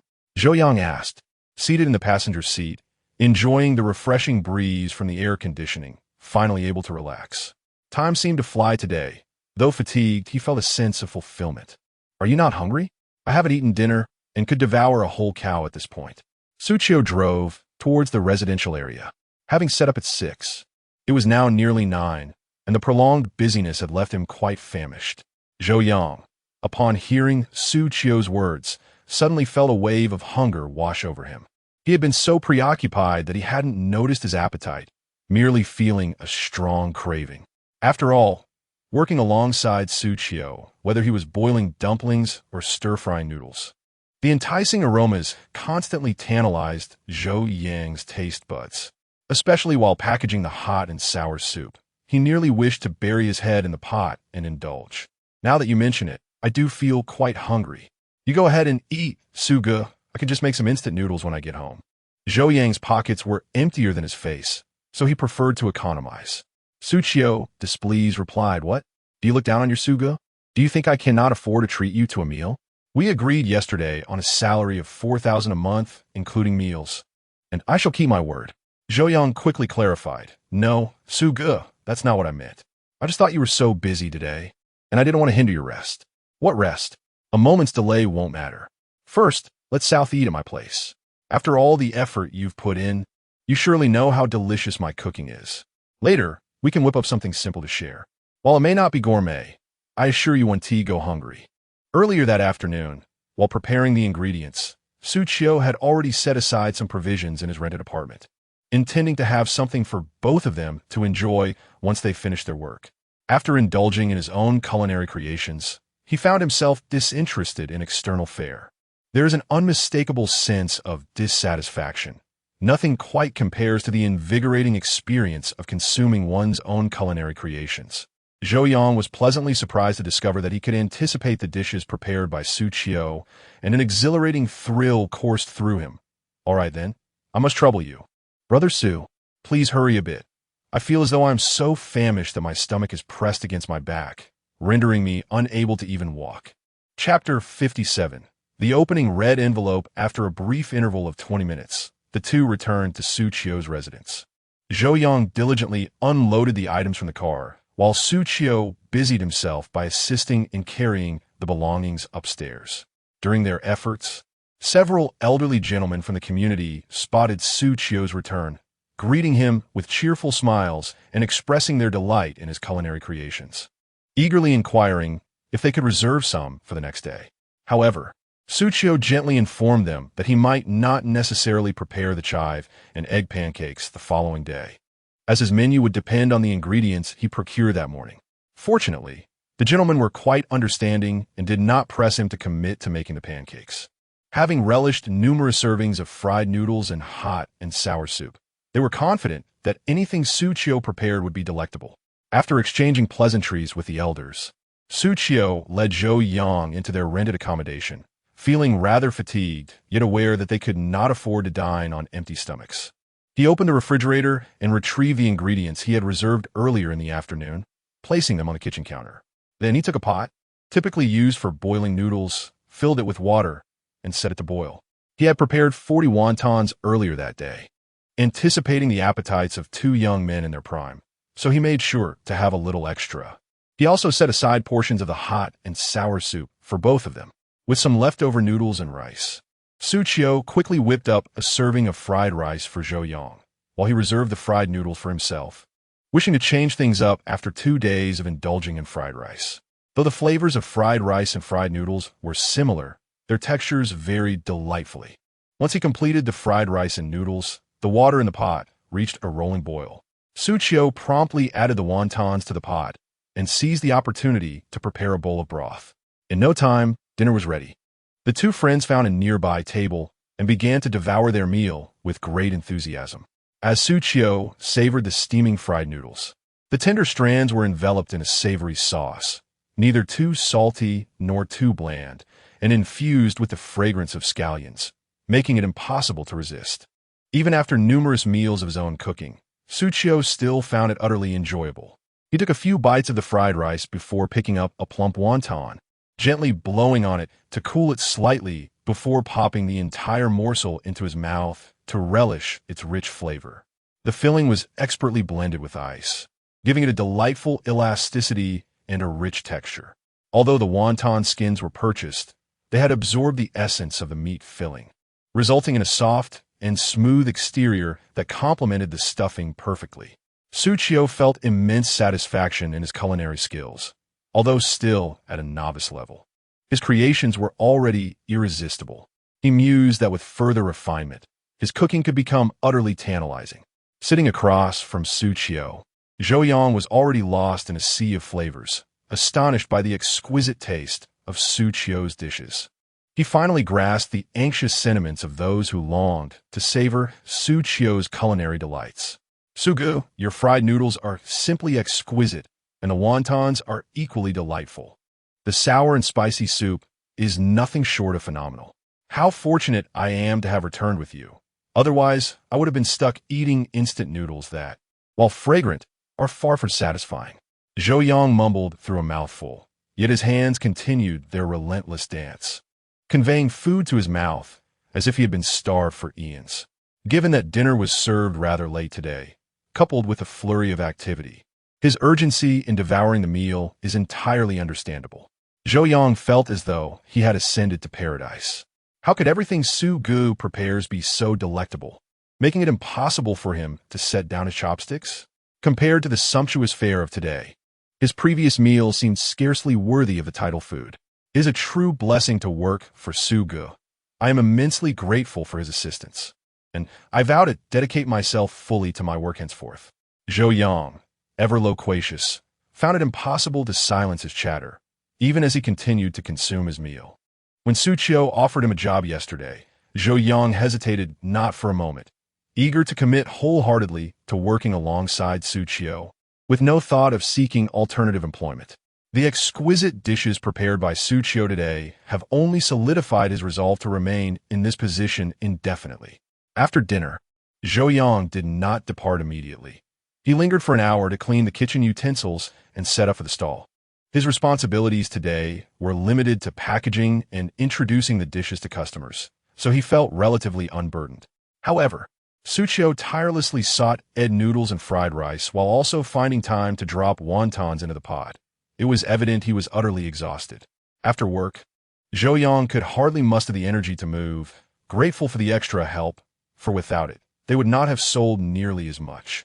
"Xu Yi, I have tidied up the kitchen, and all the pots, bowls, and utensils are washed and drying. They will be ready for use tomorrow. I'll head home now and come back early to assist," Zhou Yang announced as he stood at the door, eager to return home for a gaming session and some rest. "Wait," Xu Qiu called out to him. "Is there anything else you need?"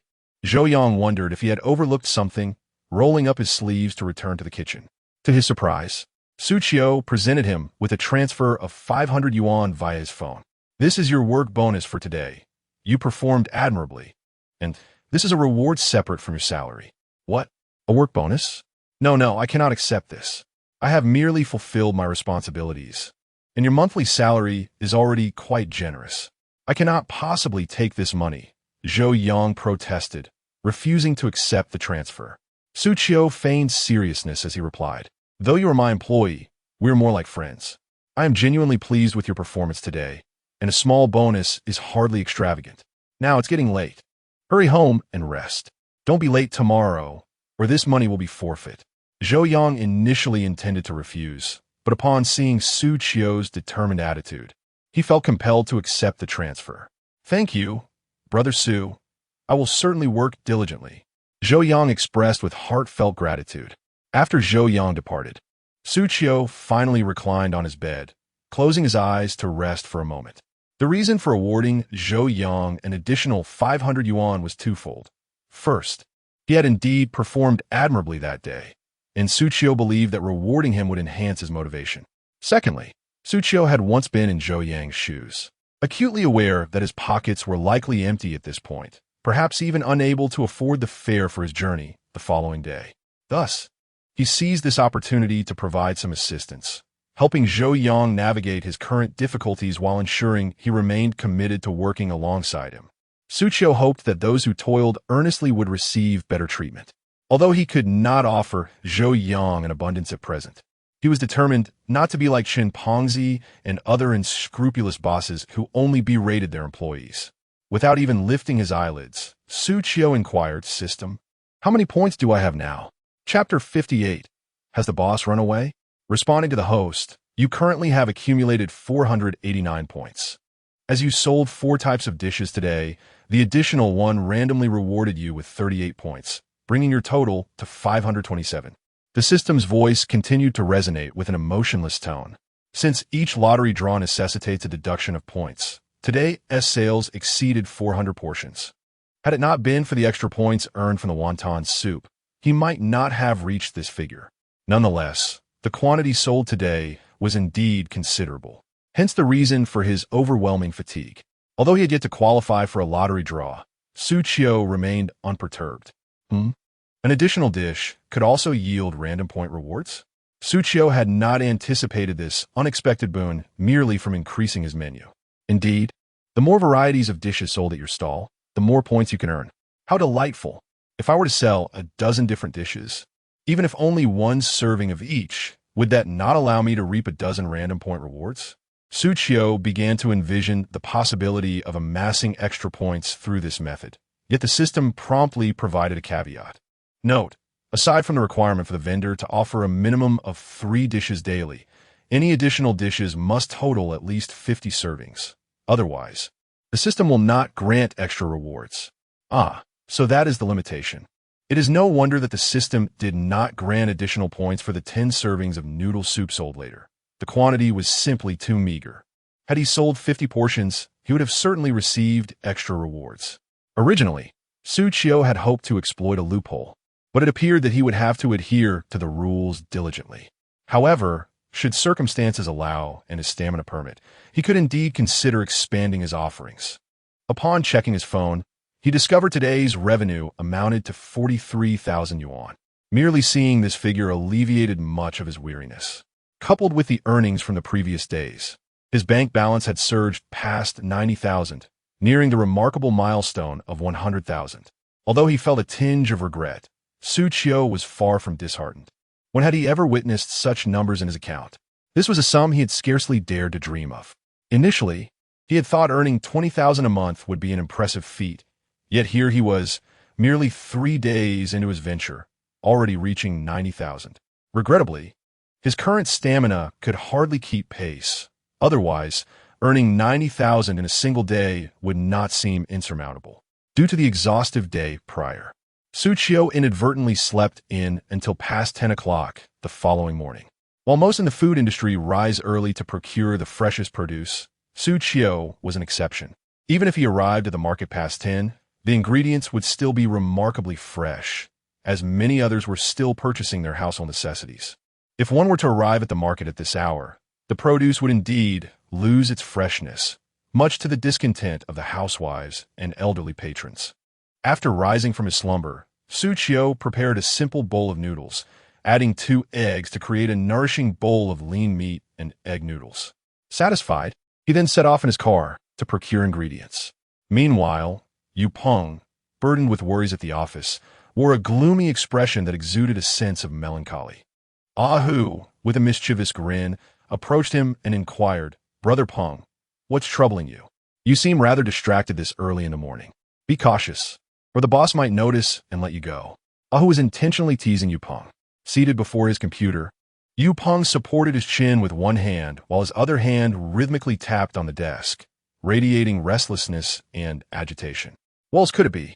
This is the second consecutive day that Boss Xu has not set up his stall. I am simply yearning for one of his delectable chive and egg pancakes. The craving is unbearable, and without indulging in his culinary creations, I find it difficult to focus at work. Do you think the boss's business has suffered to the point of him fleeing? Ah Hu, taken aback by this suggestion, quickly retorted, "How could you say such a thing? There was an incredibly long queue at the boss's stall, and so many people adore his food. It is impossible for his business to be failing. I stood in line for ages the other day and still didn't get my share." The notion that Boss Xu might have abandoned his trade due to poor business was utterly implausible to Ah Hu. The thought of having narrowly missed the opportunity to savor Boss Xu's chive and egg pancake was a regrettable one. This morning, he had indeed made a special trip to the spot where Boss Xu used to set up his stall, but alas, it had been claimed by other vendors, leaving no trace of Boss Xu in sight. If his absence were merely a one-day occurrence, it could have been attributed to personal matters. However, with 2 consecutive days gone by, it seemed likely that he had found a new location to operate. Suddenly, Yu Peng's eyes widened in astonishment. "You also want to buy what Boss Xu was selling last time? I had no idea. Didn't you say the chive and egg pancake wasn't that great? Yet, you still queued up?" Ah Hu, realizing he had let slip too much, attempted to cover his tracks, claiming he had heard other colleagues speak highly of Boss Xu's food, which piqued his curiosity. He refrained from admitting that he merely wished to boast about his desire for the chive and egg pancake to Yu Peng. Yu Peng, consumed by his thoughts, was solely preoccupied with the whereabouts of Boss Xu's stall, perplexed by the absence. The more he pondered, the more elusive the answers became, prompting him to wander around the vicinity, yet he failed to catch sight of Boss Xu. The absence of the much-desired chive and egg pancake was truly tormenting. At that moment, 3 female colleagues from the company emerged from the tea room, laughing and chatting. As they passed by Yu Peng's workstation, he overheard them discussing a particularly delectable meal they had enjoyed the previous day. His ears perked up at the mention of Boss Xu. Excitedly, Yu Peng sprang to his feet, brimming with enthusiasm. "What were you just talking about? Are you referring to Boss Xu, the one who sells the chive and egg pancakes?" A female colleague was taken aback by Yu Peng's words, yet she responded, "Yes, it's indeed that Boss Xu. However, he no longer sells chive and egg pancakes. He has transitioned to selling fried rice and noodles, as well as wontons. Yesterday, I savored a portion of those wontons. They were delectable to the point that I nearly devoured my own tongue. Fortunately, I purchased 2 extra portions to bring home, which I later reheated in the microwave for a late-night snack." Another female colleague chimed in, "Thank goodness we ventured to the Han River last night. Otherwise, we might not have discovered Boss Xu's new stall. I wonder what prompted him to move away from the office building. Otherwise, we could enjoy his breakfast every morning. Alas, our office is predominantly filled with busy professionals who are often in a rush to work, leaving little time to stand in line for food. Boss Xu's decision to set up his stall at the Han River is indeed advantageous, as the foot traffic is substantial. People can easily stop by after work or in the evening to purchase food. That's precisely why he excels in business." "The Han River? Are you saying Boss Xu has now established his stall there?" Yu Peng inquired eagerly. After finally learning where Boss Xu was operating, he was itching to rush out and purchase 10 or 20 portions immediately. Chapter 59. Idling away upon receiving a response from his female colleague, Yu Peng was filled with exuberance, bouncing on the spot with delight. He immediately conferred with Hu, and they resolved to hasten to Hanhe after work to purchase the culinary delights prepared by Xu Qiu. The sensation of having gone 2 days without indulging in such delights felt akin to a lifetime of deprivation. Hu, now shedding his previous bravado, readily agreed to accompany Yu Peng as soon as the workday concluded. It was rumored that boss Xu had instituted a limit of 3 portions per dish, which meant their bounty would be all the more plentiful. At long last, they could savor their long-awaited feast. Who recalled with regret how close they had come to securing food on their last attempt. Now that they were aware of boss Xu's stall location, there was no reason to abstain from going. Meanwhile, Zhao Zhengfei, who was also working, found himself secretly indulging in idleness. He gazed at his phone, where his girlfriend had messaged him, expressing a craving for Xu Qiu's chive and egg pancakes, causing his mouth to water profusely. The recent days of overtime had been relentless, causing him to miss the window of opportunity to visit Xu Qiu's stall. By the time he finished work, it was typically the dead of night, rendering him hesitant to seek out Xu Qiu.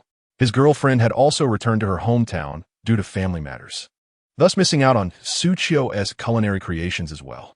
Even from afar, she persistently messaged him about her longing for chive and egg pancakes. As the two exchanged messages, salivating over their cravings, they agreed to seek out Xu Qiu for some delicacies upon her return. The day Xu Qiu had gifted them the chive and egg pancakes was a memorable gastronomic experience, and they had been reminiscing about that flavor ever since. Had they known earlier of Xu Qiu's remarkable culinary skills, they would have urged him to embark on a business venture instead of toiling away at jobs. At that moment, Zhao Zhengfei noticed a notification from the company group chat, where their group leader, comprising about 20 individuals, had sent a message. It seemed his colleagues were also partaking in a bit of idleness. Zhao Zhengfei had been preoccupied with work and had not had the inclination to check the group messages. Now, with a rare opportunity to relax, he decided to catch up on the chatter. This group was primarily a space for colleagues to vent or engage in lighthearted banter. Since Zhao Zhengfei often found himself busy, his absence from the conversation was not unusual, and the others had taken it in stride. Upon posting a message in the group, everyone deduced that he had finally completed his tasks and was ready to engage in casual conversation. Zhao Zhengfei. These past few days of overtime have been utterly exhausting. I feel like I've lost a few more strands of hair. Why doesn't the company compensate me for my hair loss? Colleague A. Don't even mention your few strands of hair. They were already scarce. Don't think about pinning the blame on the company. Contributing to the company is our honor. How dare you entertain such a perilous thought? Young man, you tread a dangerous path. Colleague B, you lot are devoid of compassion. Zhao Zhengfei is nearly bald, and you still think his thoughts are hazardous. As for me, if I were to lose that much hair, I would simply shave it all off. That way, no one could tell if I were bald or just sporting a clean-shaven head. Hee hee. Colleague C, you all need to be more serious. Every day, you just boast aimlessly in the group. Regardless, while you work overtime, I certainly won't. I plan to leave early after work. Colleague A, you're acting a bit strange. You've been leaving early these past couple of days. Could it be that you're in a romantic relationship? It hardly seems fair that Zhao Zhengfei has a girlfriend, and you all have found partners while I remain single. Is it merely because I am a seasoned programmer? Or perhaps due to my thinning hair? This is unjust. I protest. Colleague C, your protest is futile. I'm also single. Let us not mock each other. The reason I've been leaving early these past couple of days is to buy food. There's a new stall by the banks of the Hanha River selling fried noodles. And I must say, the aroma carries for miles around. Colleague D, here we go with the exaggerations again. You all lack seriousness. If the aroma could indeed waft for 5 miles, then why can't I detect it here in the office? Colleague C, oh come on. It's just a figure of speech. Don't dwell on the details. All I'm saying is that the food from that vendor is delicious. The queue is always long, and if you arrive late, you might miss out. Speaking of it makes my mouth water. Colleague B, is it really that good? Colleague E, I can attest to that. It's truly delicious. Yesterday, after work, I saw a long line and decided to join in, purchasing a serving of fried noodles and wontons. My goodness, the flavor nearly overwhelmed me. It was extraordinarily delectable. The conversation shifted to food, piquing Zhao Zhengfei's interest. Since there was no overtime today, he could also go and sample the offerings. Colleagues in the group expressed great interest in the food from the stall by the Yellow River. Several had already dined there and praised it highly, further enticing Zhao Zhengfei to investigate for himself.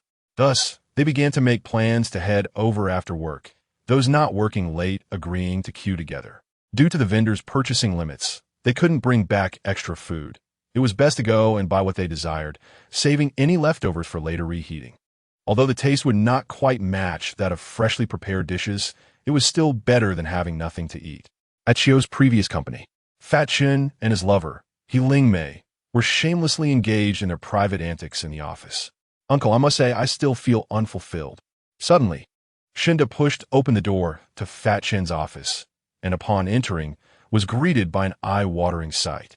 They were no longer discreet, standing right at the door, and as they pulled apart, strands of saliva still connected them, an utterly nauseating scene.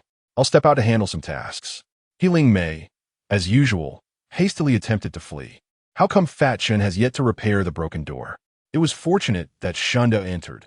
Had it been someone else, they would have uncovered their secret. Chen, known for his portly frame, was no longer cautious after having been previously caught by Shunda. He firmly grasped He Ling Mei's arm, preventing her from leaving his side.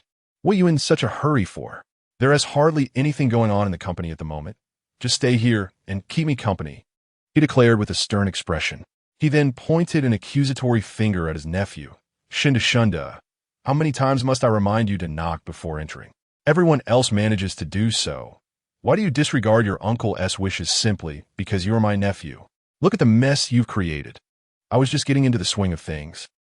Forget it. I shan't dwell on it." At this moment, Shunda stood with arms akimbo, unyielding. "Uncle, it is I who should be admonishing you. Even if you crave some excitement, must it be at such an extreme? This scene is truly beyond my comprehension. Did you not think to lock the door? What will you say if Aunt discovers this? Go on, stop spinning these useless tales. Your wife hardly visits the company. How would she know anything?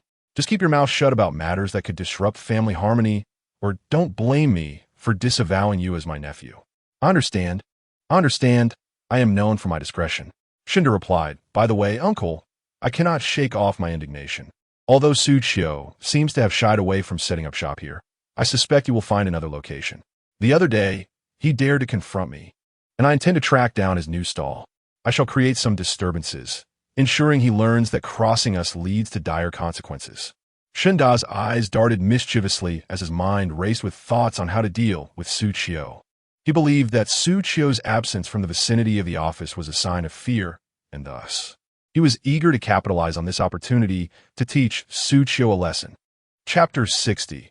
The vigorous boxing gym Chen Pangzi could not shake off the feeling that his nephew was overly agitated about a mere former employee, someone who had already been dismissed.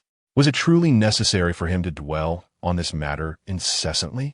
The individual in question held no significant importance. It would suffice to ignore him entirely. Engaging in such frivolities seemed utterly pointless. It was one thing for his nephew to be discontented, but it was quite another to disrupt Chen Pangzi's own endeavors. Just when he was making headway, his nephew consistently undermined his progress. Do as you please with him. Just refrain from loitering around here aimlessly. Have you completed your work? The new project is in your hands. Have you devised a plan yet? Focus on tangible tasks, and pay less mind to those unworthy of your concern. You are still young, with a promising future ahead. Chen Pangzi possessed a remarkable talent for admonishing others, and upon encountering Shunda, he did not hold back. Shunda, growing impatient, dug into his ears and remarked, "Aunt, I understand. There's no need to reiterate. Do you not trust my ability to handle matters? It's just that some team members are rather obstinate. They objected when I asked them to work overtime to produce a plan. Perhaps I should just let them go." Upon hearing this, Chen Pangzi's anger flared. He slammed his substantial hand on the desk, warning Shunda, do not toy with me. Let me remind you that this company is not merely your uncle's domain. You cannot dictate who stays or goes. If I were to dismiss employees at such an alarming rate, would I still have a position here?" Realizing he had misspoken, Shunda pursed his lips and softened his tone. "Aunt, I was merely joking. Why are you so agitated? Can we even afford a joke like that here? If someone reports us to the boss, we would both be out of a job. Mind your words." After dismissing Shunda from his office, Chen Pangzi welcomed He Ling Mei onto his lap, and they resumed their affectionate exchanges. Meanwhile, Xu Qiu had procured a significant amount of ingredients today. Handling the grocery shopping himself, He did not require Zhou Yang's assistance. Xu Qiu selected the items needed for his stall and requested the shopkeeper to load them into his van, also replenishing various condiments such as pepper, salt, and soy sauce. Given the increased sales, not only did the quantity of ingredients need to rise, but the condiments must keep pace as well. He was truly grateful for the van. Without it, he could not have transported such a bounty. Once he finished gathering the ingredients, Xu Qiu suddenly recalled his earlier desire to practice boxing. He drove to the entrance of the vigorous boxing gym, remembering that his customer, Coach Xu, had invited him to visit. Since he also wished to enhance his fitness, he decided to check the gym's facilities. If they met his expectations, he could enroll on the spot and work out whenever he had the time. This would undoubtedly bolster his stamina, making his future endeavors at the stall less exhausting. Upon reflecting on the grueling overtime hours endured at work, coupled with a lack of physical vitality, I realized that now that I am earning my own income, it is imperative to engage in regular exercise and cultivate my health. After all, accumulating wealth is futile without well-being. Xu Qiu entered the vigorous boxing gym, where the receptionist greeted him with a warm smile upon his arrival. "Good day, sir. Welcome to Vigorous Boxing Gym. Are you here to inquire about our boxing classes?" Her cordial demeanor was commendable, a testament to her role at the front desk. Xu Qiu nodded and replied, "I was referred by Coach Xu. I would like to know if he is available." The receptionist, recognizing Xu Qiu as a client of Coach Xu, displayed no sign of displeasure and instead warmly escorted him to the second floor in search of Coach Xu. "Ah, you wish to see Coach Xu? He is currently upstairs. Allow me to take you there." Xu Qiu followed her ascent to the second floor, taking in the surroundings of the gym. In the lobby on the first floor, a boxing ring was prominently displayed, where a coach was diligently training a student. The gym, while not excessively large, was spacious and efficiently utilized. Various cardio equipment surrounded the area, alongside racks filled with boxing gloves and protective gear. Several other students were already engaged in training, contributing to an energetic atmosphere that ignited Xu Qiu's enthusiasm. It seemed that training in this environment would indeed be invigorating. Although he had no prior experience with boxing, he felt certain that, with proper guidance, he could strengthen his physique here. With this optimistic mindset, Xu Qiu finally reached the second floor. "Here we are. Coach Xu is inside. If there is nothing else, I'll take my leave," the receptionist said with a smile as she led Xu Qiu to a room before departing. The door was ajar, allowing him to see Coach Xu conversing with other instructors. Out of courtesy, Xu Qiu knocked gently, and the sound drew the attention of the coaches, who were unfamiliar with him and paid little mind. However, upon spotting Xu Qiu, Coach O's eyes widened and he swiftly approached him. "Ah, Xu, you finally arrived. I apologize for not being aware of your visit today." Xu extended his robust arm for a handshake. The other coaches regarded the two with curiosity, surprised to see such a young individual, a client nonetheless, eliciting such excitement from Coach O. "Not at all. I merely had some free time after grocery shopping and thought I would come by to see if boxing might suit me." Xu Qiu replied with an awkward smile, feeling somewhat out of place under the scrutiny of the coaches. Coach O, delighted by Xu Qiu's presence, reached out and playfully squeezed his arm. "The foundation is quite solid, and there's a hint of muscle in those arms. With continued practice, you may soon catch up to me. Cool. Allow me to take you downstairs and introduce you to the world of boxing. Since we are already acquainted, I will speak with the front desk shortly to arrange a discount for your registration." Yu Hongxi warmly guided Xu Qiu downstairs, meticulously presenting the various areas of their boxing gym and elucidating the benefits of practicing boxing. He assured Xu Qiu that should he decide to enroll now, he would personally oversee his training with utmost dedication. Although Yu Hongxi was fervently discussing numerous topics, Xu Qiu did not feel annoyed. Rather, he found Yu Hongxi to be quite genuine, his words devoid of exaggeration. Considering the proximity of this place to his residence, Xu Qiu felt inclined to continue his training and began to inquire about the tuition fees. However, this inquiry brought him some surprise, for the classes here were indeed rather expensive. Chapter 61. Personal Training. Initially, Xu Qiu presumed that the expenses for the boxing gym would be comparable to those of a fitness membership. However, he soon discovered a significant disparity. Group classes were somewhat more economical, amounting to a few hundred yuan per month. Furthermore, enrolling for an entire year would yield additional discounts. Yet, due to his commitment to street vending, Xu Qiu's training schedule remained unpredictable, rendering it impractical to commit to a year-long course all at once. Moreover, unforeseen circumstances occasionally arose, prompting him to contemplate the option of private lessons with Coach O, despite the elevated costs. Coach O was renowned as an exceptional trainer in this establishment, and thus, the fee for a single personal training session stood at 400 yuan. The advantage, however, was the flexibility of scheduling, as long as he informed the coach in advance. He could train at his convenience, which was quite appealing. Xu Qiu reflected that, given his current financial situation, the cost of 400 yuan per session was manageable, as long as it contributed to his physical fitness.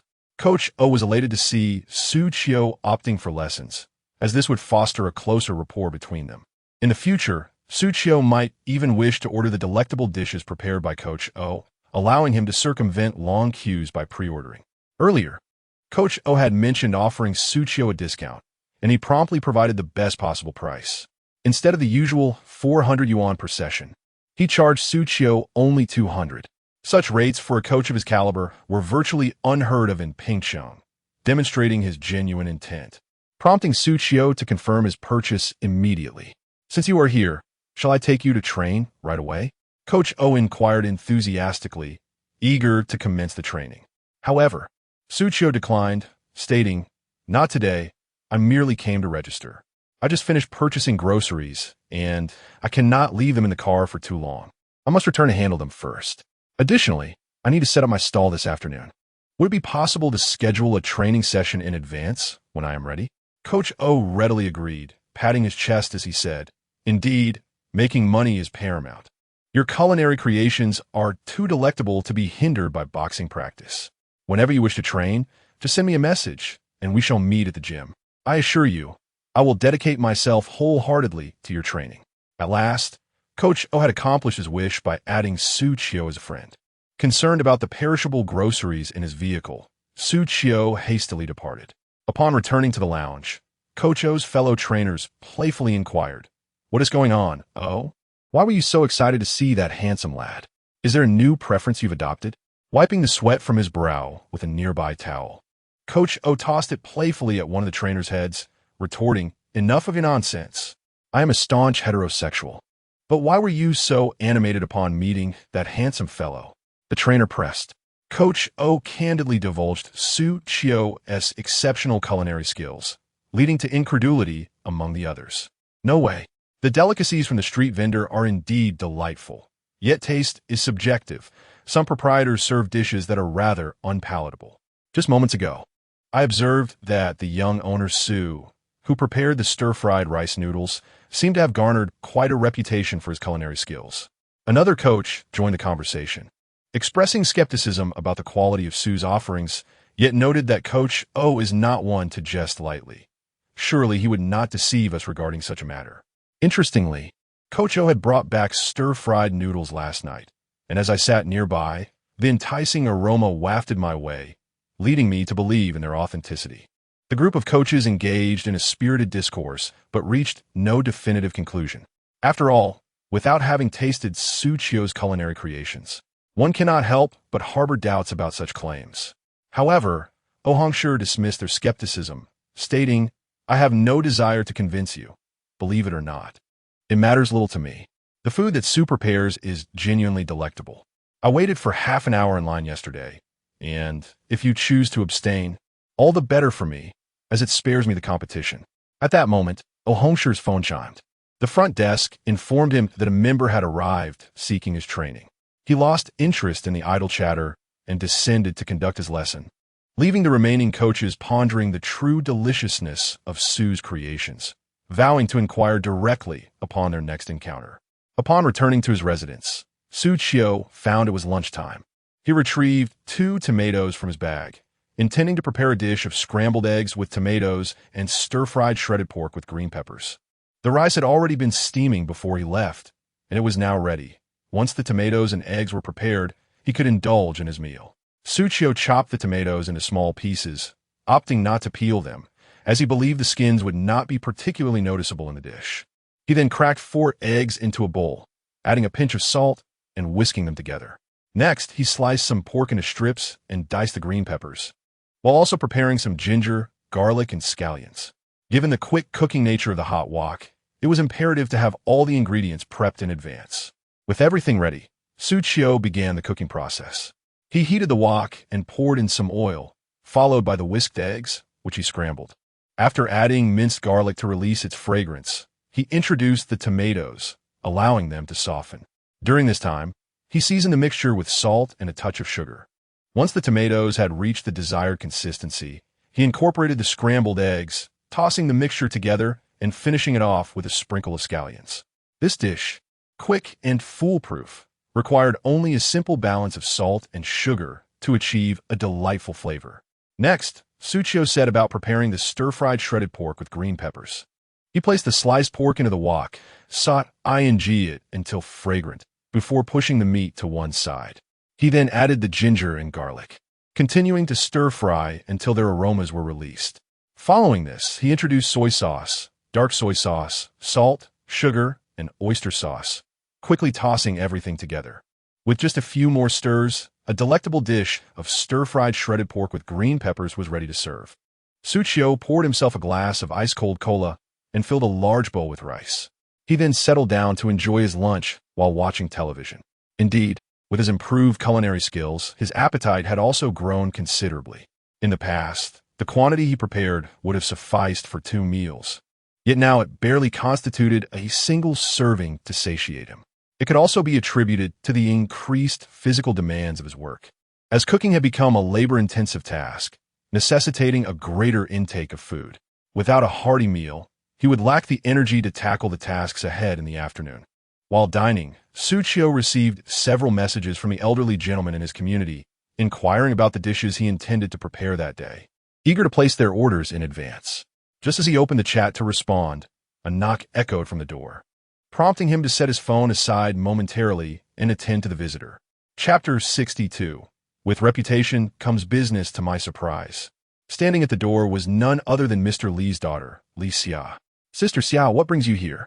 Xu Qiu, who was acquainted with Li Xia, greeted her warmly. Normally, whenever Li Xia returned home, she and Xu Qiu exchanged pleasantries and engaged in brief conversations. However, it was the first time that Li Xia had taken the initiative to visit him. Li Xia stood at the entrance, her face beaming with joy. "Little Xu, my father purchased some fried rice noodles and other dishes from you yesterday, and they were absolutely delightful. I came today to commend you on your excellent work. Keep it up. Here, as a token of my appreciation." With that, she placed a bag of apples into Xu Qiu's hands.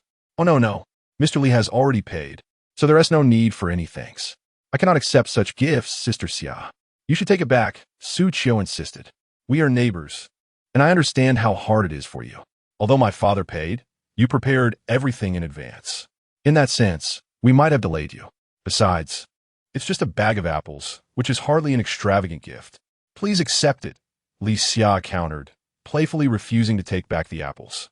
As they continued to exchange polite refusals regarding the apples, 2 figures emerged from Mr. Li's home. One was Li Xia's husband, and the other was her daughter. Li Xia's husband called out to her, "Dear, hurry up and deliver the things.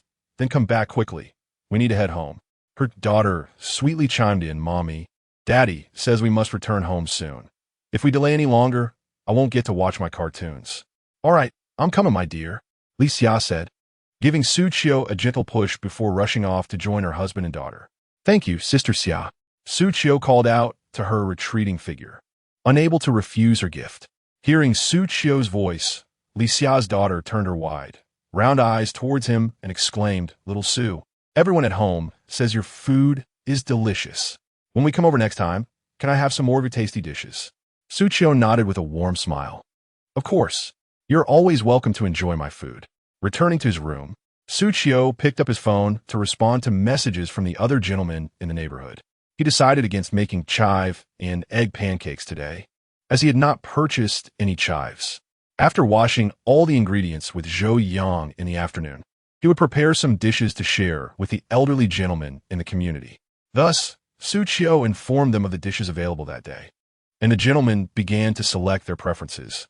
Almost every option was chosen, and since they were neighbors, Xu Qiu did not impose any purchase limits. The quantity ordered this time was noticeably greater than the previous day, likely because the food they had brought home was enjoyed by their families, prompting them to order more. Once those matters were settled, Xu Qiu hurriedly returned to his meal. Although the food had cooled somewhat, it did not diminish its delectable flavor. The vibrant tomato and scrambled eggs alone were a feast for the eyes. Not to mention the mouth-watering stir-fried pork with bell peppers that was sure to tantalize the taste buds. In the afternoon, Zhou Yang arrived even earlier than the previous day, coming an hour ahead of schedule. Originally, Xu Qiu had set his work hours to begin at 2 o'clock, and as he indulged in a midday slumber, he was startled awake by a knock at the door. Checking his phone, he realized it was only one. Groggy and bleary-eyed, he opened the door to find Zhou Yang stepping inside, as if he were returning home.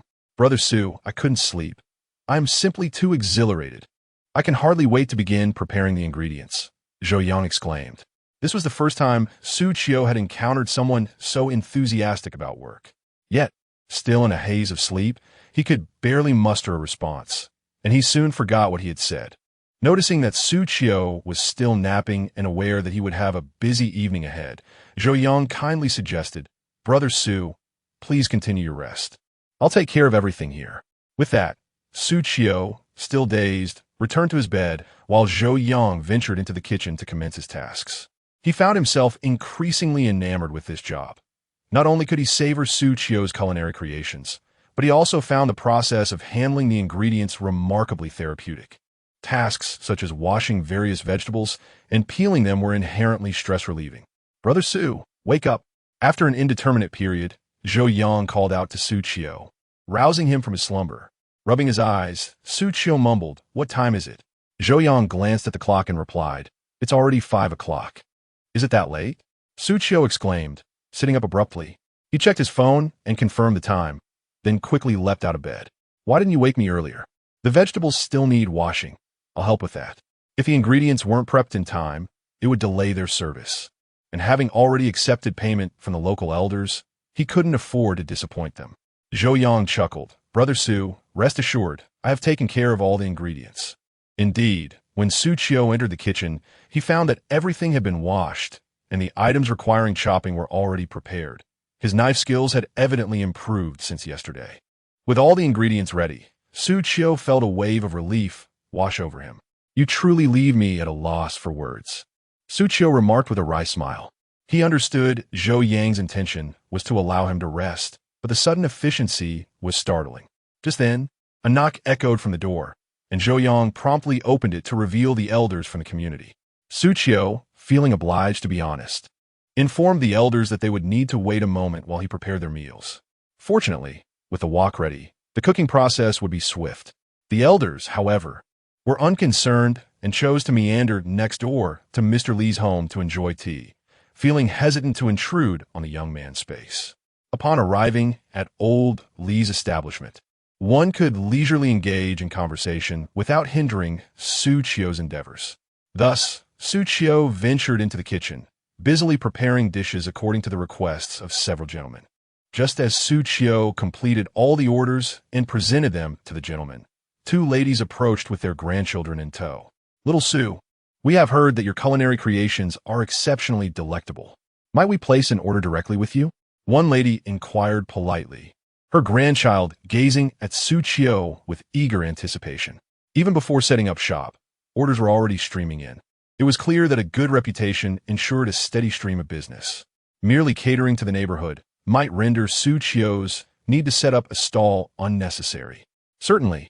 Ladies, what would you like? I have fried noodles, stir-fried rice, wontons, and hot and sour soup. I'll take one of each, please.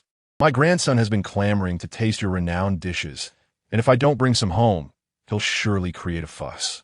I do apologize for the trouble." The other lady hurriedly added, I too. I would like the same, one of each, if you please." These 2 ladies had learned of Xu Qiu's culinary prowess through casual conversations with the gentlemen in the community.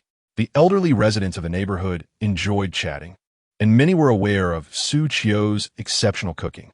However, Some individuals hesitated to seek out Xu Qiu due to concerns from their families regarding outside food. Very well, but you'll need to wait a moment. I shall prepare your orders right away. Xu Qiu then turned back to the kitchen. While busily working, he overheard the gentleman conversing with the two ladies. Though the specifics were unclear, he discerned that they were extolling the virtues of his dishes, claiming that once their families began eating, they could hardly stop. Chapter 63. Claiming the spot, as the side dishes had already been prepared. It merely required cooking until they were done. Even if the two portions for the ladies were redone, it would not consume much time. While Xu Qiu was stir-frying noodles and rice, Zhou Yang assisted by packaging the meals, and soon enough, the requested dishes were ready.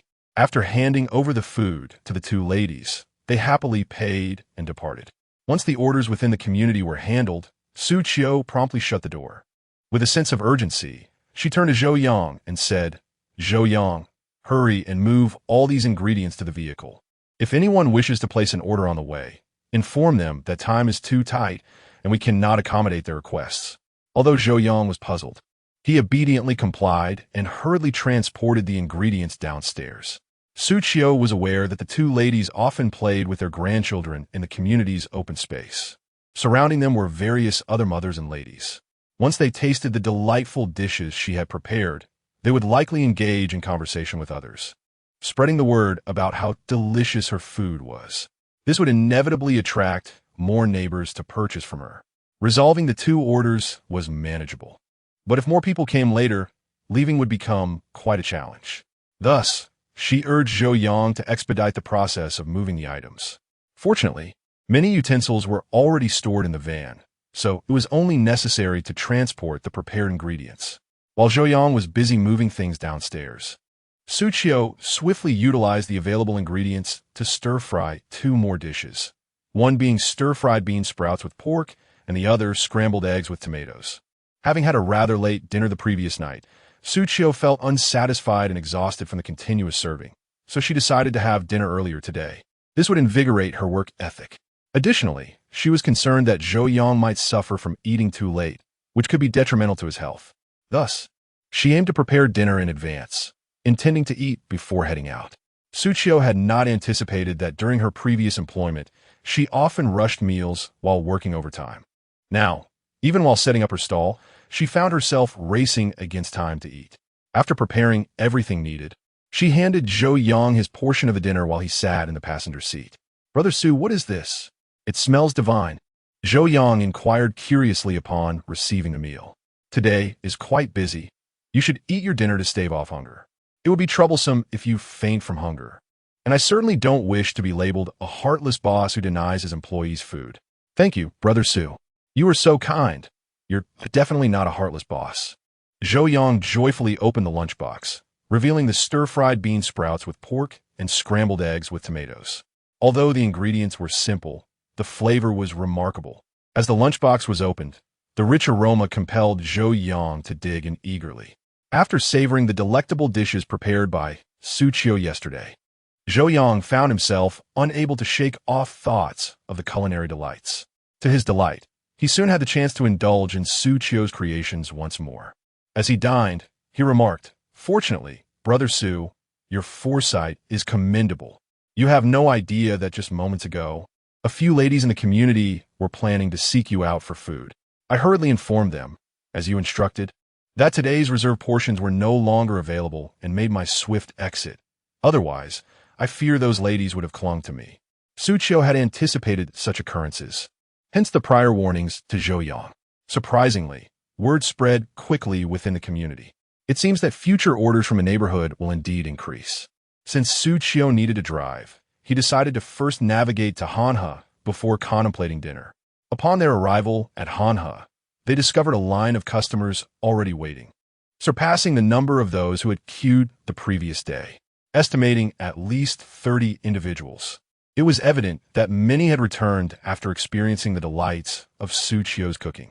Not only were customers lining up, but numerous vendors had also set up stalls nearby. Xu Qiu observed that the number of stalls at Hanhe had increased by at least a dozen, offering a variety of fare, some selling stinky tofu, others fried skewers, and yet others barbecue. Zhou Yang, puzzled, remarked, "Isn't it remarkable, Brother Xu? Why are there so many vendors outside now? Could it be that they want to share in your thriving business? After all, Xu Qiu's stall had attracted an impressive number of patrons. And who wouldn't envy such a long queue? It was only natural that others would want to capitalize on the foot traffic generated by Xu Qiu's success.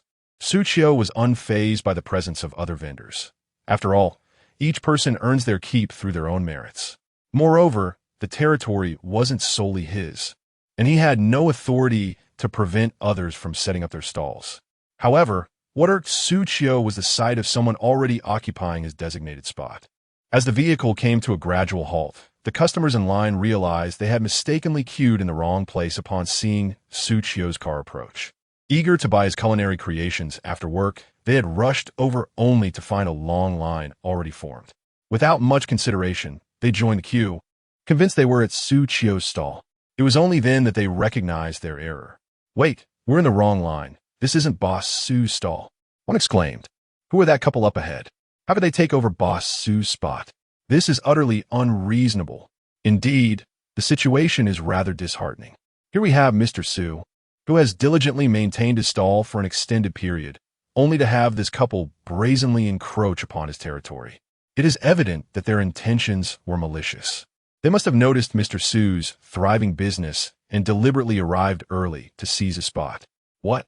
I was so engrossed in my phone that I failed to realize this was not Mr. Xu's stall. How utterly disappointing. After queuing for so long, I can no longer bear it. Gradually, some customers who recognized their mistake began to disperse, never anticipating that they would end up at a different vendor's stall instead of savoring the culinary delights crafted by Xu Qiu. It is infuriating to think about. I remarked, "Sir, your fried noodles are exceedingly unpalatable. Did you use gutter oil in cooking? It's so greasy it makes my throat ache." The customer at the front, having just purchased a serving of fried noodles, took a bite and quickly discovered how horrid they were. Initially, he had not paid attention to the queue and simply followed along, assuming he was in line for Mr. Xu's fare. Upon realizing that he was mistaken, he figured he might as well give it a try. Perhaps it would turn out to be surprisingly good. However, after just one bite, he found himself unable to continue. Reflecting on the money spent, he felt dismayed at the prospect of consuming such dreadful food. To think they charged 28 yuan for that miserable serving. Fuming, he returned to confront the couple, Liang Guang and Tian Jiaqin, who had taken Xu Qiu's place. Previously, they had set up their breakfast stall adjacent to an office building. But upon discovering that Xu Qiu was not in the vicinity, they hastily claimed his spot. Their opportunistic approach had indeed yielded some profit, albeit only for a day. Once the community learned that Mr. Xu would no longer set up his stall, interest in their offerings waned significantly. By chance, they later learned that Xu Qiu had relocated to the banks of the Han River, prompting them to employ the same tactics in hopes of selling fried noodles and fried rice to increase their earnings. Knowing that Xu Qiu priced his fried noodles at 30 yuan, they deliberately set theirs at 28. While Xu used beef, they opted for frozen pork. Their cost for a serving of fried noodles was no more than 5 yuan, allowing for substantial profit. When confronted by an irate customer seeking an explanation, Liang Guang and Tian Jiaqin merely scoffed and exchanged harsh words, dismissing him with disdain. "What nonsense! My fried noodles are exquisite, yet this person dares to return with complaints. I suspect he is merely a rival sent to disrupt our business. Had I not seen through his guise, who knows what kind of trouble he would have attempted to inflict upon us. If he dares to return, we shall not be merciful." After the customer was driven away by Liang Guang's tirade, he continued to hurl disparaging remarks, relishing in his vindictiveness. Liang Guang's wife, Tian Jiaqin, chimed in beside him, proclaiming, "Indeed, the flavor of the fried noodles my husband prepares is nothing short of aromatic, a delight unmatched in this vicinity. It's utterly shameless that some individuals would go so far as to create trouble for us simply out of a desire for free food." This couple fashioned themselves as victims, despite the fact that their culinary offerings were decidedly unpalatable, and they had the audacity to cast blame upon the customers. At that moment, the patrons who had been waiting in line witnessed this scene unfold, and, upon realizing that this couple was not, in fact, Boss Xu, they abandoned their queue and began to make their way toward Boss Xu's food truck. Chapter 64. The deceitful couple. Hey, please don't leave. It said that those were competitors deliberately causing a disturbance. Why won't you believe me? I used only the finest peanut oil to stir-fry this dish. A bottle of oil is quite expensive. Please don't go. Liang Guang watched as the customers turned away without a glance, mistakenly thinking they were deterred by the previous patron's words. Anger surged within him. Although he did not use gutter oil, the oil he did use was still remarkably inexpensive. That young man had the audacity to sabotage his business. He should have taught that brat a lesson to instill some sense. Tian Jiaqin quickly sensed something amiss. She pointed towards a nearby vehicle and said, "Honey, I feel like the customers didn't leave because of what that patron said. It seems they're all heading towards that van. What's going on?" At that moment, Liang Guang, still seething with frustration, replied impatiently, "How would I know what's happening? If I knew, would I still be standing here?" As he observed the diners flocking towards the van, the surrounding vendors couldn't help but feel envious. They had been set up for half an hour, and the customers hadn't even glanced their way. They had managed to sell only a single portion. It was a mystery what kind of charm boss Xu possessed to attract such a loyal clientele. It truly was a source of envy, particularly since the food they prepared was equally delectable. Xu Qiu had not returned to his usual spot for the past couple of days. This was not due to any reluctance to reclaim his position, but rather because the surrounding stalls were too numerous, blocking the way. Thus, he decided to set up nearby, beside the parking area. His food truck was quite conspicuous, and others soon noticed his arrival. Even before he began to set up, the patrons who had been lining up all gathered around him. Notably, the customer who had recently endured Liang Guang's inedible stir-fried noodles rushed to the front, exclaiming, "Boss Xu, you finally arrived. We were deceived earlier. We thought you were still at your previous location, only to be tricked by those two unscrupulous vendors. Their food was so terrible, and they dared to charge such high prices. It's utterly outrageous." The customer recalled the revolting stir-fried noodles he had just consumed, feeling as if he might regurgitate his previous meal. His mind was consumed with the desire to savor the delicious stir-fried noodles prepared by Boss Xu and to once again experience the delightful aromas of food. "Everyone, please don't rush. Line up first. We'll be ready to serve shortly," Xu Qiu said, taking his time to exit the vehicle. He instructed Zhou Yang to handle the setup while he sat in the truck, hastily retrieving the dinner he had prepared earlier to eat. He estimated that around 20 to 30 customers were already gathered by his truck, and he needed to fill his stomach to have the energy to work. In truth, he hadn't arrived late. It was merely that the customers had come far too early. "Indeed, everyone, please form an orderly queue. We are all gathered here but Mr. Xu's stall simply cannot accommodate us all. Fortunately, with the crowd still manageable, each individual can purchase their desired dish." Amidst the throng, some patrons have taken the initiative to maintain order. Although everyone is eager to savor the culinary delights prepared by Xu Qiu, it is essential that we adhere to an orderly line. After all, Mr. Xu tends to return from his business trips quite swiftly, and a brief wait will not prove burdensome. Thus, the customers hastily align themselves, anxious that any delay might hinder Mr. Xu and his team. The customer who had just enjoyed Liang Guang's stir-fried noodles was naturally at the forefront of the queue, his face alight with excitement as he watched Xu Qiu enjoying his dinner in the food truck. One could only wonder what delicacy Mr. Xu was indulging in. The sight of his meal appeared utterly delectable, stirring a desire within the onlookers.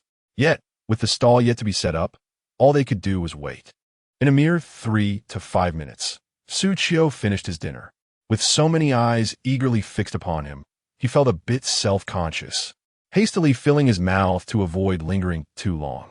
His actions only intensified the fervor of those waiting in line. If Mr. Xu's stir-fried noodles and fried rice were so exquisite, one could only imagine the taste of his other dishes. The temptation to snatch the food container from Mr. Xu's hands was palpable. The reason he hesitated to step out for his meal was undoubtedly the fear of having his food pilfered. Once Xu Qiu completed his meal, he emerged from the truck just as Zhou Yang unloaded the majority of the necessary items. Indeed, a full stomach invigorates one for work. "Hello, what do I get for you?" he cheerfully inquired. Today's offerings remain the same as yesterday's, with a limit of 3 portions per item for each customer. Unlike Liang Guang and Tian Jiqin, who treated patrons as if they owed them something, Mr. Su's stall not only provided delicious food, but also fostered a friendly atmosphere. As for that unscrupulous couple's stall, let those who wish to patronize it do so. 3 portions each of stir-fried noodles, fried rice, wontons, and hot and sour soup, please. Mr. Xu, you must arrive earlier next time. Look how your spot has been taken. So many customers have been lured away to their stall. Alas, even to have a meal, one must spend money only to be met with poor quality food. It's infuriating. As Xu Qiu began preparing the customers' orders, he replied, "It's not that I arrived late. Rather, the other vendors came too early. If they wish to seize that spot, so be it. In the future, everyone should be mindful of who the true vendor is. Nonetheless, I sincerely appreciate your support." With deft hands, Xu Qiu added oil to the wok and tossed in the beef, beginning to stir-fry. As the meat sizzled and changed color, the enticing aroma wafted through the air, a testament to the fact that authenticity can never be overshadowed by imitation. Before long, the first customer's meal was prepared. That satisfied patron eagerly took their packaged food and rushed to the side to indulge. This scene sparked envy among those still waiting in line. If only I had arrived a little earlier, I would have been the first to savor the exquisite dishes prepared by Chef Xu. Watching the customers relish their meals, it was impossible for anyone not to salivate. 2 portions of fried noodles, 2 servings of wontons. The orders were promptly packaged and placed on the counter for collection. Due to Xu Qiu's efficiency in preparing 6 portions of fried noodles and 6 portions of fried rice simultaneously, along with a generous quantity of wontons prepared in advance, there was more than enough to satisfy the next customer. With 3 portions of fried noodles and 3 portions of fried rice remaining, it sufficed to hand over the packaged servings directly to the customer.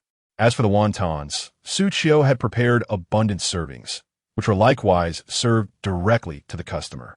The speed of service was remarkably swift. Liang Guang and Tian Jiaqin cast venomous glares at Xu Qiu. Why was the line to his stall growing longer? Despite having claimed this spot, it seemed no one was falling for their offerings. Their fried noodles were equally delicious. How could these patrons be so lacking in discernment? At that moment, a few students instinctively headed towards Xu Qiu's original stall, only to discover that it was not Chef Xu at all. Turning to leave, they were stopped by Liang Guang. "Hey kids, what would you like to eat? We have fried noodles and fried rice, both delectable and reasonably priced. Cool, me. Give them a try." Yes. Our portions are generous and satisfying, and many who have tried them say they are delightful. Buy a portion, and I assure you, you won't be disappointed. Tian Jiaqin fervently promoted their offerings. However, the students, seeing that neither Liang Guang nor Tian Jiaqin were Chef Xu, lost all desire to eat. They quickly noticed that Chef Xu's stall was on the other side of the line. One outspoken student declared, "I would never eat what you make. It can't compare to what Chef Xu prepares." With that, the group dashed away, eager not to lose their place in line. This left Liang Guang and Tian Jiaqin seething with frustration. Liang Guang, particularly incensed, exclaimed, "That brat dares to steal our business. He must be taught a lesson. First, he encroached on our territory at the office building, and now he dares to encroach here at Hanha. We must deal with him." Chapter 65. How customers become fans. The other vendors nearby silently scoffed at the remarks made by the eccentric couple, Liang Guang and Tian Jiaqin. What a blatant display of audacity. They had blatantly usurped Boss Xu's stall, attempting to seize his business for themselves. Yet now they had the gall to accuse Boss Xu of encroaching upon their territory. Their shamelessness was truly astounding. However, the onlookers were well aware that this couple was not to be trifled with. Opting for a more peaceful approach, they feigned ignorance while keeping a watchful eye on Liang Guang and Tian Jiaqin's every move. "Hey, do you even understand the rules?" Before Liang Guang and Tian Jiaqin could even finish their remarks or approach Xu Qiu's stall, they were confronted by irate customers. What did it mean to understand the rules? They had taken over Boss Xu's territory without his consent, and now they had the audacity to seek him out. "Scram! I've been duped into waiting in line for so long, and now you dare to show up here? It's laughable. Who do you think you are? Trying to stir up trouble? We've been waiting patiently for our delicious food, and if you disrupt Boss Xu's business, we will topple your stall. Yes, anyone who dares to sabotage Boss Xu's venture will face our wrath." The customers glared furiously at Liang Guang and Tian Jiaqin. They had already been deceived once. But now that Boss Xu was finally present, they were eager to savor his delectable offerings. This foolish couple's attempt to cause chaos was utterly intolerable. If they truly toppled Boss Xu's stall, they would have nothing to eat. The thought galvanized everyone, and they instinctively united to block Liang Guang and Tian Jiaqin from causing any further disturbances. Tian Jiaqin felt a profound sense of indignation. Just days prior, while setting up their stall in the office district, these customers had proactively defended Xu Qiu. Now, here, at Hanhe, the same customers were demonstrating unwavering support for Xu Qiu. It was perplexing. Why were they all so unified in their defense of him, despite not being the same group of people? They could hardly fathom how this young man had cultivated such a devoted following among the customers. At that moment, Xu Qiu set down his spatula, intending to confront Liang Guang about the situation. After all, he could not continually rely on his customers to defend him, having previously endured Liang Guang's antics. Xu Qiu decided it was time to teach them a proper lesson, lest they continue to perceive him as an easy target. However, just as Xu Qiu placed his spatula down, the customers in front quickly urged him to reconsider. Boss Xu, don't stoop to their level. Your priority now is to focus on making your stir-fried noodles. We simply cannot wait any longer. Leave the rest to us. You just concentrate on preparing the dishes. Rest assured, with us around, these unscrupulous couple will not trouble you. Faced with the obstruction of these customers, Xu Qiu had no choice but to retreat to his stall and continue cooking. He never anticipated that the enthusiasm of these customers would be so overwhelming. Subsequently, he signaled Zhou Yang with his eyes, indicating that Zhou should keep the customers occupied while he intended to confront Liang Guang and his associates. However, Zhou Yang did not act according to Xu Qiu's wishes. Instead, he assured Xu Qiu, "Rest easy, Brother Xu. I will handle this matter." Xu Qiu was taken aback, wondering if Zhou Yang had misunderstood his intentions. He certainly had not asked Zhou to confront Liang Guang and his group. To Xu Qiu's astonishment, Zhou Yang directly approached Liang Guang and his companions, brandishing his phone to capture evidence of the two individuals. "Did you not seize Brother Xu's vending spot? And now you wish to stir up trouble? I have documented everything, and I will post it online for everyone to judge. Let us see who will dare to purchase from you after this." Zhou Yang continued, "Earlier I bought a plate of fried noodles from you, and it was utterly repugnant. The mere thought of it makes me nauseous. I suspect you are using substandard ingredients and oil, and I intend to report you." Zhou Yang's enthusiasm grew as he proclaimed, "Given that we have so many witnesses, we need not fear. I welcome everyone to provide evidence to me, and I shall compile it all to expose your nefarious actions online." His words incited the customers who had previously been deceived by Liang Guang and his wife to voice their grievances. They recounted how the couple had sold frozen meat as fresh, insulted customers, and falsely accused them. This only fueled Zhou Yang's disdain for the duo. Xu Qiu, standing nearby, felt an overwhelming sense of dissatisfaction. It was appalling that such unscrupulous vendors continued to operate. Who knew how many others had fallen victim to their schemes? Zhou Yang swiftly edited the video he had just recorded and uploaded it online. Almost immediately, numerous individuals began commenting on the post, sharing images to corroborate Zhou Yang's claims. The post gained traction, and many became aware of Liang Guang and his wife's misdeeds. Is this their attempt to cyberbully us? What we have to fear? Those with clean hands need not fear shadows. We have done nothing wrong. Why should we be intimidated by your petty tricks? Tian Jiaqin scoffed defiantly. However, upon witnessing the gathering of customers, they had no choice but to retreat to their stall, seething with resentment as they watched Xu Qiu's business flourish. Their hearts twisted with jealousy. Yet, as they approached earlier, they had inquired about the tantalizing aroma of Xu Qiu's fried noodles, speculating that he must have added some secret ingredient that left patrons longing for more. After exchanging a knowing glance, the couple retrieved their phones and made a call. Meanwhile, Xu Qiu remained occupied with frying noodles and stir-frying, unable to pause as customers eagerly awaited their orders. Each patron, upon receiving their meal, disregarded the absence of seating and squatted down to indulge. Wow, Boss Xu's culinary skills are indeed legendary. This fried noodle is exquisite. I've even invented a new way to enjoy it. Mixing the wontons into the fried noodles creates an incredibly delightful flavor. Others were inspired by this customer's inventive way of enjoying the dish and began to mimic the practice. They tossed wontons into the stir-fried noodles or rice, allowing them to absorb the savory sauce before savoring the delightful combination. The flavors indeed became more exquisite, blending the rich aroma of the fried noodles with the tender, silky wontons. The experience was truly exhilarating, prompting an insatiable desire for more. Many patrons, undeterred by the long queue, hurried back to line up for additional servings. Although there was a limit on purchases per person, rejoining the line allowed them to buy again. Thus, numerous individuals found themselves eating while waiting to pack their orders, creating a scene reminiscent of a whimsical dream. Nearby vendors cast envious glances at Xu Qiu's thriving business, some even abandoning their own stalls to join the queue in front of Xu Qiu's stand. However, despite indulging in Xu Qiu's culinary delights, they could not resist purchasing some barbecue from a nearby stall.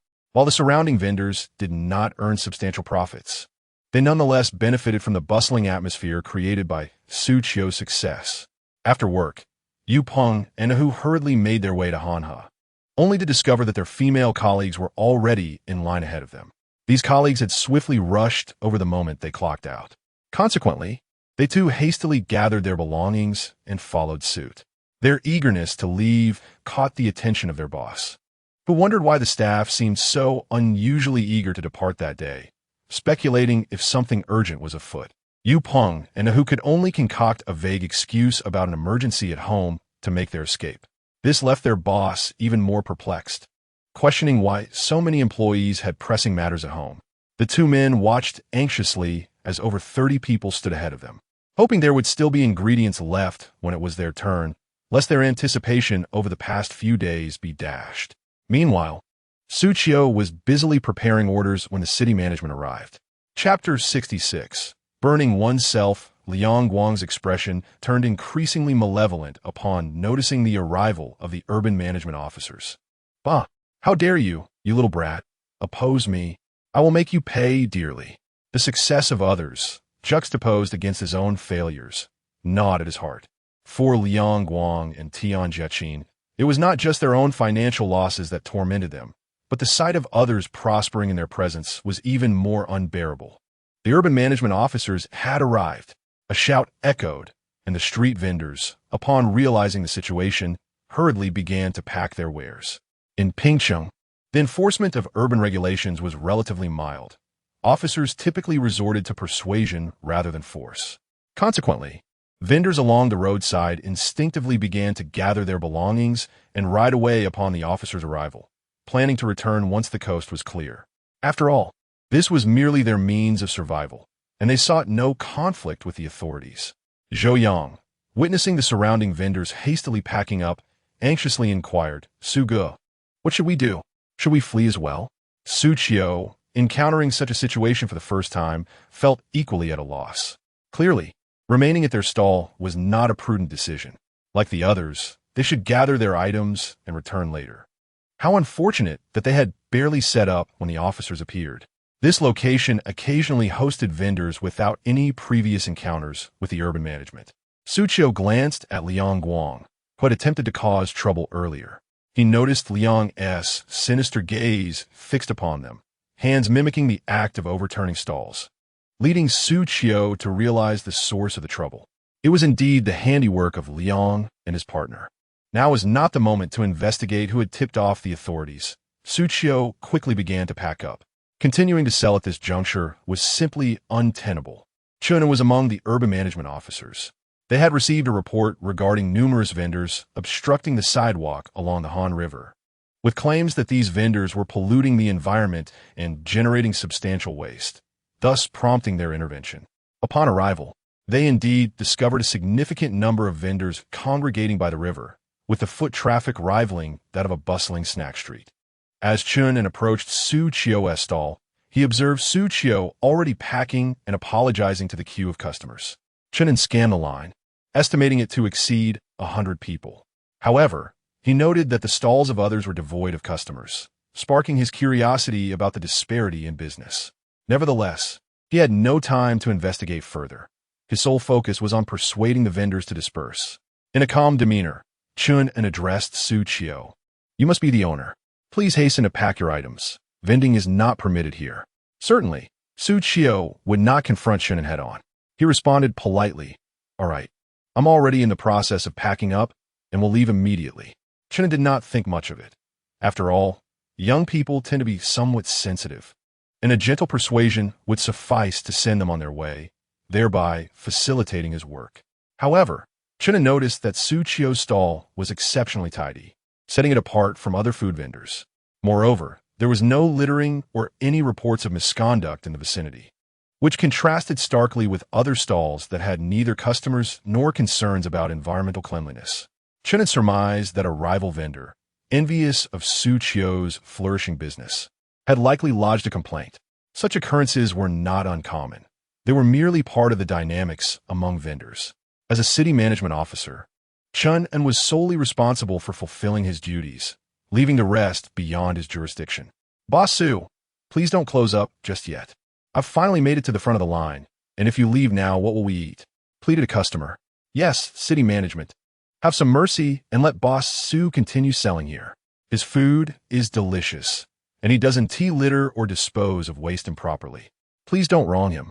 If nothing else, let's buy our food first before making him leave." "Oh no, I'm so hungry. After waiting so long, how could the city management show up now? This is so unfortunate. I really can't bear to wait any longer. Boss Xu, where you set up next? I truly cannot survive without your stir-fried noodles." Chen felt a twitch in his cheek. He had never encountered customers so reluctant to see a vendor leave. Yet, as he approached, he indeed caught a whiff of an enticing aroma emanating from Xu Qiu's stall. It was likely that the young vendor possessed remarkable culinary skills, and the reasonable prices contributed to the customer's unwillingness to part ways. Nevertheless, he remained resolute, fixating on prompting Xu Qiu to disband his stall. However, his gaze fell upon a sign beside Xu Qiu's stall, nearly causing him to exclaim in surprise. Could it be? The items sold by Boss Xu are so expensive? A single portion of stir-fried noodles costs 30, and despite such steep prices, there are so many people lined up to buy. How curious. Chen felt a sense of intrigue and decided to pay closer attention to Xu Qiu, sensing that this young man possessed some talent. Just as Xu Qiu was putting away the last table into his cart, he suddenly heard a fierce argument erupt from behind him. Upon hearing the commotion, Xu Qiu couldn't help but smile. It was none other than Liang Guang and Tian Jiechi confronting the city management over there. Observing the situation, Chen chose not to focus on Xu Qiu any longer, but rushed over to ascertain what was happening. It seemed there were yet again some unrepentant individuals causing a ruckus. During such times, vigilance was crucial to prevent disputes from escalating. "Who dares to make me leave today? I will ensure you lose your livelihood," Liang Guang shouted, disregarding Tian Jiechi's attempts to pull at his arm, urging him not to act impulsively. Originally, he intended to summon the urban management to expel Xu Qiu, thereby seizing her business for himself. However, he failed to consider that by bringing them in, he would also be unable to set up his own stall. Before he could revel in his misguided triumph, he was advised to leave. At this point, his displeasure mounted, and he began to argue furiously with the urban management. "Please cooperate with us and quickly pack up your goods," they urged politely. Yet, Chen, who approached later, maintained his courteous demeanor while trying to persuade Liang Guang and his partner. However, Liang Guang was entirely unyielding, even resorting to insults. "You arrogant bullies. All you do is prey on us. If you have the guts, come and take down my stall. Let us see how I'll make you regret it." As Liang Guang's agitation escalated, it ignited a fierce anger in Tian Jiechi. It was outrageous how the situation had spiraled out of control, and now they found themselves in a predicament. Tian Jiechi quickly joined in the tirade. The couple, perceiving that others were against them, began to throw a tantrum. The nearby vendors were left speechless by the couple's antics. Xu Qiu and Zhou Yang, amidst the chaotic crowd, found their way to Chen, observing the scene like bystanders. "Goodness, why are these two so terrifying? Surely, they must have some issues," they murmured amongst themselves. Just moments ago, They were causing a ruckus with customers. And now they dare to insult the urban management. How can anyone be so brazen? Xu Qiu chimed in. We are merely honest business people who never stir trouble. It seems this boss has used inferior ingredients, leading to complaints from customers. It's truly unfortunate for those of us who conduct our small businesses with integrity. Hearing this, Liang Guang felt that Xu Qiu and Zhou Yang were mocking him, which only fueled his fury. He pointed an accusatory finger at Xu Qiu, exclaiming, "You two little bastards, stop watching me like a joke. If I can't set up my stall, neither of you will earn a dime. Let me tell you the truth. I was the one who made the complaint." Didn't he expect that, did you? As soon as Liang Guang uttered those words, he realized his blunder and quickly covered his mouth. Tian Jiaqin stood frozen for a few seconds before hastily covering Liang Guang's mouth. What nonsense are you spouting? However, it was too late. Everyone had heard that it was Liang Guang and his partner who had made the complaint, truly a case of self-sabotage. Chapter 67. Both foolish and malevolent in a fleeting moment, the other vendors harbored an intense disdain for the couple, Liang Guang and Tian Jiaqin. Indeed, it is often the foolish and malicious who are capable of cunning thoughts. The other stall owners began to condemn Liang Guang and his wife, as some of them had witnessed the altercations between the couple and their customers. They had observed the deplorable act of serving substandard ingredients while claiming them to be premium meat. Seizing the opportunity, while Chen En and his companions were present, they commenced reporting Liang Guang's misconduct. Some spectators, who had nearly fallen victim to the couple's deceit, began recounting tales of the couple's unscrupulous nature. In an instant, Liang Guang and Tian Jiaqin became the targets of collective ire. Liang Guang, incensed that anyone would dare to publicly denounce him, felt as if his very lungs would burst. He attributed the entire situation to Xu Qiu's instigation and, pointing an accusatory finger at him, shouted, "It's you, you wretched brat. Were it not for your meddling, I would never have revealed my true feelings. I'll make you pay." He then attempted to charge at Xu Qiu. However, amidst the throng, Xu Qiu deftly slipped away to ensure his own safety. Although he had stirred up the crowd's resentment towards Liang Guang, he remained cautious of his own well-being and vanished in an instant. Instead, it was Chen En who inadvertently provoked Liang Guang. In a reflexive reaction, Liang Guang swung his fist, landing a blow squarely on Chen En's face. Chen En immediately sensed a warm liquid trickling from his nose and, upon wiping it, found his hand smeared with crimson. The scene quickly descended into chaos, transforming the atmosphere entirely. Time passed, though it was hard to discern how long, before Liang Guang and Tian Jiaqin were escorted away. Their tumultuous actions had necessitated police intervention, resulting in not only the confiscation of their food cart, but also their arrest. Having just been released, Liang Guang's troubles only compounded. "Boss Xu, if you're no longer vending here, where will you set up next? Perhaps we should exchange contact details so you can inform us of your whereabouts in advance," suggested one customer. "Indeed, Boss Xu. If it's inconvenient for you to operate a stall, you could simply provide your address, and I'd be happy to collect the items myself," another chimed in. "Yes. Boss Xu, where do you reside? If you're unable to sell on-site, we could come to your home. Just share the address, and I'll travel any distance." Upon hearing these customers express a desire for his home address, Xu Qiu quickly declined. He wished to avoid excessive disturbances, having refrained from adding even close friends to his contacts. It was prudent to maintain a certain distance from customers, lest his vending experience resemble a monotonous job requiring clocking in and out. Having just begun his sale, with many ingredients still unsold, returning home was not an option. Xu Qiu hastily sought to divert the conversation. "I completely understand your sentiments. Please remain patient. Since I can no longer vend here, I shall seek another location." Not particularly familiar with the surrounding area, he was at a loss for where to set up next. Just then, a customer pointed out a potential venue. "Boss, why not consider setting up at the entrance of Hana Park? While there is a fee, if you position your stall at the very end, it will be free of charge." Upon this reminder, Xu Qiu suddenly recalled that there were indeed numerous stalls in that location, prompting him to promptly decide to relocate his setup there. As the distance was not great by the time Xu Qiu arrived, a considerable number of patrons were already awaiting his arrival. Upon spotting the familiar van, These diners hurriedly guided Xu Qiu to a nearby parking spot, having already mapped out an optimal area for him to set up his stall. This arrangement not only ensured that the existing vendors were unaffected but also fell within the designated selling zone, yielding a dual benefit that left Xu Qiu quite pleased with the location. Zhou Yang felt as though he had witnessed all manner of peculiar happenings. Initially, a petty individual, unable to tolerate other success, reported Xu Qiu, inadvertently implicating himself in the process. Now, customers were even assisting vendors in finding suitable spots to set up. Was this truly the essence of street vending? It felt surreal, almost dreamlike. Upon reaching the site, Xu Qiu and Zhou Yang busied themselves with preparations. Though the evening's vending experience was somewhat tumultuous, the overwhelming support from numerous customers mitigated the impact. Xu Qiu's primary objective was to swiftly sell all his ingredients to avoid any further complications. Indeed, there are times when excessive popularity can be a double-edged sword.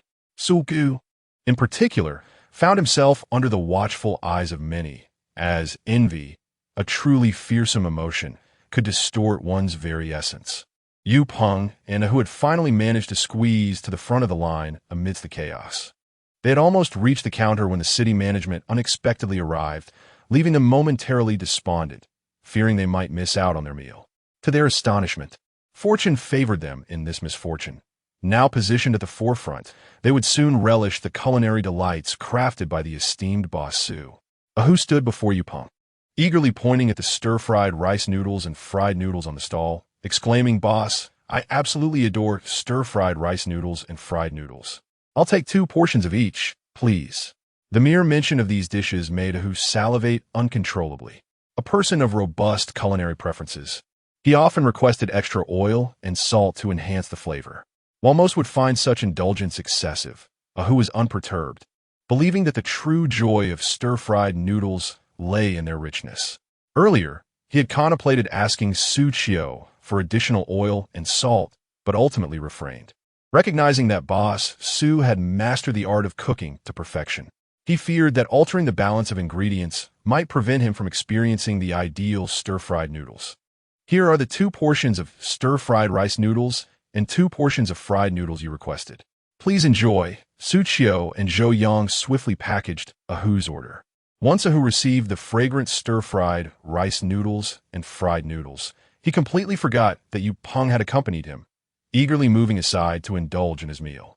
This left Yu Peng anxious and desperate to place his order. However, since the freshly prepared stir-fried rice noodles and fried noodles had all been given to Hu, he would have to wait a little longer despite his cravings. Merely observing Xu Qiu's skillful preparation of the stir-fried noodles left Yu Peng in awe. The actions of Master Su were indeed swift and graceful, suggesting he was a seasoned hand at stir-frying noodles. It was no wonder that the noodles he prepared were so fragrant, distinctly different from those of other stalls. "Could you please add me as a friend?" I implored. "You have no idea how long I searched for your stall just to savor your stir-fried noodles. As a loyal fan, I hope you'll consider adding me as a friend so I can pre-order next time." While Xu Qiu was busy, Yu Peng eagerly voiced his request. However, "Xu Qiu politely declined. I apologize, but I tend to be socially anxious and am not accustomed to adding others as friends. Furthermore, I haven't brought my phone today, so I'm afraid I cannot fulfill your request." Unyielding, Yu Peng pressed on, "Even if you can add me as a friend, could you at least provide me with a phone number? I simply cannot live without your culinary delights. Missing a meal makes me feel utterly unwell." Aware that Xu Qiu was reluctant to share his contact information, Yu Peng, driven by his desire for the delectable food, steeled himself to persist. Meanwhile, the onlookers behind them were keenly attentive, their ears perked up. If Yu Peng succeeded in befriending the owner, they would certainly follow suit. However, the outcome was less than favorable. The proprietor turned out to be socially anxious, explaining his reluctance to provide his contact details. This sentiment is likely familiar only to those who experience social anxiety. To evade further entanglement with Yu Peng, Xu Qiu hastened his stir-frying motions. At the same time, Yu Yang adeptly prepared the hot and sour soup Yu Peng requested, handing it to him while engaging in casual conversation to divert his attention. By the time Yu Peng realized it, all the dishes he wanted were neatly packaged. Though he longed to befriend Xu Qiu, His mind was now solely focused on tasting the culinary creations nearby. The customers behind him, unable to contain their impatience, began to place their orders, leaving him with no opportunity to interject. Zhao Jingfei, along with a few colleagues, had planned to visit Xu Qiu's stall after work. However, upon arriving at the riverside, they discovered Xu Qiu's stall was absent. Their disappointment was palpable. They had hoped to purchase a considerable amount of food, only to find that the proprietor was not operating that day. Just as they lamented their misfortune, a customer walked past, savoring a portion of stir-fried noodles. A female colleague suddenly recognized the enticing aroma as belonging to Master Su's noodles and hurriedly approached the passerby. "Excuse me, did you purchase those noodles for Master Su?" she inquired. "Indeed. Are you also here to find Master Su's food? There has been a bit of an incident, and he has set up his stall at the entrance of Hana Park. The longest line is for his stall. If you hurry, you might still be able to enjoy his offerings." The customer surmised that these individuals were undoubtedly drawn to Master Su's culinary delights and, having already made their purchase, felt no harm in sharing the proprietor's new location. Chapter 68. Enjoying fried noodles and rice noodles upon learning that Boss Su had relocated his stall, the group hastened towards the entrance of Hana Park. Given the immense popularity of Boss Su's business, they were acutely aware that arriving late might result in missing out on the delicacies. Hence they dared not tarry, their feet moving with remarkable urgency. Zhao Zhongfei found himself in a state of bewilderment. When had his neighbor's business flourished to such an extent? The throngs of customers flocking to his stall were a testament to the culinary delights that Xu Qiu had to offer. Observing his colleagues' fervent enthusiasm for Xu Qiu's creations revealed just how much they adored the food. He had not informed Xu Qiu of his intention to purchase food from him that evening, initially hoping to surprise Xu and support his burgeoning enterprise. Little did he know, it was Xu who would end up surprising him. Securing a taste of his neighbor's culinary expertise proved to be quite a challenge. Zhao Jingfei had contemplated messaging Xu Qiu to inquire about his stall's location if he failed to locate it. However, given Su's typically busy schedule, he deemed it prudent to rely on others to relay the information instead. After a swift dash, the group finally arrived at Xu Qiu's stall, only to be astonished by the vast crowd before them. The number of patrons today exceeded even the bustling scene from the previous day. Positioned at the entrance of Hana Park, many elderly individuals out for a stroll had joined the queue, their curiosity piqued by the throng of people awaiting their turn. They were oblivious to what Xu Qiu was selling. Their mere intrigue about the small stall's offerings had compelled them to wait in line. While Zhao Zhongfei marveled at the thriving business, he was abruptly nudged by a colleague, who urged, "What are you waiting for? Hurry up and get in line. If you dawdle any longer, there might be nothing left for you, and you'll be left lamenting. All right, let's go." Zhao Jingfei snapped back to reality and quickly joined the queue. As they waited, he observed numerous customers indulging in Xu Qiu's culinary delights right by the roadside, exclaiming their satisfaction with each bite. The genuine contentment evident on their faces was unmistakable, having previously tasted Xu Qiu's chive and egg pancakes. Zhao Jingfei was already convinced of Su's culinary prowess. Yet, he was astounded by the sheer number of patrons drawn to the stall. "Wow, this wonton is absolutely delectable, and the broth is just as delightful.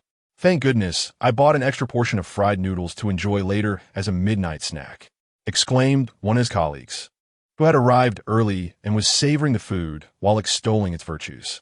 This only heightened Zhao Zhongfei's anticipation to taste Xu Qiu's creations.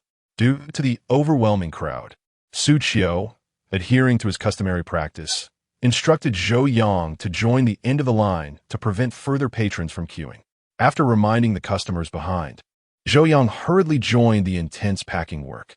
The enthusiasm of the patrons was overwhelming. They all adored the dishes prepared by Su Ge.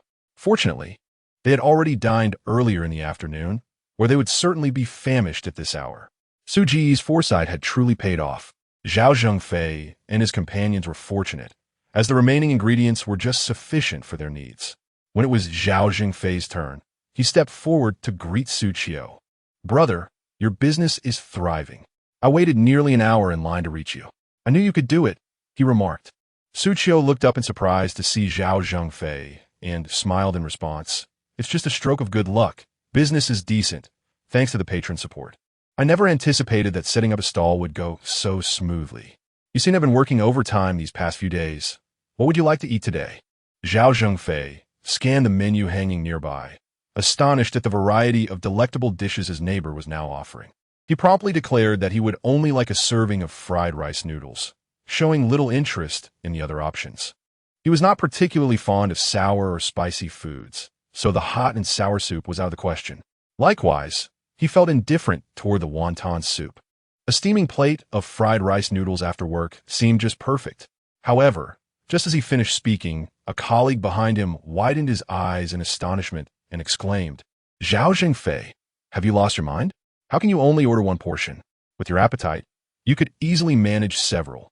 Don't wait until the boss runs out and you miss out. I suggest you order a few more." After pondering for a moment, Zhao Zhengfei realized that his neighbor's food was indeed delicious.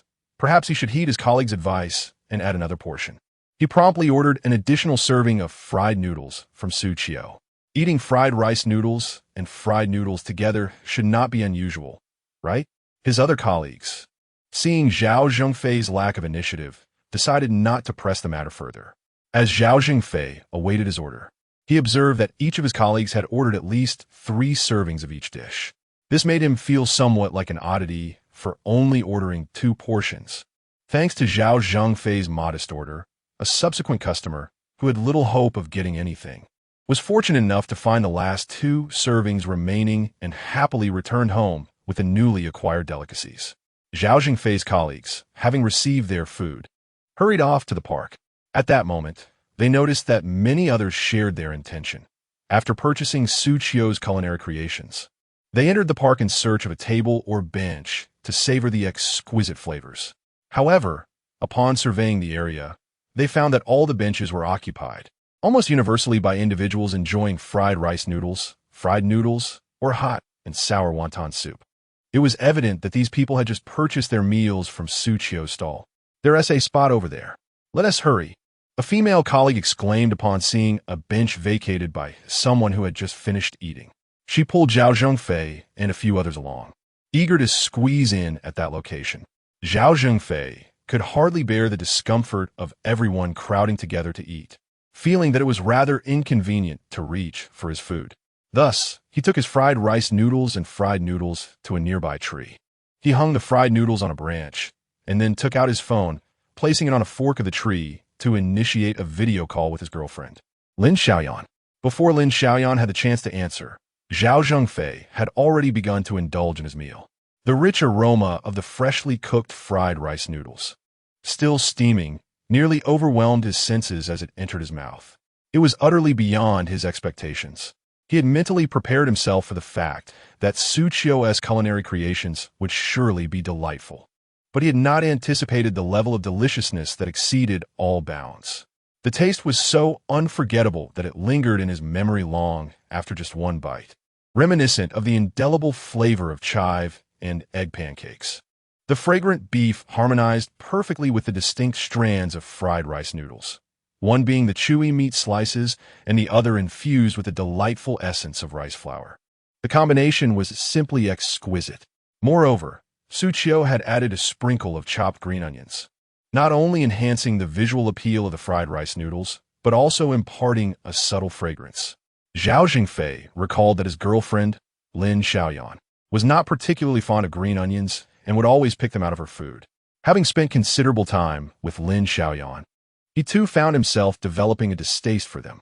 However, the green onion flavor in Xu Qiu's fried rice noodles was not off-putting in the slightest. Rather, it contributed an indispensable layer of taste.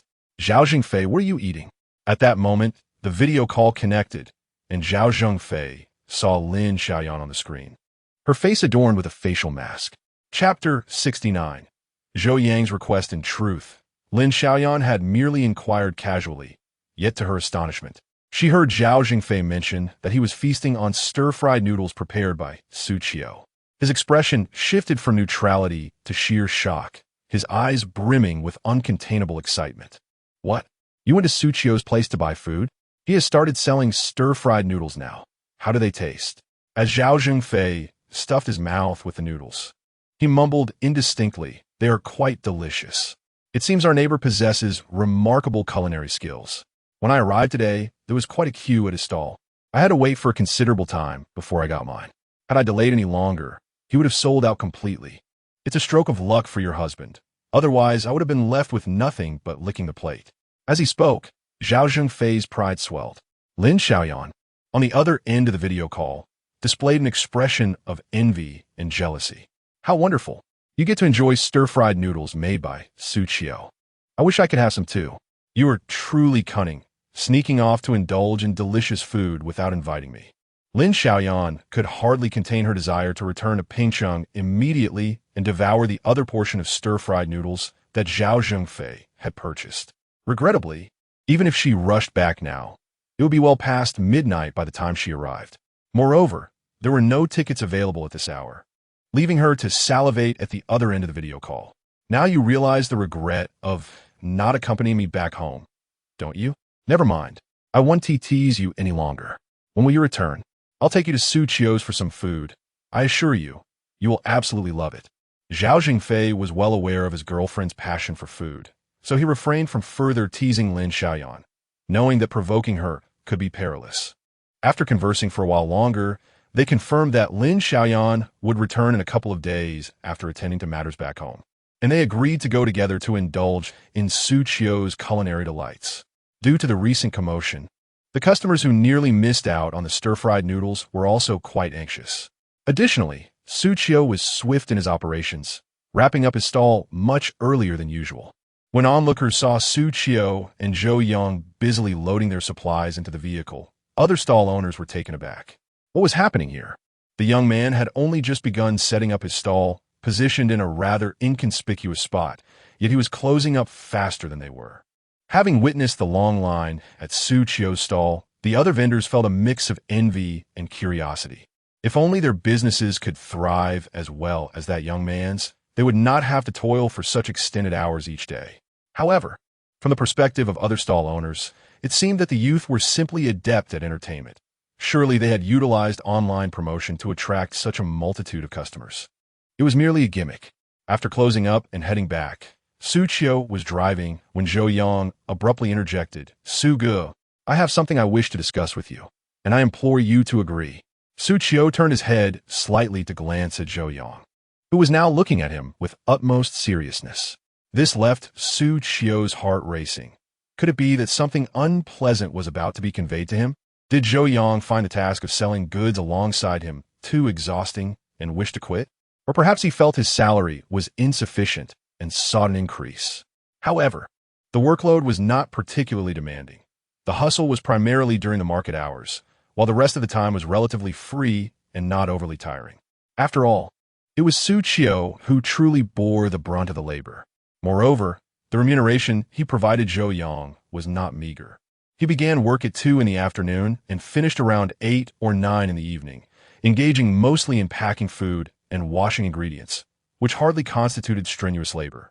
Numerous thoughts began to swirl in Xu Qiu's mind. Seeing Xu Qiu hesitate for so long only made Zhou Yang more hesitant to speak. It seemed that broaching this condition with Xu Gu might be too much to ask. "Go ahead, I'll consider it," Xu Qiu finally said. Zhou Yang then spoke up. "Well, Xu Gu, I would prefer not to start work at 2 in the afternoon every day. I believe I could come in the morning instead. Since you need to buy groceries, I could accompany you. With a monthly salary of 4,000, I feel that the tasks I perform daily are insufficient for such compensation. I would like to start working in the morning, if that is agreeable." Xu Qiu was momentarily taken aback, initially expecting Zhou Yang to express dissatisfaction with the job, only to discover that he actually wished to begin work earlier. Amused and bewildered, Xu Qiu replied, "Of course, but regarding the salary before he could finish," Zhou Yang interjected. "That's all right. I merely wanted to inform you that I can start work earlier. As for the salary, I'm fine with it remaining at 4,000. However, Xu Gu, could you also provide me with lunch? If you could manage 2 meals a day, I wouldn't mind starting at 5 in the morning." Zhou Yang was simply eager to savor the dishes prepared by Xu Qiu. Ever since tasting Xu Qiu's cooking, he found other foods lacking in flavor. He was immensely grateful for the 500 yuan Xu Qiu had given him the previous day and felt compelled to discuss this matter today. The tasks were not tiring at all, and given the profits from selling food at Xu Qiu's prices, he sought to exchange his early start for lunch. After a moment's consideration, Xu Qiu agreed. After all, if his employee was so enthusiastic about working, he had no objections. Upon returning to their rented accommodation, Zhou Yang diligently carried everything that needed washing upstairs, refusing to let Xu Qiu assist, insisting that as the boss, Xu Qiu should not have to lift a finger. Having such an industrious subordinate brought a smile to Xu Qiu's face. He felt he had made the right choice. Nevertheless, after ascending the stairs, Xu Qiu prepared 2 bowls of noodles as a late-night snack, which delighted Zhou Yang further. He even requested Xu Qiu to take a photo of him with the noodles using his phone to share with friends online. The following day, having retired early the night before, Xu Qiu awoke bright and early. Yesterday, he had already succumbed to slumber before Zhou Yang had finished tidying up his belongings, leaving the precise moment of Zhou Yang's departure after cleaning the kitchen utensils a mystery. Upon rising to the sight of a spotless and orderly kitchen, Xu Qiu felt an immediate surge of joy. Had he awakened to a chaotic mess, his good spirits would surely have been dampened. It was still only a few minutes past 8 in the morning, and soon Zhou Yang would be arriving. Although he intended to commence work at 8, Xu Qiu had advised him not to rush, suggesting a start time of 8:30 instead. Given Zhou Yang's temperament, it was likely that he would heed this advice shortly. Taking advantage of Zhou Yang's absence, Xu Qiu decided to check his current points. He had been exceedingly fatigued the previous day, retiring early and neglecting to review his points total. Chapter 70. Physical Transformation. Responding to the host with an additional random reward of 35 points. Your current total is 1,081 points, qualifying you for the lottery. However, participating in the lottery will require the deduction of 1,000 points. Do you wish to proceed? In the past 2 days, Xu Qiu had been so preoccupied that he had forgotten all about the lottery. Now that he was eligible, he unhesitatingly chose to begin the lottery. The screen, visible only to Xu Qiu, began to pulsate wildly. The text was spinning at a dizzying pace, rendering it impossible for him to discern its meaning. Once he felt it was sufficient, Xu Qiu chose to conclude the lottery, and the screen stilled, leaving only the bold phrase physical transformation before him. What could this mean? Xu Qiu pondered, puzzled. Could it truly enhance his physical condition, as the word suggested? In the next moment, the system provided clarity. Congratulations, host! You have acquired physical transformation. The system reward has been dispensed. This transformation will significantly enhance your reflexes, stamina, and athletic performance. Before he could fully revel in the joy of this acquisition, Xu Qiu sensed a subtle change within his body. However, the sensation was not intense. There was no pain or any unusual feeling. He merely felt a gentle warmth coursing through him, and within seconds, his body began to return to normal. A casual clench of his fist revealed prominent veins in his arms, indicating a noticeable increase in his strength. Then, as he stood in place and jumped, Xu Qiu was astonished to find that he could reach the ceiling, a feat previously unattainable. The effects of the physical transformation were beyond his expectations. Had this improvement occurred during his school days, his basketball skills would have surely been formidable. Perhaps he could have even pursued a career as an athlete. Elated, a flurry of thoughts flooded his mind. During his time at the company, he had believed that such whimsical aspirations had vanished entirely. Yet, it was only after leaving that he felt truly revitalized. Shaking his head, he cast aside these unrealistic notions and began to stretch his body, discovering that his overall condition had indeed improved. Previously, after long hours spent cooking, he would awaken each morning in a state of soreness, as if he had undergone rigorous training the day before. However, now he felt entirely different. There was no trace of discomfort. Instead, he felt invigorated. His energy seemingly multiplied several times over. Xu Qiu had every reason to believe that he could easily run a marathon at this point. As he continued to move, the sound of a door opening reached his ears. Zhou Yang had arrived. Indeed, the next moment, Zhou Yang entered the room, having used the key Xu Qiu had given him the previous day, allowing him to come and go freely. Concerned that he might occasionally oversleep and be unable to open the door for Zhou Yang, Xu Qiu had decided to hand over the key. thus sparing himself the trouble of answering the door each time. In any case, there was nothing of value in his shabby rented apartment, and he genuinely believed that Zhou Yang was not the type to engage in such behavior. It was merely 8:16 when Zhou Yang arrived, demonstrating that he indeed kept his word and was eager to start work early.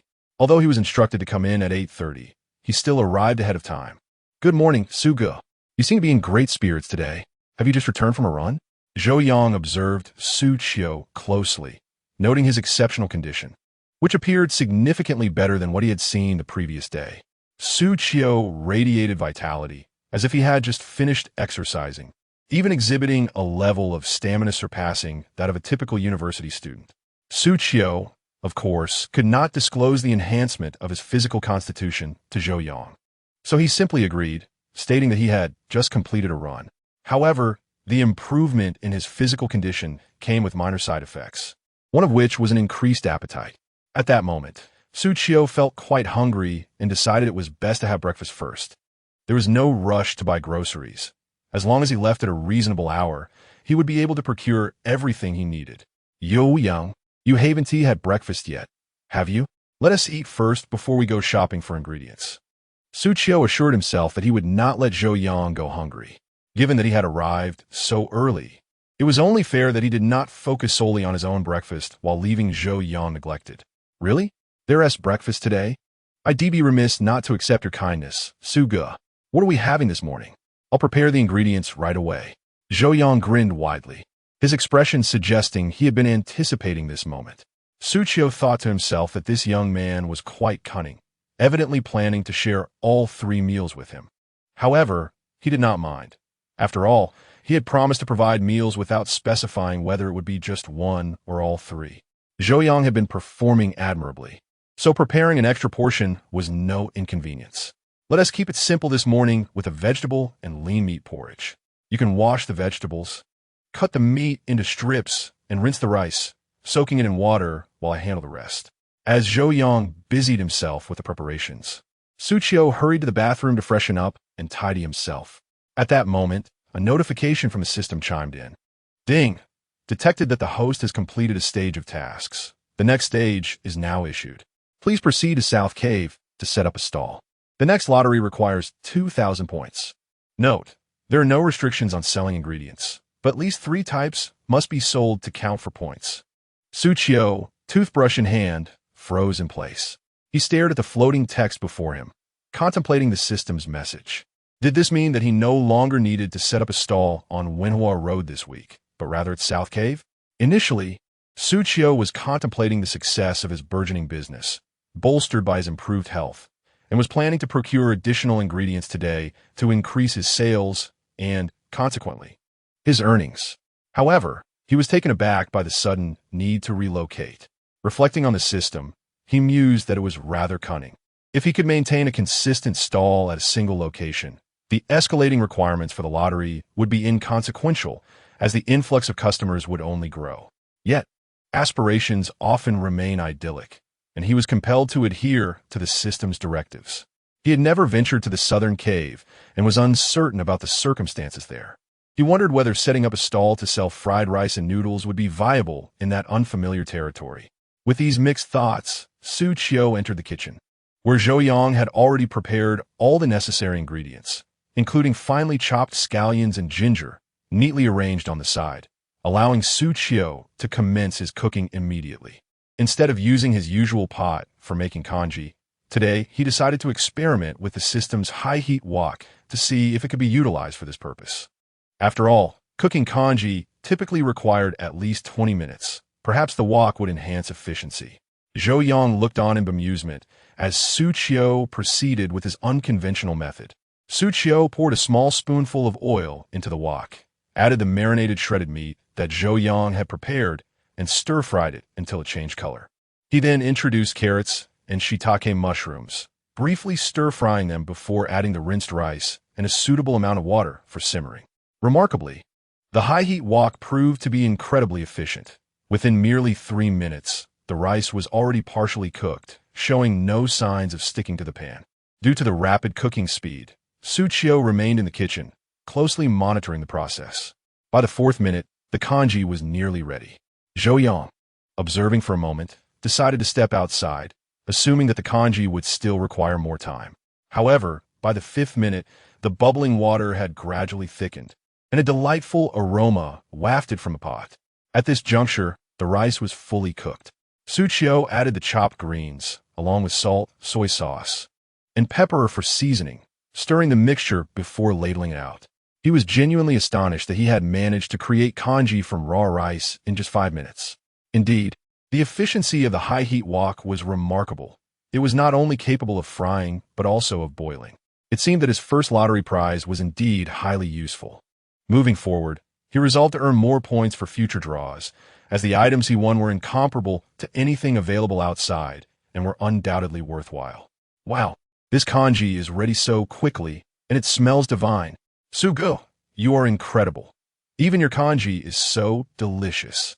Zhou Yang exclaimed, unable to contain his excitement as he dashed into the kitchen, his mind solely focused on the verdant, thick kanji that awaited him, eager to savor every spoonful.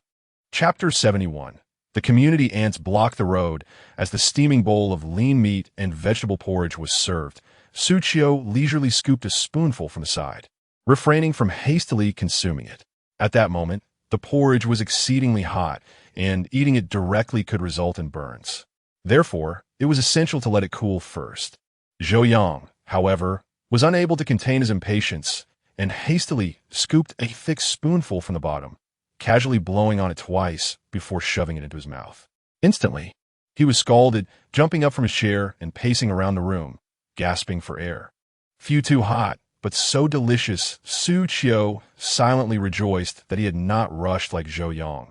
Otherwise, he would surely be in the same predicament. Observing Zhou Yang's reaction confirmed that the porridge he had prepared in the fiery wok was indeed delectable, prompting Zhou Yang to disregard the heat in his eagerness to indulge.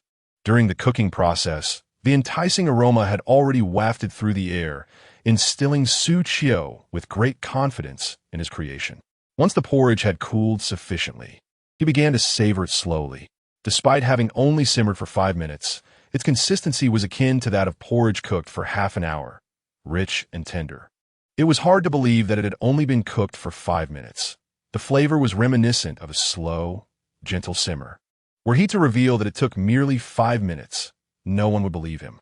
Even the broth was infused with the essence of minced meat, vegetables, shiitake mushrooms, and carrots, blending harmoniously to enhance the otherwise unremarkable lean meat porridge with a delightful array of flavors. He had also added a touch of pepper, imparting a hint of spiciness that enriched the overall experience. Xu Qiu was thoroughly satisfied with his culinary skills. He seldom encountered mishaps when preparing gourmet dishes. The two of them exuberantly finished their breakfast. However, Zhou Yang's lips were now swollen and reddened, resembling sausages. Yet, he bore no regrets. For Xu Qiu's porridge was simply too delicious. He could never have enough. Had he not indulged excessively, he would have continued eating. By the way, do you know what the situation is over at South Cave? Xu Qiu seized the moment to inquire, now that Zhou Yang seemed less preoccupied. After all, he needed to understand the circumstances for setting up a stall there. South Cave? Zhou Yang scratched his head and replied, Xu Qiu, why do you ask? That area is a fishing paradise. Apart from the anglers, there are hardly any visitors. A fishing paradise? So, there are many fishing enthusiasts there, but no residential areas nearby? Exactly. I used to go fishing there with classmates, but it's quite remote. Ordinary folks seldom venture there. Only fishermen go. Xu Qiu, do you want to go fishing? Upon learning that the foot traffic in that vicinity was minimal, Xu Qiu was left momentarily speechless. Originally, I believed that accumulating 2,000 points would be a swift endeavor. However, the system promptly increased the difficulty. With such a sparse flow of people, I pondered how long it would take to gather those points. Since I had satisfied my hunger, it was time to get to work. Let us proceed to the market for a substantial purchase. After breakfast, Xu Qiu took Zhou Yang in the van to procure ingredients. This time, Xu Qiu decided against purchasing noodles and rice, opting instead to sell boxed meals. Moreover, he intended to keep the initial quantity modest, for if he discovered a lack of fishers that day, the prepared ingredients would go to waste. Upon arriving at the market, Xu Qiu promptly purchased pork belly, eggplant, lettuce, and potatoes. Zhou Yang, chattering away, continuously inquired why Xu Qiu was not buying noodles and similar ingredients. Indeed, today he sought to change the flavor profile, shifting from fried noodles to boxed meals. Boxed meals? Xu Qiu, you truly run your business with such spontaneity. The fried noodles were selling well, and I enjoy your fried noodles. If you continue to set up shop by the Han River, your business would surely flourish. Perhaps one day you could even open your own restaurant. After returning home with the groceries, Zhou Yang felt an even deeper admiration for Xu Qiu. He effortlessly changed dishes and locations, daring to establish a venue in the desolate South Cave. Initially, he thought Xu Qiu was jesting, but it soon became evident that he was entirely serious about his plans. However, as a mere employee, Zhou Yang was not privy to Xu Qiu's marketing strategies, so he focused solely on fulfilling his responsibilities, occasionally asking questions. On their way back, Xu Qiu also purchased 100 pounds of rice, confirming his intentions to prepare boxed meals. The rice he selected was of premium quality, fragrant, and far superior to the inexpensive varieties served in fast food establishments. Following that, they acquired several insulated containers before returning to the community. Upon their arrival, the neighborhood aunties promptly intercepted Xu Qiu, preventing him from parking in the basement. "Ladies, please step aside. I need to access the parking lot. If you do not allow me to pass, I cannot proceed." Xu Qiu politely addressed his neighbors through the lowered window. One auntie shouted, "We simply will not let you descend. Yesterday, when we wanted to place an order early, you refused. Today, we must have your delicious meals. We've all heard about how incredibly tasty your food is. If you do not agree to sell to us, we will not let you leave." Her voice was strong and commanding, and one might think Xu Qiu owed her money. It turned out they merely wished to purchase his offerings, almost leading to a misunderstanding. The other aunties chimed in, urging, "Xiao Xu, you cannot disregard your neighbors. We are all part of the same community, and you must prioritize us. I have heard that the wonton stir-fried noodles you prepare are exceptionally fragrant. My grandson, upon hearing other children speak of your delectable stir-fried noodles, was so elated that he extended his homework time by half an hour. Now he's incessantly clamoring to purchase food from you. If you do not acquiesce today, I fear he will cause quite a ruckus upon our return. It is not just my grandson. Both my daughter and he are in a frenzy, insisting on tasting the stir-fried noodles made by you, lamenting that others have savored them while they have not, leaving them feeling estranged from the group.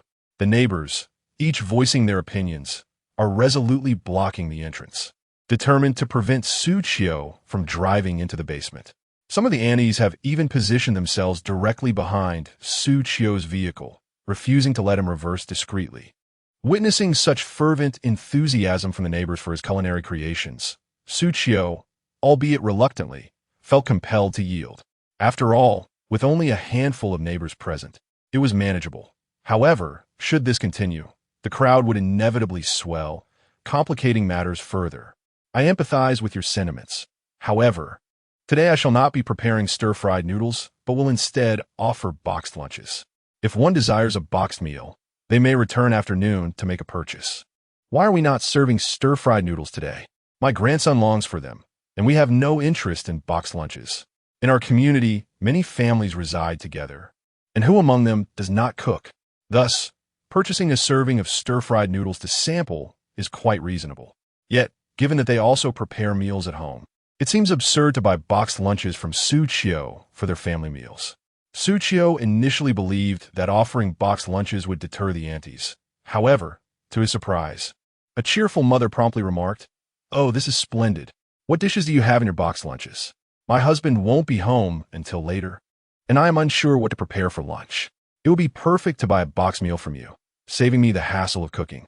As a single parent, managing mealtime can be quite cumbersome. While one may desire a delightful meal, it hardly seems necessary to complicate matters further alone. Yet, even the simplest meals require preparation, and cooking alone while caring for a child can be exhausting. The thought of ordering takeout feels unsanitary, and often the offerings lack appeal. Since Xu Qiu has announced the availability of boxed lunches, it seems most prudent to place an order directly from him." Chapter 72. Innate strength beyond measure. Upon hearing the words of that devoted mother, the others found her reasoning quite compelling. If the proprietor chose to forego fried noodles in favor of boxed lunches, they too could partake, particularly as everyone planned to indulge in boxed meals today, rendering the necessity for cooking redundant. The ingredients purchased in the morning could easily be preserved for preparation in the afternoon, posing no issue whatsoever. Their curiosity regarding the delectable offerings crafted by Xu Qiu was palpable. Constantly hearing their neighbors express yearning for the dishes he prepared, which they themselves could not savor, left them in a state of anxious longing. "I will have 5 boxed lunches," one declared. "I need 3. My family is large," another chimed in. "I shall require 6. As a result, a significant number of additional orders were placed. Today's menu featured stir-fried pork, braised pork, minced eggplant, sauté lettuce, and spicy shredded potatoes, 2 meat dishes and 1 vegetable, alongside 2 vegetable dishes and 1 meat. Sales would commence post-noon. Fortunately, Xu Qiu had procured a surplus of ingredients earlier that day, ensuring that even with the added orders, alongside provisions for himself and Zhou Yang, he had ample supplies.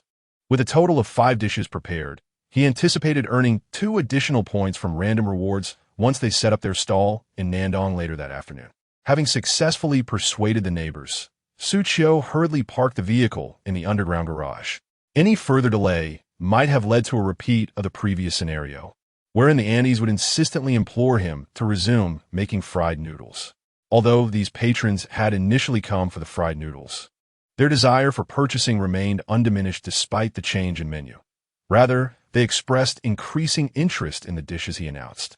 Ascending the stairs, Xu Qiu effortlessly carried 2 large sacks of ingredients, feeling no strain whatsoever.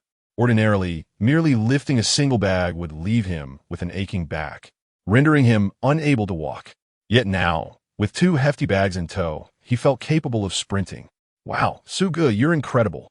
Those 2 bags must weigh at least 200 pounds, and you're carrying them while running? How can you be so strong? Could it be that cooking has strengthened your physique?" Zhou Yang marveled at Xu Qiu's display of prowess. "Enough of your idle chatter. Xu Yi am innately gifted with immense strength. Let us hurry and move these supplies upstairs to prepare the ingredients. Did you not see how those Annies nearly devour me earlier? If I fail to fulfill these orders by noon, they would surely strip me of my skin," Xu Qiu retorted. Having departed early that day, the pair had completed their ingredient shopping by around 9:20, leaving them with ample time before noon to prepare the dishes. Xu Qiu was confident that with a powerful wok at his disposal, he could efficiently prepare all the meals in a short span. Upon returning to their rented accommodation, they dove into the kitchen, washing and chopping vegetables with great enthusiasm. However, the kitchen's limited space posed considerable challenges, leading to frequent collisions. Zhou Yang, holding the washed potatoes, found himself without adequate space to place them. At times, as they turned to maneuver, the freshly washed vegetables risked flying from their hands. Xiao Qiu had previously noticed this issue. Now that he had some money in his pocket, it was time to seek a new abode. However, finding a suitable residence was no simple task. Given the limited ingredients he had to manage, he would have little spare time. It would be prudent to search for a new home after the market was set up. While Xiao Qiu toiled in the kitchen, the community group chat buzzed with excitement. "Have you heard? Young Xiao has switched to selling lunchboxes. It's not easy for young entrepreneurs, so if anyone is too lazy to cook, they should lend their support." Although Aunt Xie adored Xiao Qiu's fried noodles and was puzzled by his sudden change in offerings, she felt compelled to support his venture. Intrigued by Aunt Xie's news, many neighbors began to join the discussion. "There's someone in our community selling lunchboxes? Perfect. I'll be too tired to cook after work this afternoon. I'll go buy one." But Xiao is going out to set up his stall in the afternoon. By the time you return, there won't be any left.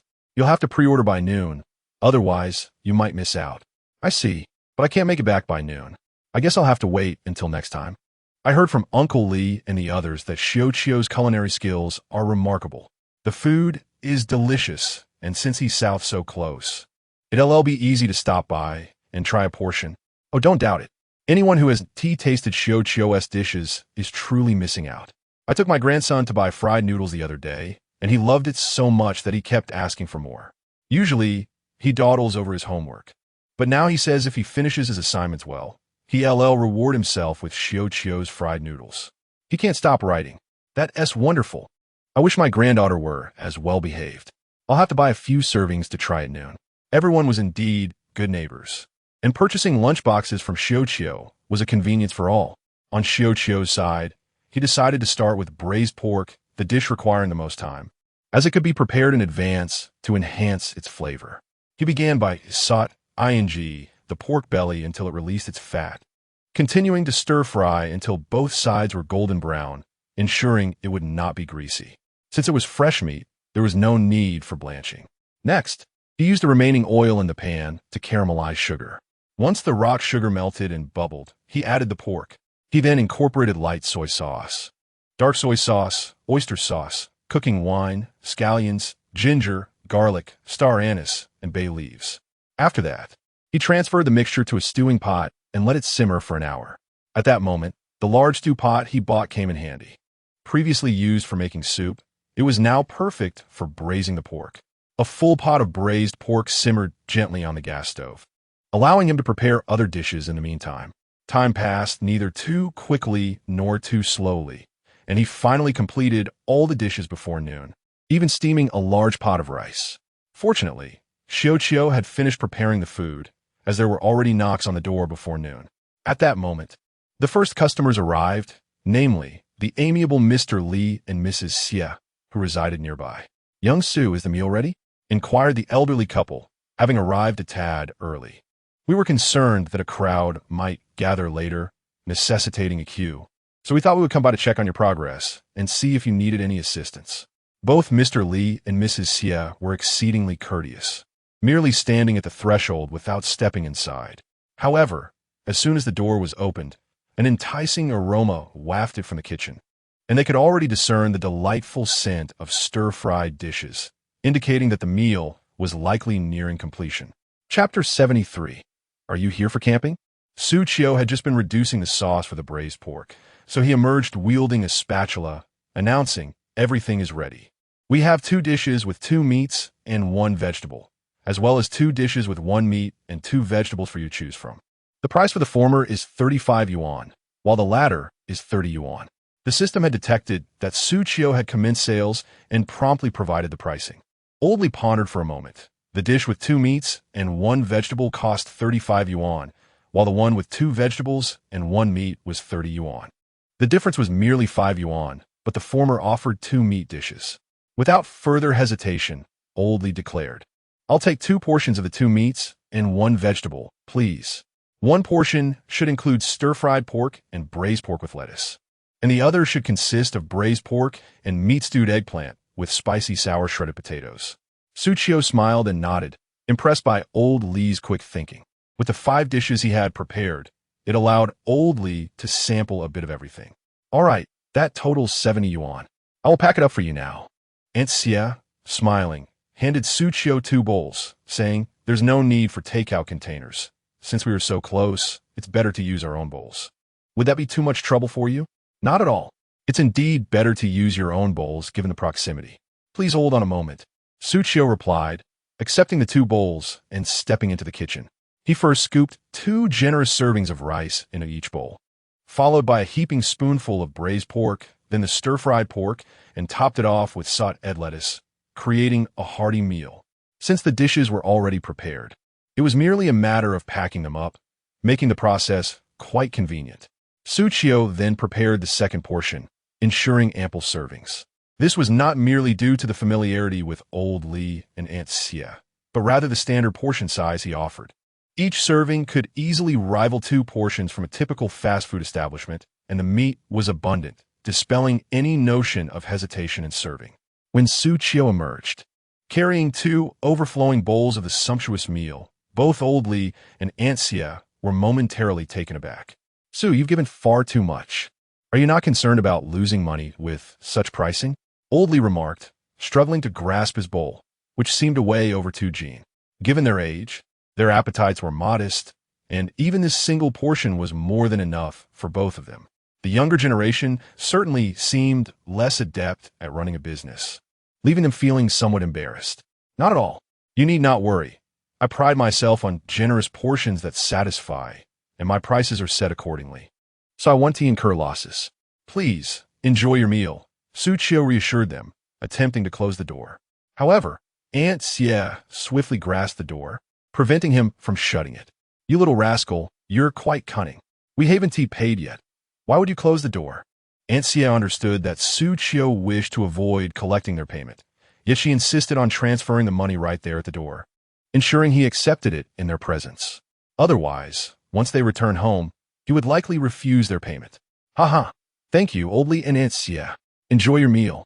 Upon receiving 70 yuan, Xu Qiu was naturally elated. However, she did not earn any points, due to the fact that she had not set up her stall at the designated location specified by the system. The order from Elder Li and Elder Sister Xie would not contribute to her points. Similarly, the orders from those who would come later to purchase boxed meals would also not enhance Xu Qiu's points. Before long, noon arrived, and the neighbors in the community began to gather and head towards Xu Qiu. Zhou Yang, standing by the window, noticed the influx of people approaching the building and realized there would be more work ahead. He promptly relayed this information to Xu Qiu, who immediately instructed him to ask the neighbors at the entrance what type of boxed meals they desired, while she remained in the kitchen to pack the meals. "Has the young man prepared the dishes? Can we purchase boxed meals now? We rushed over as soon as it turned 12. The food must be ready by now, right?" The first person to express her intention to buy a boxed meal was a mother leading the way. Concerned that preparing meals for such a large number might take considerable time, she worried about arriving only to find nothing available. To her surprise, Zhou Yang cheerfully assured her, "Everything is ready. Rest assured, there's more than enough. Just tell me what you would like, and I will convey it to the boss." "What dishes do you have today? I seem to have forgotten what you mentioned earlier. Could you repeat it?" "Certainly. We have stir-fried pork, braised pork, minced eggplant, sauteed lettuce, and spicy sour shredded potatoes. Today, we offer these 5 dishes, 2 meat and 1 vegetable for 35 yuan per serving, or 2 vegetables and 1 meat for 30 yuan per serving. Which would you prefer?" "I'll take 3 servings at 35 yuan each, please, with spicy sour shredded potatoes, minced eggplant, and stir-fried pork." "I'll have the same as her, but I want 2 servings plus 1 of braised pork, minced eggplant, and sauteed lettuce." "I want." Neighbors at the entrance began to place their orders. Xu Qiu, hearing the voices of customers ordering from outside, began packing the meals in the kitchen. Indeed, the convenience of not having to stir-fry was apparent, as she simply filled the boxes with the prepared food, as each box meal was handed to the customers. Xu Qiu's notification of earnings chimed continuously. In that brief period, she earned over 700 yuan. Fortunately, the sales were not overwhelming. Otherwise, she would have had to prepare everything anew after selling out before even setting up her stall. Although selling boxed meals in the community was profitable, it did not yield any points. She still needed to set up her stall at Nandong to earn points. After bidding farewell to the community customers, Xu Qiu and Zhou Yang hurriedly loaded the insulated containers filled with food into their vehicle and set off towards Nandong. They departed before 1 o'clock because Nandong was somewhat distant from Xu Qiu's residence, requiring at least an hour's drive, necessitating an early start. An hour later, they finally arrived at Nandong. The area was slightly secluded, necessitating passage through a cave before reaching a natural lake.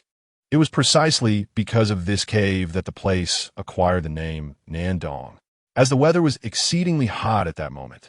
Xu Qiu decided to remain inside the cave, planning to set up her stall there. Many individuals come to this cave to relax, whether for leisure or fishing, as it serves as a convenient passageway. Xu Qiu effortlessly retrieved a table from his vehicle, exerting minimal effort. Following that, he methodically transferred a thermal container filled with food from the car, lifting it with ease and placing it on the table. Observing his seamless and untroubled actions, Zhou Yang couldn't help but gasp in astonishment. Xu Qiu was indeed remarkable. The heavy container seemed weightless in his hands, revealing no hint of fatigue. Furthermore, Zhou Yang found no opportunity to assist, as Xu Qiu had already set up their stall with remarkable swiftness. Just then, a man wearing sunglasses and carrying a plethora of gear approached them. Noticing the abundance of items Xu Qiu and his companion had brought out, he enthusiastically inquired, "Hello, young fellows, are you here for fishing? You seem to lack even fishing rods. Are you perhaps here for camping?" Chapter 74. Sharing a portion in response to the enthusiastic greeting from the sunglass brother, Xu Qiu did not conceal the truth, stating plainly, "We are not here to camp. We are here to set up a stall." Upon hearing Xu Qiu's answer, the sunglass brother adjusted his sunglasses slightly and scrutinized their stall twice, incredulously asking, "No, you two young men must be joking. You chose to set up a stall in this desolate place? There are hardly any visitors here. Those who come are just anglers like myself, and those who have been fishing for a while bring their own food when they get hungry.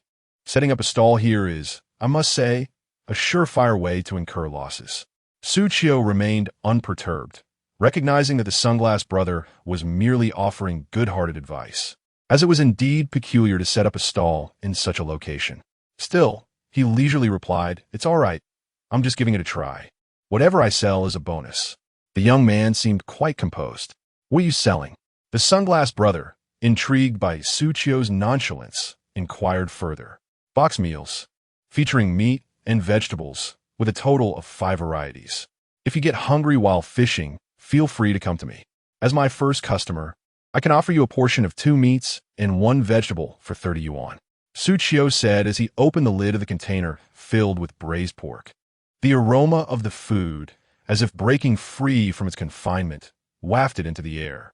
The sunglass brother gazed at the large bucket brimming with meat and exclaimed, "Wow, it does smell quite delightful, and it certainly looks appealing.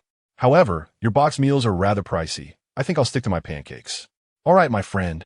What I said earlier applies today. If you decide to come over, I'll still charge you 30 yuan for a portion." The sunglass brother chuckled, remaining silent as he walked away. Just moments ago, he had nearly succumbed to the temptation of the braised pork and minced eggplant. But the thought of 30 yuan for a single portion was indeed steep.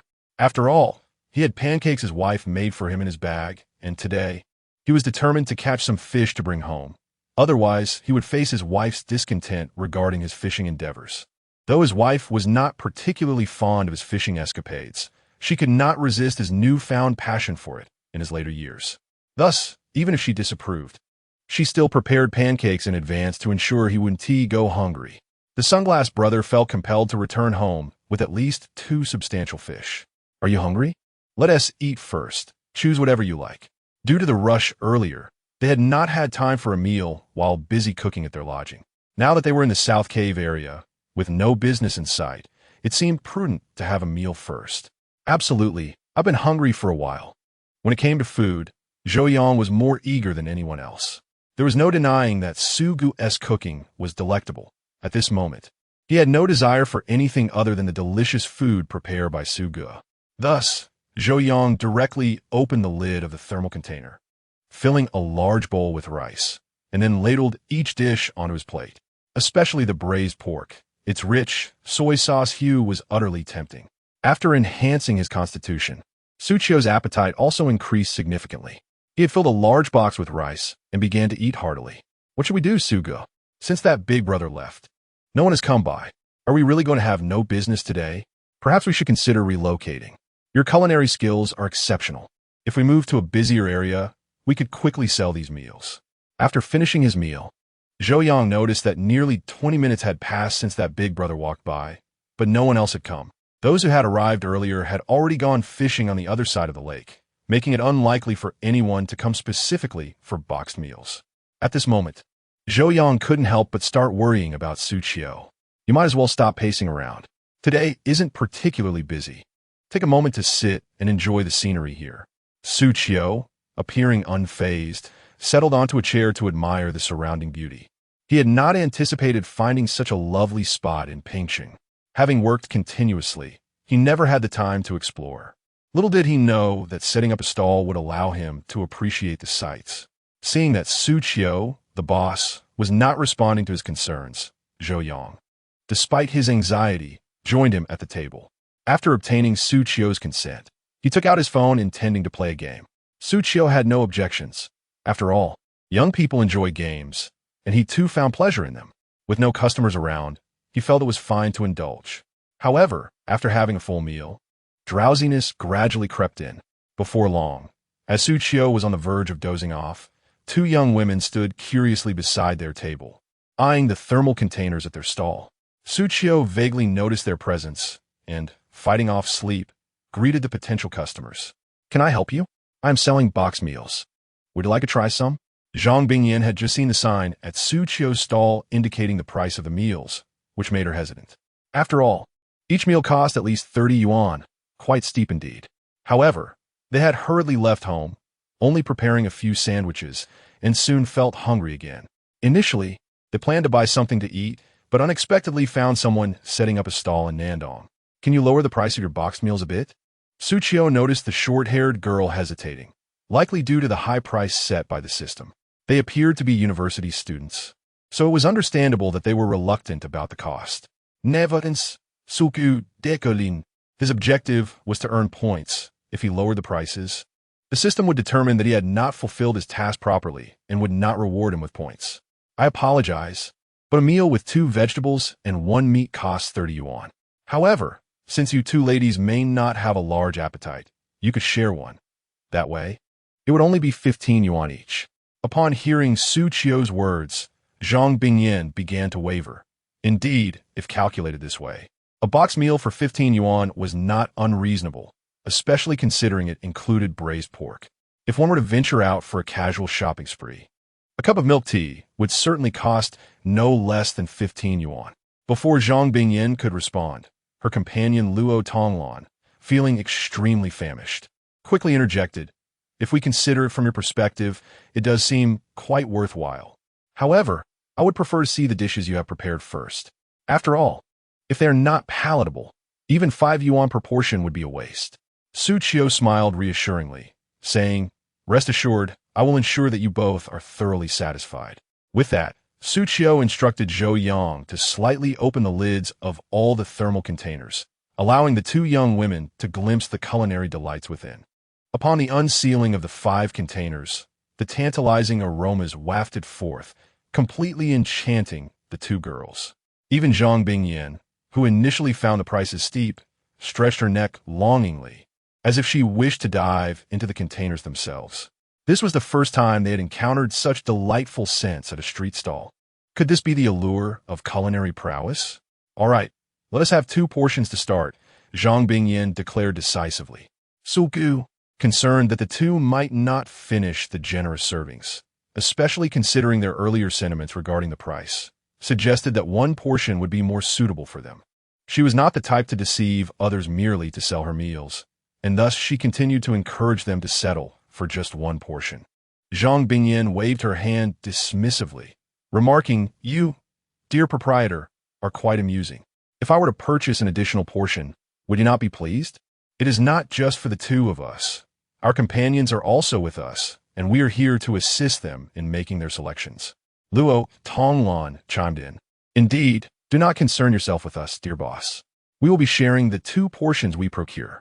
I would like a portion of stir-fried vegetables, accompanied by spicy shredded potatoes, plus a serving of stir-fried pork.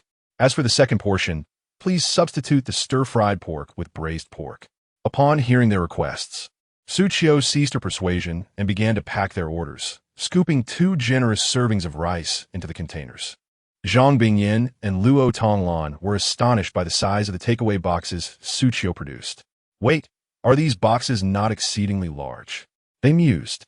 They recalled that when dining out for fast food, others' takeaway boxes were considerably smaller. Moreover, the ample servings of rice that the proprietor dished out were evidently substantial. It seemed unlikely that the 2 of them could finish a single portion when shared. Yet, this was not what left them so exhilarated. Their astonishment grew upon witnessing Xu Qiu's adept technique in serving the dishes, as if their jaws might drop to the ground. Could this be the proprietor's first day at the stall? Surely, with such generous portions, she would incur substantial losses. Chapter 75. 5 young ladies. Xu Qiu carefully placed some lettuce and shredded potatoes into a takeout box, followed by 2 generous scoops of stir-fried pork. Thus, the delightful combination of vegetarian and meat dishes was ready. Zhou Yang, adhering to Xu Qiu's established serving standards, prepared another box containing braised pork. The total came to 60 yuan. "Thank you for your patronage." Xu Qiu handed the 2 boxes to Zhang Bingyan and her companions. But both Zhang Bingyan and Luo Tonglan stood frozen in place, momentarily forgetting to pay. Regaining her composure, Luo Tonglan eagerly accepted the takeout and exclaimed, "Wow, boss. You truly won't suffer a loss, will you? The portion size is exceedingly generous. You must be new to this stall business. If you end up at a loss, you can't hold us responsible." Her reaction mirrored that of the neighborhood residents, who were equally astonished by the ample servings offered by the vendor. As she scanned the payment, a wave of excitement washed over her. Surely, this meal could suffice for 3 individuals. Moreover, they had caught a whiff of the enticing aroma of the dishes. And in such a remote area, finding a meal like this was an achievement in itself. Initially, they had believed they would have to venture far to procure food, only to discover someone selling takeout right at the entrance. What a fortunate coincidence. With their boxes in hand, Zhang Bingyan and Luo Tonglan joyfully returned to their camping spot, where a total of 5 friends had gathered to enjoy the holiday outdoors. Camping had become quite the trend, and they had chosen this southern cave area to partake in the experience. They had brought an array of equipment: tents, picnic mats, fishing gear, quilts, and mosquito repellent. However, one girl named Xiao Xu had forgotten the most crucial item: food. Fortunately, Luo Tonglan, with her penchant for snacks, had purchased 5 sandwiches on a whim before setting out, averting a potential crisis. Xiao Xu was taken aback when she saw Luo Tonglan and her friend returning so swiftly. "Hey, how'd you two come back so quickly? It would take at least half an hour to get to the nearest supermarket for food." Originally, it was Xiao Xu who had forgotten to bring food. That was meant to go shopping, but her luck while fishing had been exceptional. While others caught nothing, she had managed to reel in 7 or 8 fish. Though small, her success was commendable. Zhang Bingyan placed the 2 large takeout boxes on their picnic mat. "We were fortunate to find someone selling takeout at the entrance. It looked quite appealing, so we bought 2 portions to share." Earlier, they had also requested 3 pairs of chopsticks from Xu Qiu, ensuring that everyone could partake in the meal. Although 5 girls had only purchased 2 boxes, the generous portions provided by Xu Qiu were sufficient even for 2 additional people. Considering their modest appetites, they merely sought enough to satiate their hunger. "Wow, braised pork. It's my absolute favorite." As soon as the lunch boxes were opened, Wei Bai eagerly picked up her chopsticks and grabbed a piece of braised pork, savoring the moment with delight. As the fragrant, braised pork enters her mouth, Wei Bai instantly savors its alluring aroma. A generous piece of the pork, stewed to exquisite tenderness, dissolves effortlessly upon a gentle nibble, requiring no chewing at all. After relishing the dish, she hastily grabs a hefty portion of rice, the succulent meat's essence harmonizing flawlessly with the rice's delicate fragrance. This combination is simply unparalleled. The pork has been cooked to such softness that it resembles jelly, making it incredibly palatable and perfectly complements the rice. One bite of meat evokes an irresistible desire for 2 bites of rice. To Wei Bai's surprise, the rice is fragrant rice, not the ordinary variety, far surpassing the quality found in fast food establishments. She feels as though she could easily consume 2 bowls of rice merely by itself, a feat that would typically be beyond the appetite of her peers. Now, after experiencing the boxed lunch prepared by Xu Qiu, she finds herself disenchanted with the blandness of her previous meals. Xiao Xu, still chastising herself for forgetting to bring food that morning, hesitates to use her chopsticks, merely observing the others from the side. The others remain oblivious to Xiao Xu's mood, and upon witnessing Wei Bai's enjoyment, they eagerly pick up their own chopsticks. Whether it be the meat dishes or the vegetables, the flavors are all delightful. Luo Tonglan, with a particular fondness for stir-fried pork, eagerly begins with that dish. The pork belly, sought to render much of its fat, is imbued with a delightful crispiness. The peppers, while not spicy, impart a fragrant essence to the pork, complemented by the aroma of garlic, enhancing the dish's complexity. This culinary creation is utterly irresistible, prompting Luo Tonglan to instinctively shovel more rice into her mouth. Not only are the stir-fried pork and braised pork exceptionally appetizing, but the minced meat with eggplant is also a standout. The finely minced meat envelopes every morsel of eggplant, allowing each bite to deliver a symphony of flavors. A drizzle of sauce over the rice transforms even the absence of vegetables into a satisfying meal. Though the vegetarian dishes are equally delectable, the girls initially gravitate towards the meat offerings. The allure of the meat dishes is simply too compelling to resist. Xiao Gao, why aren't you eating? The boss's box lunch is truly delicious. You should join us, or you want to have the energy to take photos later, Yu Meng remarks. Noticing that Xiao Gao has yet to partake in a meal. Caught up in their enthusiasm, they had overlooked Xiao Gao, who has been salivating at the sight of their enjoyment, yet feels a pang of guilt for having forgotten her food. She laments the missed opportunity to capture beautiful photographs today, as the absence of food diminishes the experience significantly. With a hint of reluctance, Xiao Gao mumbles, "You all go ahead. I'll see if there are any fish biting." With that, she contemplates moving to the lakeside to check her fishing rod for any signs of activity. It is rather peculiar. Ever since I caught a few fish upon my arrival, I have not been able to catch any since. After exchanging glances with the other four, Zhang Bingyan quickly held back Xiao Gao. Do not blame yourself, Xiao Gao. It is understandable that young people tend to have poor memories. We were merely teasing you before, since you have forgotten to bring the items. Discussing it now serves no purpose. Tonglan and I have already procured some food. Let's not dwell on this matter. Please, take a seat and join us for a meal. Chapter 76. A promise to return. The other girls began to encourage Xiao Gao to join them for a meal, asserting that one should relish life joyfully. None of the girls harbored resentment towards Xiao Gao. Witnessing her guilt, they felt it was unwarranted. Thus, Zhang Bingyan and Luo Tonglan volunteered to procure food, wishing to alleviate Xiao Gao's self-reproach. Touched by the absence of blame from her friends, Xiao Gao nodded appreciatively and took a seat, picking up her chopsticks. Come, let us capture a moment together. Look here. At this moment, Yu Meng produced her phone to take a selfie. The five of them gathered around the tablecloth, which held only 2 boxes of meals and some beverages. Yet their spirits soared with happiness. After snapping the photo, Yu Meng shared it on her social media, captioning it, "Simple holiday camping. Having sisters around makes it delightful. By the way, the box meals we had today were simply divine. We must return for this feast." The subsequent posts featured their group photos, exuding vivacity. While dining, had it not been for the photo opportunity, each would have preferred to indulge in their meals uninterrupted. Even during the photo session, everyone held their chopsticks, some with food in their mouths, others in the act of serving themselves, all appearing lively and endearing. Soon, likes and comments began to flood in on their social media. "Meng Jia, you're amazing. Camping with box meals is incredibly creative. Where's this place? I want to go. The food looks delicious. Share the location so we can camp there tomorrow. Haha, beautiful scenery, tasty food, and lovely ladies. How delightful. Who would envy this charming little life? You girls truly know how to live, yet you didn't invite us to join your camping adventure." Not only did Yu Meng post on social media, but the other four also share their favorite photos. Consequently, nearly all their classmates had glimpsed their posts. Unlike others who displayed lavish spreads of gourmet meals, these 5 had chosen the stark contrast of box meals, which only heightened their allure. After sharing their posts, the 5 friends set their phones aside, returning to their lively conversation and meal. "I can't take any more. The portions are simply too generous. I'm full. I can't eat another bite.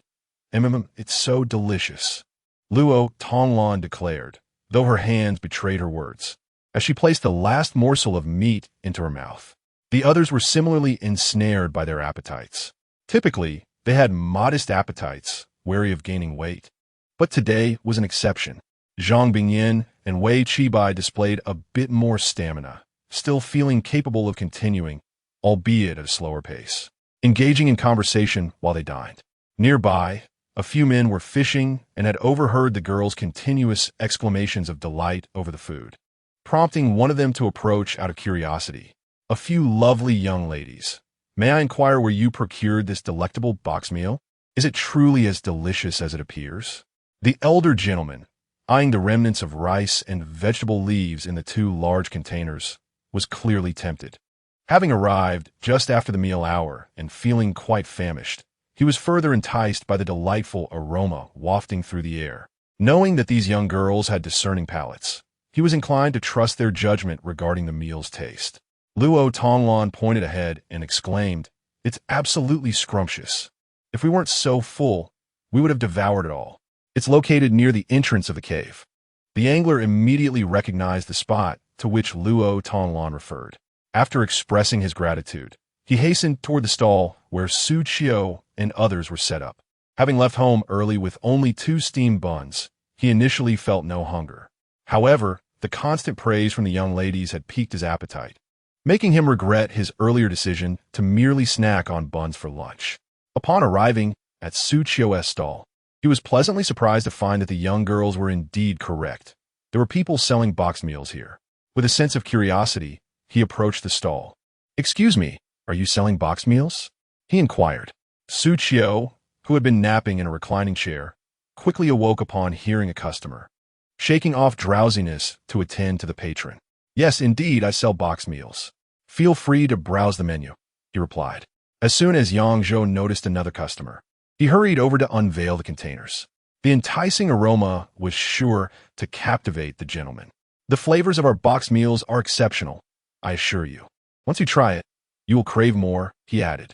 As expected, the moment the lid was lifted, the angler decided to make a purchase. Though the prices were somewhat elevated, the generous portions, as previously described by the young ladies, made it quite reasonable. He promptly ordered 2 meat dishes and 1 vegetable dish, scanned the payment code, and hurried back to his fishing spot with the boxed meal in hand. Upon his return, the gentleman wasted no time and began to indulge in the meal. Having eaten little that morning, combined with the deliciousness of Xu Qiu's boxed meal, his appetite surged. The moment he took a bite, a wave of hunger washed over him. Coincidentally, the gentleman wearing sunglasses, fishing nearby, noticed his fellow angler returning with a boxed meal and deduced he must have purchased it from the stall at the entrance.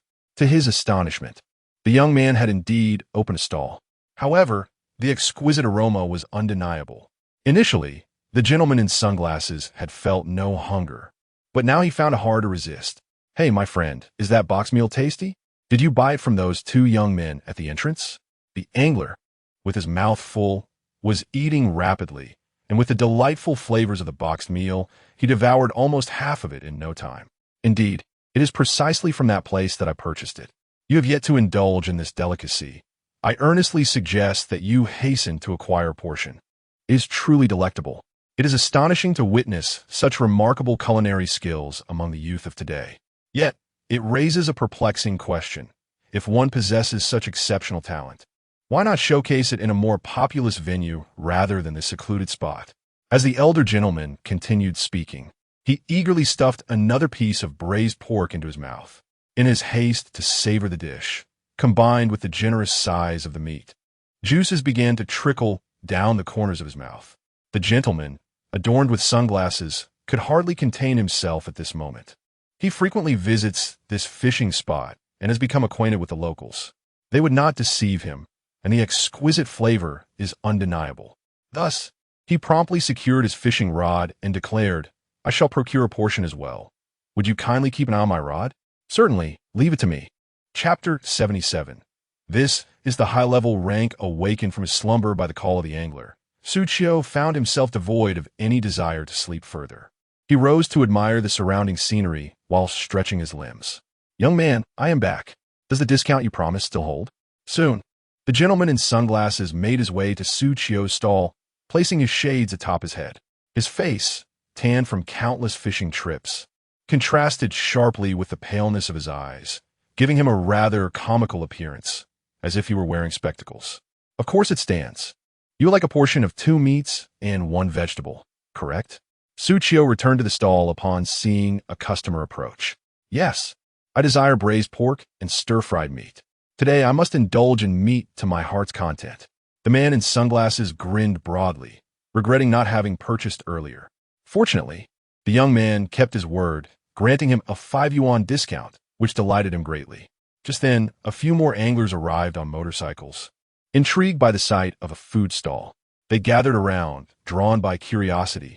Zhou Yang adeptly introduced the dishes available.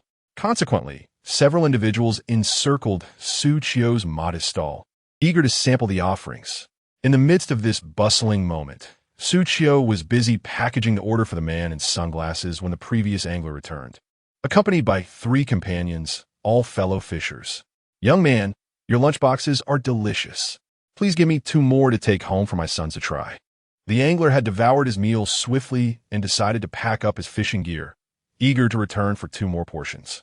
"Aren't you going to watch my rod? What if a big fish drags it away?" The man in sunglasses felt a surge of anxiety at the thought of leaving his expensive rod unattended.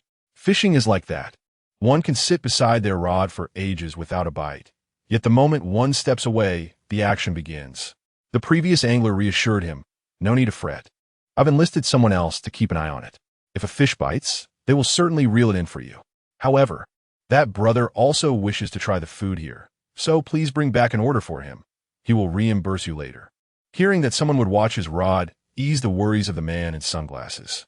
Meanwhile, the other 3 anglers scrutinized the offerings at Xu Qiu's stall, the enticing aromas making it evident that the food was delectable. Thus, upon hearing their fellow fisher speak of the delicious fare, they eagerly joined the gathering. As the picturesque scenery attracted not only the likes of Luo Tonglan, but also others seeking leisure during the holidays, the crowd around Xu Qiu's stall swelled, igniting the innate curiosity of onlookers. The individuals arriving later congregated to discern what enticing fare was being sold. Some, having already satiated their appetites, merely joined the throng for the sake of excitement. Upon glimpsing the price on the sign, they drifted to the side to observe. Yet, there were those who believed that if one dared to set such a price, there must be a compelling reason. Thus, they felt compelled to scrutinize the vendor who had the audacity to sell a portion for 35. Although the southern cave area is somewhat remote, its picturesque scenery attracts a fair number of visitors. While not as crowded as the bustling city center, Qiu's prepared boxed meals should sell out. "Xiao Xu, didn't you skip lunch? Allow me to fetch you a boxed meal. With so many people queuing, it must be delicious," a girl in a luxury car inquired cautiously. The man she referred to as Xiao Xu had noticed the crowd while in the car, piquing his interest, yet he maintained an air of restraint in her presence. "It's merely a small stall. What could possibly be so special? Since you insist, please go ahead and queue for me. I must have meat." "All right, I shall return shortly," she replied as she departed to stand in line. Although the car belonged to Xiao, it was the girl who was driving. Xiao had fully exploited her presence. Observing that his companions had exited the vehicle, he decided to follow suit. Standing nearby, he indulged in a cigarette. Having left home in a huff after a quarrel with his father, he had yet to eat, so he sought solace while receiving a message from an admirer, inquiring if she was free that day. In this world, there exist not only male admirers but also female ones. Xiao, due to his family's wealth, attracted many admirers. He was well aware of Huang Fang's true intentions. Ultimately, it was a mutually beneficial arrangement, as both parties understood their roles. Huang Fang, unlike others drawn by his wealth, was obedient to Xiao and dressed in a modest manner, embodying a more reserved demeanor. To those encountering her for the first time, she appeared to be an amiable girl, seemingly indifferent to money, genuinely liking Xiao as a person. However, seasoned as he was, Xiao perceived that Huang Fang was not as innocent as she pretended. As anticipated, Huang Fang, while queuing, made an effort to find an appealing angle to greet him. Xiao, while smoking, observed her without responding. Yet Huang Fang remained undeterred, her smile growing more radiant. This was a display of sophistication, creating an impression of being uncomplicated and attentive to him, caring for him in both significant and trivial matters. Even though Xiao was reluctant to admit it, he appreciated Huang Fang's overtures. Undoubtedly, she was the one he spent the most time with. Huang Fang exudes an aura that mirrors her name, unassuming yet devoid of any sense of repulsion. Despite the transactional nature of their relationship, Xiao perceives that by providing financial support, Huang Fang willingly remains by his side, eagerly attending to his needs. He finds this arrangement quite agreeable. "Please bring me a boxed meal, ensure it contains meat and no vegetables, and expedite the process," he commanded. After a brief wait, Huang Fang urged Xu Qiu to load her order with meat. Though the queue had not been excessively long, Huang Fang was anxious that Xiao might grow impatient with any delays, hence her insistence on hastening Xu Qiu's pace. In stark contrast to her demeanor before Xiao, Huang Fang's tone towards Xu Qiu and Zhou Yang was lacking in warmth. Indeed, when one becomes accustomed to feigning emotions, the suppression of feelings often finds release elsewhere. With Xiao Xu absent, there was no need for her pretense. Although she noticed that Xu Qiu and Zhou Yang worked efficiently, her tone remained impatient and condescending. "I'm sorry, but we only offer set prices. You may choose either 2 meat dishes or 2 vegetarian options." Xu Qiu pointed to the menu. It was not his intention to impose such restrictions. However, the ordering system had not displayed prices when Huang Fong placed her order, meaning she was bound to the prearranged selections lest her transaction fail to accrue points. Thus, Xu Qiu could only direct Huang Fong to order as per the displayed menu. "What is wrong with you?" Huang Fong's instinctive expletive was swallowed back as she recalled that speaking too loudly might draw Xiao Xu's attention. Lowering her voice, she insisted, "I'll pay extra. Hurry up, or I may be compelled to curse at you. 3 meat dishes will cost 45. Since you've offered to pay more, it will be an additional 10. Xu Qiu responded with a grin upon hearing the prospect of extra payment. The absence of points was trivial.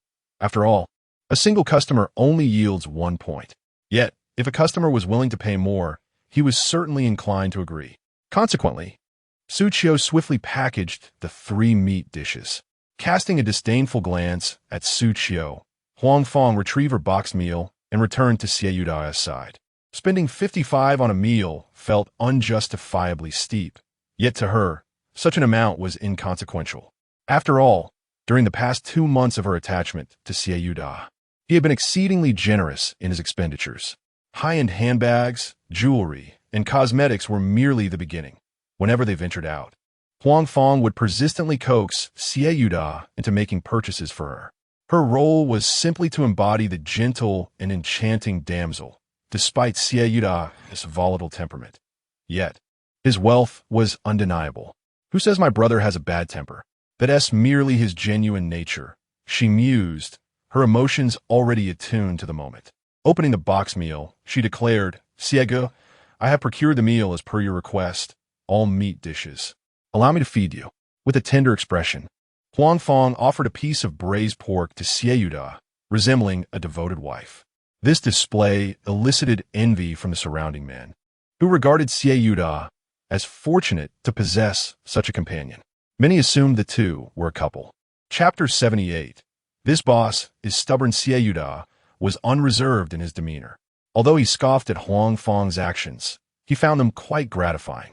Every time he encountered the obedient and understanding Huang Fong, he felt that the money he spent on her was rather well invested. To prevent Xiao Xu from choking, Huang Fong meticulously divided a piece of braised pork with her chopsticks, blending its savory juices with the rice before feeding it to him. Having grown up indulging in gourmet delicacies, Xiao Xu typically held little regard for street food. Had he not been hungry today, he would not have deigned to consume such fare. Initially, he intended to take merely a couple of bites. Yet he was unexpectedly captivated by the delectable taste of the street vendors' offerings. "Xiao Xu, is something wrong? Is it not to your liking? If it's not, I can stop. I only bought it because I was worried you might be hungry. Had I known, I wouldn't have given those vendors my money," Huang Fong remarked. Noticing his silence after he had eaten the pork and rice, fearing that he might erupt in anger, she quickly apologized. "Had I known, I wouldn't have purchased it. I only spent a few dozen yuan because the aroma was so enticing." "Give it here," Xiao Xu asserted, snatching the box and chopsticks from Huang Fong's hands. If he continued to be fed like this, he would surely starve. He began eating directly from the box.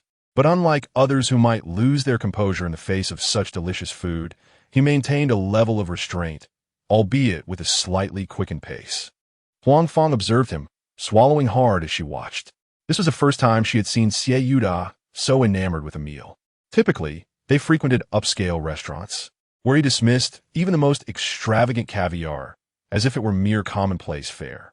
He had never displayed such enthusiasm for food before.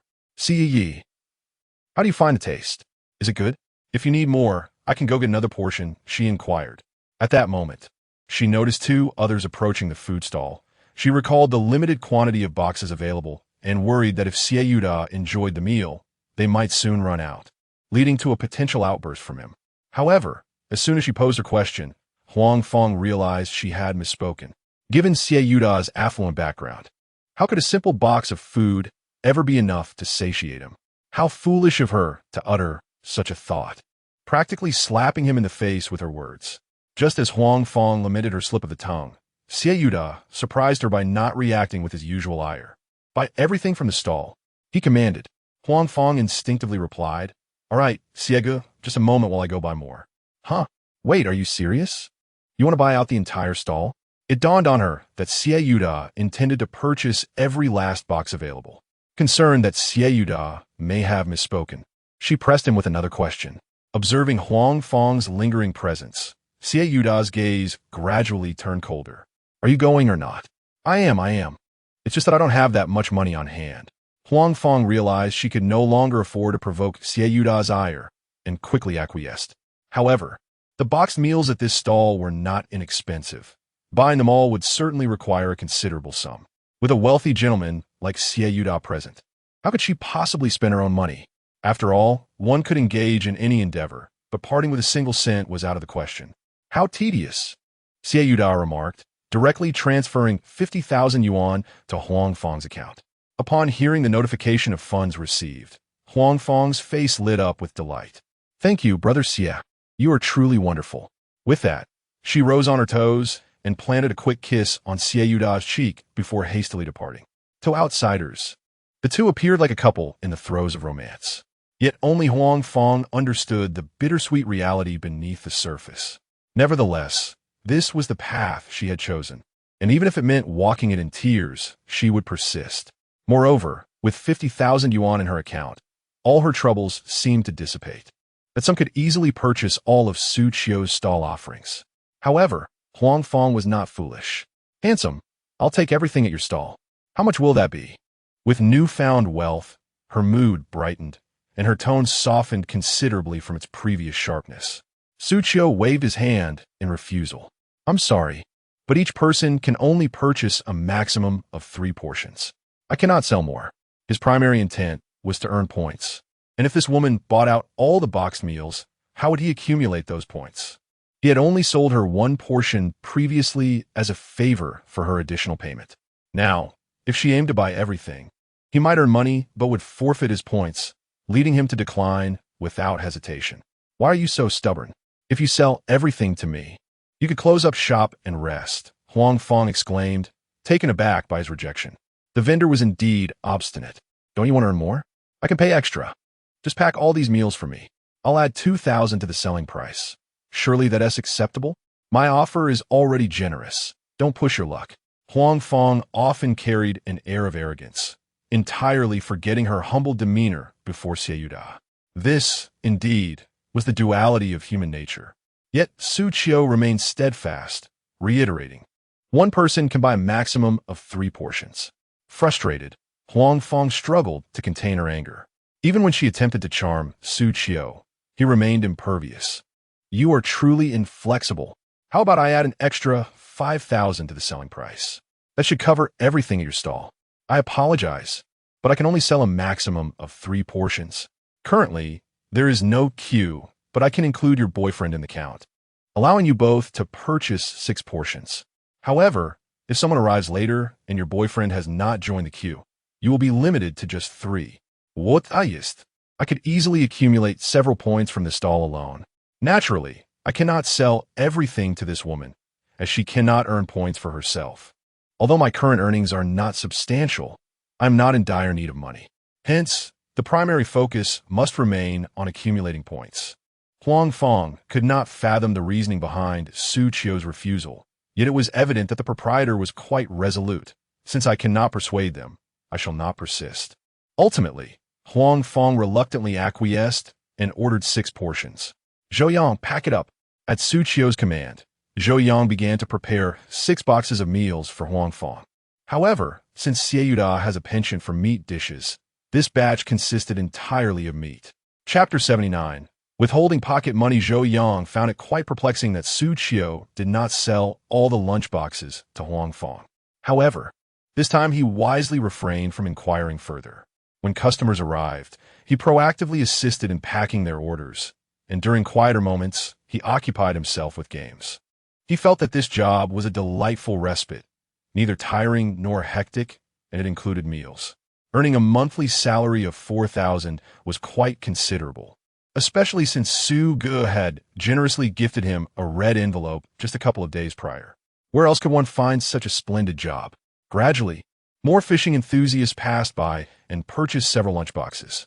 By 4 in the afternoon, all the meticulously prepared lunchboxes had been sold. As Xu Qiu and Zhou Yang were closing up their stall, the 5 girls who had come camping were also preparing to leave. Initially, they intended to return early and buy a few more lunchboxes from Xu Qiu to take back with them. Following a post on social media, their classmates had expressed curiosity about how delicious the lunchboxes were, prompting requests for them to bring some back. Consequently, seeing Xu Qiu and his staff packing up stirred anxiety in Luo Tonglan and the others. Luo Tonglan hurriedly approached, standing before Xu Qiu's stall, inquiring, "Boss, are you closing up already? Do you have any lunchboxes left? I'd like to buy a few more for my classmates to try." "I'm sorry, but we've sold out of all the lunchboxes," Xu Qiu replied, folding up the chair he had been sitting on and placing it in the vehicle. Everything was packed away, and not a single grain of rice remained from today's sales. While business here was not as brisk as it usually was at Hanha, he had no choice but to comply with the system's designated location.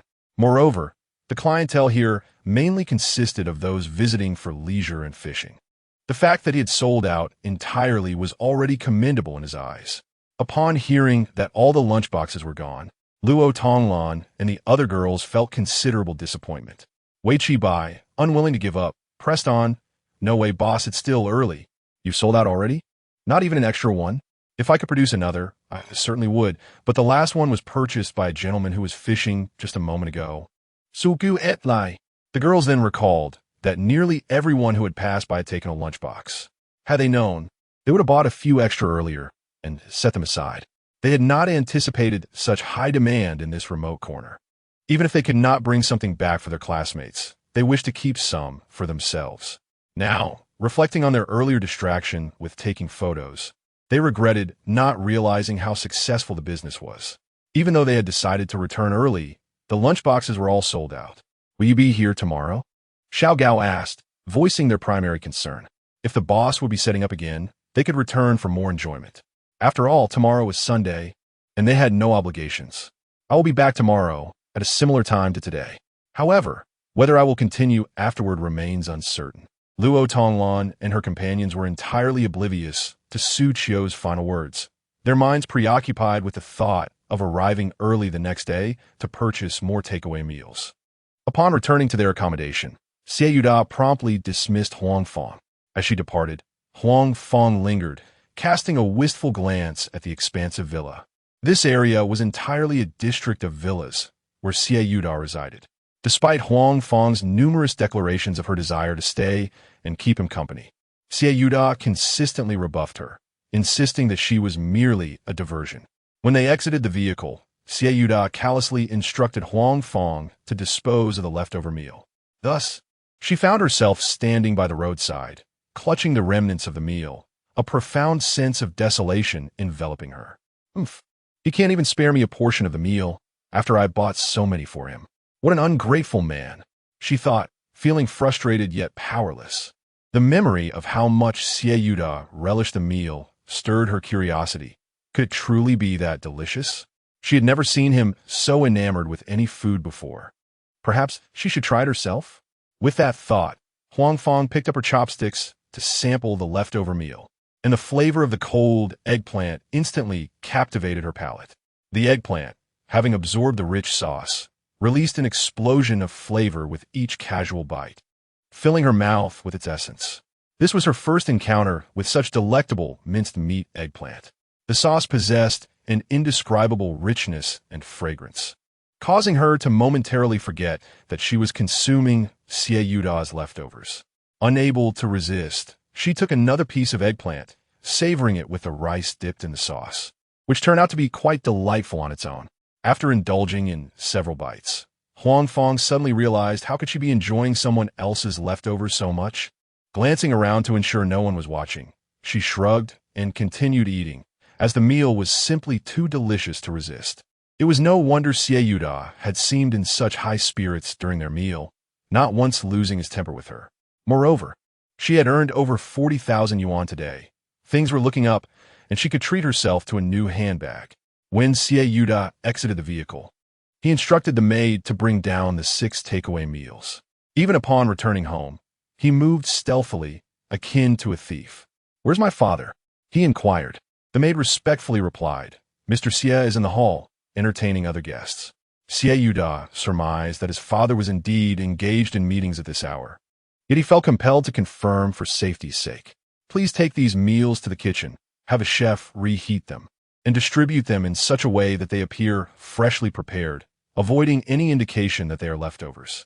After issuing his instructions, Xiao entered through another door, only to be spotted by his father, Xiao, just as he crossed the threshold. Their earlier morning parting had been far from amicable, and now, upon seeing his son return from some undisclosed escapade, Xiao merely cast a cursory glance without further acknowledgement. A guest was present, making it inappropriate for him to express his frustration. After the departure of the guests, the long-awaited Xiao suddenly appeared out of nowhere. "Father, have you finished your work?" Xiao asked, feigning ignorance. Xiao, looking at his disappointing son, felt his suppressed anger surge once again. "How could I not be busy? With you idling away each day, if I didn't earn extra money, I might end up depleting my retirement savings due to your extravagance." The mere mention of his son ignited Xiao's ire. All he ever did was spend money or chase after women. 3 months ago, he had been foolishly persuaded by some friend to embark on a business venture, only to squander millions. Each month, he frivolously spent on women without even engaging in meaningful relationships. Recently, it seemed he had become entangled with a woman whose name sounded rather unrefined, causing further concern. Despite urging him to join the family business for some practical experience, he stubbornly refused, embodying the essence of someone who only spends without any effort. In a bid to prevent Xiao from continuing down this path of aimlessness, Xiao announced this morning a restriction on his allowance, stating it would be reinstated only when his son demonstrated some personal growth. For someone like Xiao, who was accustomed to lavish spending, the lack of funds felt like torture. His father's monthly allowance of several thousand was hardly sufficient. A single purse for Huang Fong would exceed that amount, not to mention the other women in his life. Following a heated argument with his father, Xiao was unable to sway his father's resolve, prompting him to devise a new plan. This time, his tone was not as defiant as it had been in the morning. Instead, he feigned a compliant demeanor and said, "Father, please don't be angry. Your health is of utmost importance. I struggled to accept the meager allowance you provided this morning. I realize now that you were right.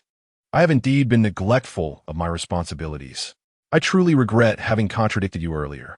I have spent the time since reflecting on how to apologize, and I even prepared some simple home-cooked dishes to make amends." At that moment, Xiao noticed that it was already time for dinner. Though skeptical of his son's words, he found it worth a try. Chapter 80. Such enthusiasm surely harbors ill intentions. Upon entering the dining hall, the table was already adorned with an array of culinary delights. Xiao cast a casual glance at the dishes, initially believing that his son had merely been speaking whimsically. To his surprise, the table indeed featured a selection of home-style fare. As he stepped closer, he noted the appealing colors of the dishes.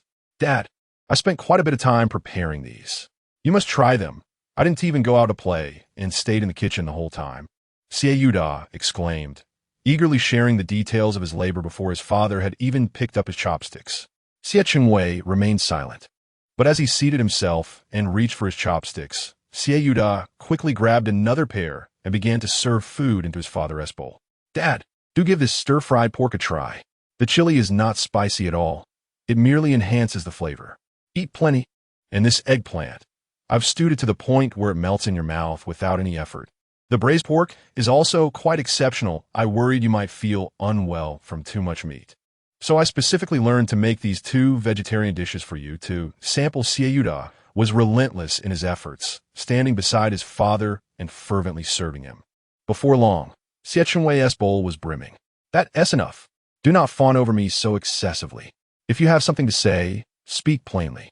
Spare me the roundabout approach," Xiao admonished, fully aware of his son's nature. Such overt enthusiasm surely concealed ulterior motives. However, Xiao was in no rush to voice his requests. Instead, he urged his father to eat. Xiao having weathered many storms in his life, was unfazed. After all, it was merely a meal. What was the worst that could happen?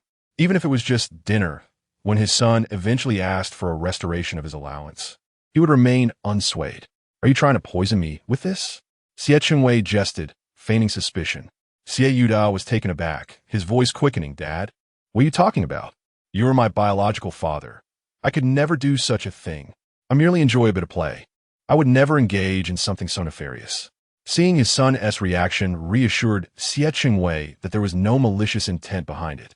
A little scare was sufficient. As Xiao watched his father begin to eat, he felt a sense of tension. He found the food delectable, yet he was uncertain of his father's preferences. After all, with age comes a penchant for lighter fare, and given that his father typically consumed only the finest ingredients, he wondered if he would even appreciate the box meal. Earlier, Xiao had intentionally asked the chef to present the dishes in exquisite plates, ensuring that no one would suspect these delicacies originated from takeout. When Xiao first tasted the delightful flavors, he paused, bewildered, casting a questioning glance at Xiao. Despite his advanced years, he managed to maintain a facade of composure. Even if he found the food enjoyable, he feigned indifference. How does it taste, Dad? Xiao asked, his expression curious as he observed his father. Oh, dining this early for dinner today? It seems my arrival was quite timely. Suddenly, the voice of Xiao's uncle echoed from outside. Soon after, Xiao, the uncle of Xiao, entered the room. Although Xiao was not particularly kind to his nephew, the two families maintained a facade of harmony and had never quarreled openly. Therefore, upon seeing his uncle, Xiao promptly invited him to join their meal. Xiao, however, lost his appetite at the sight of the modest dishes laid out on the table. Brother, Yuda, he remarked, I must ask, given your family's affluence, why is dinner so frugal? If others were to see this, they might think the Xie family is struggling. Enough of your prattling. If you wish to eat, sit down and join us. If not, do not cause a disturbance. Although I am older, I am still your brother and capable of putting you in your place, Xiao retorted, ignoring his brother's sharp tongue. This meal is quite delicious, he thought, though it certainly was not prepared by my son.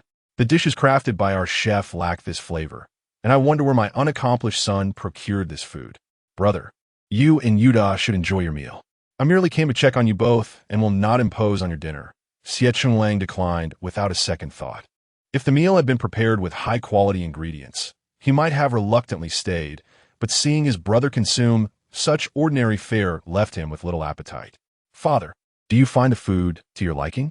Xiao inquired, disregarding his uncle's presence, as his primary goal was to fulfill his own agenda. Xiao nodded, having eaten a fair amount of what his son had served him. It is acceptable. Xiao felt a surge of joy and seized the moment, saying, Since you enjoy it, Father, in light of my filial piety, could you please consider restoring my allowance? Surviving on just a few thousand a month is truly untenable. So Yuda has had his allowance curtailed. At your age, how can you still be like a child begging for pocket money? With such a solid foundation, you should be thriving. Look at your cousins. Each has started their own businesses. Not only do they not ask me for money, but they even provide me with funds. How much more reassuring is that? Xiao boasted, his words dripping with pride. Xiao anticipated his son's response, knowing he would inevitably bring up this matter. His son, fearless in all respects, was particularly averse to living without money. He resolved not to acquiesce so easily. No, you have not reflected properly. Come back to me when you have come to your senses. Do not think for a moment that I am unaware of where you obtained this food. Rather than squabbling with me, you should learn from your cousins. I understand, Xiao replied, his face falling as he realized he had failed to manipulate his father. It seemed he would have to put on a more convincing act in the future. His father was serious this time. Where did you buy this food? Be sure to get more tomorrow, Xiao declared, though he had no intention of forgiving his son just yet. Nevertheless, he acknowledged that this meal was indeed enjoyable. Not eating it would have been easier, but now that he had tasted it, he found himself yearning for more. Xiao was already contemplating his return to the same establishment for tomorrow's meal. Although they are merely simple home-cooked dishes, it is indeed quite rare to prepare them so deliciously. Rest assured, I will certainly bring some back for you tomorrow. Chapter 81. House hunting the following day. Zhou Yang arrived early at Xu Qiu's residence. His primary motivation for this early visit was, of course, the prospect of sharing breakfast with Xu Qiu. Presently, Xu Qiu had taken charge of his daily meals, which not only saved him money, but also allowed him to indulge in the culinary delights crafted by Xu Qiu. Just the thought of it filled him with joy. For breakfast, Xu Qiu prepared a rather simple dish, seafood noodles. The seafood was procured earlier that morning when Zhou Yang accompanied Xu Qiu to the market for ingredient shopping. Upon seeing the bowl brimming with crabs, shrimp, and conch, Zhou Yang could hardly contain his excitement, devouring 2 generous bowls of seafood noodles before he finally paused. After satiating his hunger, he patted his round belly and lamented about his excessive indulgence. Xu Qiu, your culinary skills are truly exceptional. These seafood noodles are absolutely delicious. If you were to set up a stall selling them, I'm certain countless patrons would flock to you. Zhou Yang believed that with Xu Ji's culinary talent, no matter where he set up shop, he would undoubtedly attract a loyal clientele. Xu Qiu simply smiled, choosing to remain silent. He was well aware of his skills. But in order to complete the tasks assigned by the system, he felt compelled to adhere to its rules. Yesterday, he had only earned a few dozen points, a stark contrast to the hundreds he had previously amassed. Today, Xu Qiu planned to prepare a larger quantity of ingredients. After selling dozens of lunchboxes yesterday, he was confident that there would be returning customers today. Therefore, it was essential to get ready with ample supplies, aiming to sell 100 lunchboxes. As Zhou Yang was about to start washing the ingredients, Xu Qiu announced his intention to step out. I need to go out for a bit. Would you like to join me? Xu Qiu donned a hat, as the weather was sweltering, and he had no habit of carrying an umbrella. Given that he anticipated a fair amount of walking, wearing a hat seemed appropriate. I'll pass. I'll stay here and prepare the ingredients. There isn't much to do, and I can manage on my own. You go ahead. By the time you return, I should have everything ready. All right then, focus on your tasks. I'll start cooking once I return. It was only a little past 9 o'clock. After Xu Qiu stepped outside, he entered the van and input the destination into his GPS. Setting off. Taking advantage of the relatively quiet moment, he decided to look at some new houses. After all, with a bit of money in hand, Xu Qiu contemplated moving to a more spacious environment, which would facilitate future hiring or ingredient transport. While the current neighborhood was decent, he had previously settled for a 1-bedroom apartment due to financial constraints. The rent wasn't exorbitant, merely 900 yuan a month, but with utilities, it amounted to around 1,000. Now that he had some funds, it was prudent to plan for the future, since purchasing a home was beyond his current means. Xu Qiu resolved to rent a more comfortable and spacious place first. He was not in a hurry to buy. After all, given his current earning capacity, acquiring a home was merely a matter of time. With perseverance, he would soon achieve that goal. Indeed, Xu Qiu had contemplated the idea of directly renting a storefront, believing it would expedite the accumulation of points and wealth. Unfortunately, the system had long since dismissed this notion.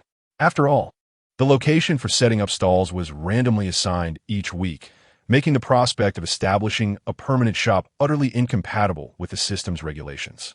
Nevertheless, Xu Qiu remained undeterred. The current circumstances were already quite favorable. Although the stall's location was not fixed, the income was still substantial. With the system in place, one could not expect every aspect to align with personal desires. It was best to adhere to the humble practice of setting up stalls. While the income might fluctuate, the opportunity to traverse various locales was akin to a leisurely journey. For instance, Xu Qiu was quite content with a recent assignment in Nandong. Selling boxed meals was not overly demanding, and the preparatory tasks were manageable, easily handled by Zhou Yang alone. Moreover, the scenery in Nandong was simply exquisite. For Xu Qiu, vending in that locale was a source of enjoyment. During moments of inactivity, he found time to relax. Setting up a stall there was an absolute delight. This sentiment was shared by Zhou Yang, who also appreciated the experience.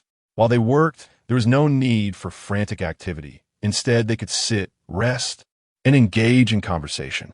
Spending an entire afternoon in Nandong had significantly deepened the bond between Xu Qiu and Zhou Yang, allowing them to learn about each other's family backgrounds and the challenges they faced upon entering society. It was no wonder that Zhou Yang felt content working for Xu Qiu. The freedom associated with the stall setup was unparalleled compared to other jobs, and the compensation was indeed superior to that offered by many companies. Most importantly, there were no probation periods or difficult senior employees, which led Zhou Yang to express his gratitude for his fortunate circumstances. At that moment, Xu Qiu's phone vibrated in his pocket. He glanced at the screen to see an unfamiliar number. Assuming it was a call from the landlord he had contacted earlier, Xu Qiu pressed the answer button. "Hello, is this Mr. Xu Qiu? We spoke online last night. I have arrived at the property. Will you be here?" A youthful voice resonated from the other end. Xu Qiu surmised that the landlord was likely around his age, perhaps just a couple of years older. He felt a pang of envy. This young individual owned property, and he wondered whether it was achieved through personal endeavor or familial assistance. Regardless, they had certainly surpassed many others. "Hello, this is Xu Qiu. I should arrive in about 5 minutes. I would appreciate it if you could wait for me a moment." Having returned early the previous day, Xu Qiu had immediately begun browsing for rental properties online. He had indeed found several promising options and had reached out to the landlord. He had also conversed with a few real estate agents, though those discussions had been rather mundane. Many of the listings he inquired about were already rented out, or the properties within his budget did not meet his satisfaction, and he would have to pay an additional fee to the agents. Ultimately, Xu Qiu decided it was best to contact the landlord directly. "Today, I plan to view 3 properties." Xu Qiu is not someone who lingers indecisively. If a suitable option presents itself, she will not hesitate to finalize the arrangement on the spot. 5 minutes later, Xu Qiu arrived at a villa community. The rental costs are well within her financial reach. As parking is conveniently available directly at the villa, Xu Qiu followed the address provided by the landlord and arrived at the entrance. Indeed, in front of one of the villas, she spotted a luxurious Mercedes-Benz parked nearby. Standing beside the vehicle was an individual who appeared to be in his late 20s or early 30s. He was presumably the landlord.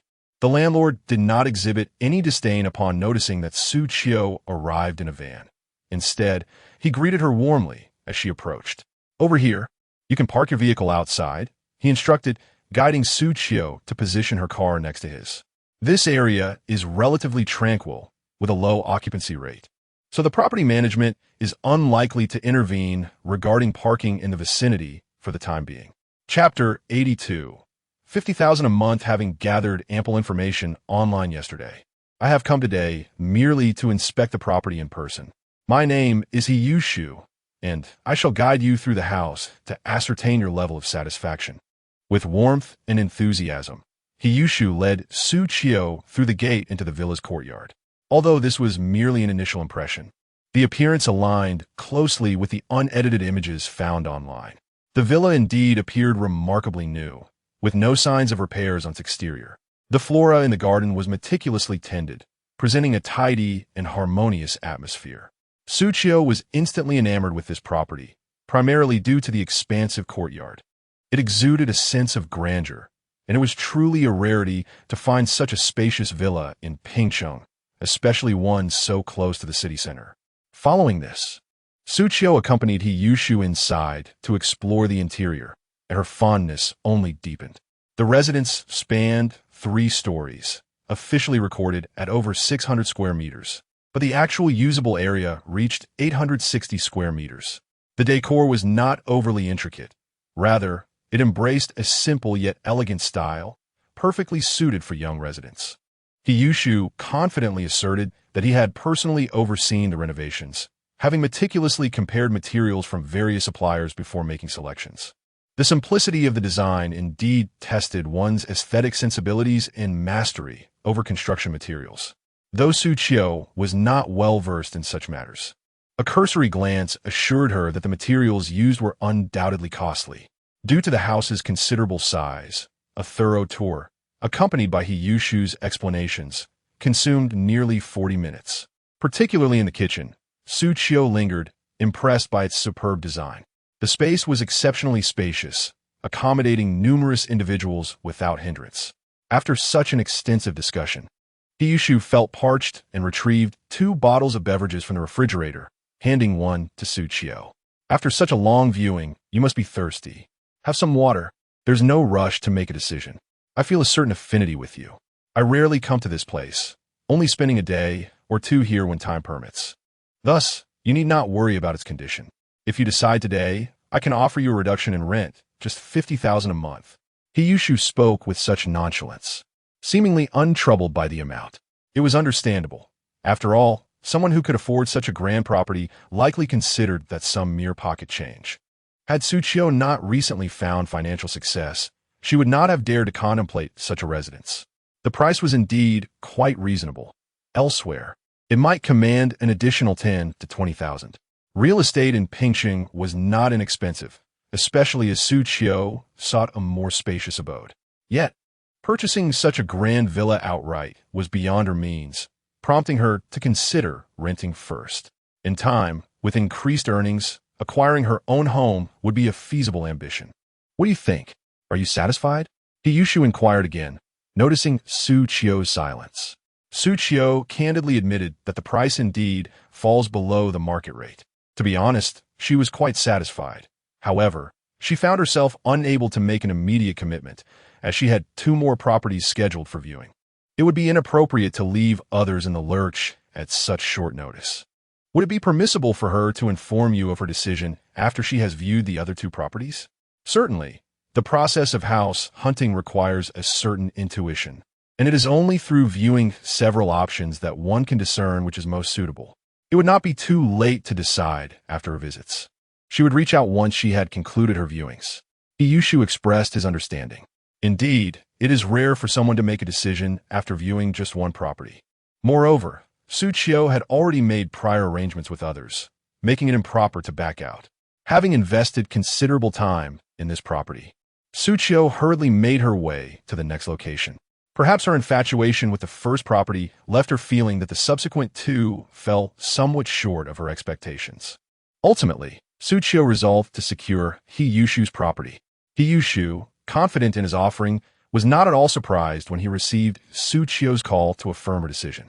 After all, such a price in conjunction with the location is an exceedingly rare occurrence. He also appreciated Xu Qiu's grounded nature and found their communication quite pleasant. Considering the property was simply sitting idle, he thought it prudent to lower the price to facilitate a rental. Due to the time spent viewing properties, Xu Qiu returned to the community rather late, around 10:30.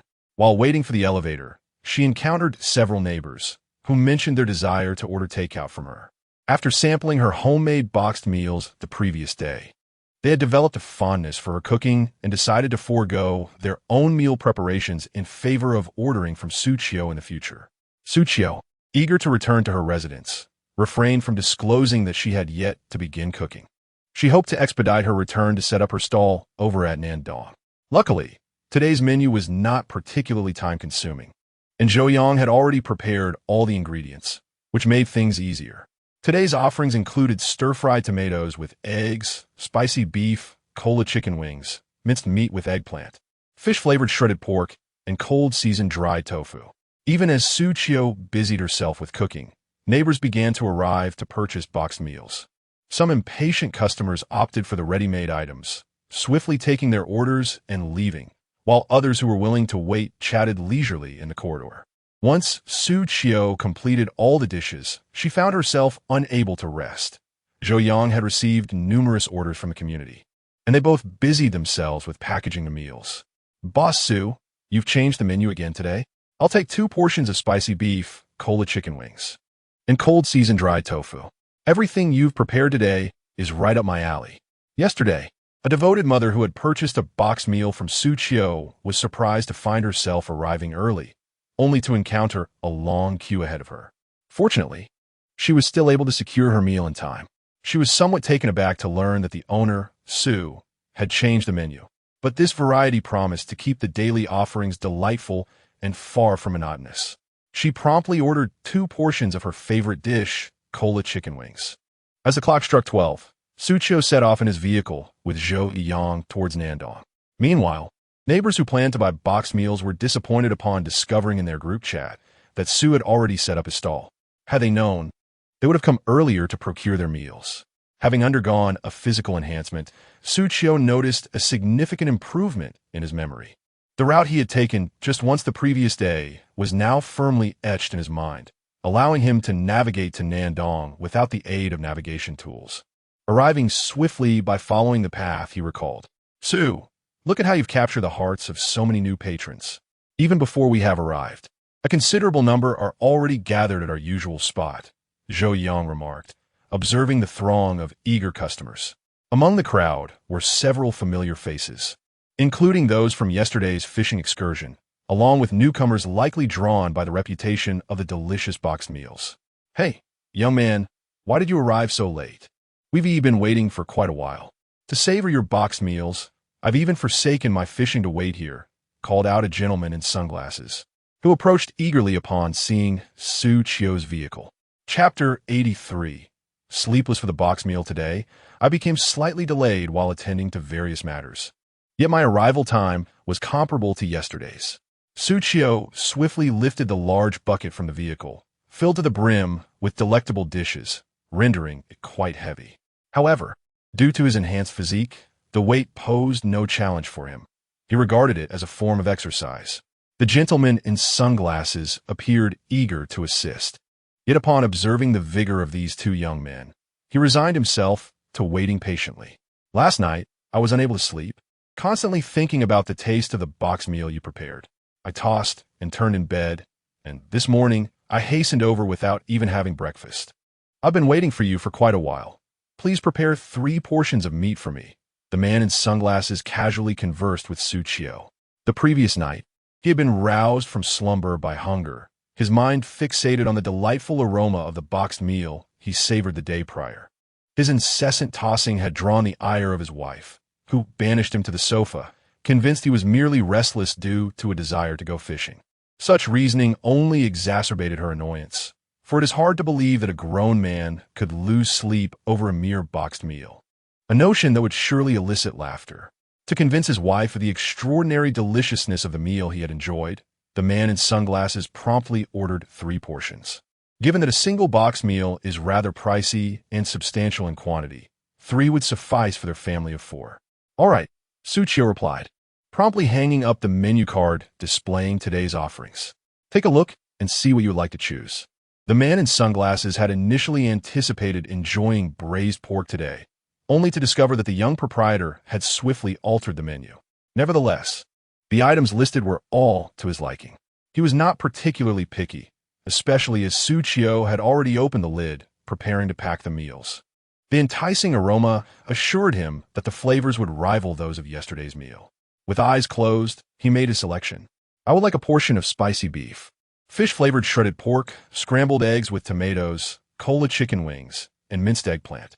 Also 1 serving of cold mixed dried tofu, and finally another portion of minced eggplant, fish-flavored shredded pork, and scrambled eggs with tomatoes," he declared, articulating his desires in one breath. This order encompassed all the dishes available at Xu Qiu's stall. Xu Qiu took charge of packing the rice, while Zhou Yang handled the vegetables.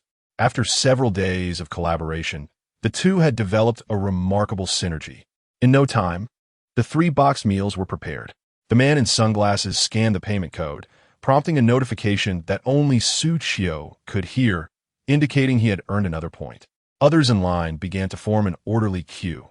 The second customer, an aunt who appeared to have just completed her work, approached. She greeted Xu Qiu with warmth and, after ordering 2 boxed meals, engaged in casual conversation with him and his associate. "Young man, how old are you both this year? Do you have girlfriends? It is quite rare to find boys who can cook nowadays. If you are both single, I could introduce you to a couple of young ladies to see if you find them agreeable. This aunt is the wife of one of the fishermen from yesterday, and she resides in a nearby village." After her husband returned home, he informed her that there were 2 young men setting up a stall in Nandong, selling delicious boxed meals. Since he had matters to attend to today, he earnestly urged his wife to go and purchase some meals. Hence, this aunt has come here. Upon seeing the 2 young men, who appeared clean and diligent, her curiosity was instantly piqued. "Not yet. We are hoping to earn a bit more before considering matters of the heart. Aunt, I have yet to achieve my goals, so I am not in a hurry to start a romantic relationship. I appreciate your kindness, but I prefer to focus on my work for now. It's truly perplexing how today's youth seem disinterested in romance." You simply haven't encountered the right person yet, which is why you say such things. If you were to meet someone suitable, I assure you, you would not wish to part ways. The girls in our village are exceptional, each more beautiful than the last. Getting to know them wouldn't hinder your work at all. The aunt grew more enthusiastic as she spoke. Among the crowd waiting in line, several onlookers joined in, remarking on a young man's cooking skills and how easy it would be for them to find wives. Aunt, you can't fathom the considerations that today's youth have. Someone interjected. They have many things to contemplate, so please don't pressure them. However, I do have a cousin who is quite lovely, just graduated from university this year, and is also quite attractive. Boss, how about you get acquainted with her? Young people should seize their youth and find partners quickly. Aren't your parents anxious? They continued. Dating won't interfere with work and earning money. In fact, having a girlfriend could mean more income when you're both working together at the stall. Please, don't trouble yourselves with this. Xiao Xu has his own thoughts on the matter. Besides, I have enough support for the stall, and I don't need that many people. Upon hearing the crowd's comments directed at Xu Qiu, Zhou Yang impulsively jumped in to offer support. However, as soon as he spoke, he felt a wave of weakness wash over him, sensing that things were taking an unexpected turn. The earlier customer bluntly remarked, "If he has a partner, running a couple stall would be wonderful. If you hire him, you wouldn't need to pay him a salary." Xu Qiu couldn't help but laugh at the absurdity. It seemed that at this age, people were particularly fond of discussing marriage and relationships. Though they meant well, Xu Qiu found it difficult to respond definitively. He continued to joke lightly while swiftly packing the boxed meals the aunt had requested.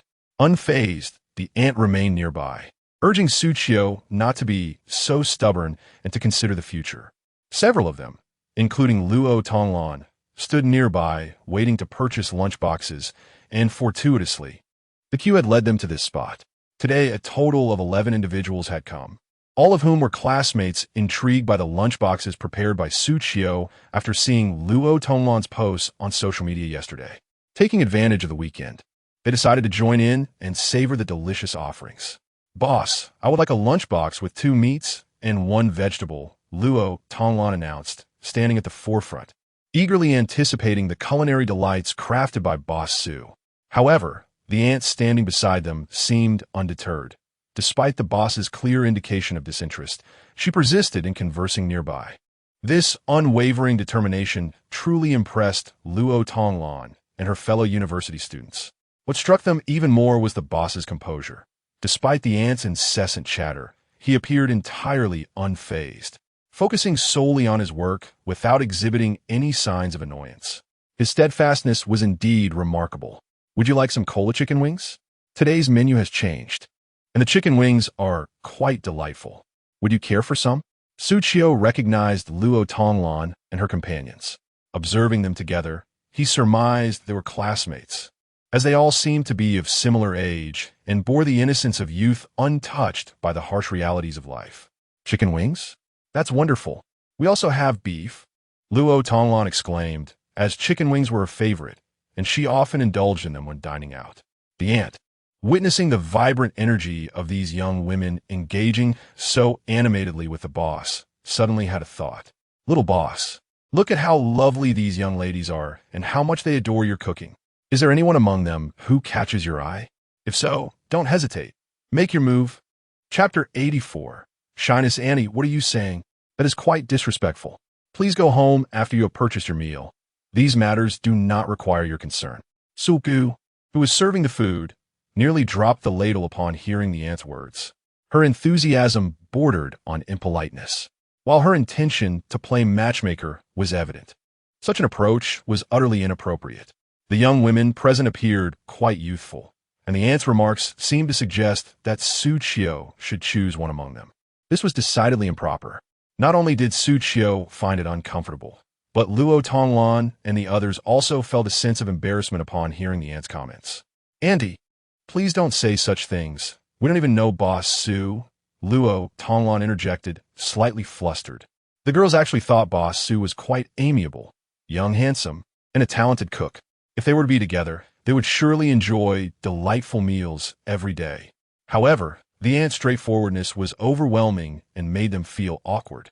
Realizing her exuberance had gone too far, The aunt acknowledged her intrusion into the young people's affairs. "Oh dear, I have spoken too freely again, meddling in matters that do not concern me. Please forgive my overzealousness. I must return home now. If I am late, my partner will surely scold me." With that, the aunt finally departed with her boxed meal.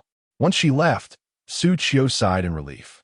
"Hello, your meal is ready," he said as he handed the boxed lunch to Luo Tonglan. "Oh, okay. Thank you." Luo Tonglan shyly accepted the meal, feeling a sudden awkwardness that she had not sensed before, now unable to meet Xu Qiu's gaze. Yu Meng, standing next in line, had no romantic thoughts about Xu Qiu. Her mind was solely preoccupied with the food. She was deliberating over which dish to choose, completely oblivious to Luo Tonglan's discomfort. However, Zhang Bingyan, who had been close to Luo Tonglan, noticed her friend's unusual demeanor. "Tonglan, what is wrong? You look unwell," she inquired, worried that her secret feelings might be discovered. Luo Tonglan quickly covered her face and replied, What is wrong with my face? Yem me perfectly fine." Zhang Bingyan had never witnessed such a reaction from her friend before. Had Luo Tonglan not been so agitated, she might have believed her. This girl truly could not hide anything. After all, Boss Su was only a couple of years older than them, and he seemed quite compatible with Luo Tonglan. Although he was merely a vendor, it demonstrated his industrious nature. Moreover, judging by his daily earnings, he must be making a decent living. Deciding not to tease Luo Tonglan further, Zhang Bingyan turned to Xu Qiu and asked, "Boss Su, what do you think of us girls? If you genuinely like one of us, you could add her as a friend and chat slowly." "Zhang Bingyan, why are you saying that?" Xu Qiu replied, bemused. The others had merely come for lunch, yet the atmosphere had turned akin to matchmaking. "Oh, I'm just asking. You all needn't be so worked up." Zhang Bingyan smiled radiantly. Joking with acquaintances is indeed delightful. However, Xu Qiu found himself at a loss. What was happening today? Just moments ago, that amiable aunt had left, and now these university students were behaving similarly. To outright reject them would be unkind, especially since the girls harbored no ulterior motives. Refusing them would only wound their feelings and come off as rather rude. Nevertheless, Xu Qiu's primary focus was on earning money, and thoughts of romance were far from his mind. "Wow, boss, are you a culinary deity? These Coca-Cola chicken wings are absolutely delectable," exclaimed Yu Meng, who had already taken her meal to a nearby table, excitedly savoring a chicken wing. The seasoning on the wings was impeccable. It felt as though the boss was an experienced chef, effortlessly mastering the balance of each sauce. The skin was perfectly crisp, while the meat inside remained tender, releasing its flavorful juices with each bite. The addition of Coca-Cola in the braising process infused the wings with its sweetness, devoid of the soda's effervescence, yet serving as a delightful substitute for sugar. This dish was truly appetizing. Yu Meng's enthusiastic remark broke the previous tension, prompting everyone to inquire if the chicken wings were genuinely that delicious. Xu Qiu breathed a sigh of relief. This young lady had inadvertently bailed him out of an awkward situation. Chen Pangzi was visiting Nandong for the first time today. She was classmates with Luo Tonglan and the others, and after seeing their posts on social media yesterday, she decided to come here for a meal. Observing Yu Meng's enjoyment, she became curious about the taste of the chicken wings. "Yu Meng, are these chicken wings really that good?" she asked, having just finished another wing and savoring its flavor. Yu Meng eagerly extended her chopsticks. "Indeed, these wings are superb, and the other dishes are quite delicious as well. You should try some first, then decide what you want to order." After receiving the chopsticks, Chen Pangzi sampled a chicken wing. Since they often dined together, sharing one wing from Yu Meng was no issue. She could always return the favor later. Once Chen Pangzi tasted the wing, she was utterly smitten by the Coca-Cola chicken wings, convinced they were the best she had ever eaten. "I must order wings too," she declared, her gaze fixated on the container filled with them. The other patrons in line overheard the 11 girls discussing the deliciousness of the meal and could not help but feel tempted. Thoughts of ordering chicken wings began to swirl in their minds. However, hearing Yu Meng's enthusiasm sparked a sense of urgency among those waiting behind them. The craving had been ignited, and they wondered what they would do if there were no wings left. "Boss, do you have enough chicken wings? We want some too." Xu Qiu glanced at the container of wings and reassured them, Rest assured, there will be plenty. At this moment, there were hardly any individuals queuing, ensuring an ample supply of chicken wings. However, should more people arrive, the situation might change. After all, there are 11 university students, each desiring chicken wings, which would undoubtedly deplete the supply more swiftly than other items. Chen Tingyu successfully purchased her box meal and captured a photograph with it, sending it to her cousin. Bao-san. Coincidentally, she also captured a glimpse of Xu Qiu in the frame. With a playful smile, she remarked that the box meal she specifically ventured to the South Cave for was indeed delightful, making the trip worthwhile. Chen Tingyu and Bao Shan shared a close relationship, often engaging in conversations. Bao Shan would confide in Chen Tingyu about her work-related matters, while Chen Tingyu would share her daily trivial worries. Consequently, when Bao Shan, lounging in bed, caught sight of the photograph, she was so exhilarated that she sat up abruptly and initiated a video call. Chen Tingyu was taken aback by her cousin's decision to video chat, initially fearing a reprimand for traveling such a distance for a meal. However, upon answering the call, Bao Shan's voice burst through with excitement. Almost shrieking, she exclaimed, "Tingyu, where are you? Don't point the camera at yourself.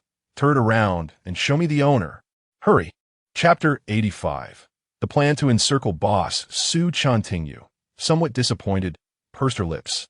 It turned out that her cousin was not concerned about her, but rather eager to catch a glimpse of the illustrious boss Xu, though a tinge of dissatisfaction lingered in her heart. Chen Tingyu obediently adjusted the camera to focus on Xu Qiu. "Cousin, you truly lack consideration for others. Is it that you cannot contain yourself upon seeing a handsome boss?" she muttered. Bao Shan's eyes were fixated on the phone screen. As soon as her cousin directed the camera towards the vendor, she was certain it was indeed Xu Qiu. This was the boss Xu she had been searching for over several days. The chive and egg pancakes she had purchased from Xu Qiu's stall were simply exquisite. So much so that two of her superiors at the company craved more after their first taste. However, since that day, boss Xu had vanished from sight. Even during her commute, Bao Shan would often linger at the spot where Xu Qiu used to set up, yet she had not encountered him again. Having gone days without indulging in Xu Qiu's delectable chive and egg pancakes, Bao Shan, along with her colleagues Zhu and Wang, had been yearning for them. They even assigned the task of procuring the pancakes to Bao Shan, which heightened her urgency. To her surprise, she discovered that boss Xu had relocated to Nandong to sell lunchboxes. While she could not fathom his motives for such change, the knowledge of his new location filled her with excitement. "Tingyu, send me your location. I'm heading over right now." Without waiting for a response, Bao Shan hastily took a screenshot and ended the video call, springing from her bed. She needed to swiftly change her clothes and make her way to Nandong. "Dear colleagues, we now have the whereabouts of Boss Xu. He's in the vicinity of Nandong. Those who wish to go should head downstairs in advance. I will share the precise location in the group later." Bao Shan typed rapidly on her phone, subsequently sharing her screenshot in their small company group chat, which consisted of employees eager to purchase Xu Qiu's chive and egg pancakes. Given that Zhu and Wang had issued a cash reward for anyone who could procure the pancakes, the group had become a hub for information sharing. Everyone was keen to locate Xu Qiu, not only to savor the culinary delight, but also to fulfill the task assigned by their superiors and earn the bonus. Who wouldn't be thrilled? For Bao Shan, the prospect of the reward was secondary. Her primary concern was whether she could relish boss Xu's culinary creations. The longing for his food after days without it was nearly driving her to madness. Today, her cousin's timely message had finally led her to discover boss Xu's stall. Tang Rongrong, who had been enjoying tea with a client, nearly squealed upon seeing the news in the group chat. Fortunately, she instinctively restrained herself, preventing a startled reaction that might have alarmed her client. "Sister Zhao, let us pause our conversation for now. I have some matters to attend to. Should you have any inquiries later, feel free to message me. Regrettably, I cannot continue our tea gathering today." Tang Rongrong and Sister Zhao became acquainted through their work. Since Sister Zhao is somewhat older and they have grown familiar with each other, they often arrange to enjoy tea together. Sister Zhao, displaying no signs of annoyance, smiled and remarked, "With your busy schedule, why doesn't your company offer you a pay rise? If I had such a diligent employee, I would certainly reward her generously." Tang Rongrong, understanding that Sister Zhao was jesting, playfully responded, "In that case, I would appreciate it if you could share some kind words with our boss, haha." Sister Zhao agreed to let her go, and Tang Rongrong quickly grabbed her bag to settle the bill before hurrying to her car. She needed to make her way to Nandong promptly. Baoshan had unearthed some intelligence from an unknown source. However, the photos she sent confirmed that it was indeed Boss Xu at the location. As she drove, she remembered to call Baoshan. "Hello, Rongjia. I know where Boss Xu is setting up." Baoshan's voice was filled with excitement. Tang Rongrong couldn't help but smile. "Yes, I understand. Please send the exact location to the group. I'm closer to Nandong and will arrive before you."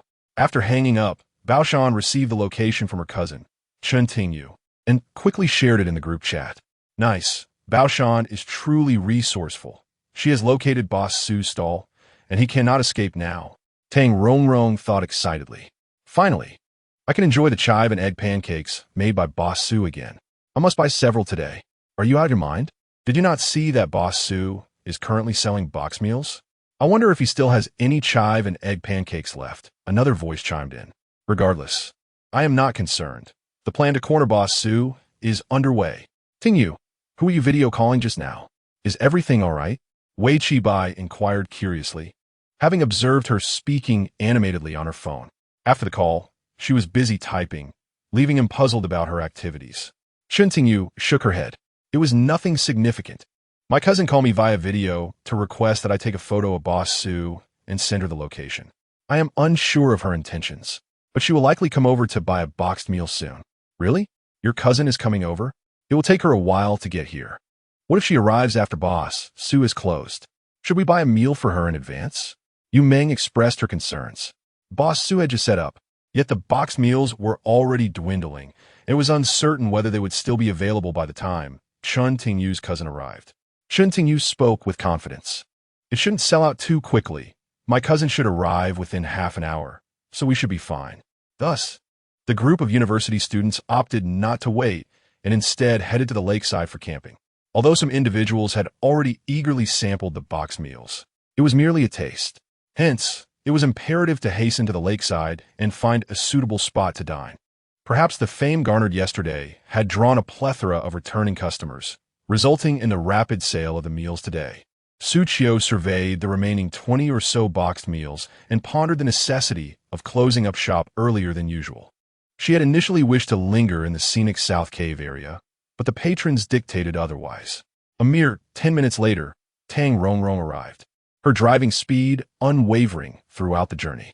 Upon catching sight of the familiar face in South Cave, she was overwhelmed with emotion, almost brought to tears by the anticipation of meeting her boss. "Boss, what brings you here to set up shop?" Tang Rongrong exclaimed as she swiftly approached Xu Qiu's stall after disembarking from her vehicle. Chapter 86. Are you waiting for me to wash the dishes? Tang Rongrong's excitement was palpable as she spoke, her running posture a little awkward due to her exuberance, causing both Xu Qiu and Zhou Yang to be startled.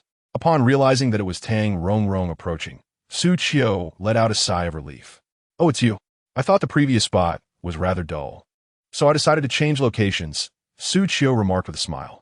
Tang Rongrong, slightly amused yet exasperated by Xu Qiu's carefree attitude, retorted, "How can you say that? You just up and relocated without a word. Do you have any idea how everyone in the company has been searching for you? Everyone has been yearning for your chive and egg pancakes these past few days." Xu Qiu pointed at the sign and said, "I no longer sell chive and egg pancakes. I'm offering boxed meals now. Would you like to order one?" Tang Rongrong followed Xu Qiu's gesture and indeed saw the sign indicating the dishes available. The prices were rather steep, but given her relatively comfortable financial situation, it was of little concern to her. "I want more than just one. I'll take 10, 5 of each kind," Tang Rongrong declared, knowing well that Xu Qiu's culinary creations were bound to be delightful. It was prudent to buy in bulk for safety. "Apologies, but there is a limit. Each person can only purchase 3 meals," Xu Qiu replied, unwavering. Tang Rongrong felt a wave of disappointment wash over her. "What? Just 3? I came all this way. Can't you make an exception? I'd settle for 5 as well." Yet, Xu Qiu remained firm, stating that the limit was indeed 3. With no other option, Tang Rongrong acquiesced, reasoning that it was better than leaving empty-handed. All right then, I'll take 3. This way. She could also bring a meal for both General Manager Xu and General Manager Wang. 3 meals would suffice, and if she craved more tomorrow, she could always return. Confident in Xu Qiu's culinary skills, she promptly selected a few dishes to accompany her order. After all, anything prepared by Xu Qiu was guaranteed to be delectable, and she had no worries about whether Xu and Wang would find something to their liking. Xu boss, since you often change your stall's location, could you add me as a friend? That way, you can inform me in advance. It would be truly disheartening if I missed out on your culinary delights. Tang Rongrong expressed her desire to obtain Xu Qiu's contact information. However, Xu Qiu, embodying a rather laid-back demeanor, preferred to avoid disturbances. He feared that if he added Tang Rongrong, others would inevitably request to connect as well, leading to unwanted messages. In all honesty, Xu Qiu dreaded such a scenario. Hence he refrained from sharing his contact details. With no other recourse, Tang Rongrong accepted her box meals, paid, and then drove away. Though Xu Qiu often claimed to suffer from social anxiety and avoided making connections, it was evident to all that this was merely a fade. Not long after Tang Rongrong departed, Bao Shan and her companions arrived one after another. Upon seeing Xu Qiu, their reactions mirrored Tang Rongrong's. They inquired about his change of location, expressing their frustrations over the difficulty of locating him. One might mistakenly assume that these individuals are merely here to collect debts. Bao Shan promptly ordered 3 boxes of meals. During her earlier communication with Tang Rongrong, she learned that Tang was already purchasing meals to deliver to Mr. Xu and Mr. Wang. Bao Shan took the liberty of sharing this news in the group chat, although there was a tinge of disappointment regarding the absence of rewards. The prospect of savoring the delectable dishes prepared by Mr. Xu was a stroke of good fortune. The lack of rewards was trivial, as long as the food was delightful. That was all that mattered.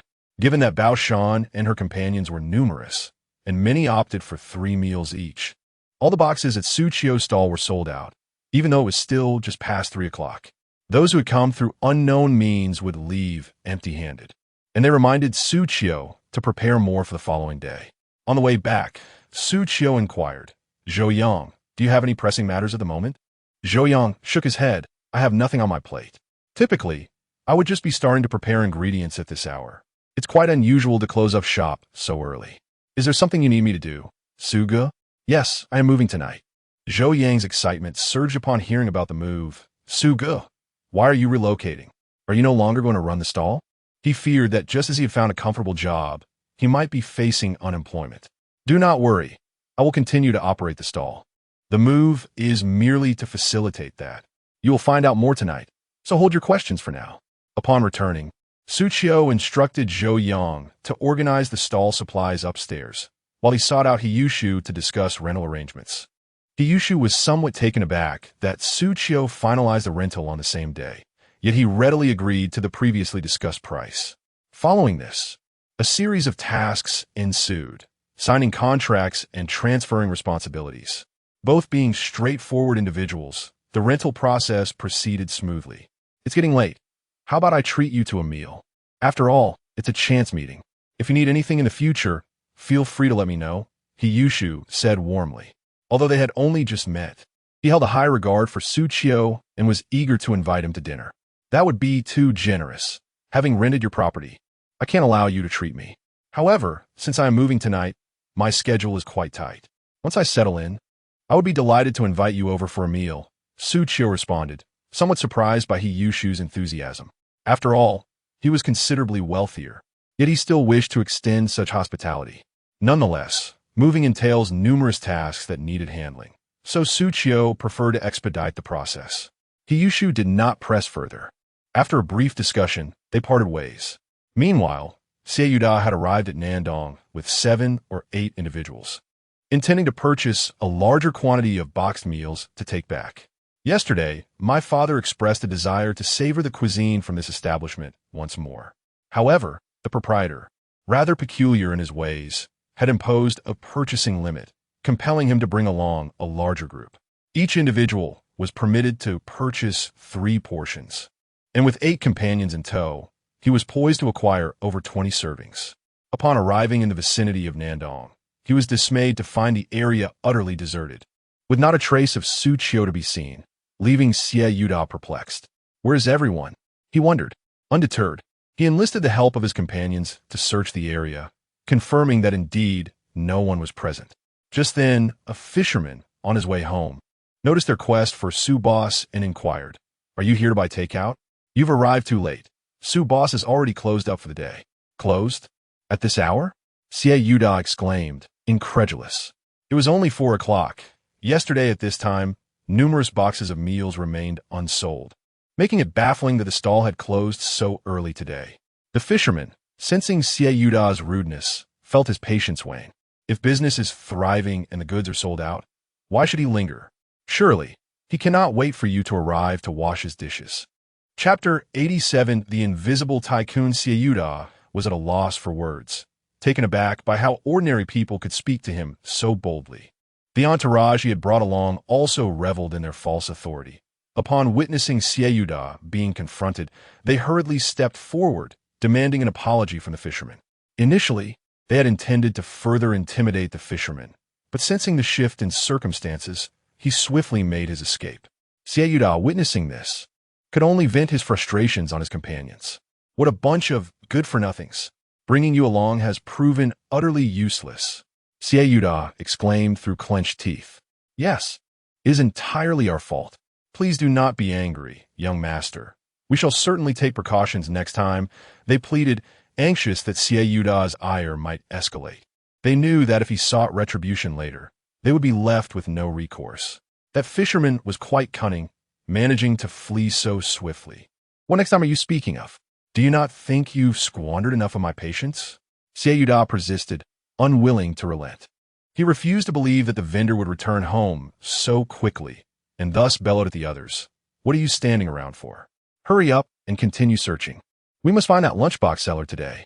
Despite Xiao's furious determination to fulfill the task assigned by his boss, fate was unkind. For Xu Qiu had already closed up and departed. Even after scouring the vicinity for several kilometers, they returned empty-handed. They could hardly fathom that Xu Qiu did not reside nearby, nor had he sought another location to set up his stall. Outside Tongqing Manor, Xu Qiu's vehicle was parked. Zhou Yang, upon seeing the grand characters spelling out Tongqing Manor, was invigorated, his face awash with disbelief as he inquired, "Brother Xu, are we going to live here from now on?" Earlier on the road, Xu Qiu had mentioned that after moving to his new home, Zhou Yang was welcome to stay over, as his previous residence was quite a distance away. Given that the villa had ample rooms, it would save Zhou Yang a considerable amount of commuting time if he chose to reside there. Initially, Zhou Yang had assumed Xu Qiu had merely found a slightly better apartment than his previous one, but he was astonished to learn it was Tongqing Manor. Being a local of Pingcheng, he was well aware of the manor's reputation. Its residents were either affluent or noble. Even renting a unit there for a month would require a substantial sum, not to mention the property management fees. As Xu Qiu drove into the villa district, having visited twice earlier that day, the security recognized him and promptly opened the gate. Since his license plate had yet to be registered, manual entry was necessary. Is there something unsatisfactory? If you're not pleased, I'm afraid you'll have to endure it. I've already signed the contract with the landlord.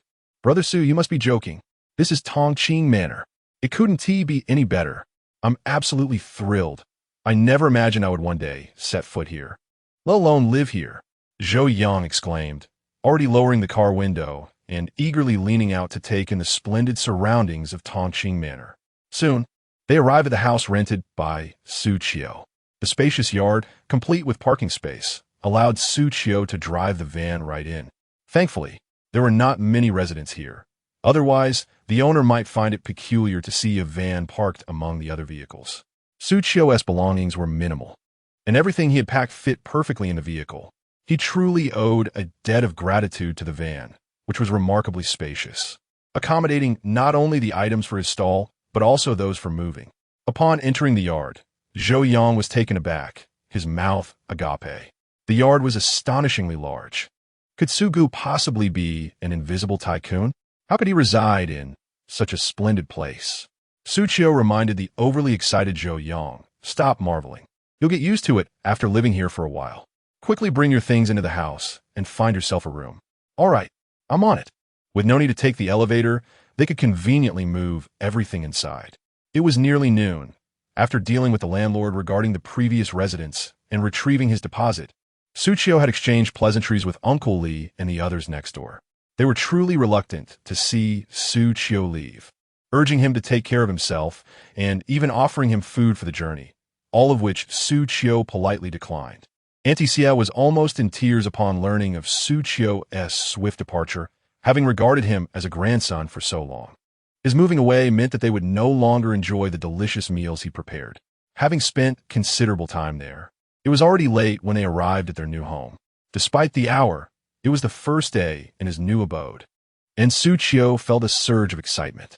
The following day, Xu Qiu was jolted awake at 8 by Zhou Yang's knocking. He quickly got up. Zhou Yang had risen early, even taking a jog around to appreciate the scenery. Indeed, the high prices in this area were justified. The landscaping was incomparable to that of ordinary neighborhoods.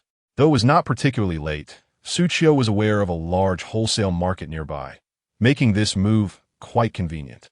The wholesale market offered a wider and cheaper selection of goods. Even though it was half an hour after they left, the market remained bustling with activity. The wholesale market was extensive, divided into several sections, some dedicated solely to fruits and others exclusively to vegetables. The sheer size of the fruit and vegetable sections was overwhelming.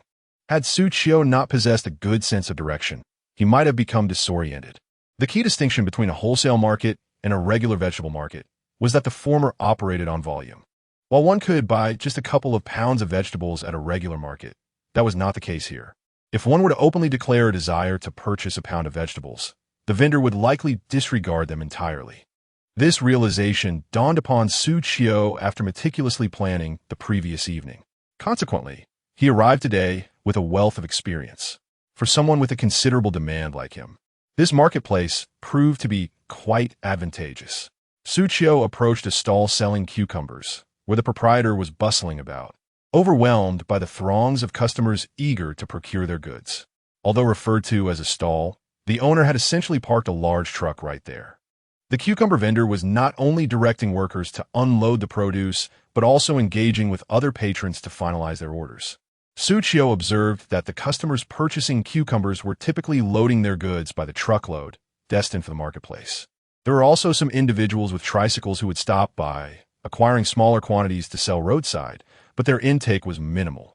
Nonetheless, the baseline purchase was a full box, which amounted to several dozen pounds, setting a threshold that discouraged individual buyers from frequenting this location.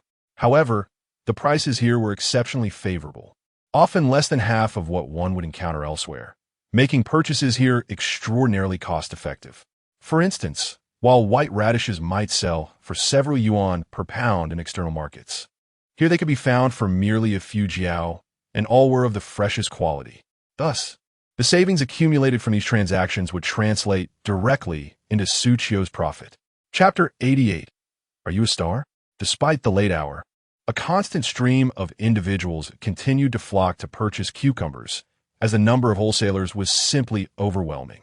Xu Qiu hurriedly acquired several dozen pounds of cucumbers.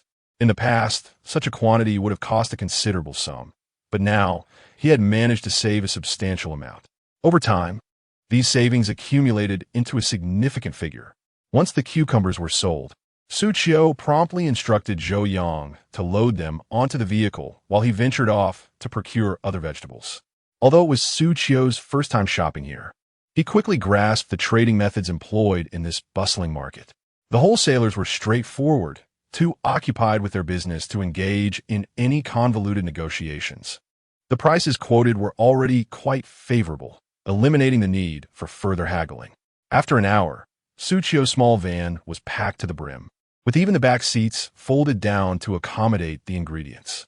Yet, despite this, he had not completed his shopping list. He drove back to Tongqing Manor, directing Zhou Yang to begin sorting the ingredients while he set off to purchase meat and other condiments. Although the quantity of meat was not as substantial as the vegetables, it was still greater than in the previous days. Many regular customers had arrived yesterday, but had left empty-handed. Today, they would undoubtedly return to seek out their meals. Seizing the opportunity to maximize their profits and earn more points was essential. From the past 2 days, they had only accumulated slightly over 200 points. And with the system's rewards, it barely reached 400. To continue participating in the lottery, they needed to exert more effort. With so many customers now aware of this place, Xu Qiu was not concerned about having excess stock. Early this morning, Xiao Xu had dispatched someone to the south cave to wait. He was determined not to leave empty-handed again after his fruitless attempt the previous day. Last night, Xie had felt a tinge of disappointment upon realizing there was no food available, though he did not show it. He had assumed his son would procure some meals for his pocket money, but to his surprise, his son candidly admitted that the vendor had sold out. For the sake of his son's allowance, Xiao had set a firm mandate for the others. They must secure boxed lunches, or they could forget about working for him. With such a stringent directive, the others dared not defy him. Though Xiao had a carefree demeanor and a temperamental nature, he reminded them that wealthy patrons did not hire them to lounge about, but to fulfill their duties. Therefore, as long as there was money to be earned, the workers were willing to overlook any grievances, especially since the Xie family offered generous compensation. When Yin Shuyan arrived at the South Cave, he was greeted by a throng of eager patrons. This sight further confirmed that this was indeed Xu Qiu's stall, for only his establishment would attract such a crowd. In pursuit of savoring Xu Qiu's culinary creations, Yin Shuyan had established several food groups with his fans, dedicated to sharing leads and insights with one another. Yesterday, I observed someone in the group sharing what appeared to be a new street vending location for Boss Xu. However, due to the uncertainty surrounding the source of this information, many dismissed it as inconsequential. This skepticism stemmed from the fact that several individuals in the group frequently posted alleged locations for Boss Xu's stalls, only for those claims to be debunked as fabrications. Over time, this has led to a general mistrust of any such announcements. Nevertheless, Yin Shuyan harbored a strong inclination that the vendor at South Cave would likely be Xu Qiu. Thus, regardless of the circumstances, she felt compelled to investigate further. Her burgeoning career in food broadcasting was thriving, and any interruption at this juncture would be detrimental. After a couple of days without indulging in Boss Xu's culinary delights, her fan growth had noticeably slowed. Yin Shuyan had contemplated purchasing food from elsewhere to eat and stream simultaneously. Yet, after savoring Boss Xu's exquisite dishes, anything else paled in comparison, leaving her unable to express genuine joy while eating, which adversely affected her live streaming performance. For the sake of her broadcasting career, Yin Shuyan was determined to locate Xu Qiu promptly. Initially, she approached with trepidation, fearing another false lead. However, upon witnessing a queue of at least 30 to 40 individuals in this remote area, she felt reassured that they were indeed waiting for Boss Xu, confirming her suspicions. Without hesitation, she joined the line. Due to her striking appearance, Yin Shuyan attracted considerable attention. A teenage boy standing in front of her exclaimed, "You are so beautiful. Are you a celebrity? Do celebrities come here for takeout?" He hurriedly initiated conversation upon noticing her presence. Yin Shuyan, feeling a tad embarrassed, smiled shyly but sweetly replied, "You misunderstand. I am not a celebrity. Are you all waiting for Boss Xu's stall?" The boy shook his head. "I don't know who Boss Xu is, but my mother said the takeout here is delicious, so I came to buy some." He lived nearby, and, upon seeing such a beautiful girl queuing for takeout, he was genuinely curious about why someone like her would be here. "Is this where they sell takeout?" Yin Shuyan inquired, astonished. It seemed that Boss Xu had a penchant for changing locations and dishes with each outing, and now he was serving takeout, a rather whimsical choice. Yet, this development sparked anticipation within her. A change in menu could be advantageous, allowing her to diversify her culinary experiences and prevent her audience from experiencing aesthetic fatigue. Eating the same dish repeatedly could become monotonous, though it would not diminish the joy for those consuming the food. After all, the sheer delight of tasting such delectable offerings was enough to evoke happiness, even if one were to dine on the same dish every day. As the minutes passed, the line continued to grow longer. Some individuals, bound by work or school commitments, were unable to make their way to Nandong and thus sought assistance from others to procure food. Additionally, there were villagers residing near Nandong. The anglers, having sampled the delectable boxed meals from the Xiao Qiu area, were quick to spread the word throughout the village regarding their delightful taste. However, there remained a few who deemed the boxed meals too expensive and chose not to partake. Nonetheless, a considerable number of those eager to experience the culinary offerings were undeterred. "The boss has arrived! The boss has arrived!" A voice suddenly exclaimed from the queue, prompting the crowd to turn towards the entrance, where indeed, a van was slowly making its way toward them. Chapter 89.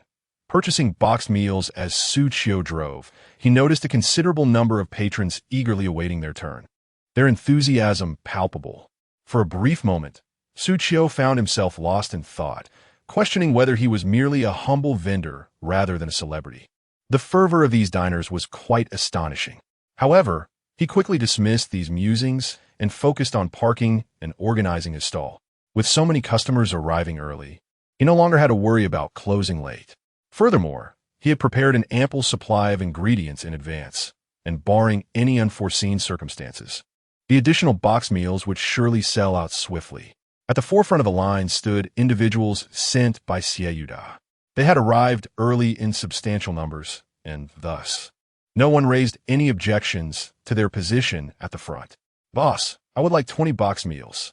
The first customer was none other than Xiao Xu's driver.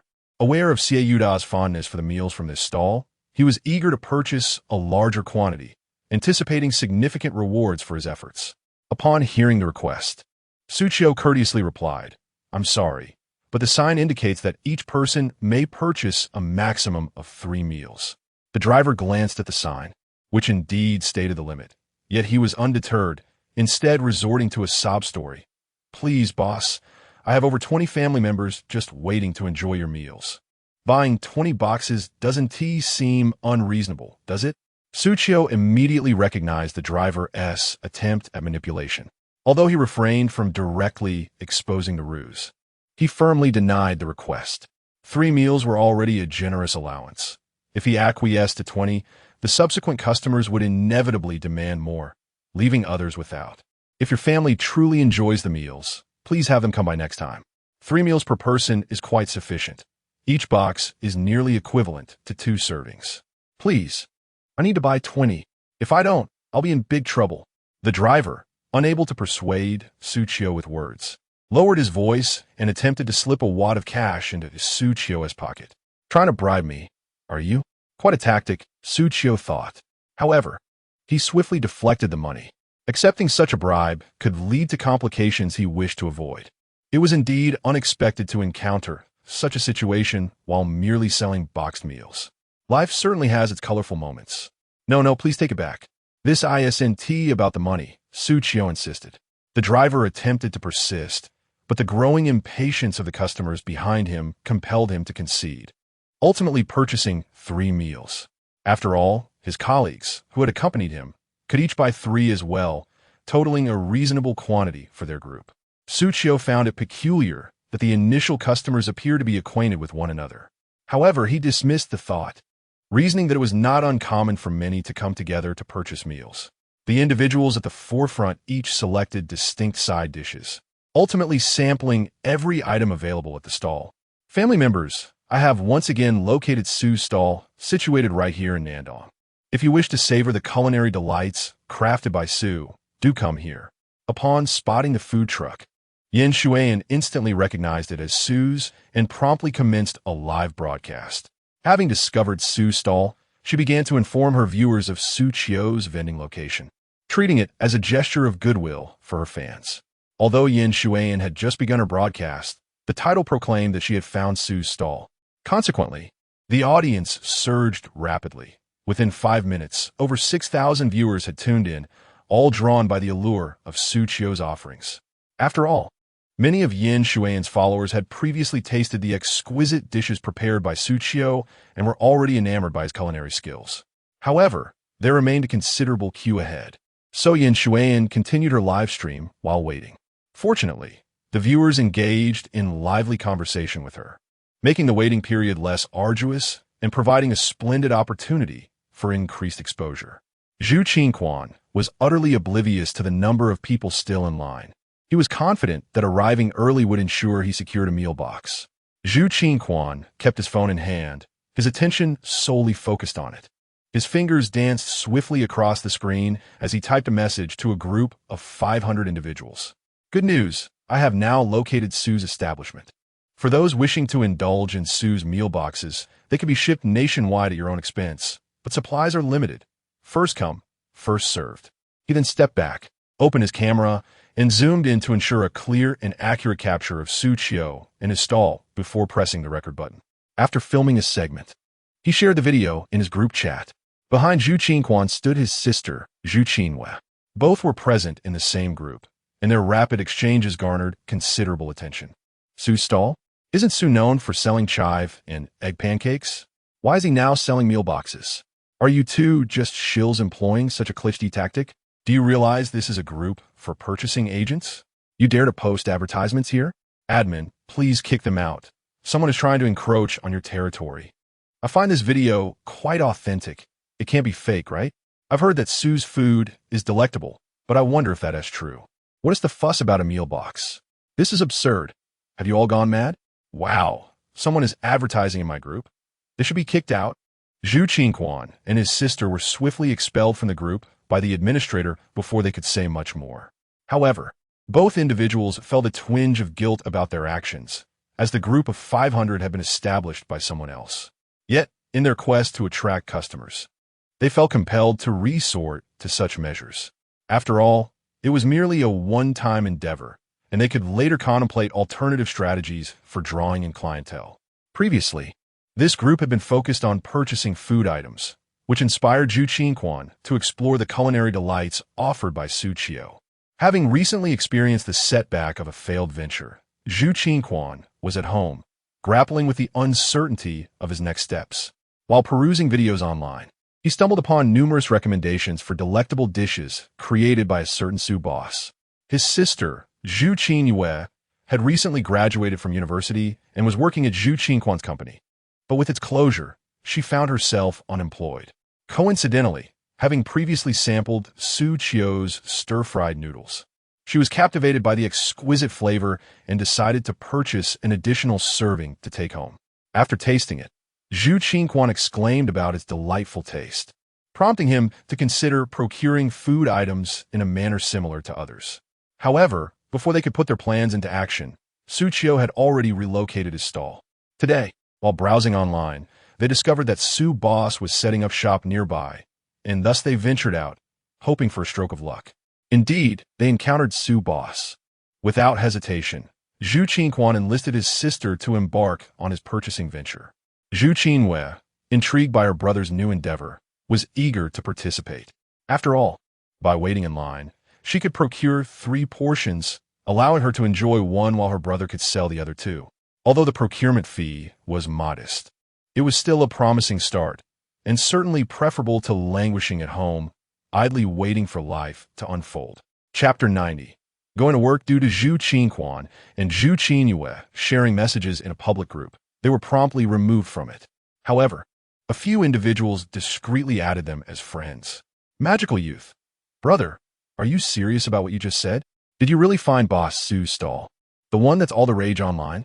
Xu Qiu replied, it must be true. If you don't believe me, we could do a video call right now for confirmation. Being the first customer, Xu Qiu was quite attentive to service. The customer promptly sent a video request, and Xu Qiu accepted without hesitation, flipping the camera to reveal Xu Qiu and the others. The individual on the other end finally believed that Xu Qiu was not fabricating stories. Magical Youth. Impressive, brother. You truly have an knack. You actually found Boss Xu. How you charge for this? Xu Qiu began discussing fees with his first customer when another notification chimed on his phone. 2 more people requested to add him as a friend. Noticing they were from the previous group, he thought little of it and clicked to accept. Brother, I've got 2 people trying to add me. Should I accept? At that moment, Xu Qiu received a notification of friend requests as well. With 500 members in the group, it was no surprise that someone had reached out. Xu Qiu grinned, accept them. Quickly, you chat with the customers first, and I'll send you the pricing template to forward to them. But we can't take on too many orders today. Boss Xu has a purchase limit. If we sell too many lunch boxes, we won't have enough to distribute. All right, I'll accept the request now. Thus, the siblings, Xu Qiu and Xu Qiu, attended to their customers while waiting in line. By the time they reached the front, each purchased 3 portions.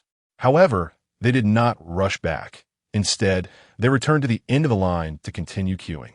Although each person was limited to 3 portions, they could still buy more by rejoining the line. This was the only way they could enjoy the meal they craved.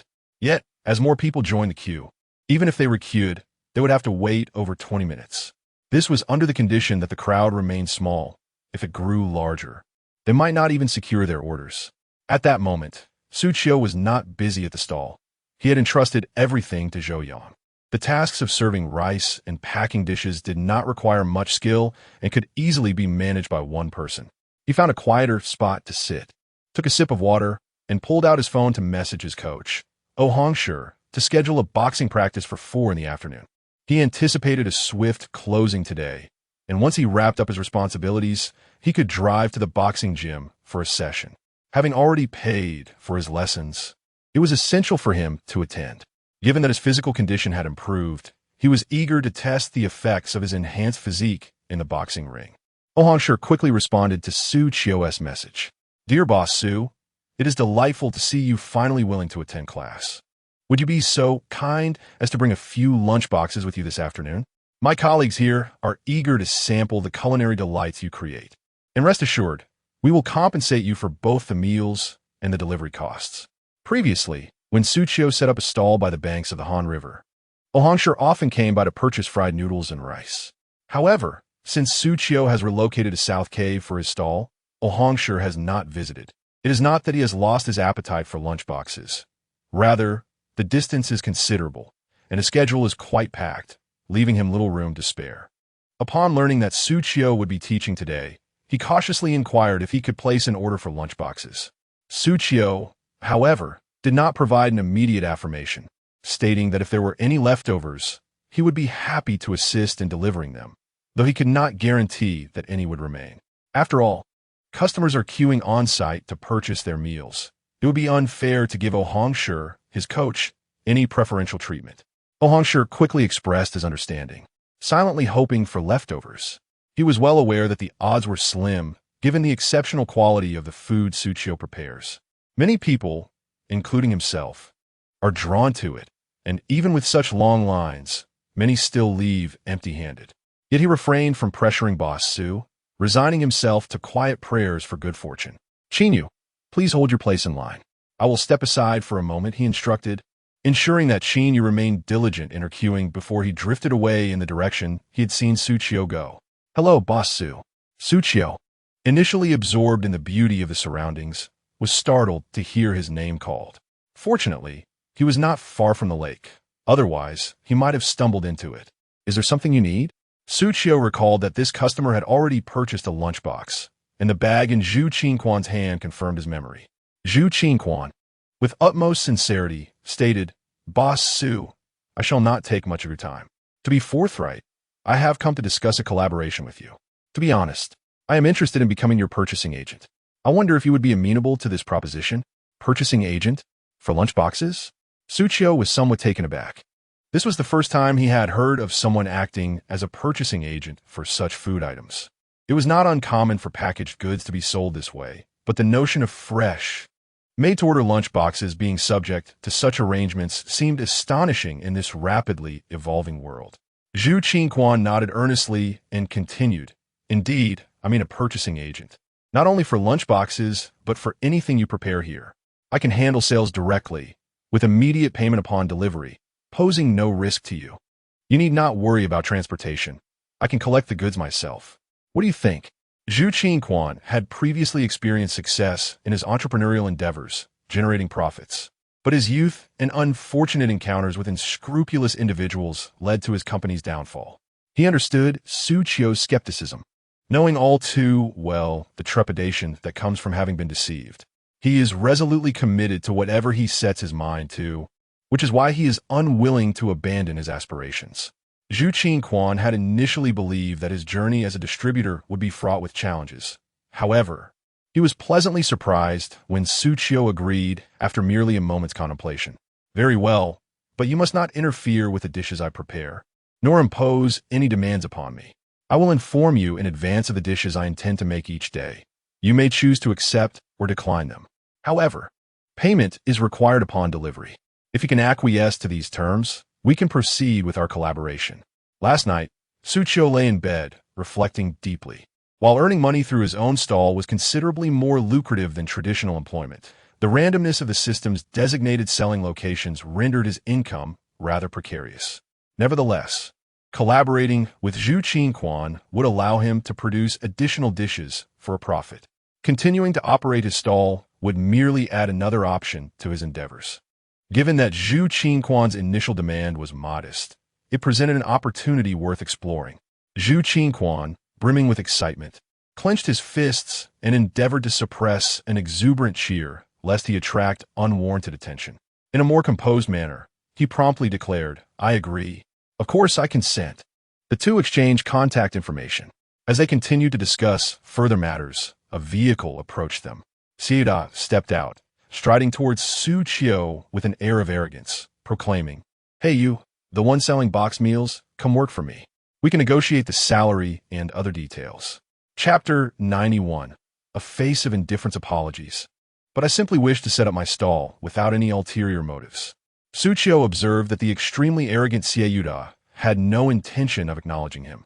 Individuals like him, with wealth so far removed from Xu Qiu's reality, were not worth his time, and he preferred to avoid entanglements with such people. Moreover, he had no desire to work for anyone, believing that maintaining his current situation was quite satisfactory. Xu Qiu also wished to spare Xu Qiu from any trouble. So he urged him to leave first, intending to distance himself from Xiao Xu. Xiao Xu did not hinder Xu Qiu's departure.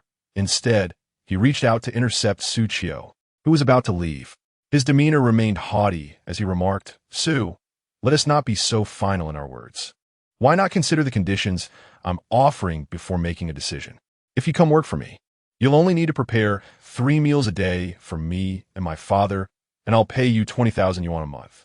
Wouldn't it be easier to cook for 2 rather than a large group?" Surely, I need not elaborate further on this. Xiao Xu was quite confident that Xu Qiu would acquiesce to his terms, which he deemed exceedingly generous. Cooking for 2 was a trivial task compared to the effort of selling food at a stall every day.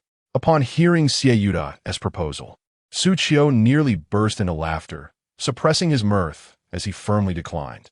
Even if the offer were 100,000 yuan a month, he would not accept it. After all, he could earn more through his stall. Furthermore, the most significant advantage of his venture was the opportunity to win prizes, the value of which transcended mere monetary assessment. Besides, if he were truly someone who sought ease, he would not be striving to accumulate more points. Xiao Xu was utterly taken aback. He had not anticipated that such a favorable offer would be rejected. This young man was truly impervious to persuasion. As Xu Qiu continued to walk away, Xiao Xu called out, "Xu, don't be foolishly obstinate. 20,000 a month is quite considerable. If that's insufficient, I can raise it to 50,000. I'm being quite generous here." Xiao Xu presumed that Xu was feigning indifference to negotiate a better deal, believing that his offer exceeded what Xu Qiu could earn at his stall while providing stability. Yet, Xu Qiu showed no signs of reconsideration. Xiao Xu felt he had encountered a worthy adversary and shouted, "Then tell me your price. I refuse to believe I cannot entice you." Xu Qiu halted, turning slowly to face him, and replied with a light-hearted tone, "It's not a matter of money. Even if you offer me 1 million a month, I would not work for you. You should seek someone else. Selling lunchboxes is simply not worth your persistent insistence." Xiao Xu, once brimming with confidence, now felt as though he had been played for a fool. What a joke it was that a mere street vendor like Xu Qiu would turn down such a high offer for his culinary skills. The notion that even 1 million would not sway him was beyond comprehension. Xiao Xu believed that if 1 million were placed before Xu Qiu would undoubtedly be overjoyed, oblivious to everything else. Not only would he be willing to work for himself, but he would also gladly labor tirelessly for 24 hours a day without a hint of dissent. How long would it take for someone like him, who operates a street stall, to earn 1 million? He certainly seemed to play the part convincingly. Xiao Xu felt a surge of frustration. It was akin to striking a fist against cotton. In Xie Yuda's estimation, Xu Qiu was worth no more than 50,000 a month. But Xu Qiu's refusal to agree left him utterly powerless. He had tasted the boxed meals prepared by Xu Qiu, and their unique flavor was unparalleled. Even if it were not for his father, he would still crave Xu Qiu's cooking. Moreover, with his pocket money yet to be replenished, he needed to earn his father's attention. His father had recently developed a fondness for Xu Qiu's culinary skills, which only compounded Xie Yuda's distress. After some deliberation, Xie Yuda decided to pursue Xu Qiu, proposing a monthly salary of 100,000. Yet, Xu Qiu remained unmoved. This only fueled Xie Yuda's determination further, as he escalated his offer to 200,000 a month. He insisted that Xu Qiu become their family's private chef, but still, Xu Qiu reiterated that it was not a matter of money. If it was not about money, then it must be a matter of people. Was it his issue or Xu Qiu's? What more could he say? Just because Xu Qiu believed his culinary creations were exceptional did not elevate his status. There were countless chefs who could surpass him. The extravagant meals at the upscale restaurants he frequented cost more than several months of Xu Qiu's earnings, and it was truly audacious for Xu Qiu to act so prideful. With his temper flaring, Xie Yuda's demeanor shifted from amicable to confrontational. An annual income of 240,000 from a monthly salary of 200,000 was an unattainable dream for someone like him running a small stall. He was certain he would never amass such wealth in his lifetime. Yet here Xu Qiu was acting superior. Xu Qiu had no desire to engage in servitude. He relished being his own boss, able to set up his stall or stay home playing video games at his leisure. He did not wish to be beholden to the whims of the wealthy. Once he agreed to Xie Yuda's terms, he feared he would lose his freedom and be constrained in every aspect. "Excuse me, sir, you're blocking my path. I have to attend to my business. Could you please step aside?" Xu Qiu did not want a direct confrontation with Xie Yuda. He maneuvered around him and headed back to his stall. The lengthy queue he had previously seen had thinned out, but the food in the warmers was nearly depleted. Sensing this, Xu Qiu began to assist in packing the remaining boxed meals. Remaining in the vicinity of that privileged young man was undesirable, as he could only imagine what further confrontations might arise. Being a young man himself, Xu Qiu was wary of allowing his temper to flare and create an unfavorable situation. Thus he was eager to wrap things up. However, it was not that he feared Xie Yuda. Rather, he felt invigorated by his own physical strength. He believed that with his current vigor, a single punch could leave Xie Yuda incapacitated. Before long, the customers who had queued up purchased their meals and departed. Xu Qiu counted the remaining boxed meals and found 5 left, just enough to take to Hongshi and the others. After finishing their stall, Xu Qiu and Zhou Yang promptly began to pack up. It was still early, just a little past 3, and with ample time before their training session, Xu Qiu decided to escort Zhou Yang back to gather his belongings. Given that Xu Qiu resided in a spacious place with numerous rooms, it was only natural for Zhou Yang to take his possessions with him as he prepared to move to the villa. Fortunately, the landlord on Zhou Yang's side was quite accommodating, allowing him to simply inform them via his phone once he had moved his things and cleaned the room. When Xu Qiu arrived at the boxing gym, it coincided perfectly with the time he had arranged to meet Hongshi. Even before parking, Xu Qiu noticed Hongshi waiting eagerly at the entrance of the Xuanju gym. As soon as he spotted Xu Qiu's car, he hurried over, exclaiming, "Boss Xu, you have finally arrived. Is there boxed lunch today?" Hongshi was exceedingly eager to savor the boxed meal prepared by Xu Qiu. His colleagues, having heard that Xu Qiu would be teaching today, had urged him to order one for them, despite Xu Qiu explaining that there might not be any boxed lunches available. His colleagues remained hopeful to taste the delectable dishes they had yet to experience. Chapter 92. No stealing food after stepping down from the vehicle. Xu Qiu retrieved the 5 boxed meals he had previously packed from the back seat and handed them to Coach Hongshi. "Here are the boxed meals you requested, but there are only 5 left. That's perfectly fine. Having them is sufficient. I appreciate your trouble in bringing them over personally. I shall transfer the payment to you shortly." Upon hearing there were boxed meals, a broad grin spread across Hongshi's face. As he reached out to accept the meals from Xu Qiu, he nearly fumbled them.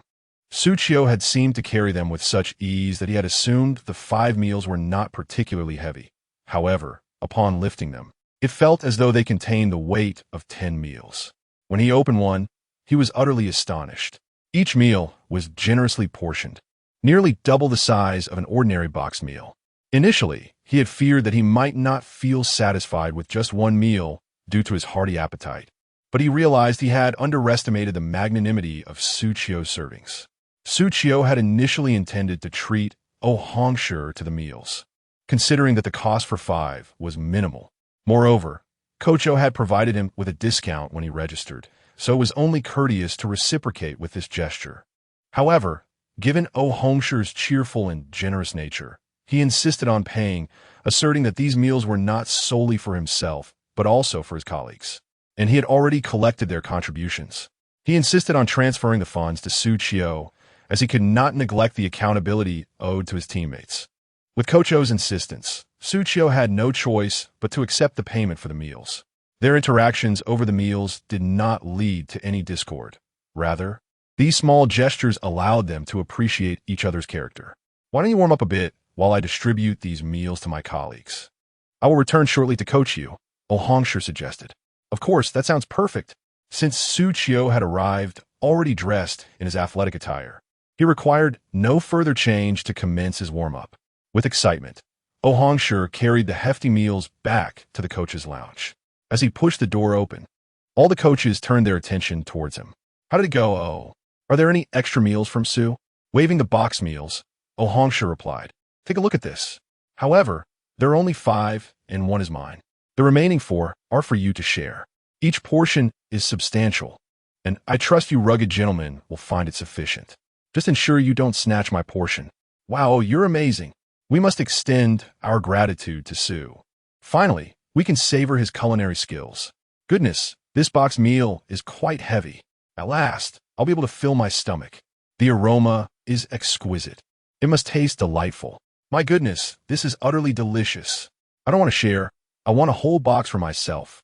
One of the coaches, unable to resist the enticing scent, opened the lid and swiftly popped a piece of meat into his mouth. Upon tasting the delectable dish, he immediately lost all desire to share.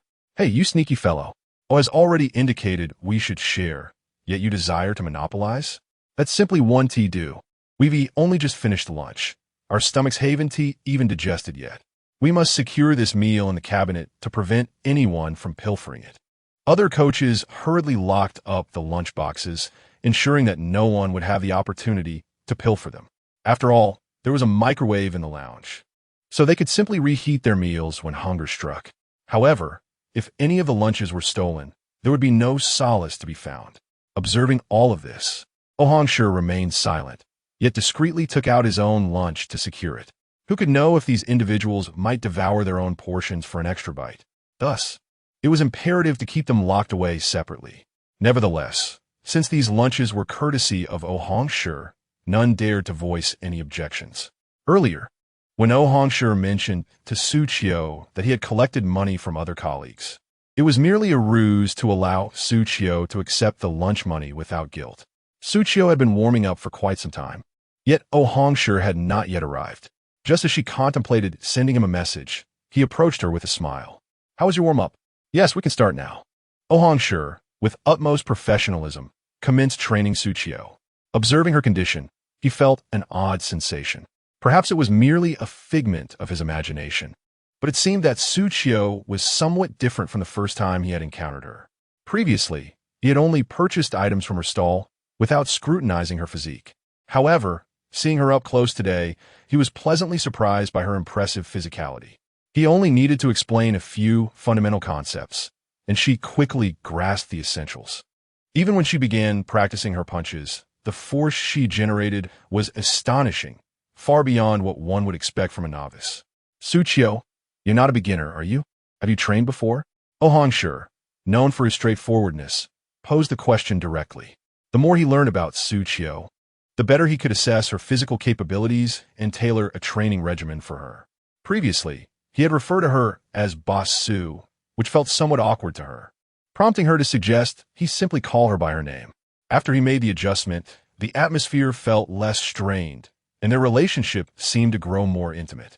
Although Xu Qiu's physical fitness had significantly improved, the onset of structured training left her breathless, her heart racing. "No, this is my first time practicing. Why do you ask?"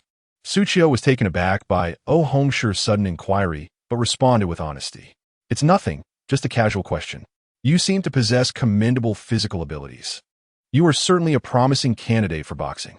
Encouraged by Xu Qiu's athleticism, Hongshi became increasingly enthusiastic in guiding her through the training. What was intended to be a 1-hour session extended beyond its allotted time, and Hongshi did not plan to charge Xu Qiu for the extra minutes.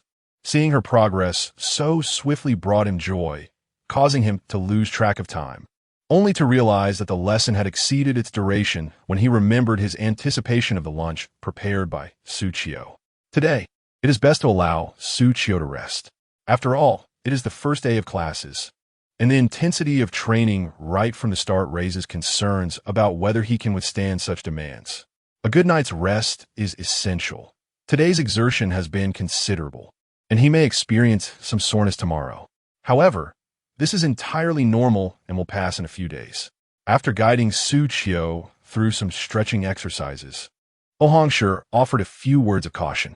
The training intensity of his previous students was far less than Xu Qiu's, yet they still complained of aches and pains the next day, requiring over 2 weeks of recovery before daring to return to class. It remains uncertain how Xu Qiu will fare with the anticipated soreness. Particularly in his arms, he may well be disinclined to return to class for over 2 weeks. Had he known, he would have refrained from subjecting Xu Qiu to such rigorous training. If physical discomfort prevents him from pursuing culinary delights, he would truly feel like a grave offender. Chapter 93. Mushroom meat sauce noodles. Even though the training concluded today due to the early closing time, Xu Qiu returned to the Tongqing Manor at only 7:30. By the time Xu Qiu arrived, Zhou Yang had already tidied up all his belongings and had even taken the liberty to clean the entire villa while Xu Qiu was away. Although Xu Qiu and the others regularly arranged for cleaning, the prolonged absence meant that dust had accumulated in several corners. After Zhou Yang's brief cleaning, the place indeed felt much fresher and more inviting. However, given the vastness of the house, even a simple tidying left Zhou Yang quite exhausted. Upon seeing Xu Qiu return, Zhou Yang eagerly inquired about when dinner would commence, having toiled all afternoon and feeling ravenously hungry. His mind was solely occupied with thoughts of indulging in Xu Qiu's culinary delights. He believed that once he savored Xu Qiu's cooking, his stamina would be swiftly replenished. "All right, let us have mushroom meat sauce noodles tonight," Xu Qiu decided. After days of selling box meals, Xu Qiu felt a longing for something different, a change from monotonous rice. Zhou Yang clapped his hands in delight, exclaiming, "Wonderful! I'll go prepare the ingredients right away. I've never had mushroom meat sauce noodles before, but it sounds absolutely delicious." With that, he made his way to the kitchen to assist with the preparations. Having grown accustomed to helping Xu Qiu in the kitchen, he always took the initiative to ready the ingredients before Xu Qiu began cooking. The mere thought of a delectable meal washed away his fatigue. However, Xu Qiu firmly grasped Zhou Yang's arm, pulling him back. "I appreciate your efforts in cleaning the house today, but I can manage the ingredients myself," he insisted, disregarding Zhou Yang's eagerness and heading directly to the spacious kitchen. Xu Qiu had noticed Zhou Yang's silent act of service. The boy was too straightforward to seek praise. Yet Xu Qiu was not oblivious to the many things that were easily observable. This realization reminded Xu Qiu that even though the villa was only occupied by the two of them, they could not solely rely on themselves for upkeep. Hiring help was essential. Previously, Xu Qiu and the others had only arranged for cleaning services on an occasional basis, which was suitable for infrequent visits. However, since Xu Qiu and Zhou Yang resided here daily, such infrequent cleaning would not suffice to maintain the place's tidiness. Standing in the new kitchen, Xu Qiu felt a wave of contentment wash over him. The lighting and space for culinary endeavors far surpassed that of his previous rented accommodation, elevating his mood immensely. Xu Qiu retrieved the mushrooms he had purchased earlier from the refrigerator, along with a small piece of meat, some cucumbers, and the pre-prepared noodles. One of the advantages of buying ready-made noodles was the convenience it offered, eliminating the need for kneading and pulling dough. Although making noodles was no challenge for Xu Qiu now, he preferred to save time when possible. He began by soaking the dried mushrooms and slicing the cucumbers into thin strips. Xu Qiu swiftly chopped the freshly cleaned meat into minced pieces, and after preparing the other ingredients, she placed the noodles into the boiling water. The noodles, not particularly thick, cooked quickly, allowing her to remove them and rinse them in cold water. Next, she set about preparing the fragrant mushroom meat sauce. In this dish, the meat sauce holds particular significance, serving as the key determinant of the noodle's deliciousness. Once the wok was heated over a fierce flame, she poured in the oil and promptly added the minced meat, stirring it vigorously. The steam evaporated swiftly, and she then introduced some yellow wine to eliminate the meat's pungency. Following this, she added scallions, ginger, and garlic, allowing them to release their aroma, before incorporating the mushrooms along with an array of seasonings. As Xu Qiu was currently running her own stall, she had an ample and comprehensive selection of spices at her disposal.